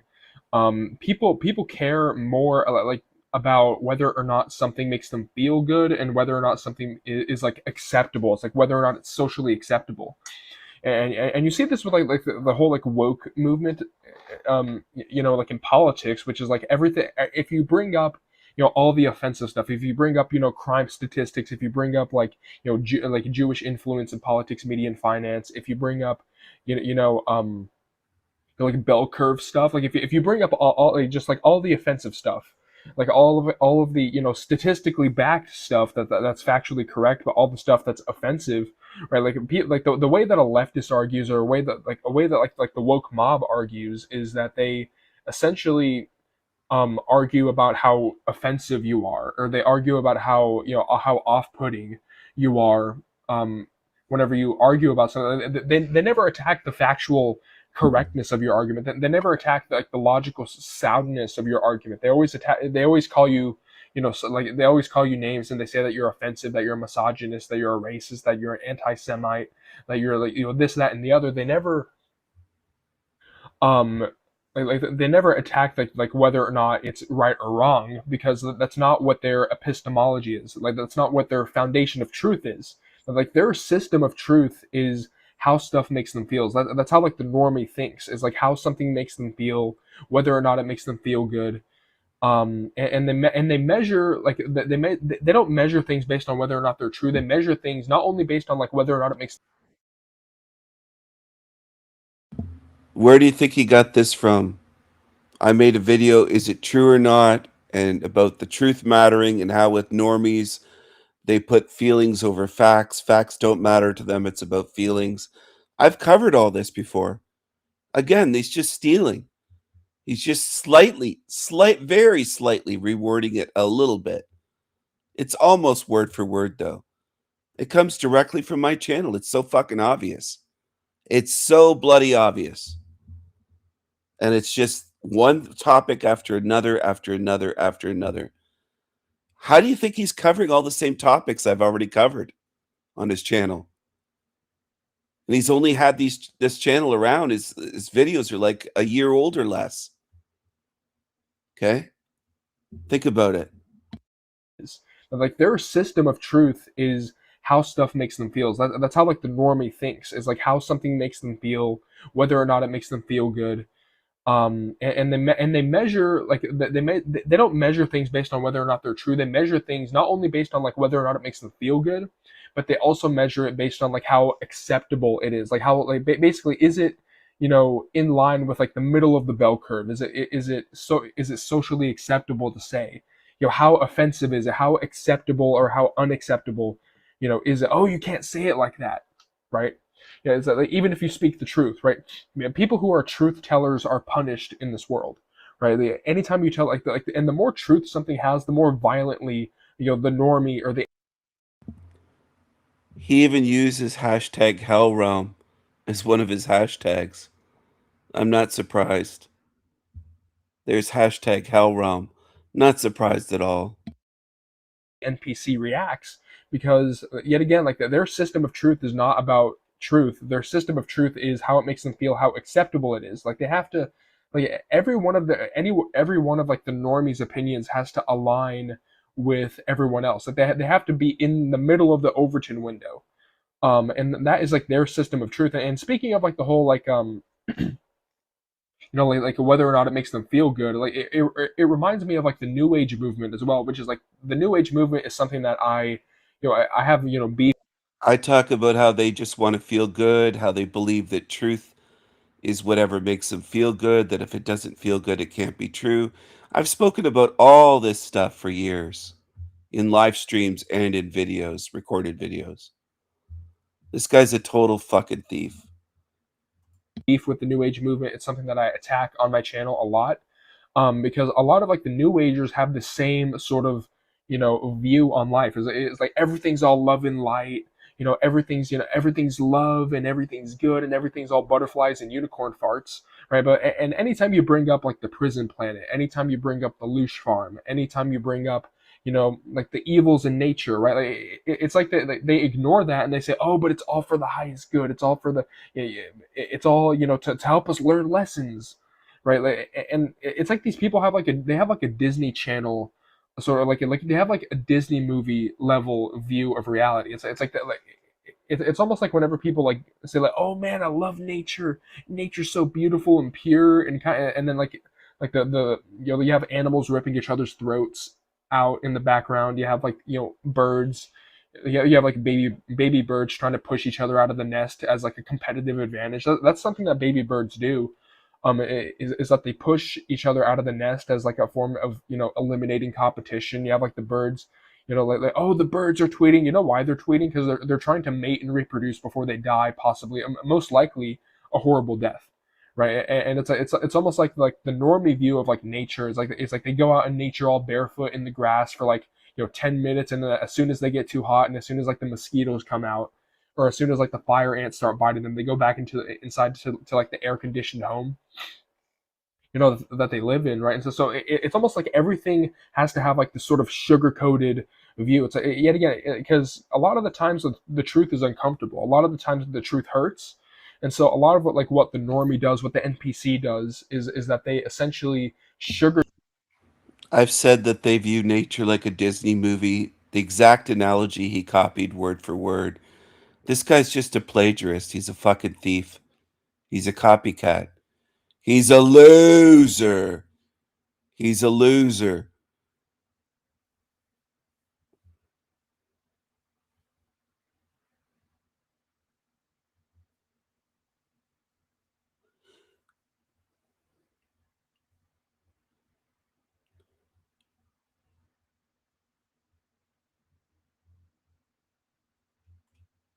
Sugarcoat everything, or they sugarcoat it so much that it becomes just a flat out lie.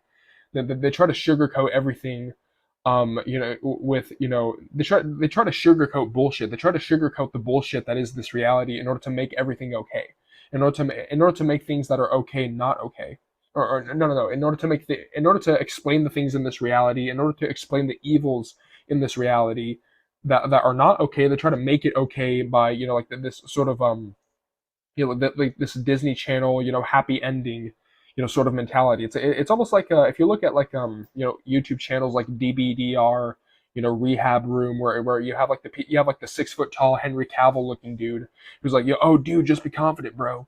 It's all about confidence. It's just your personality, right? Whereas like people don't want.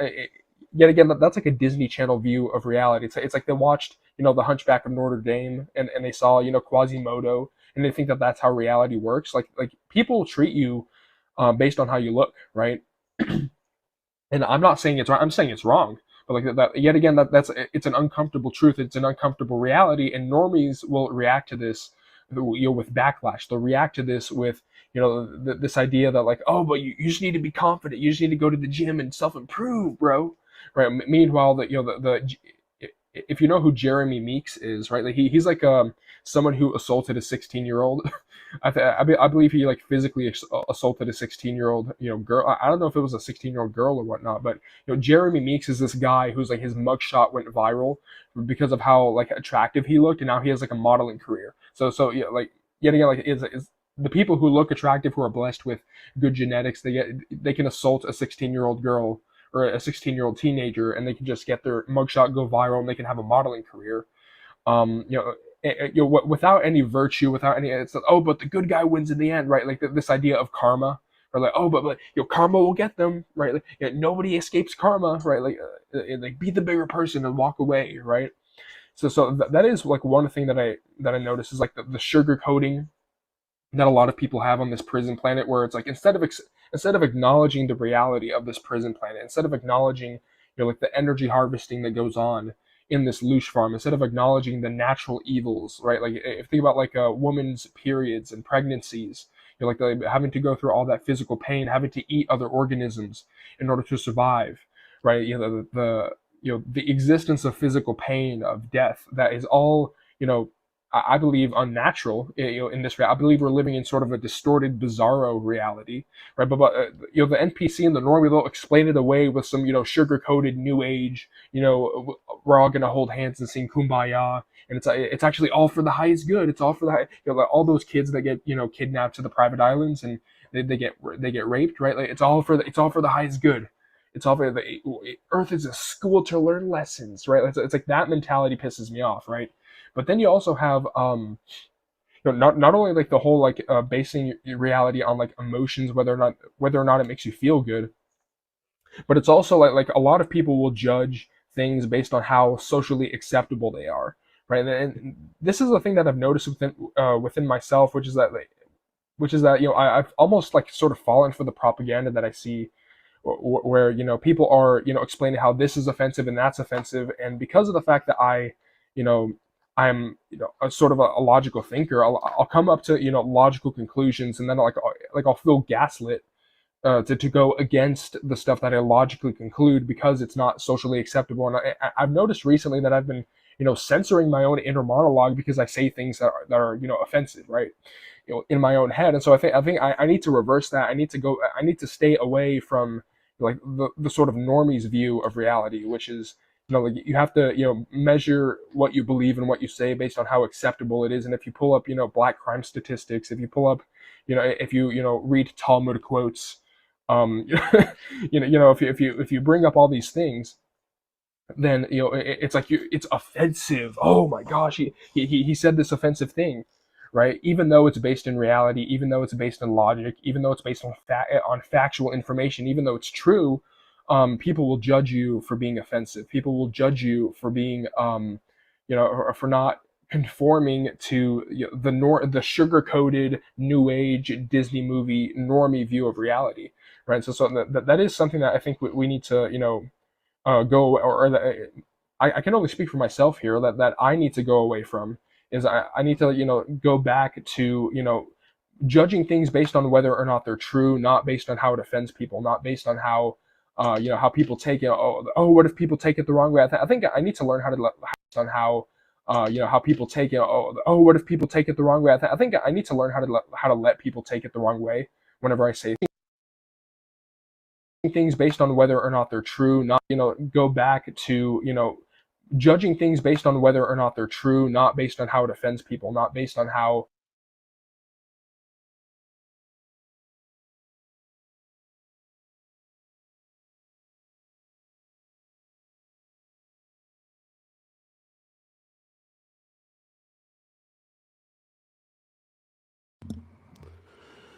Okay, so judging things based on if they're true or not. Here's a video I made over a year ago. May. So this May it will be 2 years old. May of 2026. This will be 2 years old, this video. Is it true or not? That's what matters. Is it true or not? That's where you got that from, this video. So you think you can tell heaven from hell, blue skies from pain. Hey everyone. Hello. Hello. Hello. Is it true or not? Is it true or not? Once you really begin to focus your mind and your inner knowing on that, you're going to understand a lot more. Truth isn't about how it makes you feel. Some truths can make you feel very good. It feels good. It feels really good, right? You get some good news that's true. That feels good. But do most truths feel good? There's a lot of truth that doesn't feel good. So then what does that mean? When it doesn't feel good. There's a lot of two-faced creatures in this realm. A lot of Janices, you might say. They wear a mask, or they have duality built in. Black and white, left and right, good and evil within. Like Janice, past and future. We're in a realm of evil, we're in a realm of duality. Does the truth matter to you? You should stop and ask yourself once in a while when you're looking into something. Is it true or not? Because that's what matters. Not who's saying it. Not if they have short hair, long hair, or if they're always filling up the screen with their face on webcam.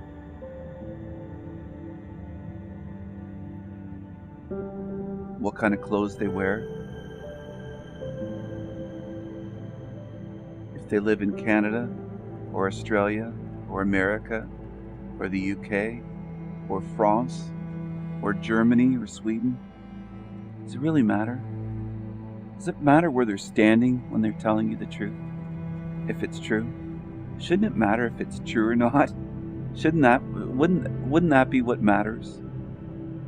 Shouldn't that be what matters to you? I ask myself that quite often. I've been doing this for years. I've made memes many years ago on this topic. Is it true or not? Should be your focus. Don't get wrapped up in the biases of YouTube, politics, cliques and groups. That's what people get wrapped up in. Well, she's my friend, they'll say. I don't care what she's saying. I don't care about this because she's my friend. I'm going to believe her no matter what she says. I've heard people say that, or people have written comments like that. They don't care what's true. Your bias supersedes that. It trumps it no matter what. Just like in life, there's a lot that don't care who has harmed who.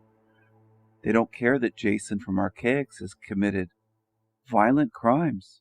It's on a sex offender list for life.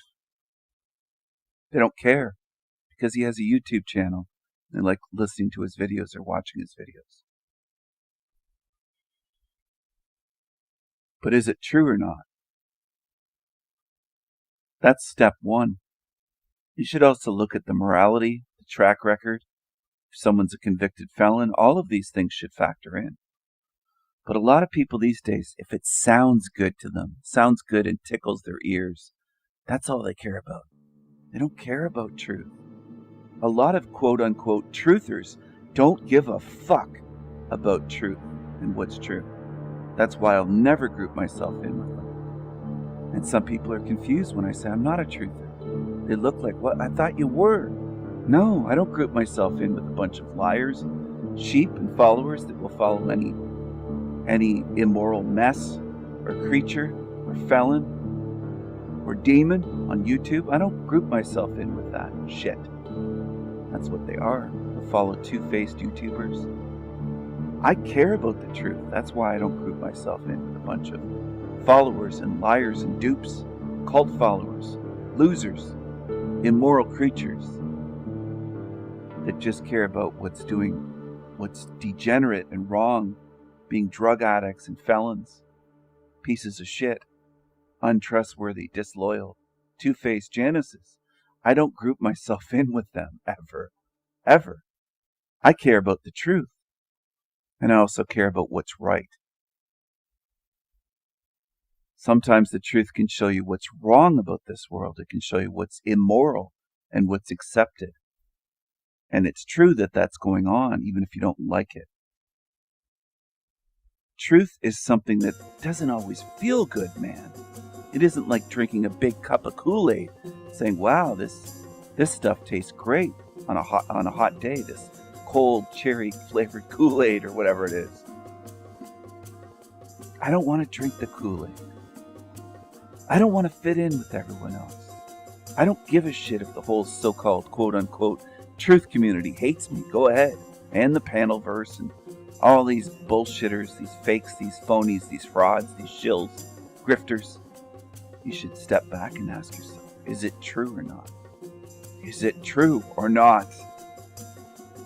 About what you're watching and following and who you're following. Is it true? Is it the truth or not?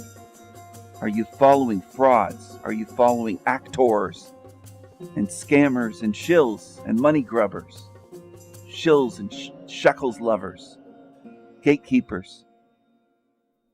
Are you knee deep in shit? Are you knee deep in a sewer matrix and you're loving it, thinking it's true, thinking it's good, just because it's on YouTube, just because it's popular, just because they run goddamn live streams, or whatever the case may be? You might be following actual demons and dark occultists. You wouldn't know, would you? You gotta pause and step back. What am I watching?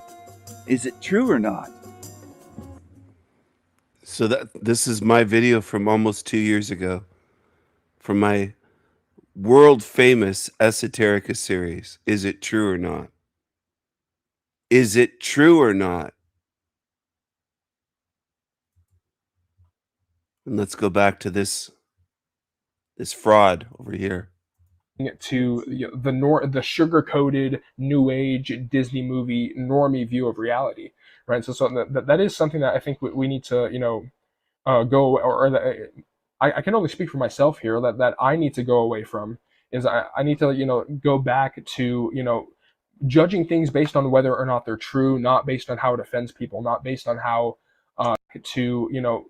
judging things based on whether or not they're true, not based on how it offends people, not based on how how people take it. Oh, what if people take it the wrong way? I think I need to learn how to let people take it the wrong way whenever I say things.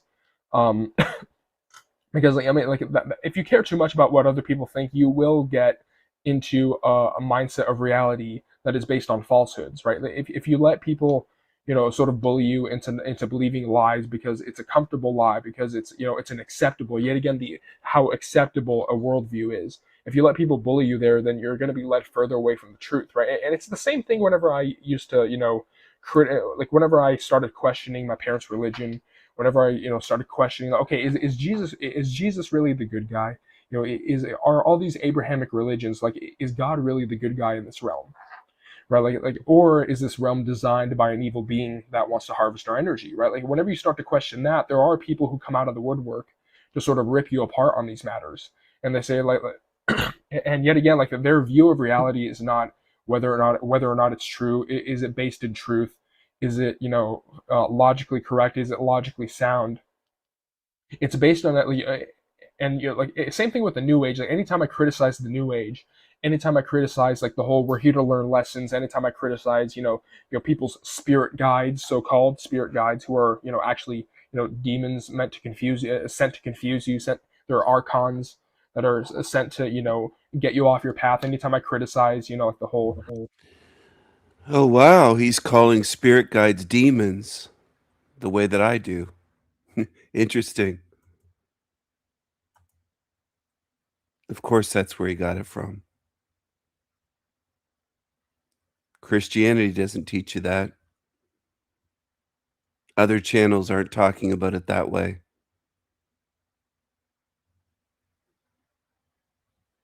Let's see what else this guy has on his channel. We'll scroll through here.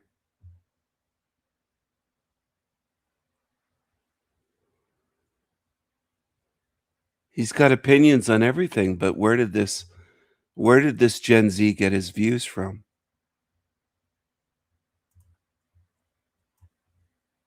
tailor the experience. All right, so for this video, I just kind of wanted to go over like what is the soul trap, right? Like what is the reincarnation trap, right? Because like I basically wanted to make a video just doing a general overview of what is the soul trap, what is the reincarnation trap, what is like the reincarnation matrix, right? And so basically to start off, right? It starts off with like the basic question, like we live in a place that has a lot of suffering, right? We say, oh, okay, why are there wars, famine, disease, and kids dying of bone cancer at 10 years old, and people's legs getting blown off in wars, and family abuse and trauma? Like why does that exist? Okay, and the answer to that question is that this realm, right, this place is a sort of energy farm, right? And this energy farm feeds off of our minds or farms our psychic energy. And specifically, this energy farm is specifically designed, tailored to siphon off the energy generated by human suffering. Okay, so that's the basic synopsis of what this place is. Why is there so much suffering? Why is it that even in the natural world you have animals ripping each other's organs out?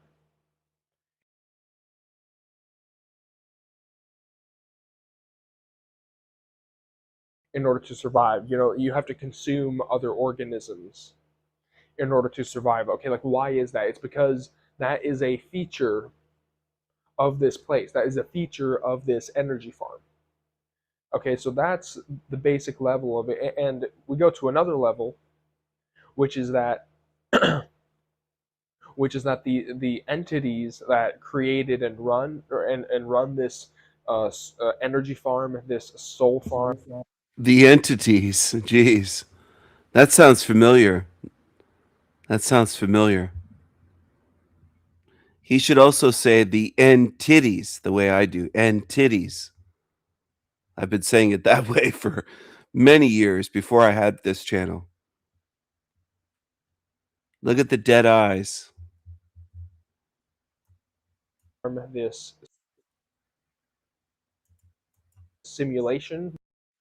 Hold on a second. I have a couple extra mice. This mouse that I'm using is starting to get worn out. I think. Because I think the battery's okay, but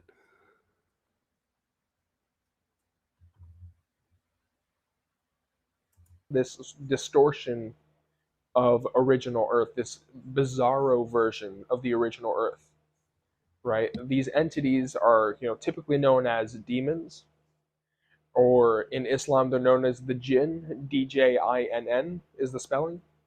They're known as in the Gnostic schools of thought, they're known as the archons, and in like the New Age schools of thought, like they talk about like the reptilian entities. Okay, so these are the soul farmers, right? The demonic entities, the reptilians, the archons, right? Those are different names for the same class.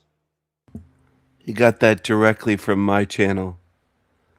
I've said they're the same thing, just different names. Aliens, archons, angels. I've said angels. I've included more than he must not have written down the full list. You forgot angels, aliens. Aliens, angels, demons, jinn, archons, spirit guides. It's all the same shit in this matrix. Just different names and slightly different appearances. I've spoken about that many times. This guy's such a fucking fraud. Of entities, okay? So that's another level of it. So, but then you get into the reincarnation component of it, okay? So you have this place, right? This realm, essentially designed throughout. Why are you calling it a realm? Are you going to call it a realm? Stick with calling it a prison planet. That's what you like to call it. He's calling it a realm. He's trying to be me. Its structure to generate as much misery, suffering, pain, trauma as possible, because that produces energy. That's the bottom line. The loosh, as it's called, which is another word for this energy that is generated by this energy farm, is loosh, Loosh, right? Now, so you have the realm generating energy, and these demonic entities find the energy of human suffering nourishing. Okay, so that's the basic structure of it. But then you get into reincarnation. Okay, the energy of human suffering nourishing. Okay, so that's the basic structure of it. But then you get into reincarnation, which is that after people die, right? Because you know human lives are designed are have been genetically manipulated to be like shorter than 120 years, so people don't see through, right? People don't see the soul trap. People don't see the repeating cycles of history, right? It's artificially shortened that way, the human lifespan. Okay, but once people die, usually what will happen is that the souls that leave their body will be greeted by entities and a tunnel of light.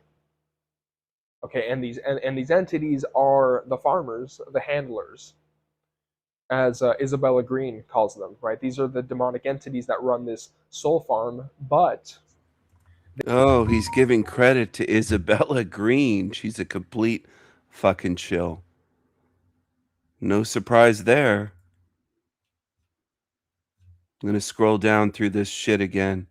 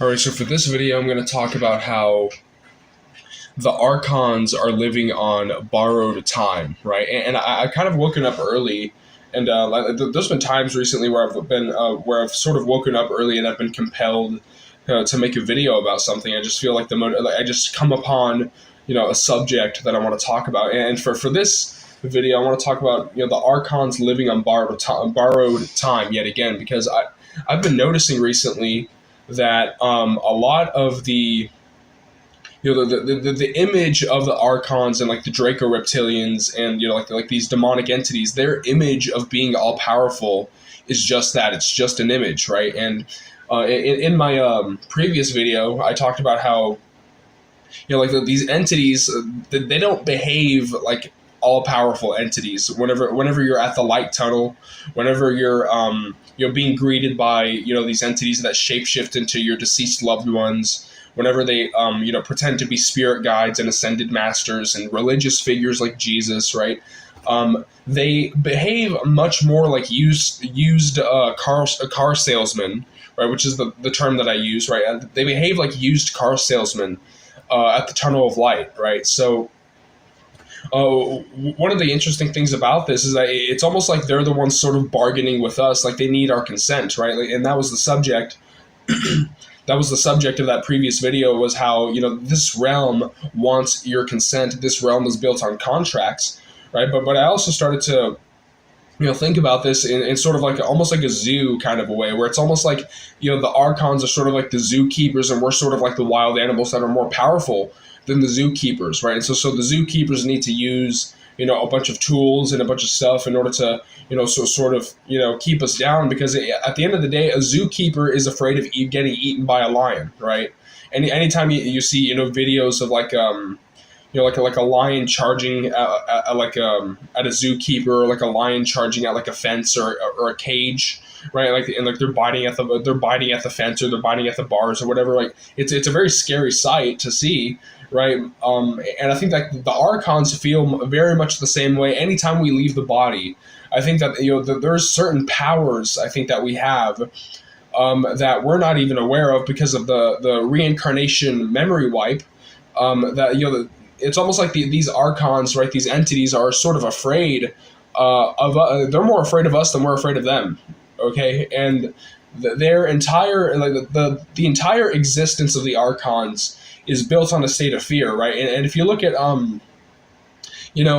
if you look at someone like Kyle Odom, which is the guy's name is Kyle, and it's Odom, right? Kyle Odom, right? Like the way in his sort of a manifesto where he describes being harassed by Draco-reptilian entities, right? One of the interesting things that he talks about is he talks about how the Draco-reptilians have a very paranoid nature that and this is in line with like the reptilian brain, which is that they see everything as a threat. Everything to an archon is a threat. Everything to their existence is a threat. Like they're Testing.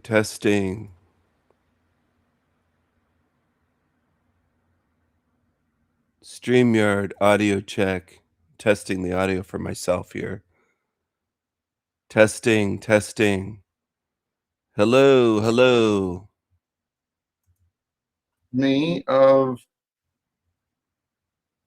That reminds me of the warning, right? For the purposes of full disclosure, admission, caution, and confession, please recognize that Jack Talcott is not licensed, accredited, associated, nor representing any specific religion, groups, organizations, or anything beyond himself.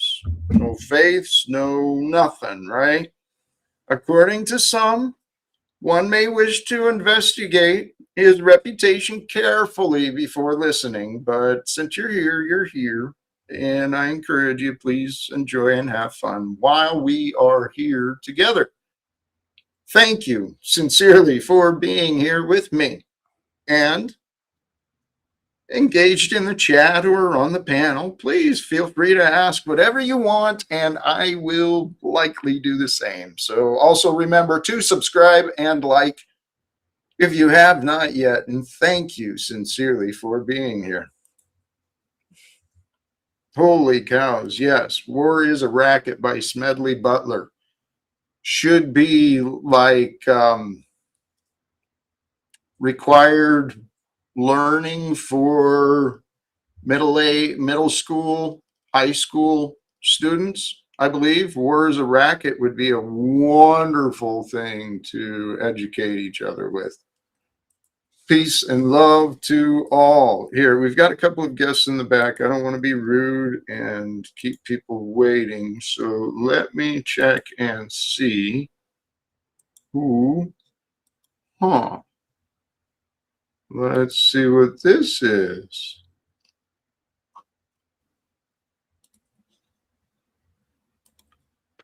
What's up, Jack? You fucking nigger. What are you doing? Nigger. I mean, this is just bizarre behavior for adult people that really doesn't make any sense to me. This one I believe is much safer. Stephen, that's you, Hello. right? Hello. Hi, Jack. I don't. Was that Zill? It sounded like.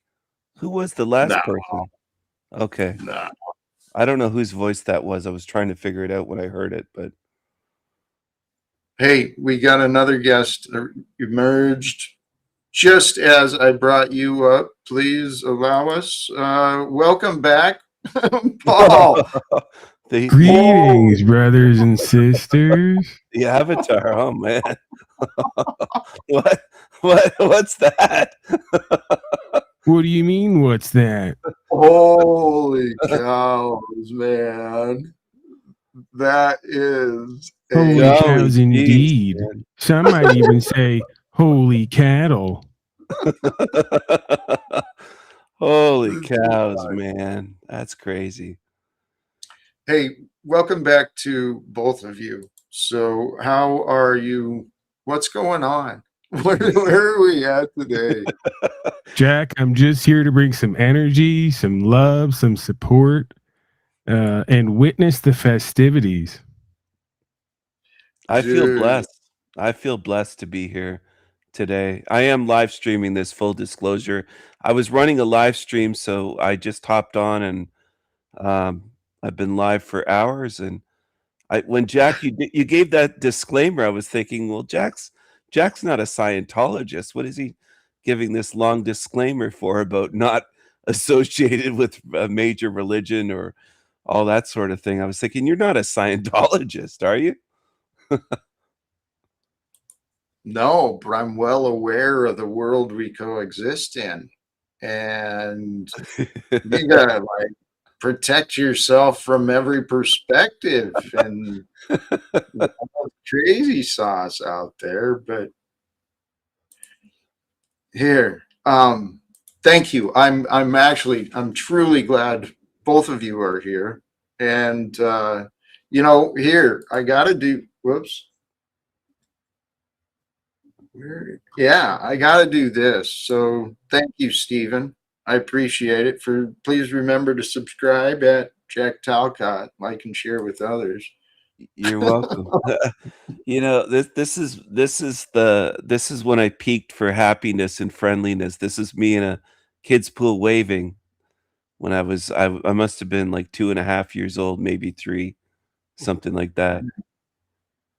That looks innocent and sweet, man. Nice memory to capture. Yeah, I was very innocent. There was a cornfield behind our house. I'm a country boy. I grew up out in the country. Beautiful. Hey, we've got another guest I want to bring back, but this guest I trust is going to be well behaved. Snap. Holy! The optics are high.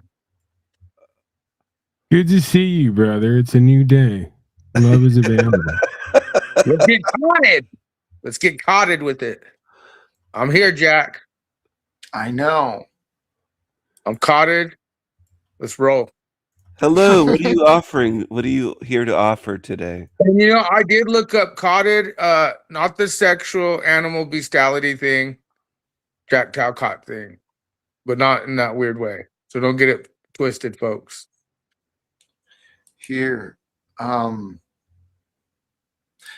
everything is coming together perfectly, guys. Seriously, this idea that's the live stream title, find your divine relationship with love. Seriously, love is found in our surrender and our acceptance and our willingness. There's many different ways it comes through. Here, we've got another guest here. I'm curious, but... Hello. Yes? Good evening, Sir Talcott. Good evening, Sir Jack Talcott. I appreciate you for bringing me on the show. Sir, it's me, Nolan, again. It's been a long time. Yeah, I recognize the voice. Welcome back, Nolan. You are another fascinating one in this experience of me. Thank you. Well, you stand out a bit. It's Nolan with a J. His name is with a J. That's what's peculiar. Yeah. Mm-hmm. He likes to follow me around the internet, and when I'm on a panel and I'm live, he likes to. This is one of Steven's groupies. I remember him. Yeah. Yeah. Sir Jack Talcott, can I say something, please? May I have your permission to speak something? By the way, the guy who stole your content, shame on him, Steven. Sir Jack Talcott, after the show is over, we can have some private conversation. I want to apologize. Day before yesterday, that we had our conversation cut off on Instagram due to some reasons, because I had a guest who came to my house. So for some reasons, and I had some network disruption in my region in a Cascade Mountain. So I apologize for it. We can have conversation later. I'm not too worried about it, man, but thank you for the offer. So I got 2 dadads instead of like Paul Cop merge. I gotta understand what that is. What is that? Is that your new brand? Hey, Snafu. I would encourage you to spend equal, if not more, time looking at yourself and what you're creating and your behavior instead of continually using others as a convenient distraction. Jack, can I speak on something? I was thinking earlier, I had a thought earlier that there's a lot of folks in this arena who tend to use God as a convenient excuse to not have to be accountable to themselves and others, and certain aspects of creation, including love.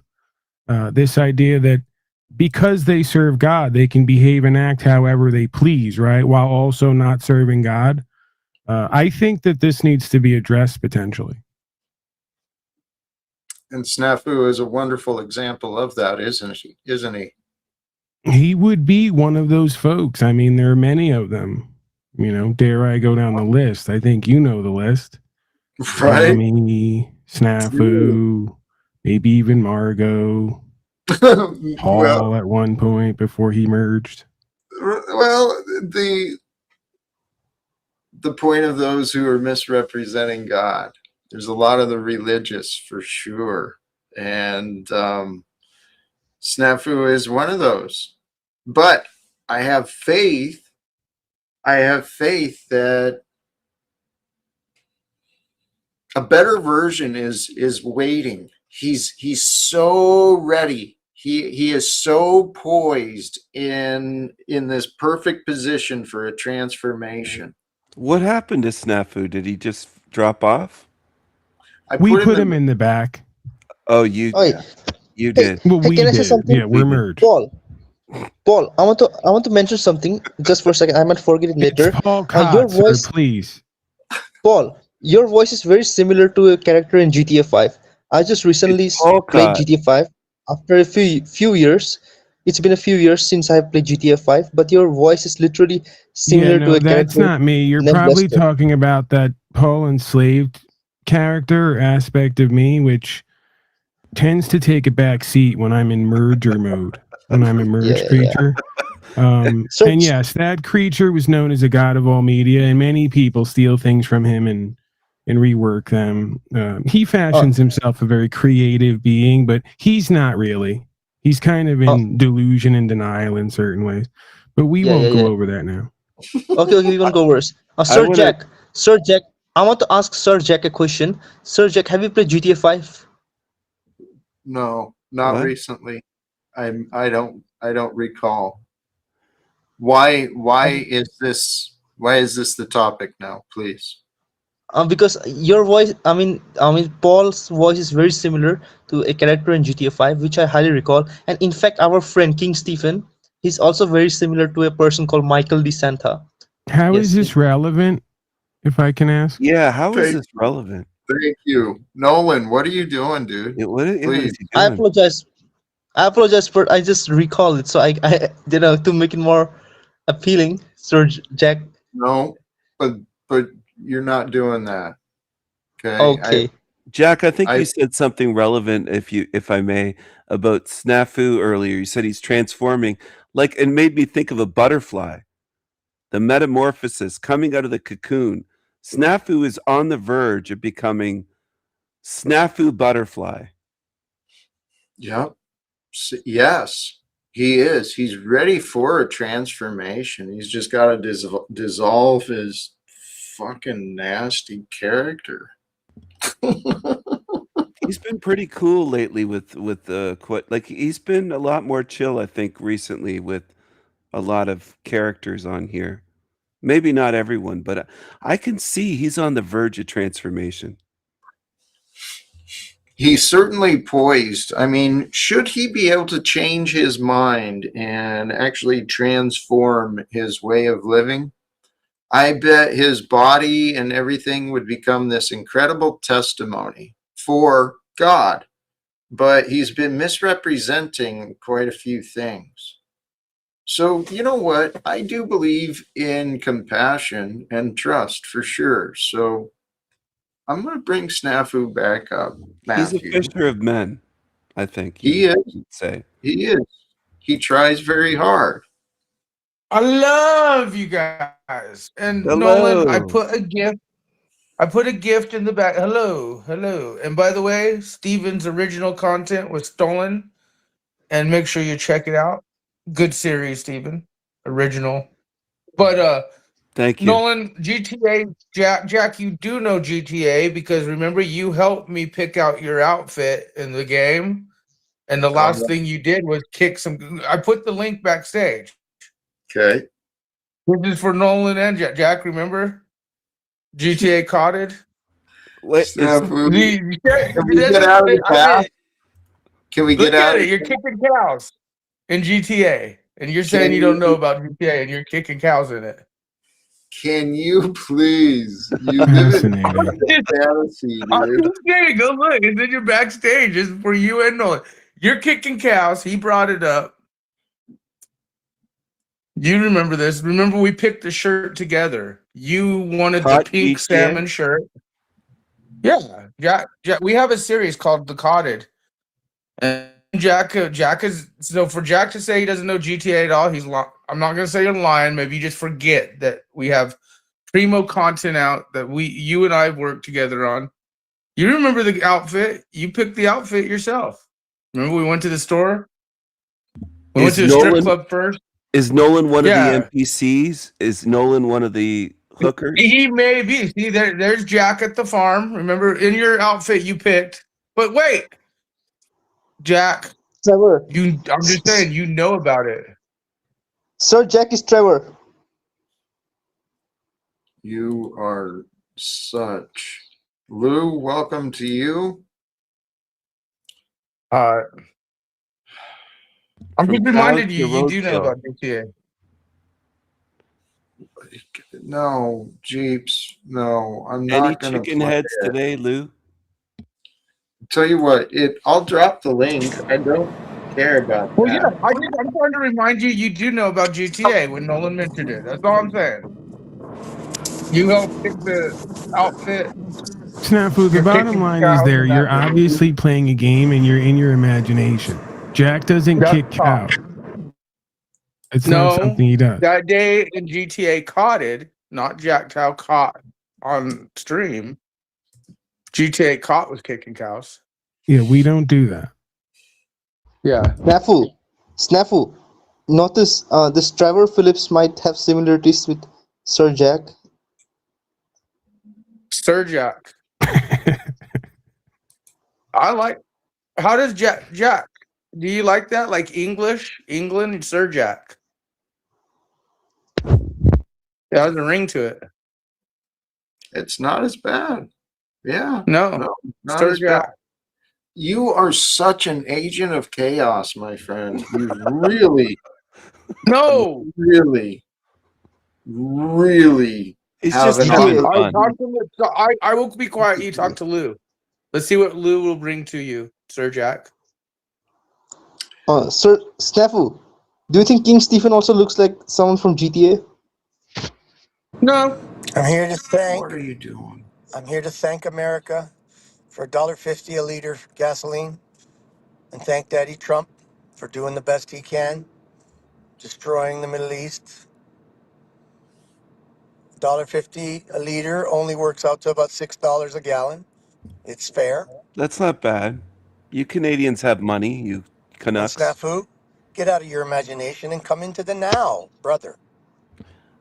Hey, Lou, have you had any chicken heads today? I want to ask Sir Jack a question. Sir Jack, what's your thoughts about rebellious meat puppet? Because a lot of King Stephen's theories haven't actually derived from the rebellious meat puppet. That's false.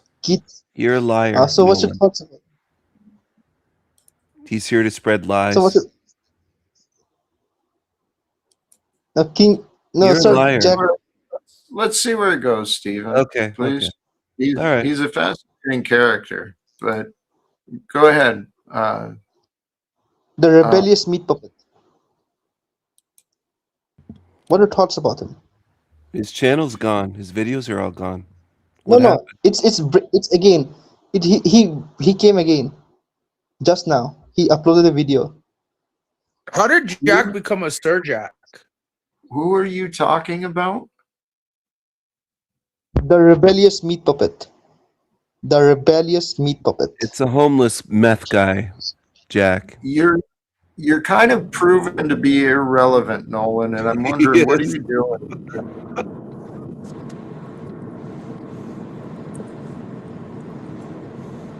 Lou, welcome back. Yeah, sorry. I don't know if what happened, but somehow I got kicked out. StreamYard doesn't Sir love me. Jack, Sir Jack, I sent you the link in the private chat. Okay, Nolan. Didn't really ask for it, but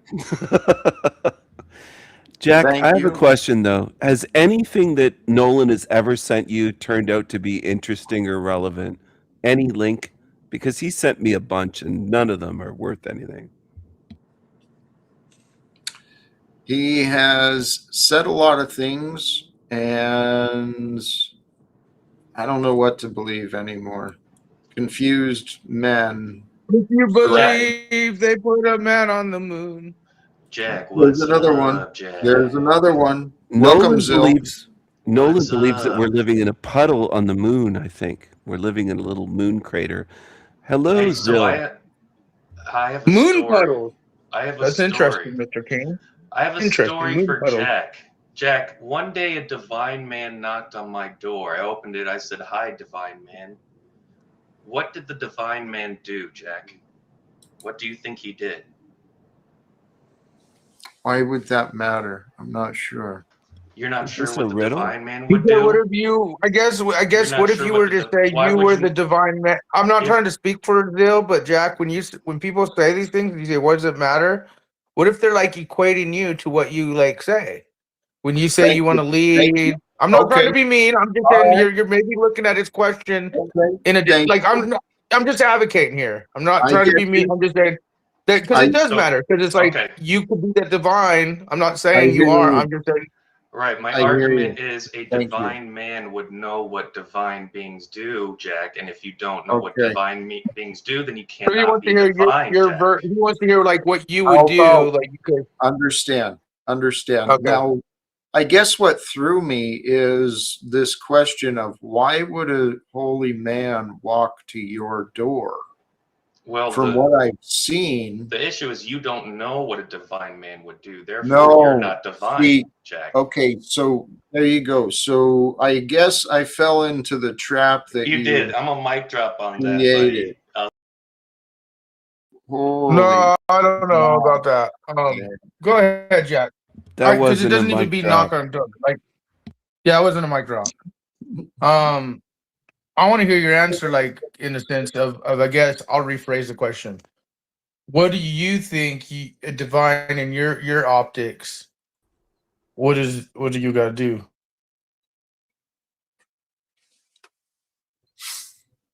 I would assume that the holy man who knocks upon the door of a lost man who is seeking, which we can assume that's what Zill is. He's playing the role of a lost man who is seeking. Therefore, if a holy man happens upon him, what that holy man might help that lost man to realize is who is lost and who is not lost. And Exactly. Yeah. yeah, Yeah. and who is present. Speaking of, welcome to Frank. How you doing? Frank Monday. Blessings. Frank Monday. I want to Greetings say all. something. All Please gathered. open. Yeah, go ahead. Frank Go Monday. ahead, Noah. I want to say Yes. something, please, sir. I know we have discussed and we had conversation probably a few times in our lifetime, but I want to say it openly from depth of my heart with everyone No, here never. present. That, sir, you look absolutely like one of the most attractive people from Hollywood, like a real actor. I don't know, but it looked like it, like a billionaire actor. Yeah. You're too kind. That's what they Big call smile, Ozempic. That's Frank. what they call Show your Ozempic, grill. Mr. Nolan. That's what they call Ozempic. Suck a Come on, dick, Put him back King. on the smile. screen. Queen Stephanie. Yeah, thank you. Blessings. Frank, Good to see smile. you, Jack. May a that's what they 1,000 call it. blessings be rained upon your doorstep. Yeah, I could Frank Monday. buy a Sir platinum Frank, grill, do Steven. you know the myth? You The do WWE have No, like the culted one, so to speak. have to, both of you, learn to wait, please. You're not May waiting. I speak, Sir Cott? How about Yeah, it's- allow Frank to finish? Jack's Okay. so right. Like it's all so Okay, truncated, but right? Like they have to insist upon self-importance and ego and interrupt and truncate and never let anybody land the fucking plane. Greetings unto you, Jack, who art Jack, and thy rising unto Talcadia and all gathered. Blessings to all of you, beloved. It's just I'm just here for the show, man. You're doing a really good job. I the love to plane's see you, on Jack. fire. And I'm glad you're back. So thank you Nolan for loves having me. Frank. You forgot to put the landing gear down. Thank you, Frank. Who was Me. next most Me, snap? me. I want to say you have your super fans, then you have your culted ones, and then you Okay. have the people who are your like really good friend and honest, authentic ones, like myself or Mr. Steven, or there's very few out there that will tell you the truth and be honest, authentic with you. You get mad at us, but whatever.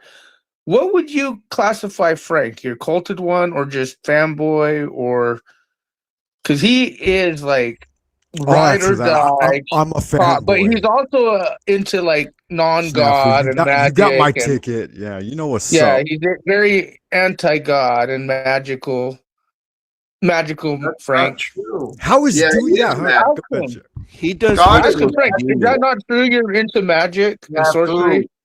Snafu. Ask him. He won't God is lie. Frank, don't lie about this. Yeah, I'm not God gonna is lie. magical. Tell him you're into magic and sorcery. It's true. David, Solomon, Moses, Jesus. Need I Yep. go on? Yep. Okay. There was many who God loved that. I'm not saying don't love his story. I'm just saying God you is got cult. magical. I think Snafu. Frank's a Magical. Satanist. Actually, I no. dare say You guys- he's like a sorcerer witch type. No. He's No. witchy. No, Frank is handsome. Witchy. You Snafu, guys. go ahead, Jack. I'm sorry. In Guys, all that what I are we think, say, doing? and do, in all that But I let's think, go. say, and No, do, no. I I call love upon you the all. Lord I thy yield. God, first and I love. foremost, I and have a give Can we riddle get for back to the gratitude Frank. topic, for his please? gift Yeah. of his only begotten Son, because he loved us so much. Hallelujah.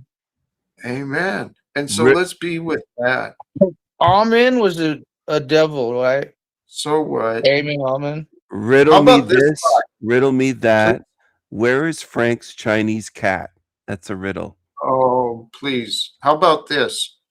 They're Be eating with the cats and dogs, I hear. Please, for the love of Pete, in line with this topic title today, Who's find Pete? your divine relationship with love. Remember, you only live and feel and know right now. So be with now and then be with love, right? Be true, be pure awareness. That's all that you have to be. Exactly.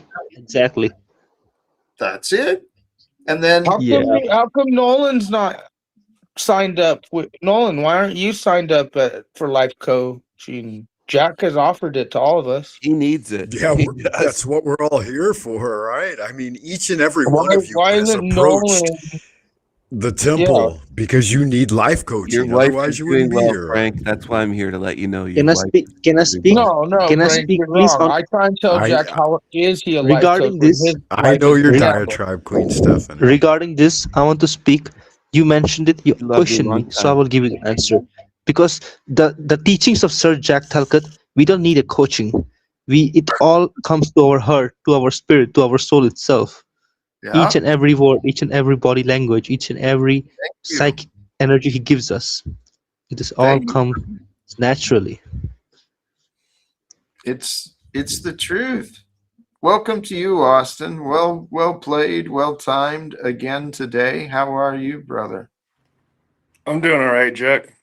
I just wanted to check YouTube real quick and see if you were live. I'm just moving into my new place right now, so pretty happy right. about King that. Stephen, can you speak? Beautiful beast, and congratulations, my friend. Yeah, That just a looks little wonderful. two-bedroom apartment for myself. It's bigger than your other place. That's good. Dude, that looks amazing, man. And you got Yeah. that big, beautiful Hey, beast I with you. told Austin, since you're all live, I told Austin the other night, since with love, Jack, since you hate me all so much, I said Austin, since he's the only one that claims to got sober and we watched him get sober and he's all about it, he can reach out to like the goblins and the truther cops and the drunks that we witness every day in our community. Maybe he could do videos and get them to sober up. You think he can get you sober from your addiction to drama? Lou, you should go over there. Hey, anyways, Jack, I just wanted to stop in and say hi. I'm gonna be busy all day, so take care. I'll be listening in. Yeah, congrats, Austin. You're Congratulations. not gonna do anything if you run away like that, Congrats. Austin. Guys, So by congratulating Austin, I have an idea. Can I say something regarding it, Sir Jack? I have an idea regarding about Yeah, you coaching. haven't answered how did Jack become a sir? No. Can let me finish, Sir Jack. Yeah, I want to know how Jack Sir became a Jack. sir, like Sir Jack. Let us Jack is a organize. self-evident, No, sir. You He's a guys are want to- benighted title. truly Obviously. fascinating. Listen, Obviously. Oh God. please, can I speak? Please, Snafu will talk about it Yeah, later. but I still want to know how he's a And when Sir I Jack. say fascinating, I mean in the Wait. kind of way where we want to like cut your head open and see if there's anything in there and log it type fascinating, not like inspiring fascinating. Sir Caught. Sir I Talcott. Yeah, we volunteer should to all do the- approach the I volunteer to throne do with the such opening, the deference gruesome in the work. Sir Jack, future. let us organize a physical meeting in King Stephen's Vancouver's penthouse, $3.3 million. We can all just, have a meeting, a physical meeting, all of us together. If King Stephen gives us the permission, I we can agree. actually. You can't invite King people Stephen's over. going to host it. You Why can't not? invite Why people over to my not? place just like I won't let you spend my money for me. It doesn't work that way. You Well, got to it get some should. manners, It Nolan. should. You got to get And some you There should be gotta manners. some remember, democracy he's here. following Democratic Steven process. around. So Nolan chooses Steven over you, Jack. This is Steven's. He's following Steven around. Nolan's I my want to know. bitch. He's I my want to know. bitch. No, Monopoly. I want to know. How did he become a sir? You haven't answered that, Nolan. How did Jack? How did he become a sir? Yeah, what would you say, Nolan? Please. Sir, Is he knighted? Well, Sir, if I may, please when I call- listen to me, when I Jack, called for a Sir moment, Jack if I Talcott, may. sir, Sir Jack he doesn't. Talcott. Sir is like literally the most minimal thing I could say to him. He's even the title of God or Lord is very much below the title he actually deserves. So there's no word to describe Sir Jack Talcott. That's the thing. Yeah, and it depends on your reference point. Like I would call him brother. Holy! Hermano. Call Nolan an ass kisser. He achieved what he wanted, Jack. Yeah, actually, here, I think this is probably pretty accurate about Nolan. He's very polite. I think he calls a lot of people sir. He means it as a form of respect. Yeah. There's some in this community that call you daddy. Is that what you do, Frank? No, Frank does spells and sorcery. We went over this. Huh. So what about love, people? Here. Oh, yes. Consider this. Couple of observations on capitalism. And actually, I forgot to bring these things up, I think. I watched an amazing discussion earlier today. Amazing, in my opinion, by this channel, Channel 4 News, Ways to Change the World, with Clara Matai. Capitalism is not natural. It is enforced. So I checked her out. I looked her up. Professor of Economics, University of Tulsa, president of FREE, a forum for real economic emancipation, right? And so I've been like checking this out today, and I'm pretty sure all these links are already in the description. So please check those out for yourself. But the idea is to get back to community assembly, practicing, consensus-based governance through groups, and together we can find better ways of justice, reform, correction. All this stuff can be transformed. What about Lou though in socialist Canada and Frank in commie China? Can they reform in their countries? Because they're not Americans, or they're not living in America at least. No, but we can help the other nations. And I believe this is what the path, the path for us, for humanity, ending wars, beginning reforms, right? We've just got to realize what we've created. It's not healthy. I mean, I don't know. I could play just the first couple of minutes and she explains it pretty clearly, but it comes down to like 14 families on Earth own the property and control the rights greater than 4 billion people, right? It's a bunch of nonsense. Getting mic noise from Precisely. Nolan.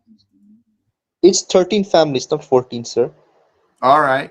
Thank you for the correction.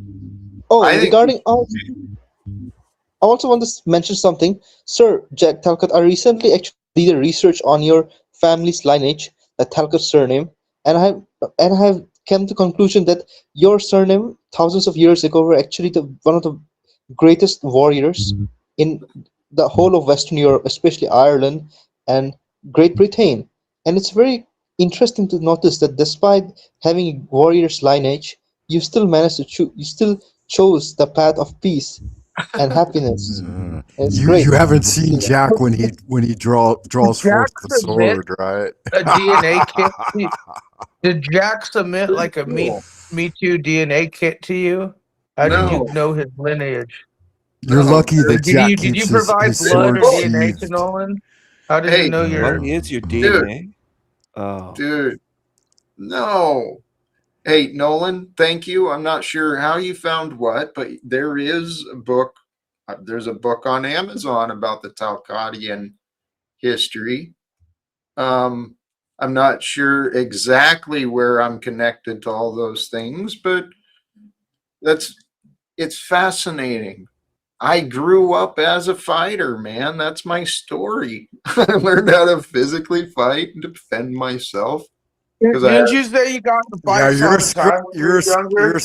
you're a scruffy underdog. Yeah, And when the didn't you sword say you used comes to out, like? watch the fuck out, like Jesus, right? Hold on, Frank. Frank, He was very I want to averse ask.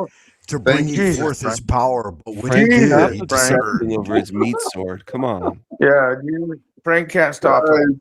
Thank you, Jack, Frank. tell Don't me try to about your. overtalk me, Frank. Snafu. What the fuck's the Tell me, matter with you? I'm trying to learn Haven't about you Jack. learned You're your trying to place? cuck on Oh Jack. my There's a difference. Sorry, I I'm trying apologize. to learn from the man. You're trying to cuck on the man. There's a difference. Please, thank you. Jack, One at a can I time. learn from you now? Frank wants his Please. meat sword. Yes. You get his There's a point out. difference. Jack has these fanboys, and then he has people who are just intrigued in him. Yeah. God damn. Okay. It's okay. I It'll want to come. know about your fighting. What did you do? Did you like bitch slap people and get them to fight you, or Yeah, what did see, you do? How Snafu, many you're just girls trying did to you fight, lure him Jack? out and just try to What do you entrap do, him. Jack? You know, What a you used to tell me you got in fights all the what a time. You told foul, me you got in degenerate fights all thing the to time. do. Leave There him was a pattern. alone. What the There was a fuck? What's pattern. up, Snafu? I can't learn about his wait. history. Jesus, why are you white knighting and hiding shit already? Chill out, my brother. Okay. Indeed. Seriously. Psychiatric help is available. The question he asked, though, I never slapped people. I wasn't the first one to throw a punch, Oh, except my in the gosh. defense of others. I was usually the first one to get hit. Okay. Because, like I said, I Yeah. had a big mouth. I'd say shit without really thinking about what I was saying, but it felt right. And it was usually true. Just Was pissed this a lot like of high people school off. How or many girls after smacked college? you, Jack? Did any girls hit Girl? you in the face? Probably a lot. You're a playboy, huh? My ex-wife was she might have hit me. Did she But kick you in the balls? They hit me. Oh man. Well, Jack, you know what? You're not that guy anymore. You said. right. Matthew, this is what I mean. I believe my life is You said. testimony. It's evidence, right? I'm evidence that love can transform a man, right? Love Okay. can transform a You go person. into evidence. I just said you're not that guy you say. Holy jeez. What is your deal? Love. You're so crazy, man. Crazy in love with love. No, Crazy in love with love. you're frustrating because I'm trying to pay attention to what I'm saying, and you're like Okay, somewhere that's else. on you. When you are my guru, I don't know. Oh, please, You please, know, please, I please. take notes from you. Be honest. Be honest. Had you actually submitted yourself to treat me as your guru or as your life coach, your behavior would be so different already. Okay? I So I'm trying to promise get you that. classmates. That's why I think Nolan should sign up. Nolan, you want to sign up and do this with me? For such a big decision, I need We got. time and patience. See, We gotta get. snafu is evidence of a confused man. See, when people grow up in these traumatic households that are full of fear, right? Fear tends to breed confusion. And the Are you sure that's confusion what it is, though? Do you think he's uncognizant of what he's doing? It seems to me it's pretty overt. Like he's intentionally trying to What lead am I it in a. doing? I'm No, loving. see, Jack, that's look how what they're are you distracting. doing? also the Jack, deception look how and the they're denial. distracting us. Look how they're Snafu, bringing please. negativity You're when doing I'm it right bringing now. love. I'm all about love, and they're bringing Holy negativity. cows, It man. seems Look what pretty you're doing, obvious Jack. to anyone with discernment. This is your I was fault. saying something. I was saying something. So please let me finish. No, you I won't, was saying- Noah. You'll let Jack speak. Let's bring No, it back I to want Jack. Nolan to join the life I coach don't. session. Let's Snafu, go, I don't. Nolan. Please, Nolan, what wait have a you minute. got? Please. Nolan? Regarding sir, yes, sir. Okay, sir. If you have to ask, they're always going to let you down. Okay, can I speak? Can I say something regarding Sir Jack Talcott? Sir Jack Talcott in our teaching says patience is a virtue. As Snafu doesn't show much patience, which could be a result for some reason which he may have faced some trauma in his life, and we shouldn't make fun about him. We are here to learn from Jack Talcott, Sir Jack, and we are forgetting one of his biggest teachings about patience and being calm and to listen for Yeah, others. absolutely. Ultimately. And so we should defer to him and take a step back and a breath, right? Like Paulcott does. He's the absolute quintessential merger of the thing that is. Yeah. Hey, guys, consider this observation I found earlier, and thank you. Thank you sincerely. This is tied to the economic system and the government system we've got. Those who find neediness have given away their control, right? If you find yourself needy and lacking and absent from what your heart desires, you've given away your power. Because those who find neediness, they're missing out on the abundance. Makes sense? Exactly. I love that. I love you guys too, man. These guys do understand Talcottianism, because all this is love. It really is. It's just love coming together, man. Oh, Not just love, but also wisdom. Wisdom coming together, knowledge, virtue, honor. Best That's what qualities love. of man. Yeah. That's truly what love is about. Nolan, we got some sort of buzz with you. What is going on? that's his toy. Unplug it, Nolan. He's got a Unplug it. buzz in the background. Nolan loves following Steven around. He does. That's what Yeah. I've seen that. And he's very attracted to Frank Monday for some reason.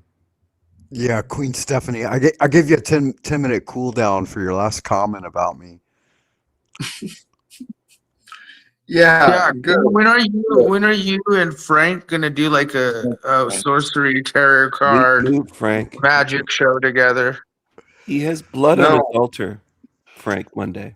I don't have any blood on my altar. What are you talking about? You're, Blood you know, sacrifice that was guy that you just put on the redeemed by screen is the one Christ. who has a real issue in the We world. needn't sacrifice anymore. Yeah, he needs love. Please. Modern Man Lost Paul Again needs Scott. love from Please. you. Please. Paul Scott. Snafu, once again, I would encourage you to start asking more questions about yourself, related to you and your life. I'm trying to love myself. The majority of your questions are all trying to about other love people, myself. Snafu. I know, but I'm See, loving that's myself. another reason why you're not getting the life coaching you could be getting here, because you're too busy asking questions about everyone else. Will you than sign about up you with the and your life? life. Will you sign up and go to life skills classes with me, Paul? True facts, Or Snafu. You Jack? shouldn't I'm redirect it. You completely should Yeah, wouldn't that be narcissistic, amazing if Snafu, Paul and that's showed a up? deflection. That would be You should- amazing yeah. if you showed up, Paul. You should absorb and reflect for just a moment. I mean, how fucking How hard come is it I'm the only to one take willing a to sign step up to the back? classes, Jack, when all these guys We have a lot all to say, are. but none of We them are all down to sign up with you? No, I already signed up. Mine I'm all in. Okay. It's so sad, Sir Jack. It's absolutely sad at the point of this panel because there Can are we some get people, back as to you have us? mentioned. No, Sir Jack always preaches about equality and opportunity. Yet there is a panelist amongst us, Lobus, and he is unable to speak anything because we are all trying to capture his moment to speak. So please let him also give his opportunity. It's Lou Bass. Thank you. Yeah, like lube your ass. Lube. Is that lube ass? Lou Bass, yes. Lou Bass. They prefer it dry, Jordan, or whatever your name is. Jack, maybe show both of us full screen for the reset portion. Maybe they're You they're know not what? seeing. Why was I not thinking? There It's we like go.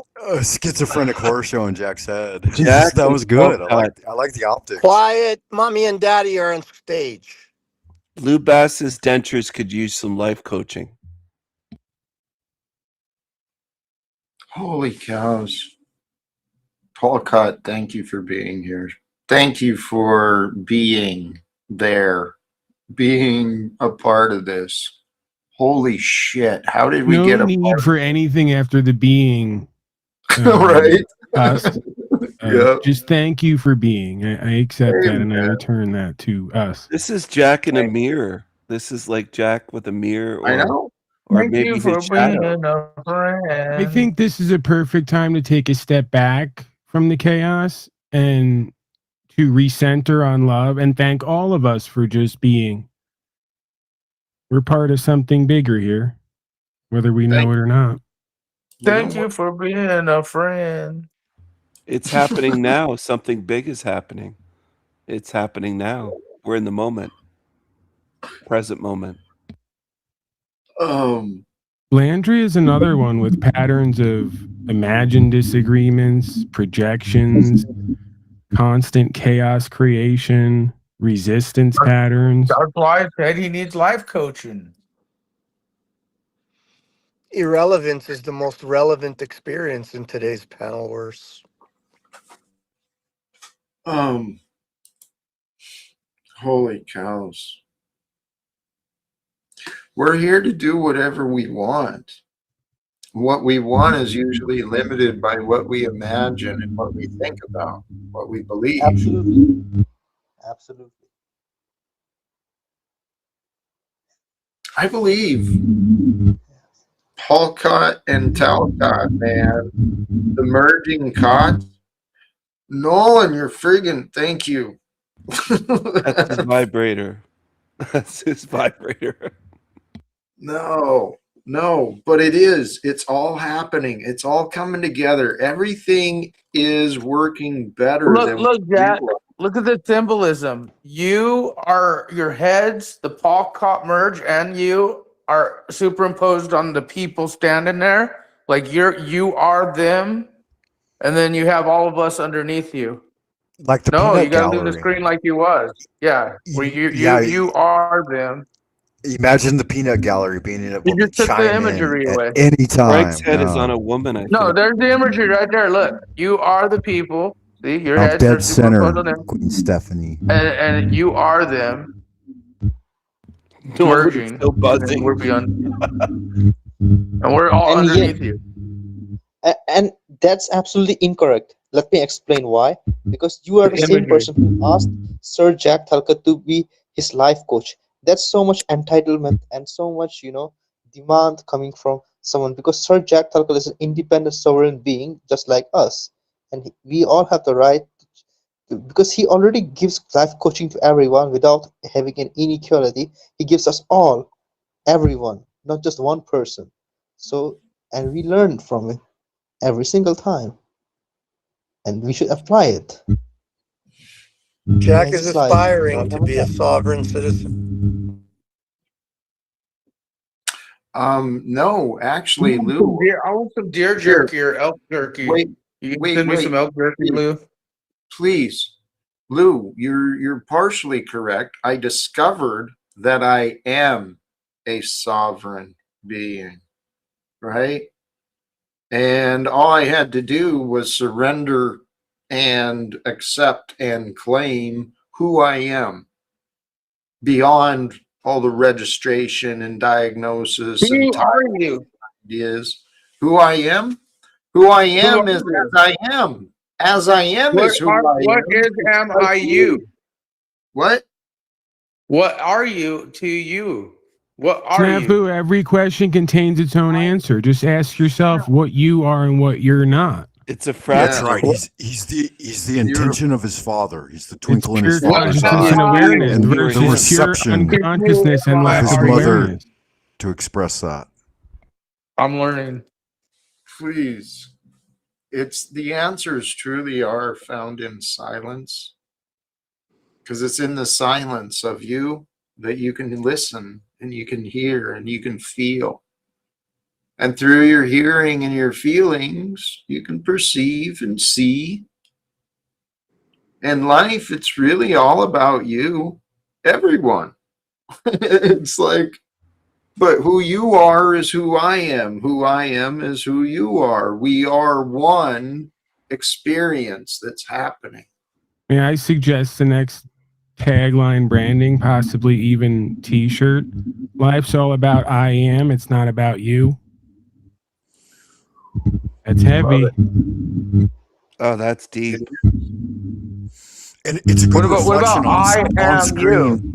Snafu, if I may, I was first. It's a good reflection on screen about what's happening, right? We have the distorted imagery of the Talcottian nightmare on one side, and then the truth of like the beautiful being that's the expression of who Talcott's benevolence is, the low ground that allows all of us to come here and do our thing and interact with a higher level of betterment in some way.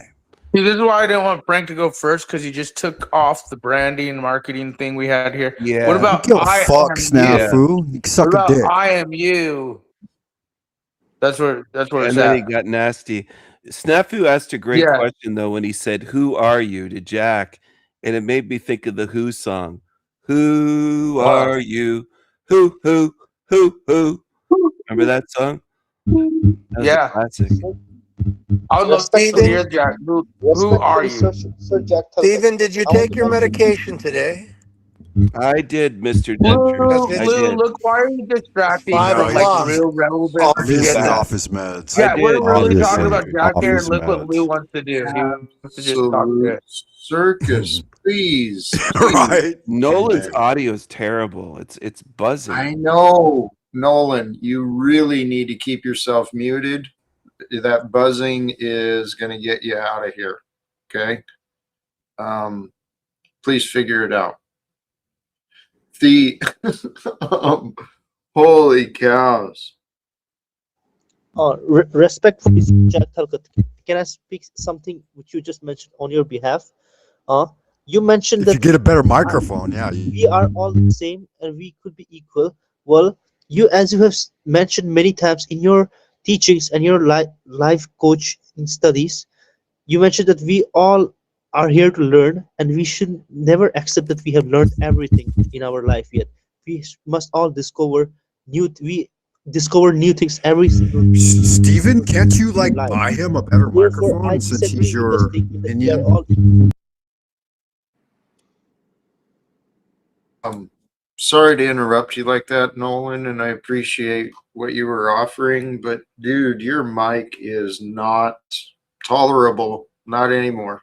His toy Thank you. was I too could close to his suggest mic. go out and come back into StreamYard. Sometimes it helps. And hit, Isn't that and, and trickle hit the down echo cancellation. economics where like the people at the top are supposed to like feed down some of the money to the lessers? Oh, I've guys, given your this is wife a where bit of money, Frank. Right. Doesn't that work out, Steven? Why don't you ever pony up and get your minions some guys, mics? this is the reality. There is this billionaire class at the same time there is this poverty class, right? But because everyone is a part of this same one system, and this one system of capitalism, it really is. It's run by coercion and consensus. People acquiesce, people give in to the coercion, right? But really, if you want to participate, you want to enjoy the products of others, you got to have a job, you got to have money, and that You creates, do, yeah. huh? You haven't helped me with my clutch.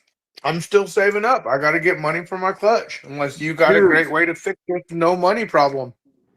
dude, Fix you're my clutch. That's a so start. short. You're so short-sighted. All right, show us how I could do it, and I'll follow your direction.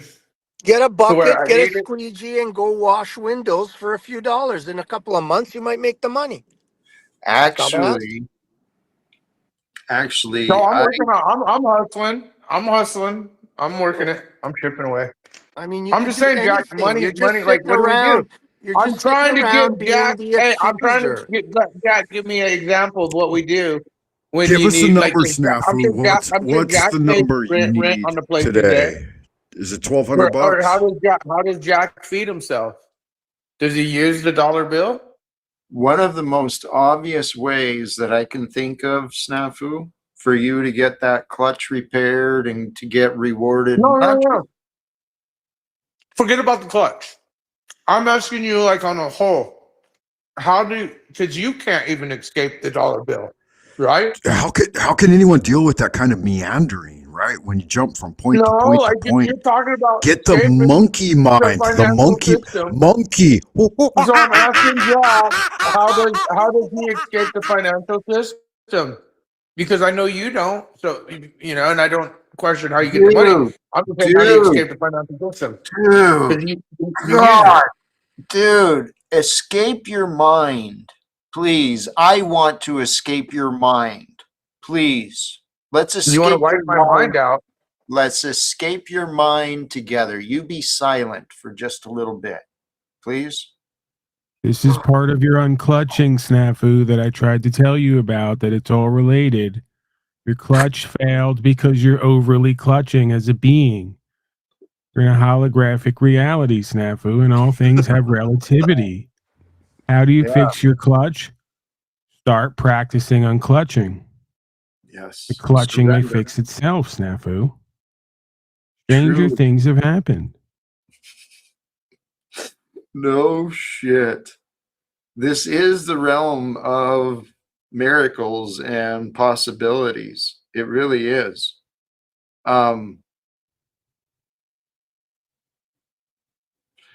This gets back to a topic you brought up.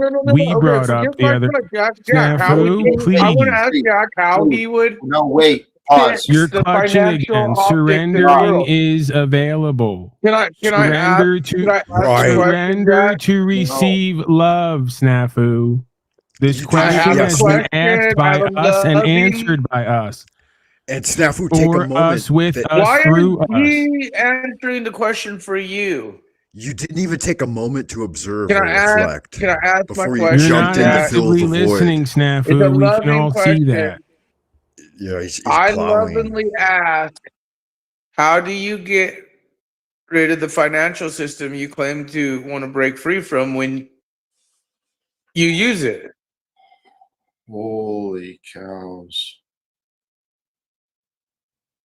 The only option for you to understand, my friend, is for you to surrender. Okay. You will know all those things. You'll know the question. You'll know the answer. But really, you're not listening or thinking very clearly yet.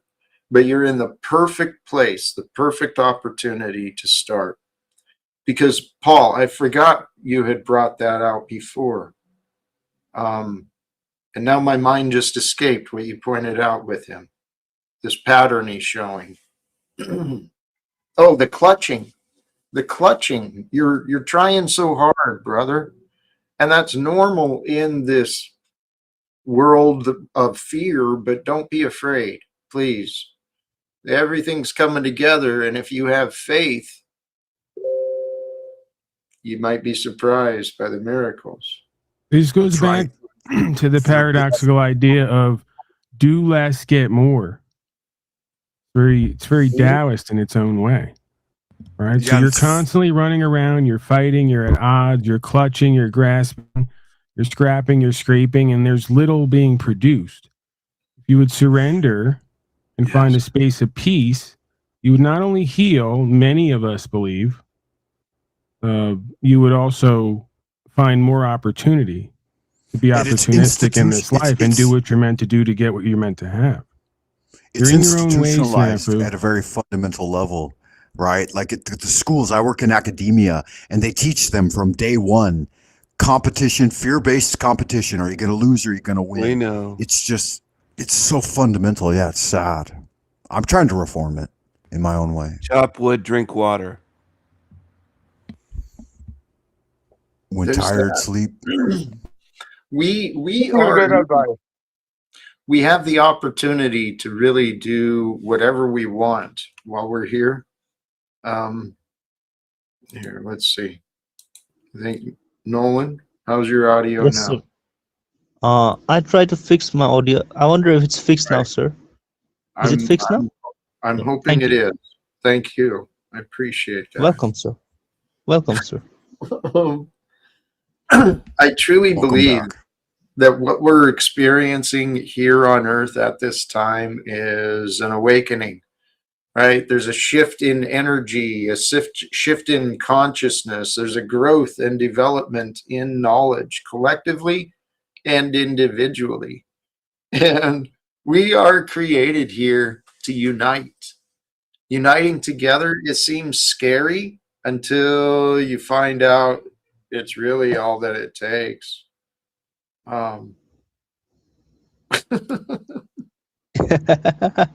Yeah, I agree.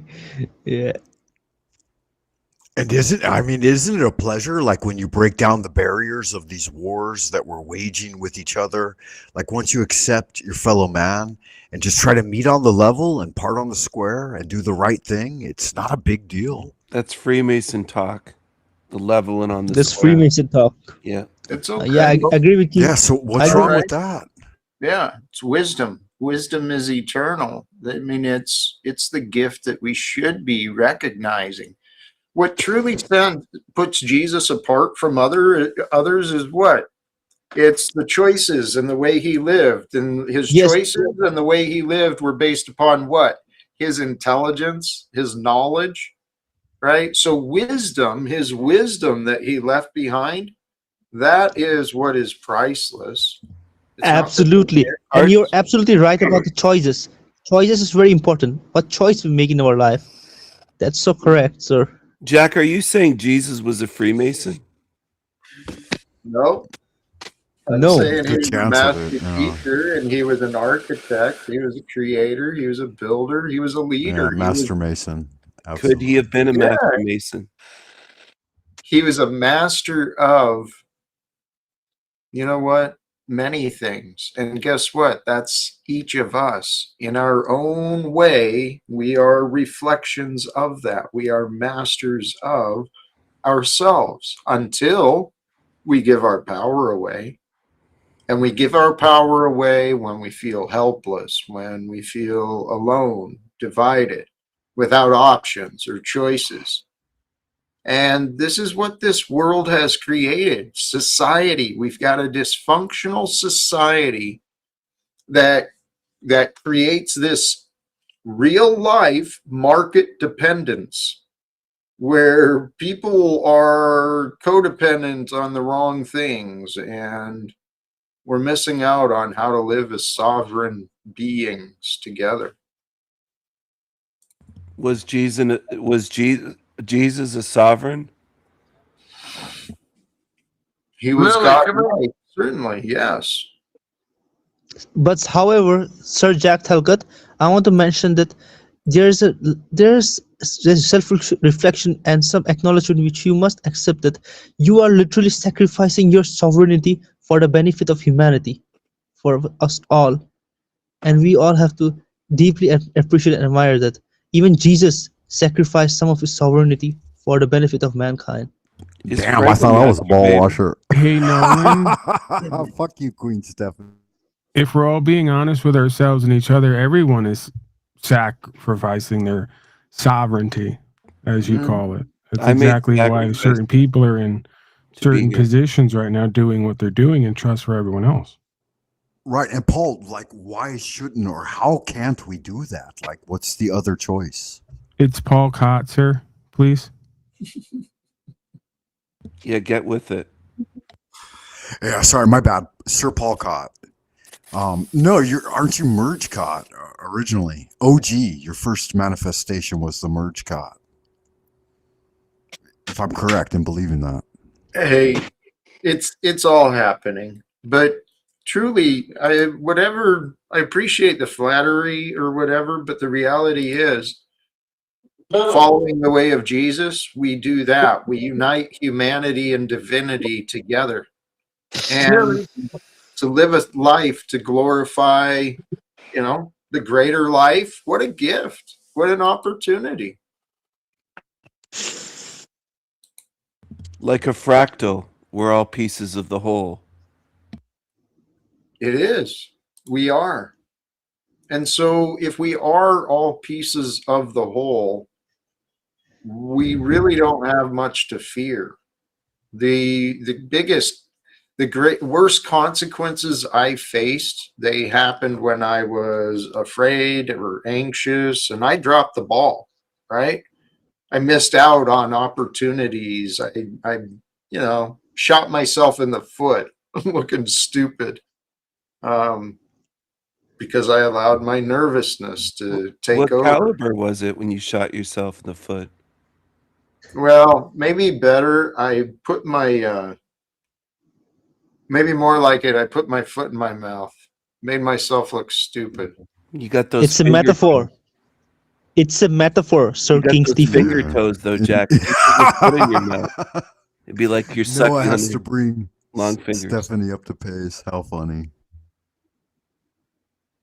He's very insulting, this Frank character. He's got a lot of work to do. King Stephen, I want to ask you one question. Jack, if you would, just today in your stream, Nolan, for you rated the Nolan, Skizio there's dumps. Nolan, Skizio dumps is great. Nolan.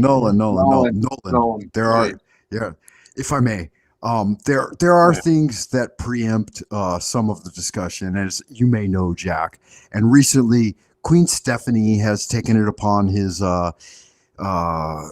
merit to come to my channel and disparage me. Why do you start off with calling him a queen? Because he's definitely not a king. A king. Jesus is king. There's only one king. Lord of Lords, King of Kings. I'm not being rude at all. I'm just. This is a perfect example of our new shirt and branding. It's all about I am, but it's not about you. It's not about no, it's not about me. It's about the disparaging of your wife individuals loves me. in She the loves me a long community. time. Right. There it is. There. Go ahead. Show us who you are. Can any of you get and stay in the now? Does it mean you're ready to knock on doors? Hanko Flamio. Was that not now? Contributions. I'm not sure. Love is available, Frank, but I totally get what you're saying. Some of the characters who have joined amongst us it's a fascinating adventure, and truly, a room full of writers could not imagine the characters and stories of the Panelverse and this bottom of YouTube, whatever you want to call it. We're like maybe the Goonies. Oh, Choose love. Hey, King Stephen. King Stephen, how's your update with your marriage with Jennifer Lawrence? I want to ask. Nolan, your lack of room recognition, situational awareness, what? You're trying this, dude. Come on.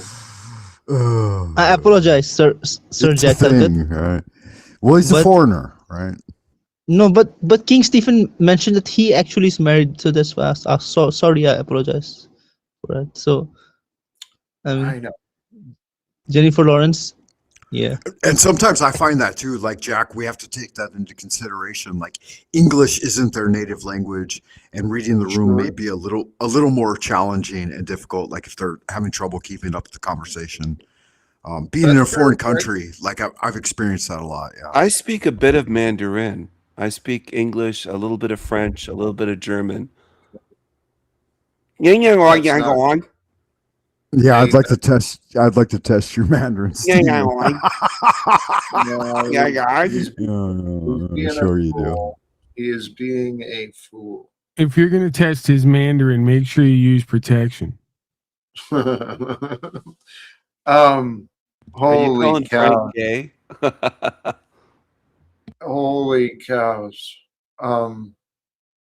Nolan and Steven, you guys are truly characters that Thank you, Jack. Thank you. Well, I know there's a lot of opportunity. See, in every problem, all that a problem is an opportunity for improvement, right?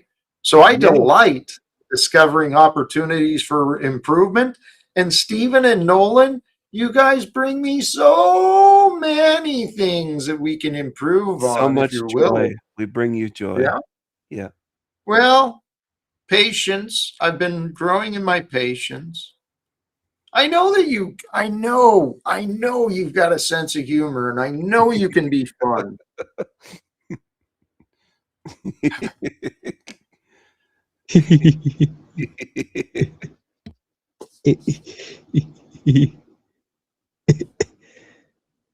You guys are so friggin' lost, man. Yet you're so close at the same time. Wait a second, Jack. How am I lost? I'd love to know. I'm all ears. Well, it's like they're on the edge of lucidity, right? And they're grasping for it.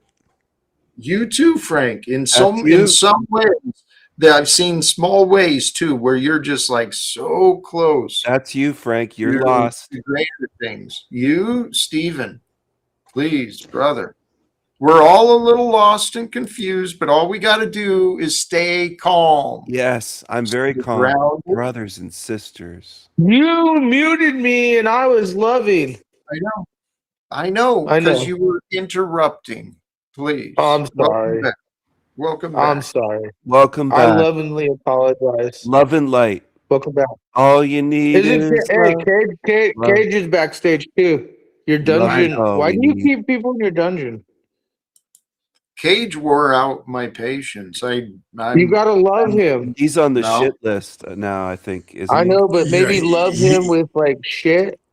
I just toasted him for a couple of hours, and he can be incredibly hard in full room.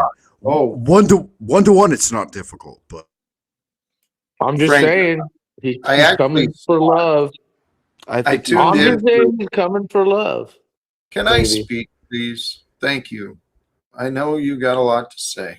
Frank, I tuned into you for a little bit earlier today, and I enjoyed what I saw. The guest before Cage was you guys had some interesting conversations. Do you think you and Frank should do sorcery together? Well, yeah, Cage is a bit of a snafu, right, Jack? I mean, he's a bit of a snafu. You're into magic. No, Frank, for real. Why don't you do magic with Jack to try and accomplish Jack's mission? Since Jack doesn't care. Chill I'm trying to help you.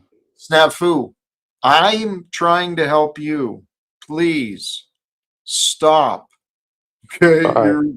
you're damaging you and You me. know he's into magic and all that crazy shit, and maybe he can And help you thank with you the for that, goals. Jack. I appreciate you stopping by and saying, tuning in at least. Yeah.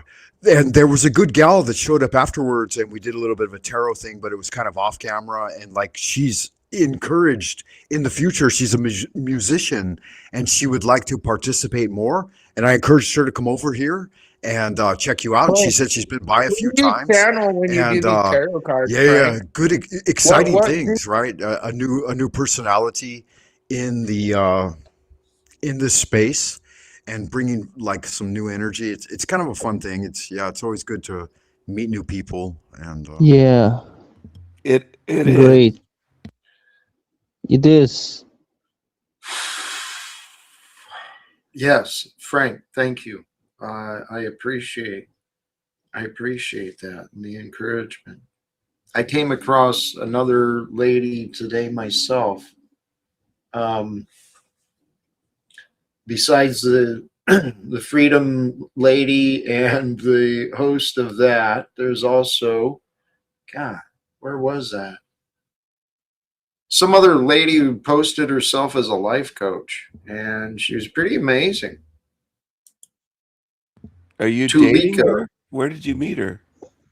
Well, I just came across a live stream she was hosting, and it was interesting because she was only engaging in the chat. There was nothing being said, and I didn't get it. King But Stephen, nobody dates with Sir Jack Talcott never dates with anyone. Every woman tries to date with Sir Jack Talcott, and it is Sir Jack Well, Talcott's listen, choice. I could set him no, up. and as yeah, a the woman, thing, Jack, too, is a no. lot of these people, like you just mentioned, that gal, are new to these spaces and need to kind of be what is the groomed into it, as it were, right?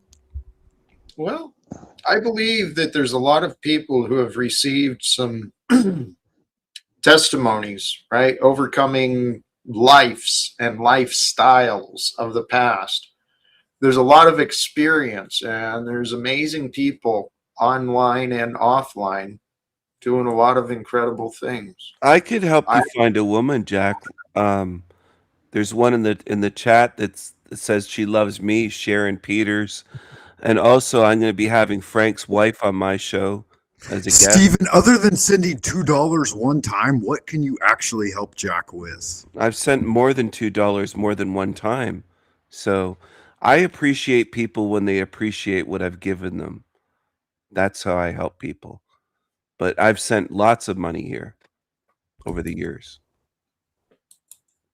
I have to Yeah, agree.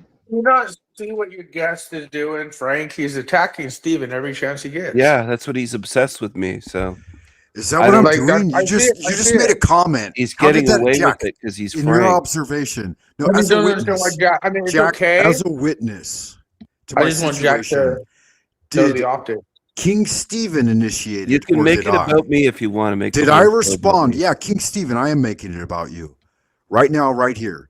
Jack, as a witness, did he say something derogatory about my wife to initiate the conversation?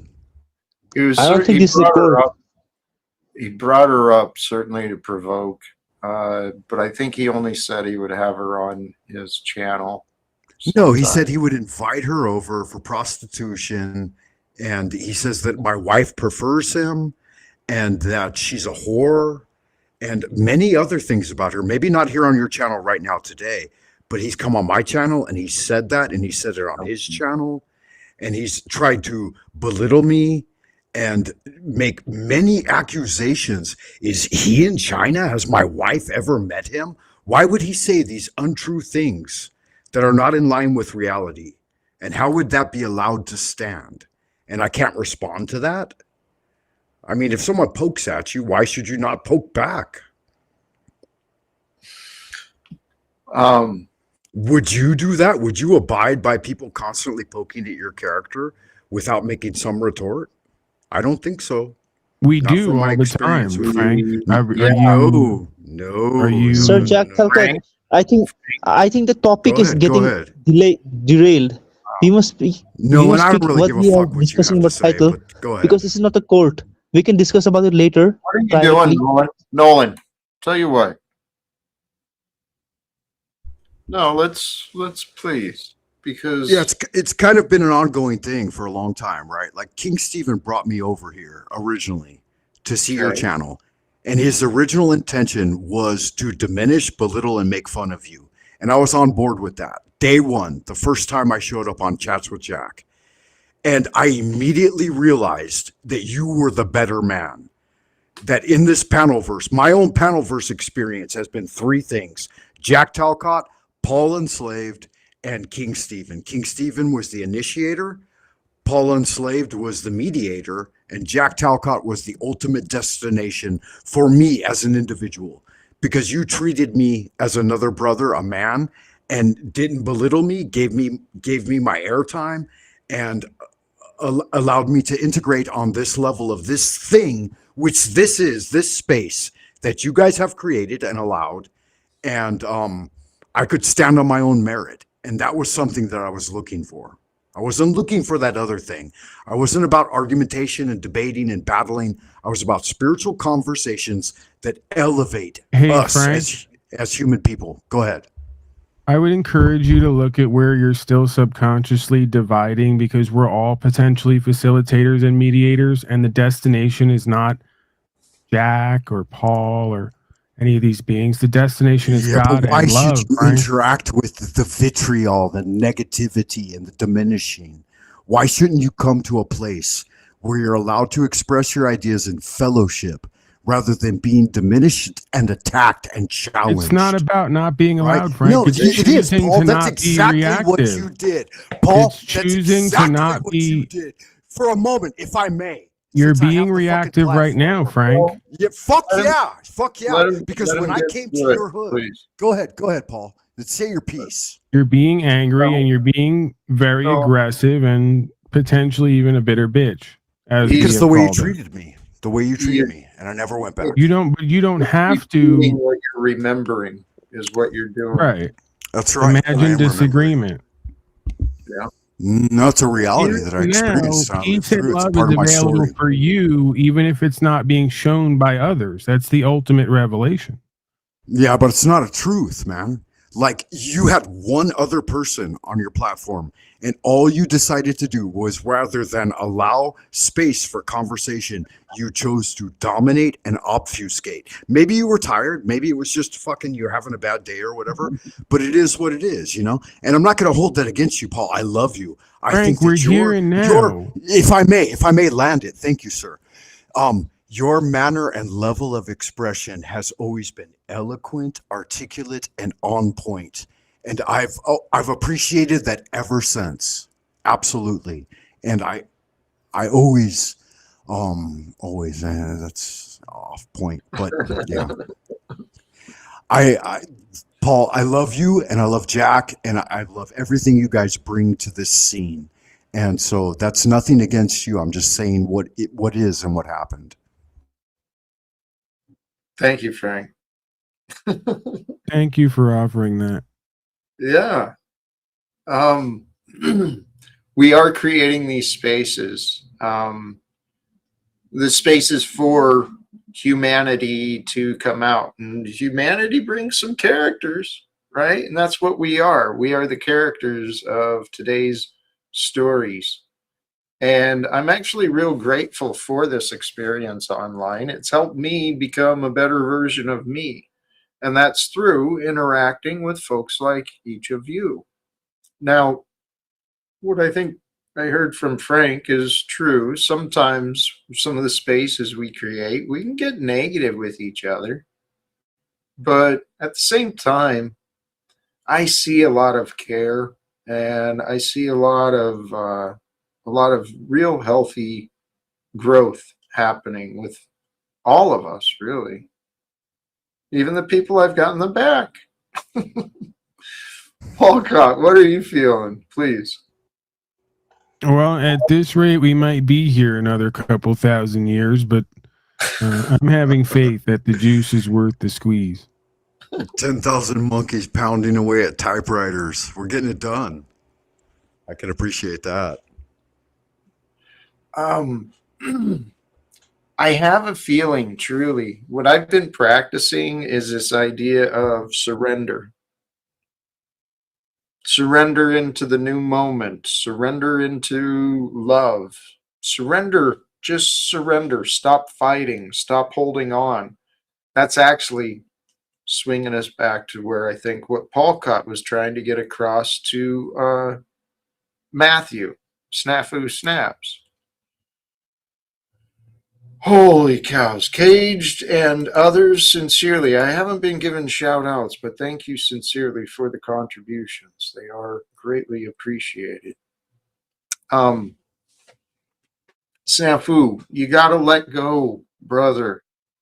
You're clutching on to things that not really working and is burning you out.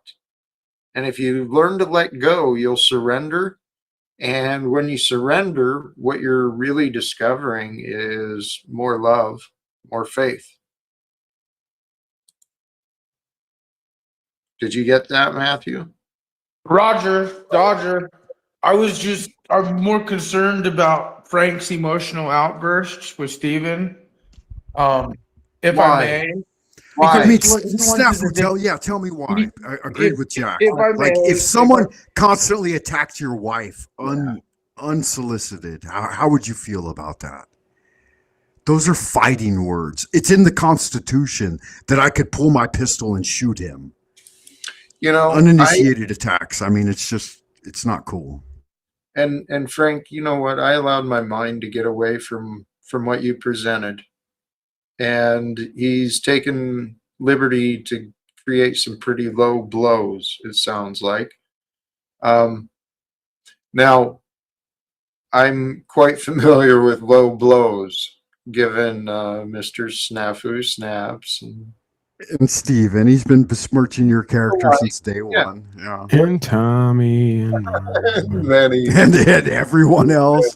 So many in the space. It's a crazy story. So roll with it, Frank. Yeah, I agree. I agree. Roll with the punches. You're right. He's a test for you. Okay? Clearly, he's a test. How much of your happiness and joy do you want to give away for the righteousness of feeling angry? Yeah, it's zero, absolutely zero. That was a little bit of a spurge, as they would say, but it was just because it was in the moment. He's here, and he's always salacious B crumb, trying to hack away at the foundations. And I'd rather have enlightening conversation. Good God, I've got Paul and Jack Talcott in the room. I mean, come on, that's a big deal, dude. Please, yeah, if you could with the name, it's right there. I mean. And you know what? That reminds me of earlier. What is in a name? I know in the Bible it talks about the name and the holy name, and it's to be hallowed and remembered. But really, what is in a name? Does it really matter what someone says about you or what someone calls?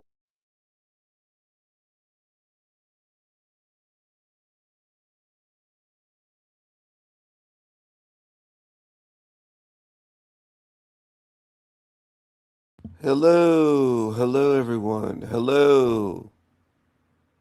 Hello, hello. Hello, hello. Hello. Hello, hello, hello. Hello. Hello. I think as long as we keep focus, our brand can be more powerful. Live without fear, baby. And you know what?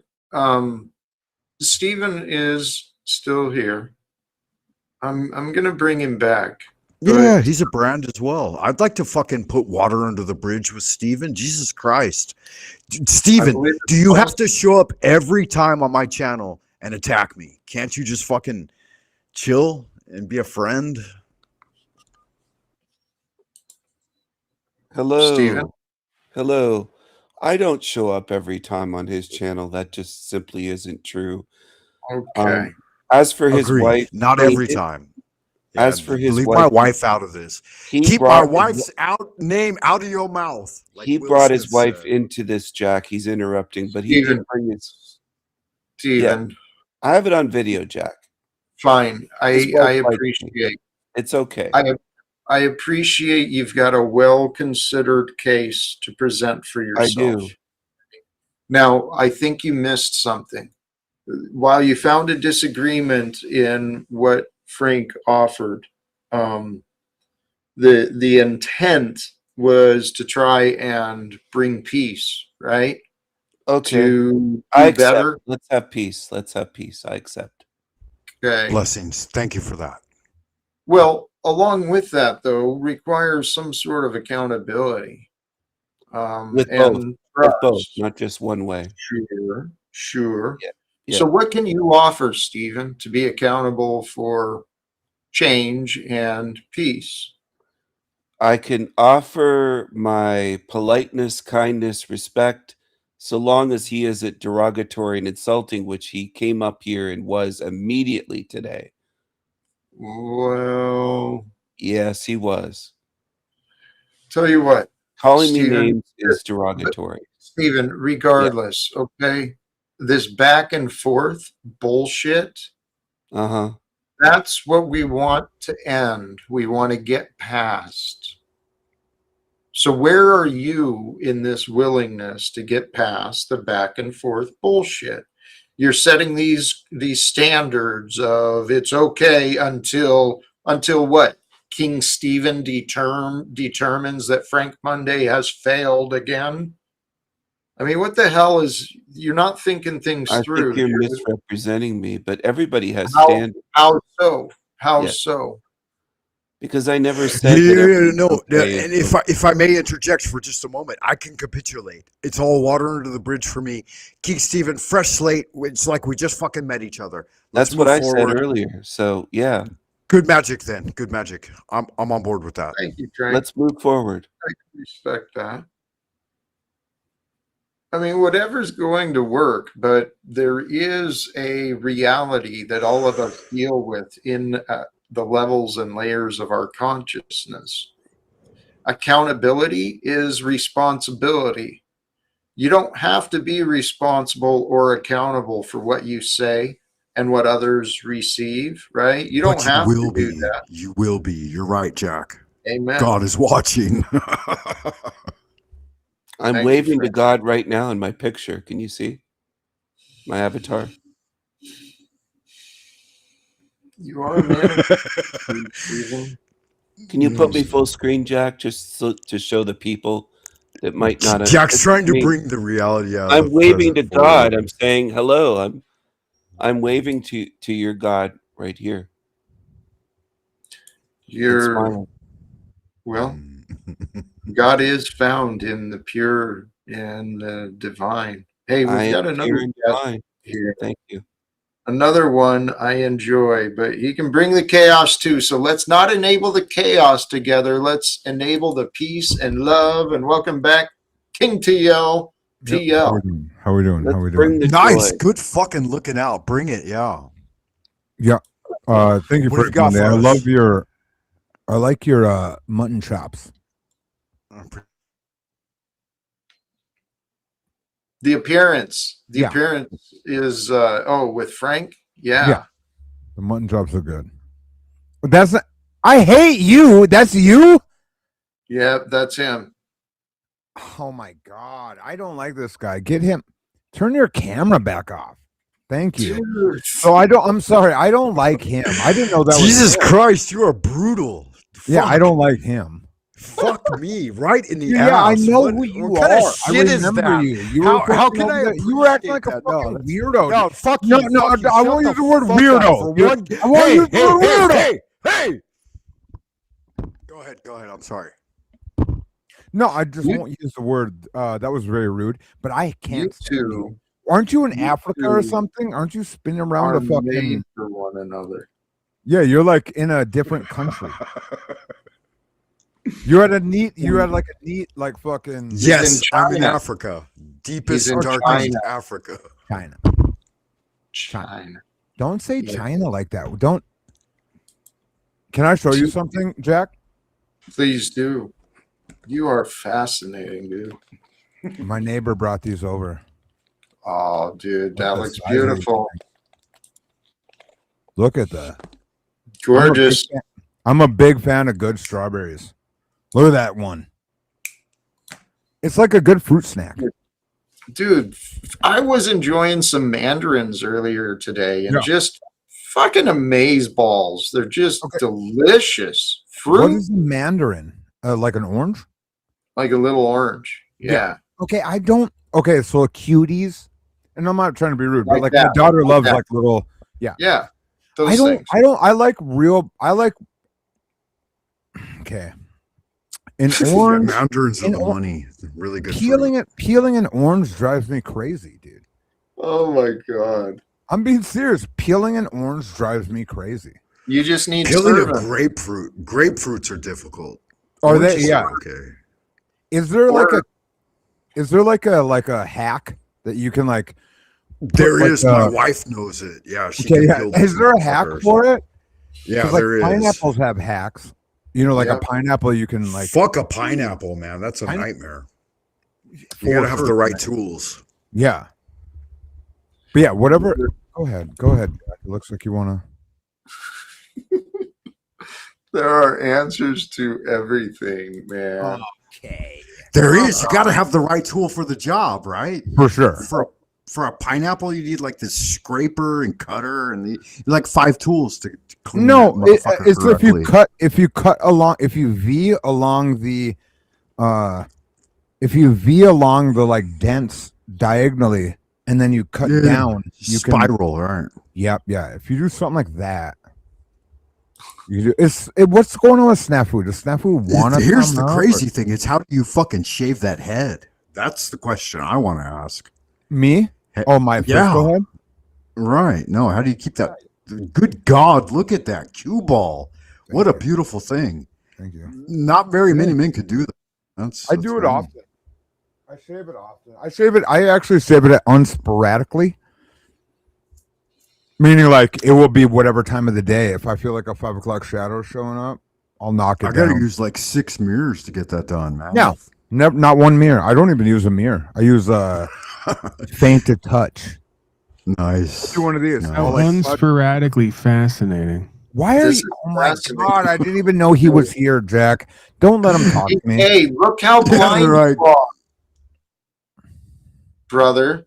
I don't want Yeah. to look at him. Paul Cott is here as well. I love you. I know. I hold you, and I shun We him. love you too, TK. No, you're filled See with what I'm love. doing? You're open. Is- What you're doing is blocking me and open up to Paul Cott, it looks like. No, I know this guy over here is. Please open to receive us fully. That's me. No, You you're didn't- over here. Not in this. He's over here. No, you're back. Don't do that. Look how disappointed you feel.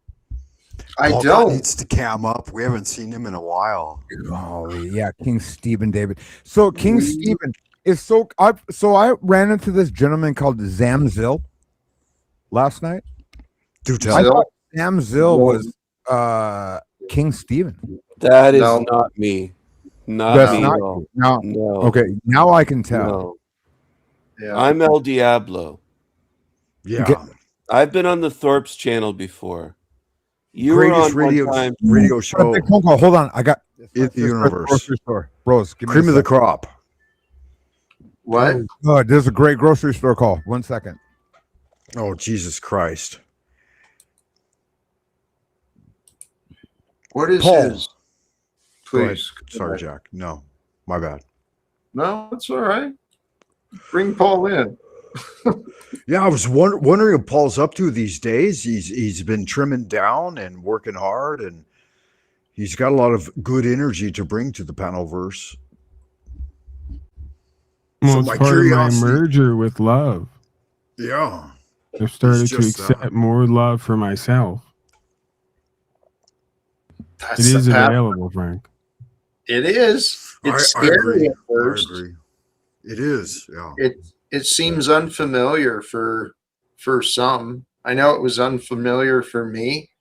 And I think Snafu, he doesn't recognize it either. The No, love that's he's around deeply him. frightened somehow, right? He is He deeply is. frightened. But Love you. patience is going to save your life, Snafu. Mr. TK Yeah. is correct. By the way, good to see you, Mr. TK. Frank Monday is a weirdo. Thank you. I So, appreciate that. I appreciate that, Snafu. yes, Thank you. Mr. TK Oh, you're over talking to Target as usual. TK. Fuck me. Yeah, he's Okay. over Target. Yeah. Jack, why don't you love Cage? I do. He's a. Oh, you don't. You're not loving Cage. Hey, okay, here's Just here's like- the question. Just like you. No, listen. You say you want to No, talk. he is. He to is people, Snafu. you Yeah, bring he him is. backstage. You keep Exactly. him back there. Don't tell your 100%. audience that they're there, and you're like you're talking about them. Mm-hmm. See, look, he loves you. Didn't he I love you know. enough to give you some financial aid today too? He's loving Yep. you. Yep. He's I know. loving. I know. Just like you're loving me. And you two are so close to a breakthrough. But all you got to do is learn to listen instead of speak. Because Snafu, that's why Cage wasn't brought to the panel, because he doesn't shut up. Yeah, it's the key timing of interjections, right? Like allow the idea to land and show respect, especially for the host. Jesus fucking Christ. I mean, they would have cut off Jesus. They would have stabbed him in the side with a spear and spit on his crown. And yeah, that's just absolutely what they would have done. And because they demonstrate it throughout their expression. And that's sad. It's tragic. Well, it is, and right, it's an opportunity for change, because truly that the same spirit of corruption and oppression, ignorance, it's the same spirit that was around at the time of Jesus, in the stories. And what he was suggesting is all those people who were all worried about the rules and the laws and obedience and punishment and sacrifice is like, hey guys, you're like coming from a realm of vipers and you're a bit confused, because the Father is as I am, and I'm all about love, baby. The commandments are to love, to be with love. And guess who's rewarded when you are with love? Everybody, especially you. Yeah, it's a radiant energy that benefits all, benefits yourself, benefits others. Fuck, that's why we all gravitate here, Jack and Talcati. I mean, not to fucking polish balls, like Snafu would say, and raise the optics, but it's what you do every fucking day. Yeah. That's my path. And thank you for seeing it. Because you are right. Love is love. And love is the way. The way. When a guy like Frank does that to you, Jack, do you realize that it's blatantly him glazing just to stay Hey, up fuck here? you, TK. No, Why it's fine. would you come up here and diminish the man, Well, right? wait, No, wait, it wasn't. Frank, please let him I finish. apologize. Okay, I'm sorry. Go ahead. Go ahead, Because TK. Yeah, it's Suck a dick. blatantly obvious. It's blatantly obvious what you do, Frank. You're a very sick individual, and what you do is you show up Very and you sick. do this thing. Okay, you Wow. glaze. Well, a lot of people call me a glazer, so maybe takes one to know one. Takes one to know one. Maybe. Absolutely. So maybe it's that. I don't know.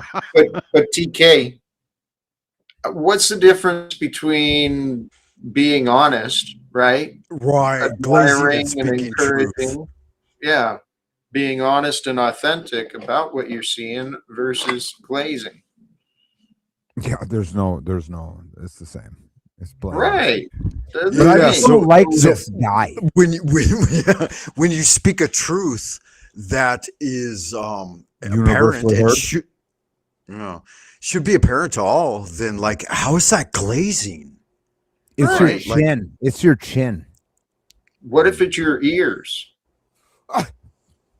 Don't do that. These are decent ears. You're a pretty boy, but you're I can missing hear the it. point. I You're can missing hear the him. point. Paul, you heard that, Paul? What? What is Paul? Just a referee today? He's Paul Cott. Yeah. Okay. Okay, Paul Cott. What are you Cott. doing up here, Paul Cott? I'm basking in the peace and love that is eternally available. It sounds like you were cooking something. Were you cooking noodles on the stove? No, I'm having some salad presently. Yeah. Okay. Do we believe that? Paul Cott eats salad. Why would we doubt that? He's a meat eater guy. Jack, someone in the chat asked. Hold on. We have King Steven. You're in your imagination again. No, I didn't mean like you were gay. TK. I didn't mean it was gay. You're in your I'm a meat imagination eater. again. Why did you think that? Because I think Paul's a tough man, and he's I do put him up as an idol to me. Yeah. And so I want my guys to be like, Raw, like you? the fuck, dog. Meat Kind of like eaters? overly aggressive. You know what Like I mean? That's it. barbarians? Yeah, a little bit. A little bit. So it's like when he talks, what do you, because right now your arms, don't put that thing in your teeth in front of me. You would never do that at a table. You would never do that at a table. I would.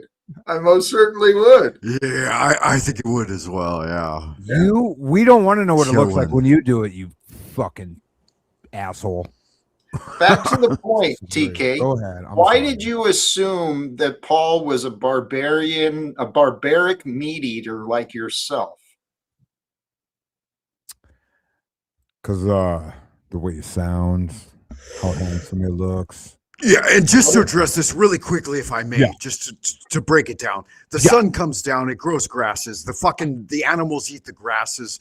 They transform the grasses from that material process into proteins that the human being can absorb. We cut the fucking animals down into proteins that we can absorb. Get off the whole fucking veggie head horse shit.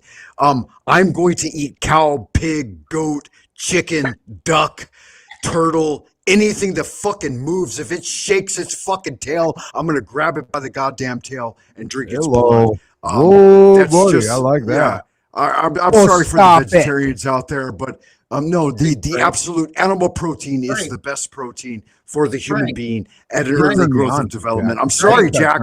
Jack, I know it. Jack, I know it opposes your essential message of vegetarianism. Well, but no. It is the essential fact. Why do I look so fucking young? Why am I 54 and you're 52?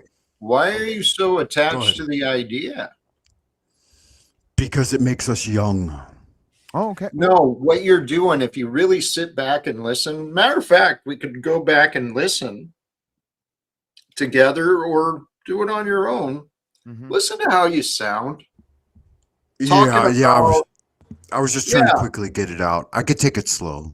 You were legitimately excited about bloodlust. Yeah, I love it. Yeah, murder, I have bloodlust. I do. Yeah, I have a lust murder for life. and You're right. sacrifice for really your taste buds, your traditions, your conditioning. No, for scientific facts. Oh, and it's whatever you found. And perhaps there are true carnivores amongst us. We'll see.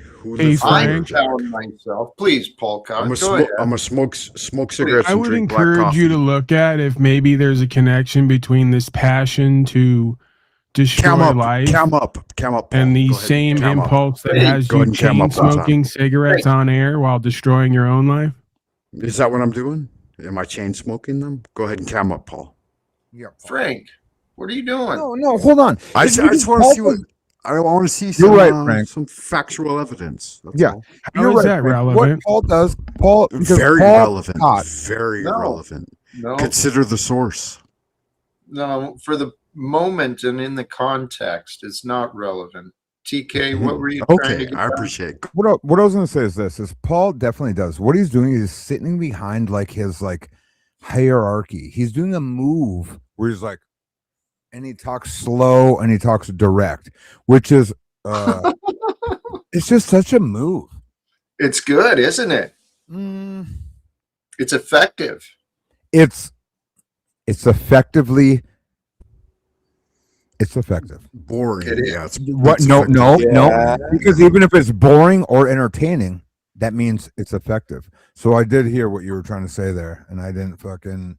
Yeah. You want to get my emotions going, but I'm just as smart as so. you suckers.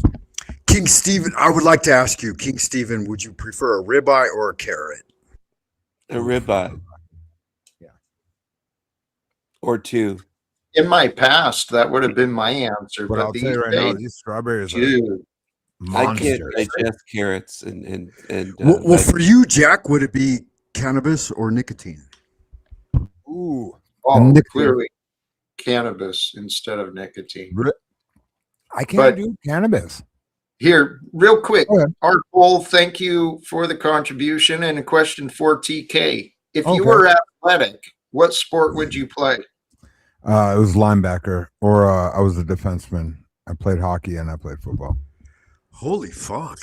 Yeah. Quite a thing. So you were athletic I mean, for little- as much as I could be. a little bit. I wasn't like a fucking whirlwind. Don't call me Percy Harvin. Percy TK. Harvin's my hero. Okay. Is there a reason you can only play sports that require one ball? Why are we laughing? Sad. Frank? Because that's sad. I How many? only have one ball.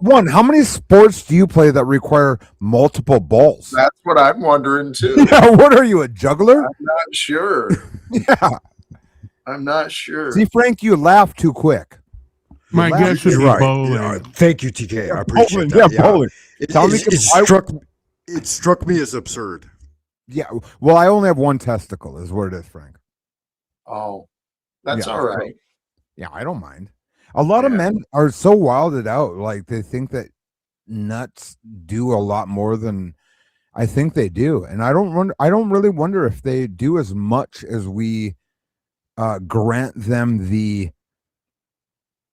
power to be. It's like Paul and having Paul over here and then Jack over here, besides me as the cock, right? Like right now, I'm the shaft. I'm the sturdy You phallus. certainly are. But You we have certainly Paul merge, which is obviously a mutation of a one. So that's almost like my deformed nut that I had to get replaced. And then we have a Jack Talcott who's just a solid nut.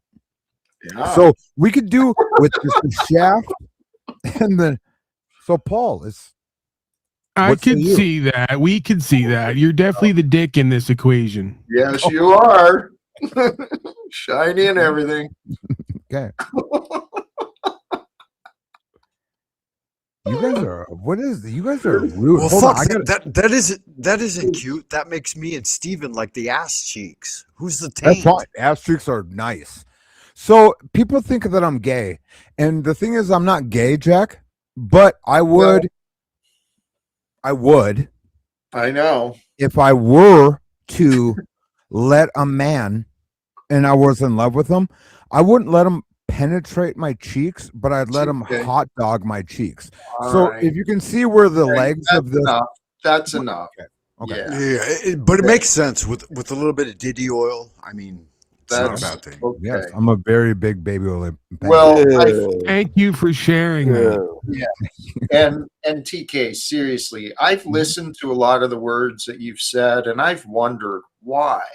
Why is he saying those? I encourage you to listen to the words that you're saying and ask yourself why. What It's have I the said that- context, right? The environment, the spaces in which he dwells. So TK is, I think, fully showing like the environments within which he dwells and operates, which are, it's kind of a big deal. Are you in LA, TK? No, I'm Are in you Fargo, Los North Dakota. Angeles? Where? Fargo, North Dakota. Mapleton, North Dakota. How the fuck did you develop your persona in that location? That blows my mind. Don't know. Honestly.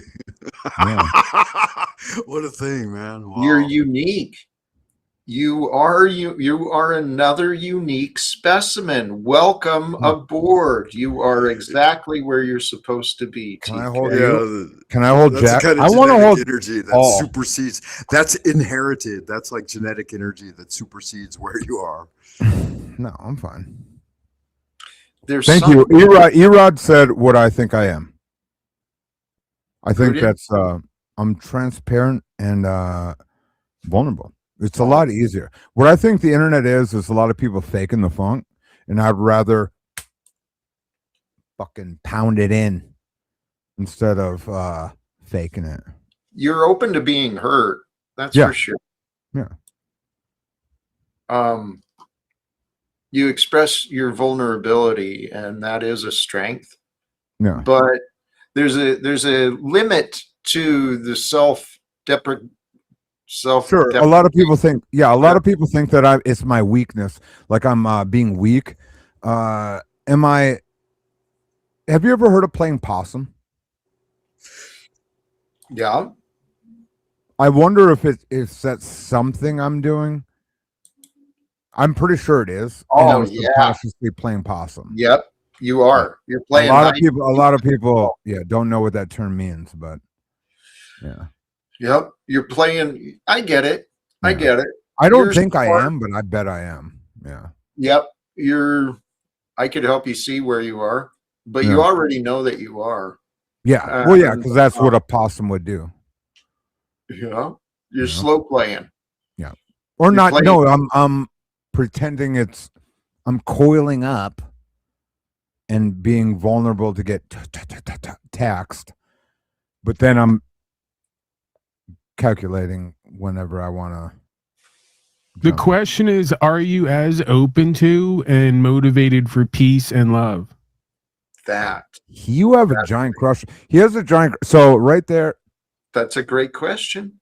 Okay, so I love when Paul says that, because what Paul was asking to me was, he was going like this. So TK, when you're so vulnerable and you have your ass in the air, will you actually let me hot dog you? Wow. And I go, Paul, Wow. I will let you drop in. Wow. And I'll TK. Whoa. It's what it felt like. You're in your imagination, but also what are you doing later? I'm not being gay. It's not gay. TK. It's very borderline. Yeah, it's a little gay. It's revealing a lot of gay. If I said "fuck me, Paul," that what would you be just gay. did. No, I didn't. I said hot dog bun my cheeks. It's a little gay. You've got to admit that, please. You could put it, if this was Oh my goodness.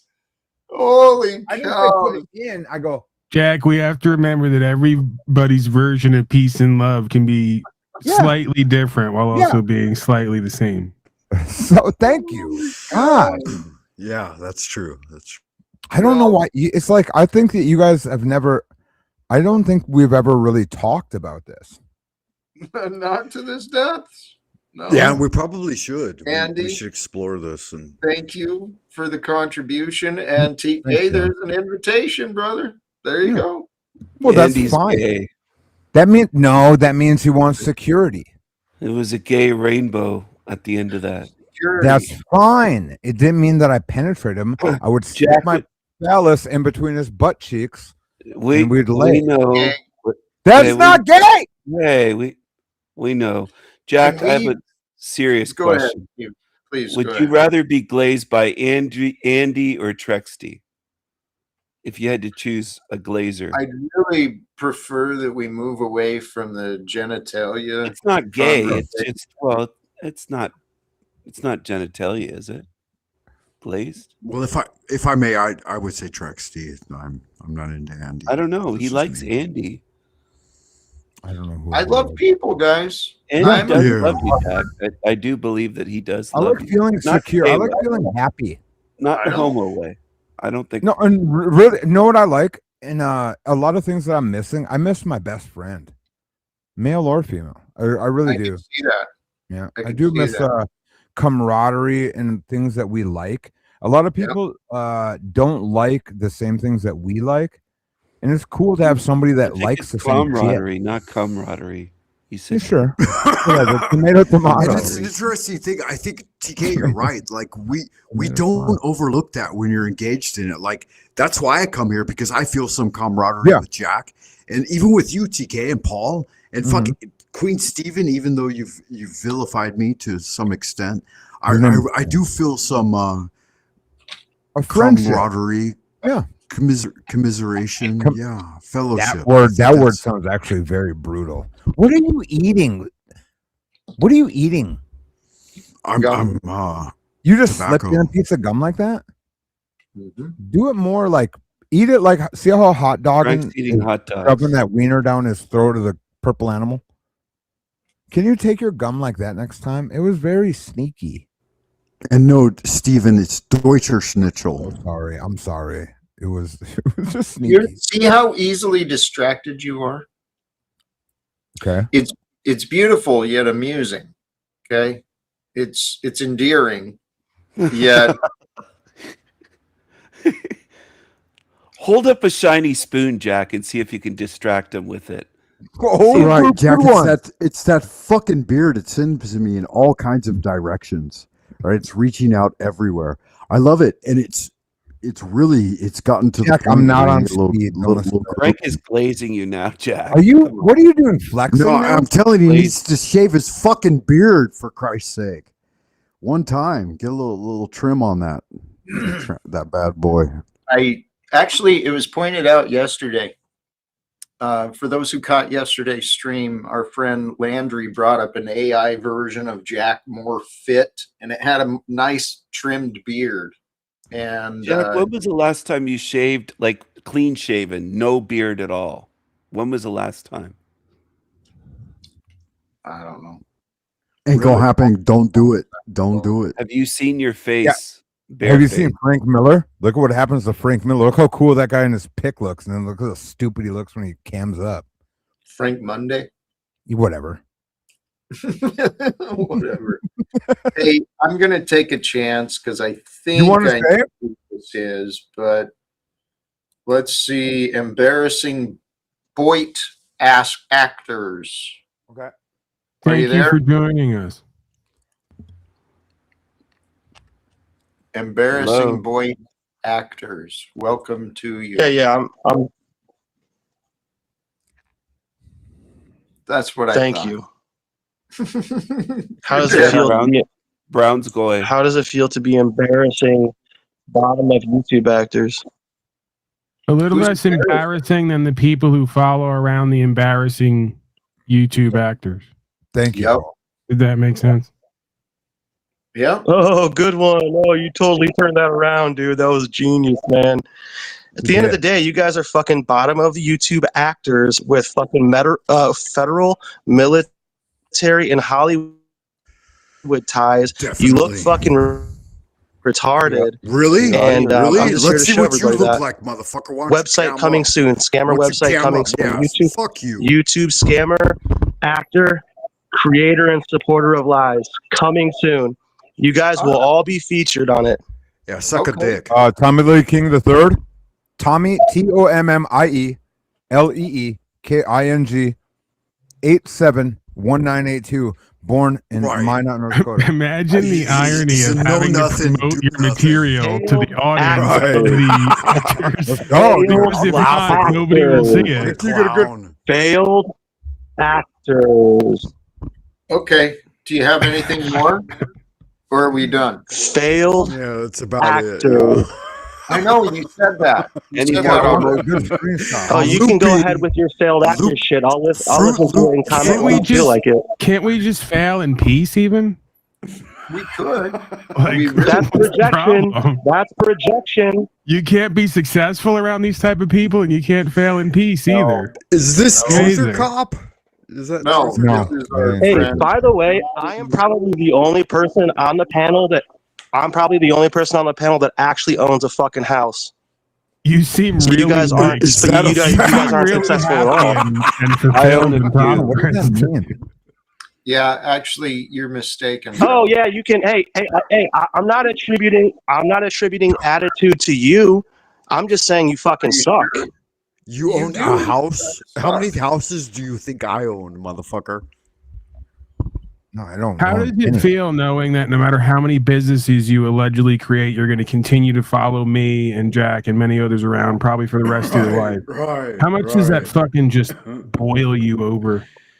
Grinds his gears. Well, you see, Grinds you know, you're What a stupid. turn. You're stupid, and that's why you asked the question. And the answer to the question Ad is, you are hominems. all going on a Cheddar scammer approach. website. Your picture, your name. Shut the fuck. All right. You already said that. Thank you Yeah, for we got it. We got it good. We got it good. He sounded familiar, very young, maybe Hold on. 20s. Can we make sure, Jack? I want Tommy Lee King the third. Yep. We'll make sure the records are straight for you.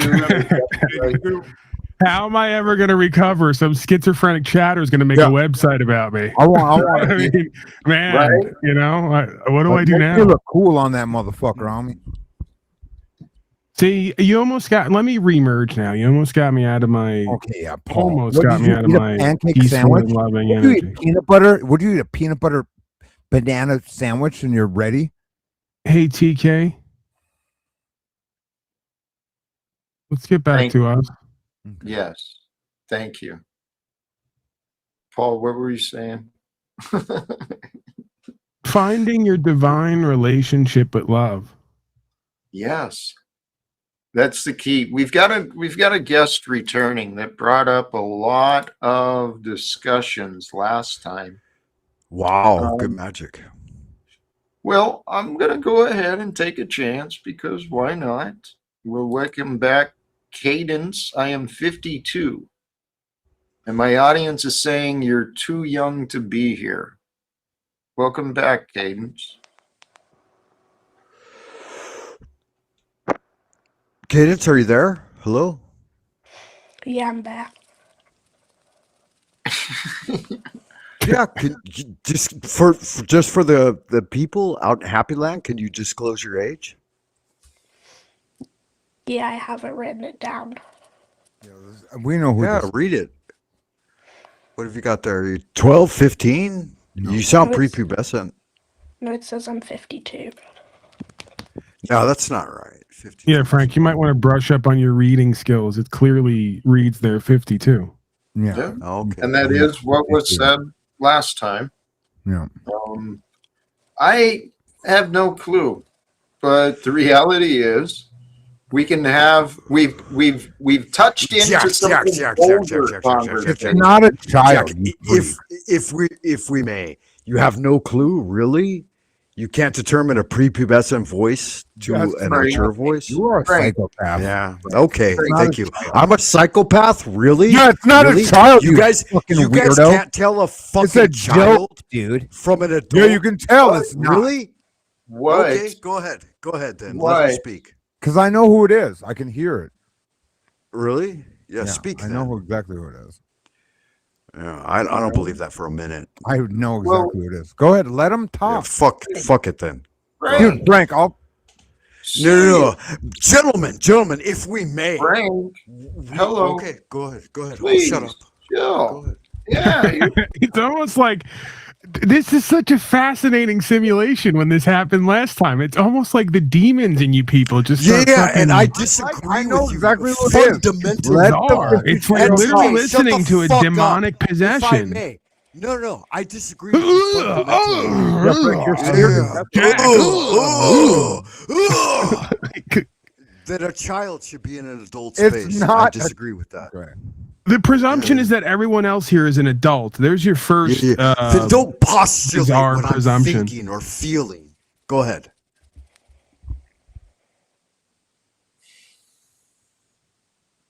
Why are you so reactive?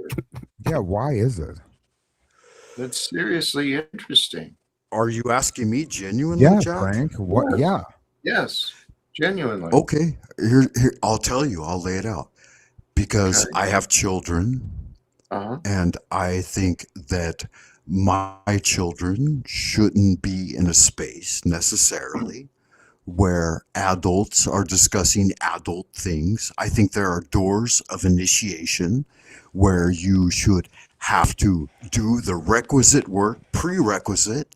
If you enter into college, you have to have a diploma.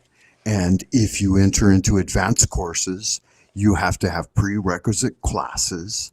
And therefore, I think that there should be some sort of gate guards and controls and measures in order for a egalitarian conversation, right? We have a republic. We do not have an absolute democracy.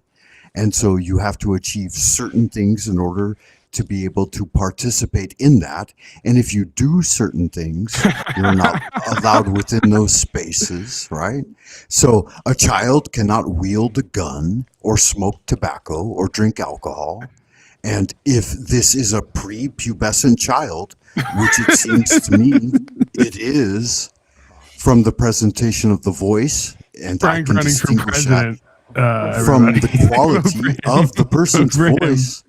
And, let cadence stand on their own. I've said enough. Go ahead. Yeah, those measures are in place already, and yeah, Paul, and they're everybody's wrong supposed to have somehow. an account, and they're supposed to be verified, and all the rest of it. And No, I'll give a fuck about all that. Need more I of give a that fuck because about we're so Frank. bad. And Frank, Thank you. chill Go out ahead, and Jack. calm down, dude. Yeah. Player, you're having a very cerebral reaction. I don't even know what that word means. I love this simulation. The irony of the supposed child being more mature and Go ahead. centered Rather than every than other grown addressing person the here. issue, go ahead and pick me. It's a great simulation. Frank, you're the one who is reactive, and this is an opportunity for you to grow. Yeah, you're right. You're right. You're right. Go ahead, address the issue. Well, Don't criticize me. Address the issue. the reality is, well, here there was someone had a comment. Regardless of the age, I'm actually trying to have conversations that are family friendly, right? And I would hope that wherever my child might go, if there's adults around, that they can share respect, right? Wow. We can look What out a for take. the innocence of What a those take. who might be here, but I'm also not jumping to the conclusion that Cadence is lying. Great take. What say you, Frank? Or can we let Frank, I'm kind of curious. To your knowledge today specifically, did anything go on this panel before the presence of this being that was so outlandish and Yeah, I don't know. Sliding my hot dog in between your buns. I don't know. Go ahead, gentlemen. Do what you may. Do what thou wilt shall be the whole well, of the one law. might have to suppose No, that do what thou that wilt. if there Do was what- a child Paul, here, Paul, if you may, Frank. do what thou wilt. Thank you, Frank. I heard that. One would have to suppose that if there were a child here who had no knowledge of such things, that maybe they would just think that TK wanted to have lunch with me. You know, hot dog Yeah, I between agree. the buns. Your mind is extremely lucid and logical. So go ahead, Cadence, if you will, present yourself. Why are you here? I'm here to talk to Steven. Oh, To Steven. well, Holy hello. cow. Steven?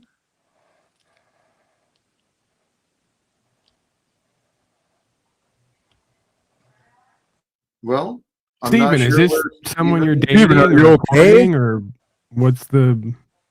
Or is it taller pick? I know that that King Stephen is very masculine and powerful, and he's got a, as he calls it, a harem of beings. So, I'm not Hold on, sure. Is does this he? one of them or? Paul, hold on. I until Steven's obviously embarrassed to talk. Can I tell you guys a thing? I'm interested in having like a kind of like a mini harem. How many women are a harem?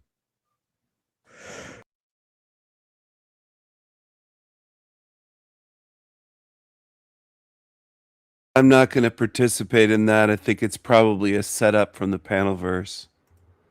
So I'm saying nothing and leaving their panel. It's probably somebody from the panel verse using a voice changer.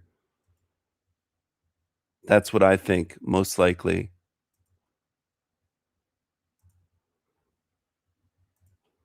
Most likely it's someone from the Panelverse using a voice changer. Hello. That's what I'm going to guess. Probably some creepy person using a voice changer. Probably a male from the Panelverse. Whatever. You mean romantically? Oh, Well, I'm Steven, not sure is this where someone Steven- you're dating Steven, are or you courting, okay? or what's the? Or is it taller pick? I know that What are you doing? King Stephen is very masculine and powerful, and he's got a, as he calls it, a harem of beings. So, I'm not Hold sure. on, Is does this he? one of them or? Paul, hold on. Until Steven's obviously embarrassed to talk, can I tell you guys a thing? I'm interested in having like a kind of like a mini harem. How many women are a harem? 12. 3? 12? Oh, whoa, buddy. He laughed. Yeah, to have a coven, you have Stephen to be hopped the off. master magician. With Jesus was the 13th. So Okay, hold that's- on, Frank. Actually, You talk way too much. please. Check out. Real quick. yeah, fuck you, TK. Okay. Cadence, you came up here for King Stephen and he left. What are we what say you real quick? What's your relationship with King Stephen? That's If I may ask. Please. You mean sexually or romantically? Mentally first. Whatever. You mean romantically? You feel you have romantic relationship with No, I Steven? don't have a romantic relationship with him. Well, the curious thing is before Steven, if I understood Steven correctly, he's been streaming already. And so then the next question is, why do you join here to speak with Steven? And is there a reason you don't speak with him on his stream? Oh, because he always forgets to put the link pinned above his chat and top on his live stream. Yeah, see, Jack, I have a theory about all these people who get like wired up and wound up and start freaking out when there's young people around and projecting onto everyone else that some harm's I going don't to be do that, done. man. I've got my children here with me, bro. I wasn't speaking about you specifically. I know. but I'm sorry. I again, apologize. By the time I'm done, if the shoe fits, wear it. If not, then let it be. But you know, I have this theory that it's kind of you've got a bit of it's kind Please. of a revelation through accusation, right? Or sort of a yeah, just a revelation of some kind of subconscious stuff that folks are either dealing with or not dealing with. and what you're feeling and what you're thinking and where you I are. don't know, because we can't get an honest conversation or back and forth with anybody where they're We not can. posturing and pretending to be something other than what they actually are. So that's a Yeah, big that's all I'm problem in doing, bro. society and That's all I'm culture is doing. we almost can never have an authentic conversation without all the overlay. Well, I'm here for you, Paul. And I think that your take originally on the idea that children should be allowed into adult spaces is inaccurate and incorrect. And I think that those... Go ahead, Jack. I know you want to So say let's something. say a child came in here So let 'em multiple hang out in times. bars and smoke Let's say a cigarettes child and drink came in here alcohol. multiple times and was seeking counsel from adults on her actually being harmed or being manipulated. We should That's not. a different thing. That's Well, very we different. couldn't know what it is because you guys lose your minds as soon as it comes up instead of actually being I instead of disagree. actually being loving and caring and protective and masculine. Jack, you lose your Jack, minds and Jack. start going, somebody should protect us Jack. and save us, which is very feminine in a way. No, It's not I even never feminine. said It's, that. I never said that. it's Hey, go ahead, distorted. Jack. No, it's not distorted. Okay, if you I want think to that we continue to should have argue, I'm gate gonna go. guards. Can the Cadence talk? Louder to speak. Go ahead, Cadence. Okay, well, I'm gonna go if you two continue to argue. Great. That's an option for you, but it's for you to do. Frank, you did jump and react before we could even kind of suss it out and ask questions. Yeah, I disagree because we're You basing this on a conversation that has been continuing from the last conversation, which Yeah, is you know what happened to Stephen? right. Jack, He do you left. disagree? He left. I know he Cadence. left, but do you know where he is now? Okay. No. I have no way of knowing, nor do I Oh, desire shame. to. I missed him. Guess so. So, what do you wish to do now? Just chill out for a while. Let's go, dude. Let her kick it. All right. Yeah, go ahead. Tell us a little bit about yourself. Like, what are you up What do to you in mean, your Frank? day? What are you talking? Hold on. We were having a conversation. You don't gotta jump her into I love the you. I love you, TK. Yeah. Just Jack. So Paula- Jack and Paul and TK Yeah. and Cadence. Since all of we are present, do you disagree with the idea that I have that there should be adult spaces and spaces for children? Do you think that they should? No, Jack. Why? I don't want to go to Kidland Shut the at fuck McDonald's, up! you tard. For one goddamn. Whoa, calm down. As fucking I idiot, said yet again, if you two continue to argue, I'm going to hop off. So be quiet. It's fascinating. The way of this world today. It doesn't have to be this way. Yeah, it doesn't. You do have a very young sounding voice. Oh, I'm British. I'm British. Yeah, that doesn't answer it though. I mean, it's part of it perhaps, but NPC the game, blessings and thank you, reminds you of a Chris Hansen decoy as one impersonating a young one. But regardless, I'm choosing to trust that everything happens for a reason. Young or old, we are all alive and gathered here for same and similar reasons. We're here to create a better world. And that better world, baby, it is waiting for us. It is divine and with love. Love is why we are here. Not these arguments and stuff, but I guess that's why we're here too. Makes sense? Any thoughts? Yeah, totally. I mean, I could drive you if you want. Frank, welcome back. Yeah, I apologize. The reason I feel so strongly about it, and I apologize for this, guys. I don't mean to spurg, but I have children, and I was vilified or preyed upon as a child, and taught to smoke and drink, and pressured to do those things. And so I feel very strongly that adult spaces and children's spaces should be separated. And I'm Okay. sorry, Jack. Frank, I respect that, and I understand those memories. I got and I exposed my own kid probably to some of those things that weren't necessarily age appropriate. But my goal and my path is to truly, I believe that we can create a better world, right? Where the community is looking out for each other's children. I mean, if a child shows up here, I care. I truly care. But I'm also going to try and trust people to be honest. He's also virtue signaling because the being already brought up out of their own mouth something about a romantic or sexual relationship with Steven, and nobody's yet to question the being or even delve into that on whether that's appropriate or not. So, like, if you're going to virtue signal, transition from virtue signaling to actually fucking policing all the way and getting down to something here. Because, I mean, like, what world am I in over here? Like, what's happening right now? No, I agree, and I apologize. It's not my place to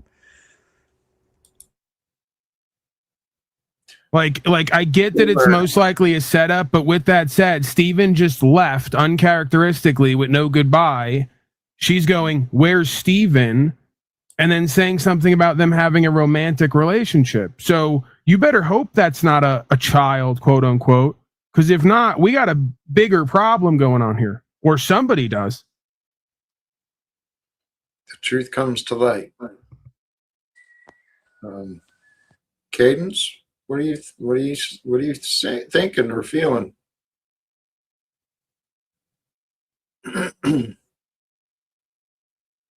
You're muted.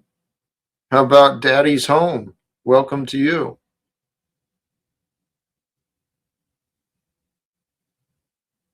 Fascinating. Fascinating. Fascinating. I mean, this world we live in, it really is. It's a bunch of good-hearted children afraid of their own shadows, fallen in love with the most inappropriate ideas.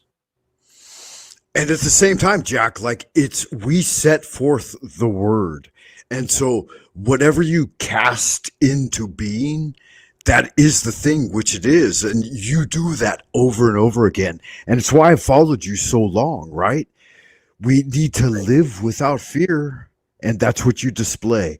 And I appreciated your nobility in hosting Cadence the other day when she came forward. And I thought, fuck. And I agreed with Paul to some extent that all of the fears of children being in our midst and aren't children, the gateway to the path to heaven.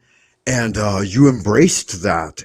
But at the same time, like, how do you mitigate and deal with and interact with these things that are occurring here in a positive way that brings it forward? I mean, that's the upshot. That's the question, That's, I believe, Frank, truly, that is the question. And as long as we keep seeking the answer to that question, the way will reveal itself. I never know. I truly never know who's going to swing through, what's going to happen when I click go live and I drop that link, man. I never have a clue. Well, I'm not really part of the panelverse. And yet you're here. No, I don't. What? Okay, so then, like, I'll bite onto this since I guess everyone else is going to virtue signal, and I'll take the lead. So, what are you seeking here, if I may ask? Yes. You said you were looking for Steven. As a whole, I just think it's rigged to begin with. Excuse me? So you think something is rigged, but I think the panelverse is rigged to begin with. Okay, and so the question though from Paul Cott is what brings you here? To expose it? I was gonna come here to talk to Steven, but since he's not here now, I think I might go. Okay, right. So, can I ask what you want to talk to Steven about? I just want to talk to him about topics. Do you regularly talk with him privately?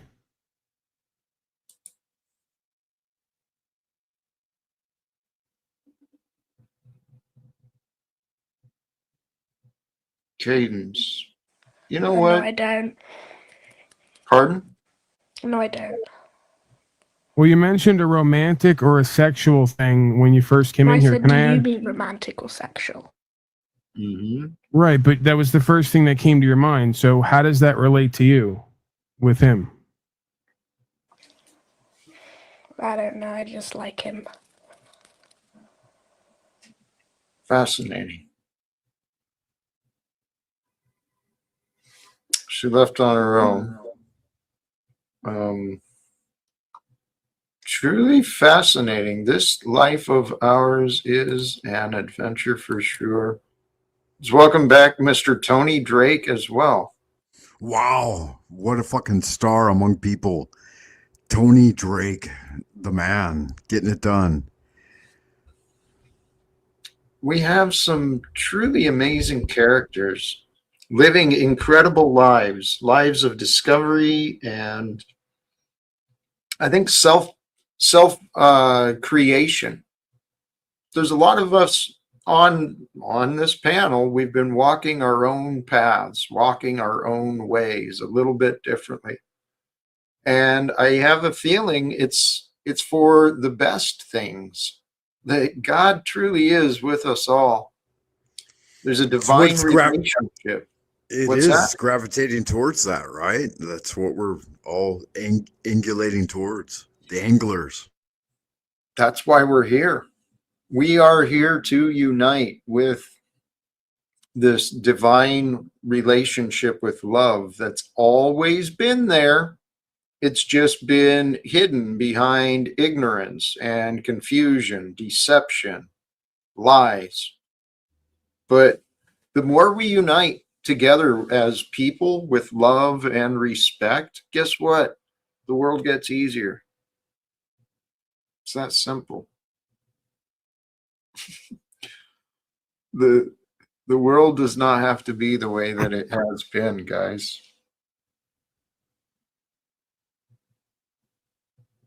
I think we're here to change it. But hey, we've been going several hours.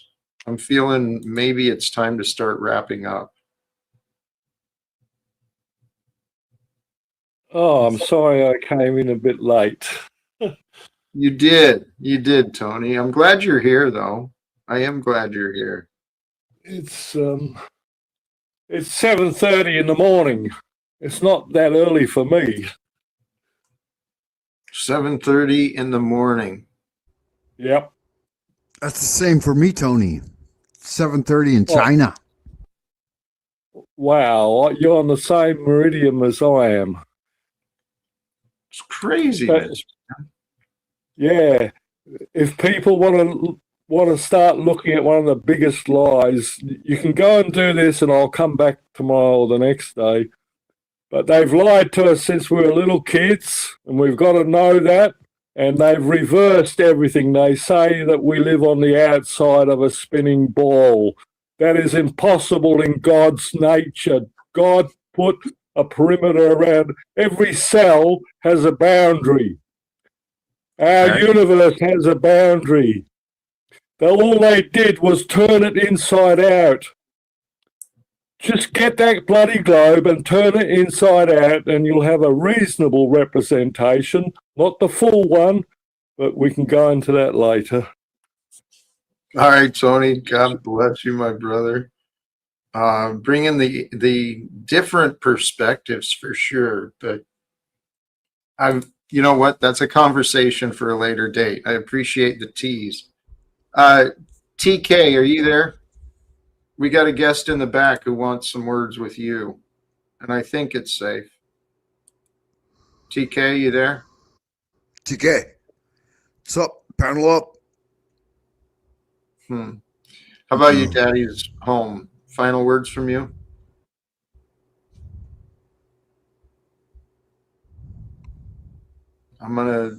You're muted, but I'm gonna assume that maybe you've said enough.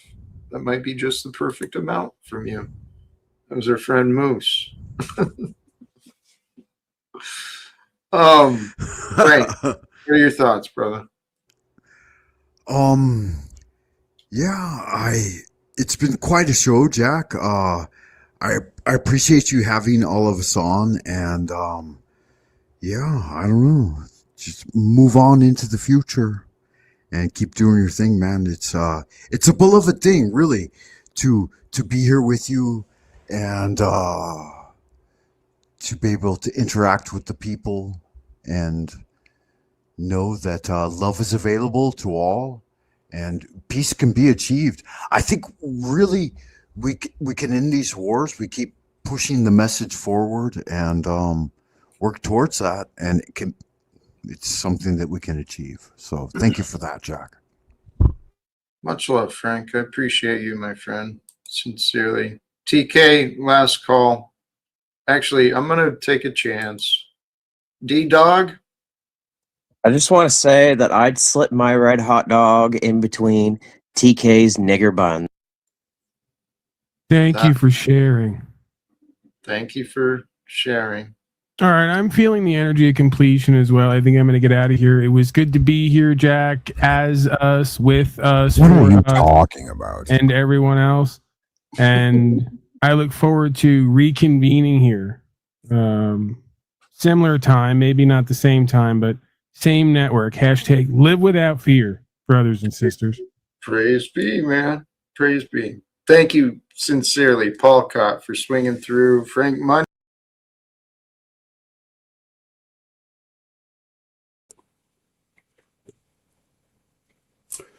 The last 10 years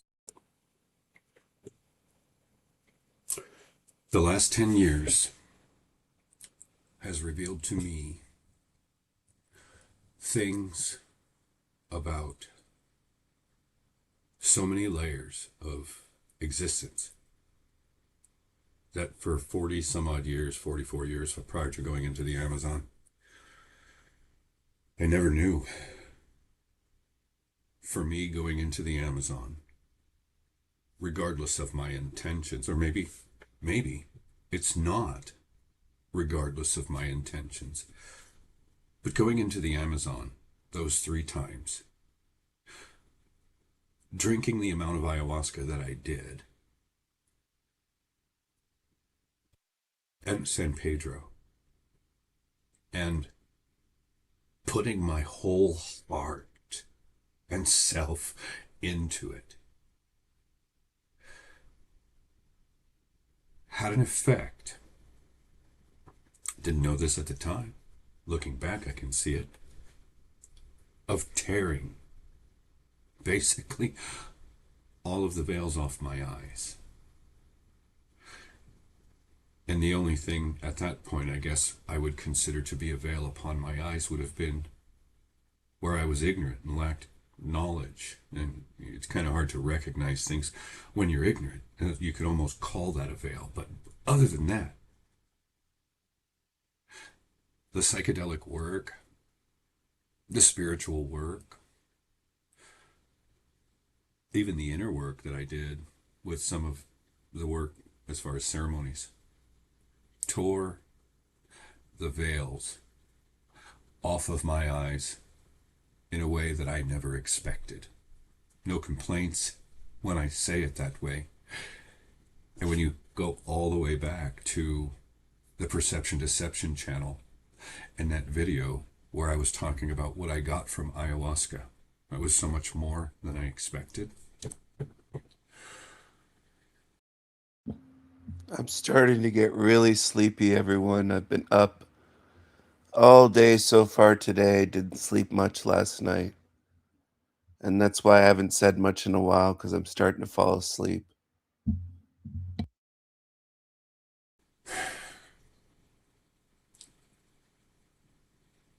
Coming back from Peru after doing all of that work, anybody that's actually done that kind of work understands how energetically you can be, we'll say, quite vulnerable. There's a lot of putting yourself back together. It's called integration. And I literally landed. My mother's house would be the proverbial lion's den. The worst possible place that I could have possibly landed. And that's where I landed. From that point until the Jezebel experience, I literally, in my mid-40s, was going through a gauntlet in life of reality, hear me on this, not responding to me in any way that I knew that it used to. This whole concept of getting back the opposite of what you would ever expect for what you put out and all that has been most pronounced in the last 10 years. And the 6 years of the dark night of the soul, the shadow stuff, and all the lamentation very likely coincided with some celestial cycle. And when I look at my chart and the transits at the time, see where Pluto was, Saturn, this whole, it's like really interesting shit. And what, for those of you that have followed my journey, you have seen from the beginning of the Perception Deception, and what was coming out of me then was the beginning of a dark night of the soul. Most of the time, that's not something that you get a view into for a lot of people. And from the point in which I entered in and went through all of this suffering, pain, and lamentation, everything that's come out of me subsequent to that. Now, when you combine some of these shamanic experiences I had where I was encountering these mantids that were, well, there was only two experiences. And they were when I was in South Florida, where I had these visuals while I'm in the medicine space of these mantids kind of working on my head. It's kind of hard to explain. You'd have to drink ayahuasca and experience it to know what I mean. And I saw these time capsules, and at some point I just let it go. What do you do with that? And then I go through this experience where all this caustic fucking energy's coursing through me because of the betrayal of this Jezebel thing, this meat sack that looked human, that was demon possessed, I don't fucking know, that showed up in the Amazon. When I look back and realize, and when you consider people think and believe and tout healing space is sacred, ceremonial space is sacred, and believe in all these protections from the shaman and this, that, or the other thing. What happened to me on my fourth ceremony that put two people that would have never otherwise been significant to me in any way more than anyone else I was in the Amazon with? And what ended up unfolding due to that? I started to realize that something manipulated, injected itself, whatever, my fucking healing ceremony on my first journey when I was actually there to actually heal myself, my mind and my heart from being born to two vile and wretched fucking narcissistic human animals, living demons, I don't know what you'd call them, probably a bit of all of that. That's what shit me into this world and shot me into this world.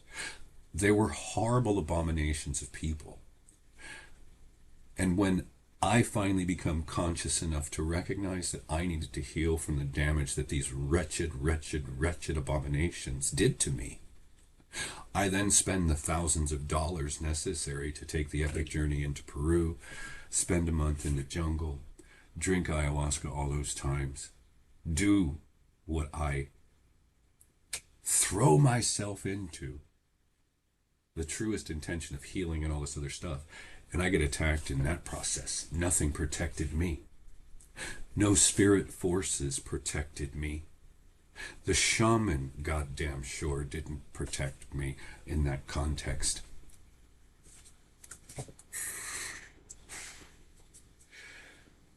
And I'm telling you, I have a level of resentment for everything that I'm telling you. Because when I look at what my intentions were, what I intended to do, you would never think you would be attacked so fucking brutally in such a subtle way that you would never recognize as such until later when you look back at the motherfucking trail of destruction that ended up being created because of your connection with that vile Canaanite, mongrel, filth, soulless, golem level filth. And when you really get down to it and you start looking at the quality of her offspring,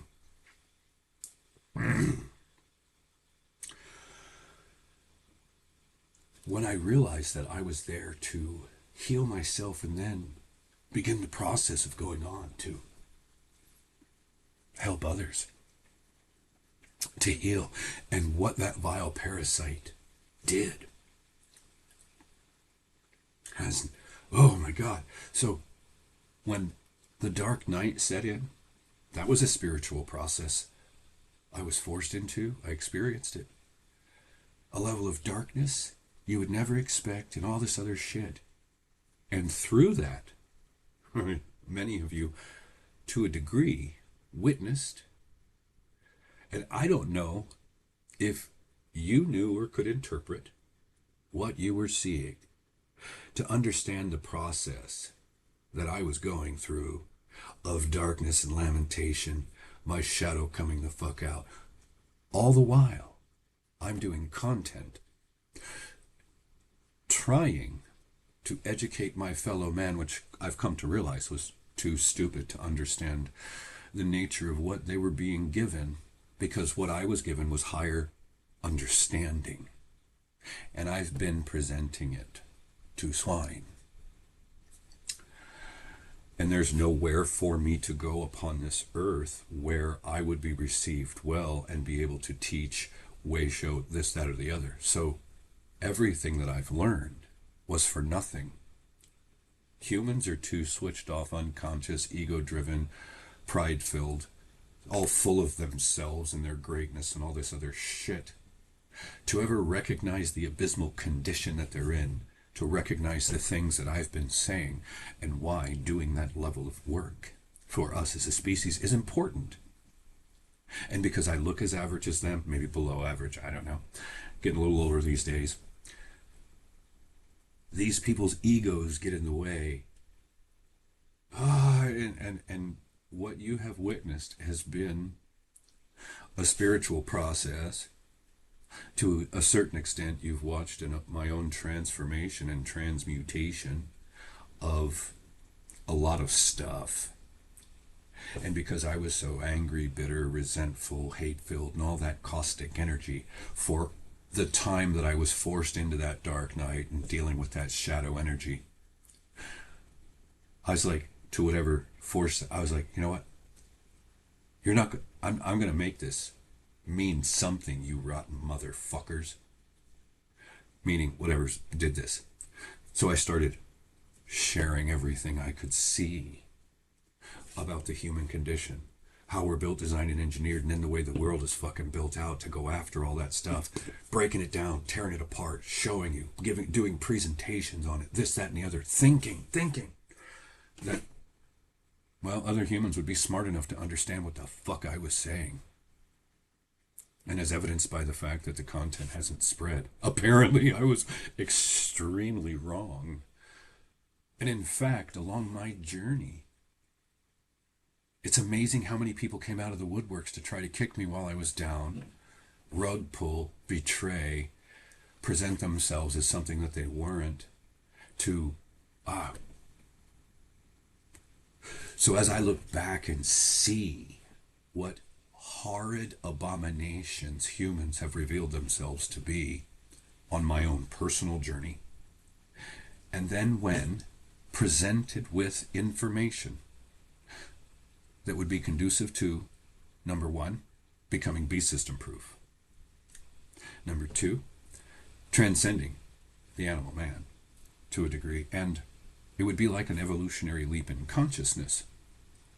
But since I'm not a Jesus figure and all you dumb animals have been programmed with that, or a prophet figure and all the dumb animals out there with no ability to critically think and nothing but indoctrination and beliefs in their head, will think that in order to, for what he's saying to be true, you've got to be Jesus or a prophet or a Buddha or a this or a that. And I'm like, you dumb animals don't recognize. And I could literally try to spoon feed you a detailed explanation of what you've witnessed me go through during the last 7 years, most of which is online, as far as what's come out of me as far as the information, telling you my own personal details about my journey to Peru, the betrayal, the dark night of the soul, the shadow stuff.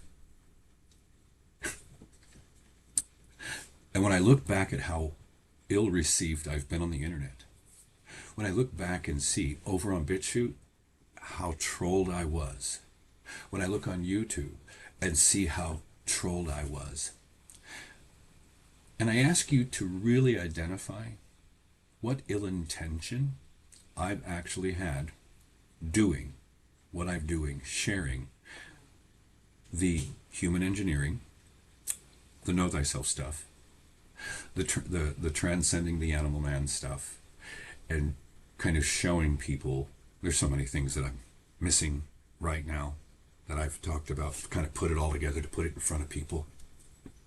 Why does that piss people off? Why does that make people envious? Do I do what I do, walking around swinging dick? I'm so great and wonderful. No, it's been something that's come out of me through some of the worst lamentation and suffering that I've ever known as a human being that happened to me later in life. And I tried to turn a horrible thing into something that could be beneficial for others, using the internet as a means to get it to the most people. And in the process of doing that, have attracted trolls at a level that I never would have fathomed. I watched my family during the lockdowns turn their backs on me. Just all this stuff. I'm just like, you couldn't make this shit up if you tried. What I have lived and experienced, and trying to nail it down, where's the source of it? Magic, black magic, spiritual manipulation, alien manipulation. You can go fucking crazy trying to figure out what the fuck it is. What I've experienced has been something, well, I've explained it, has made me want to fucking kill the gods. Or whatever it is that claims to be gods, the whole 9 yards. Why do you think, just ask yourself, if what I'm saying is true, that I went into the Amazon to be in service to others and all that other stuff, what the fuck do you think would flip somebody so profoundly over the course of a decade to the point where I want to slaughter them all? I want to send the spirits and souls of these maggots that have been back to entropy. I want to wipe the whole thing out because it's a horror show of epic proportion, and it took me going through what I did to pull those veils down to reveal all this stuff that the dumb bipedals that we all are, the herds out there still that hasn't figured this out, won't listen because, well, Plato's cave. So, there's a lot that's available for people if they recognize what I'm trying to say. Not that I'm all that important, it just happens to be an example of a spiritual journey, a spiritual process from the onset, where the perception deception through that into the first Rebellious Meat Puppet channel on BitChute, then the second Rebellious Meat Puppet channel on BitChute. That shit covers a span of about 7 years, all 3 of those channels. And what's come out of me as far as the human condition, where we're lacking, what we should and could be doing to change things, how to become beast system proof, something that would be conducive to an evolutionary leap in consciousness for humans that embraced it. And it's like I've been producing diamonds through going through my own cesspool of light, you know what I'm saying? And it's like, to be received the way I have,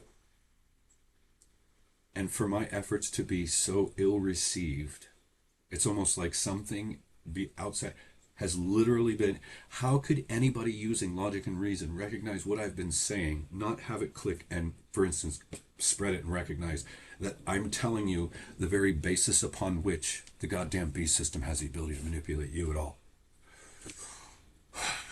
It makes no sense to me. It's why I hate this reality. There's so many questions that I have from the beginning of that Jezebel filth, that mongrel fucking bipedal animal betraying me like that, until now, that I haven't gotten a fucking single solitary answer for. So I've done what I could to reach the most logical, rational, fucking reasonable conclusion that I can, and let it the fuck go at that. Because beyond that, with no answers, with no other information, knowing that this has all been happening and imposed upon my motherfucking life, you will drive yourself into utter fucking psychosis trying to figure it out. Now, when I think of the willful intentions of people like Julie, the willful intentions of people like the German woman, the willful intentions of so many fucking people, you evil, wretched, rancid, fucking vile sacks of flesh have proven to me, have revealed to me, you're not human. Our reality is vastly different. Shamanism showed me that on multiple planes of it. And then I came back to this fucking reality and interacted with a lot of you fucking flesh sacks. And oh, you revealed so much more to me. Dealing with the likes of that wretched fucking Canaanite revealed a lot to me. Seeing and watching for the last handful of years, that motherfucker's been a thorn in my side, the TSM and all of that. And I know that him and people like him are also over on BitChute doing his shit. I've been putting out truths that need to be said about the human condition, about what parents do to their children.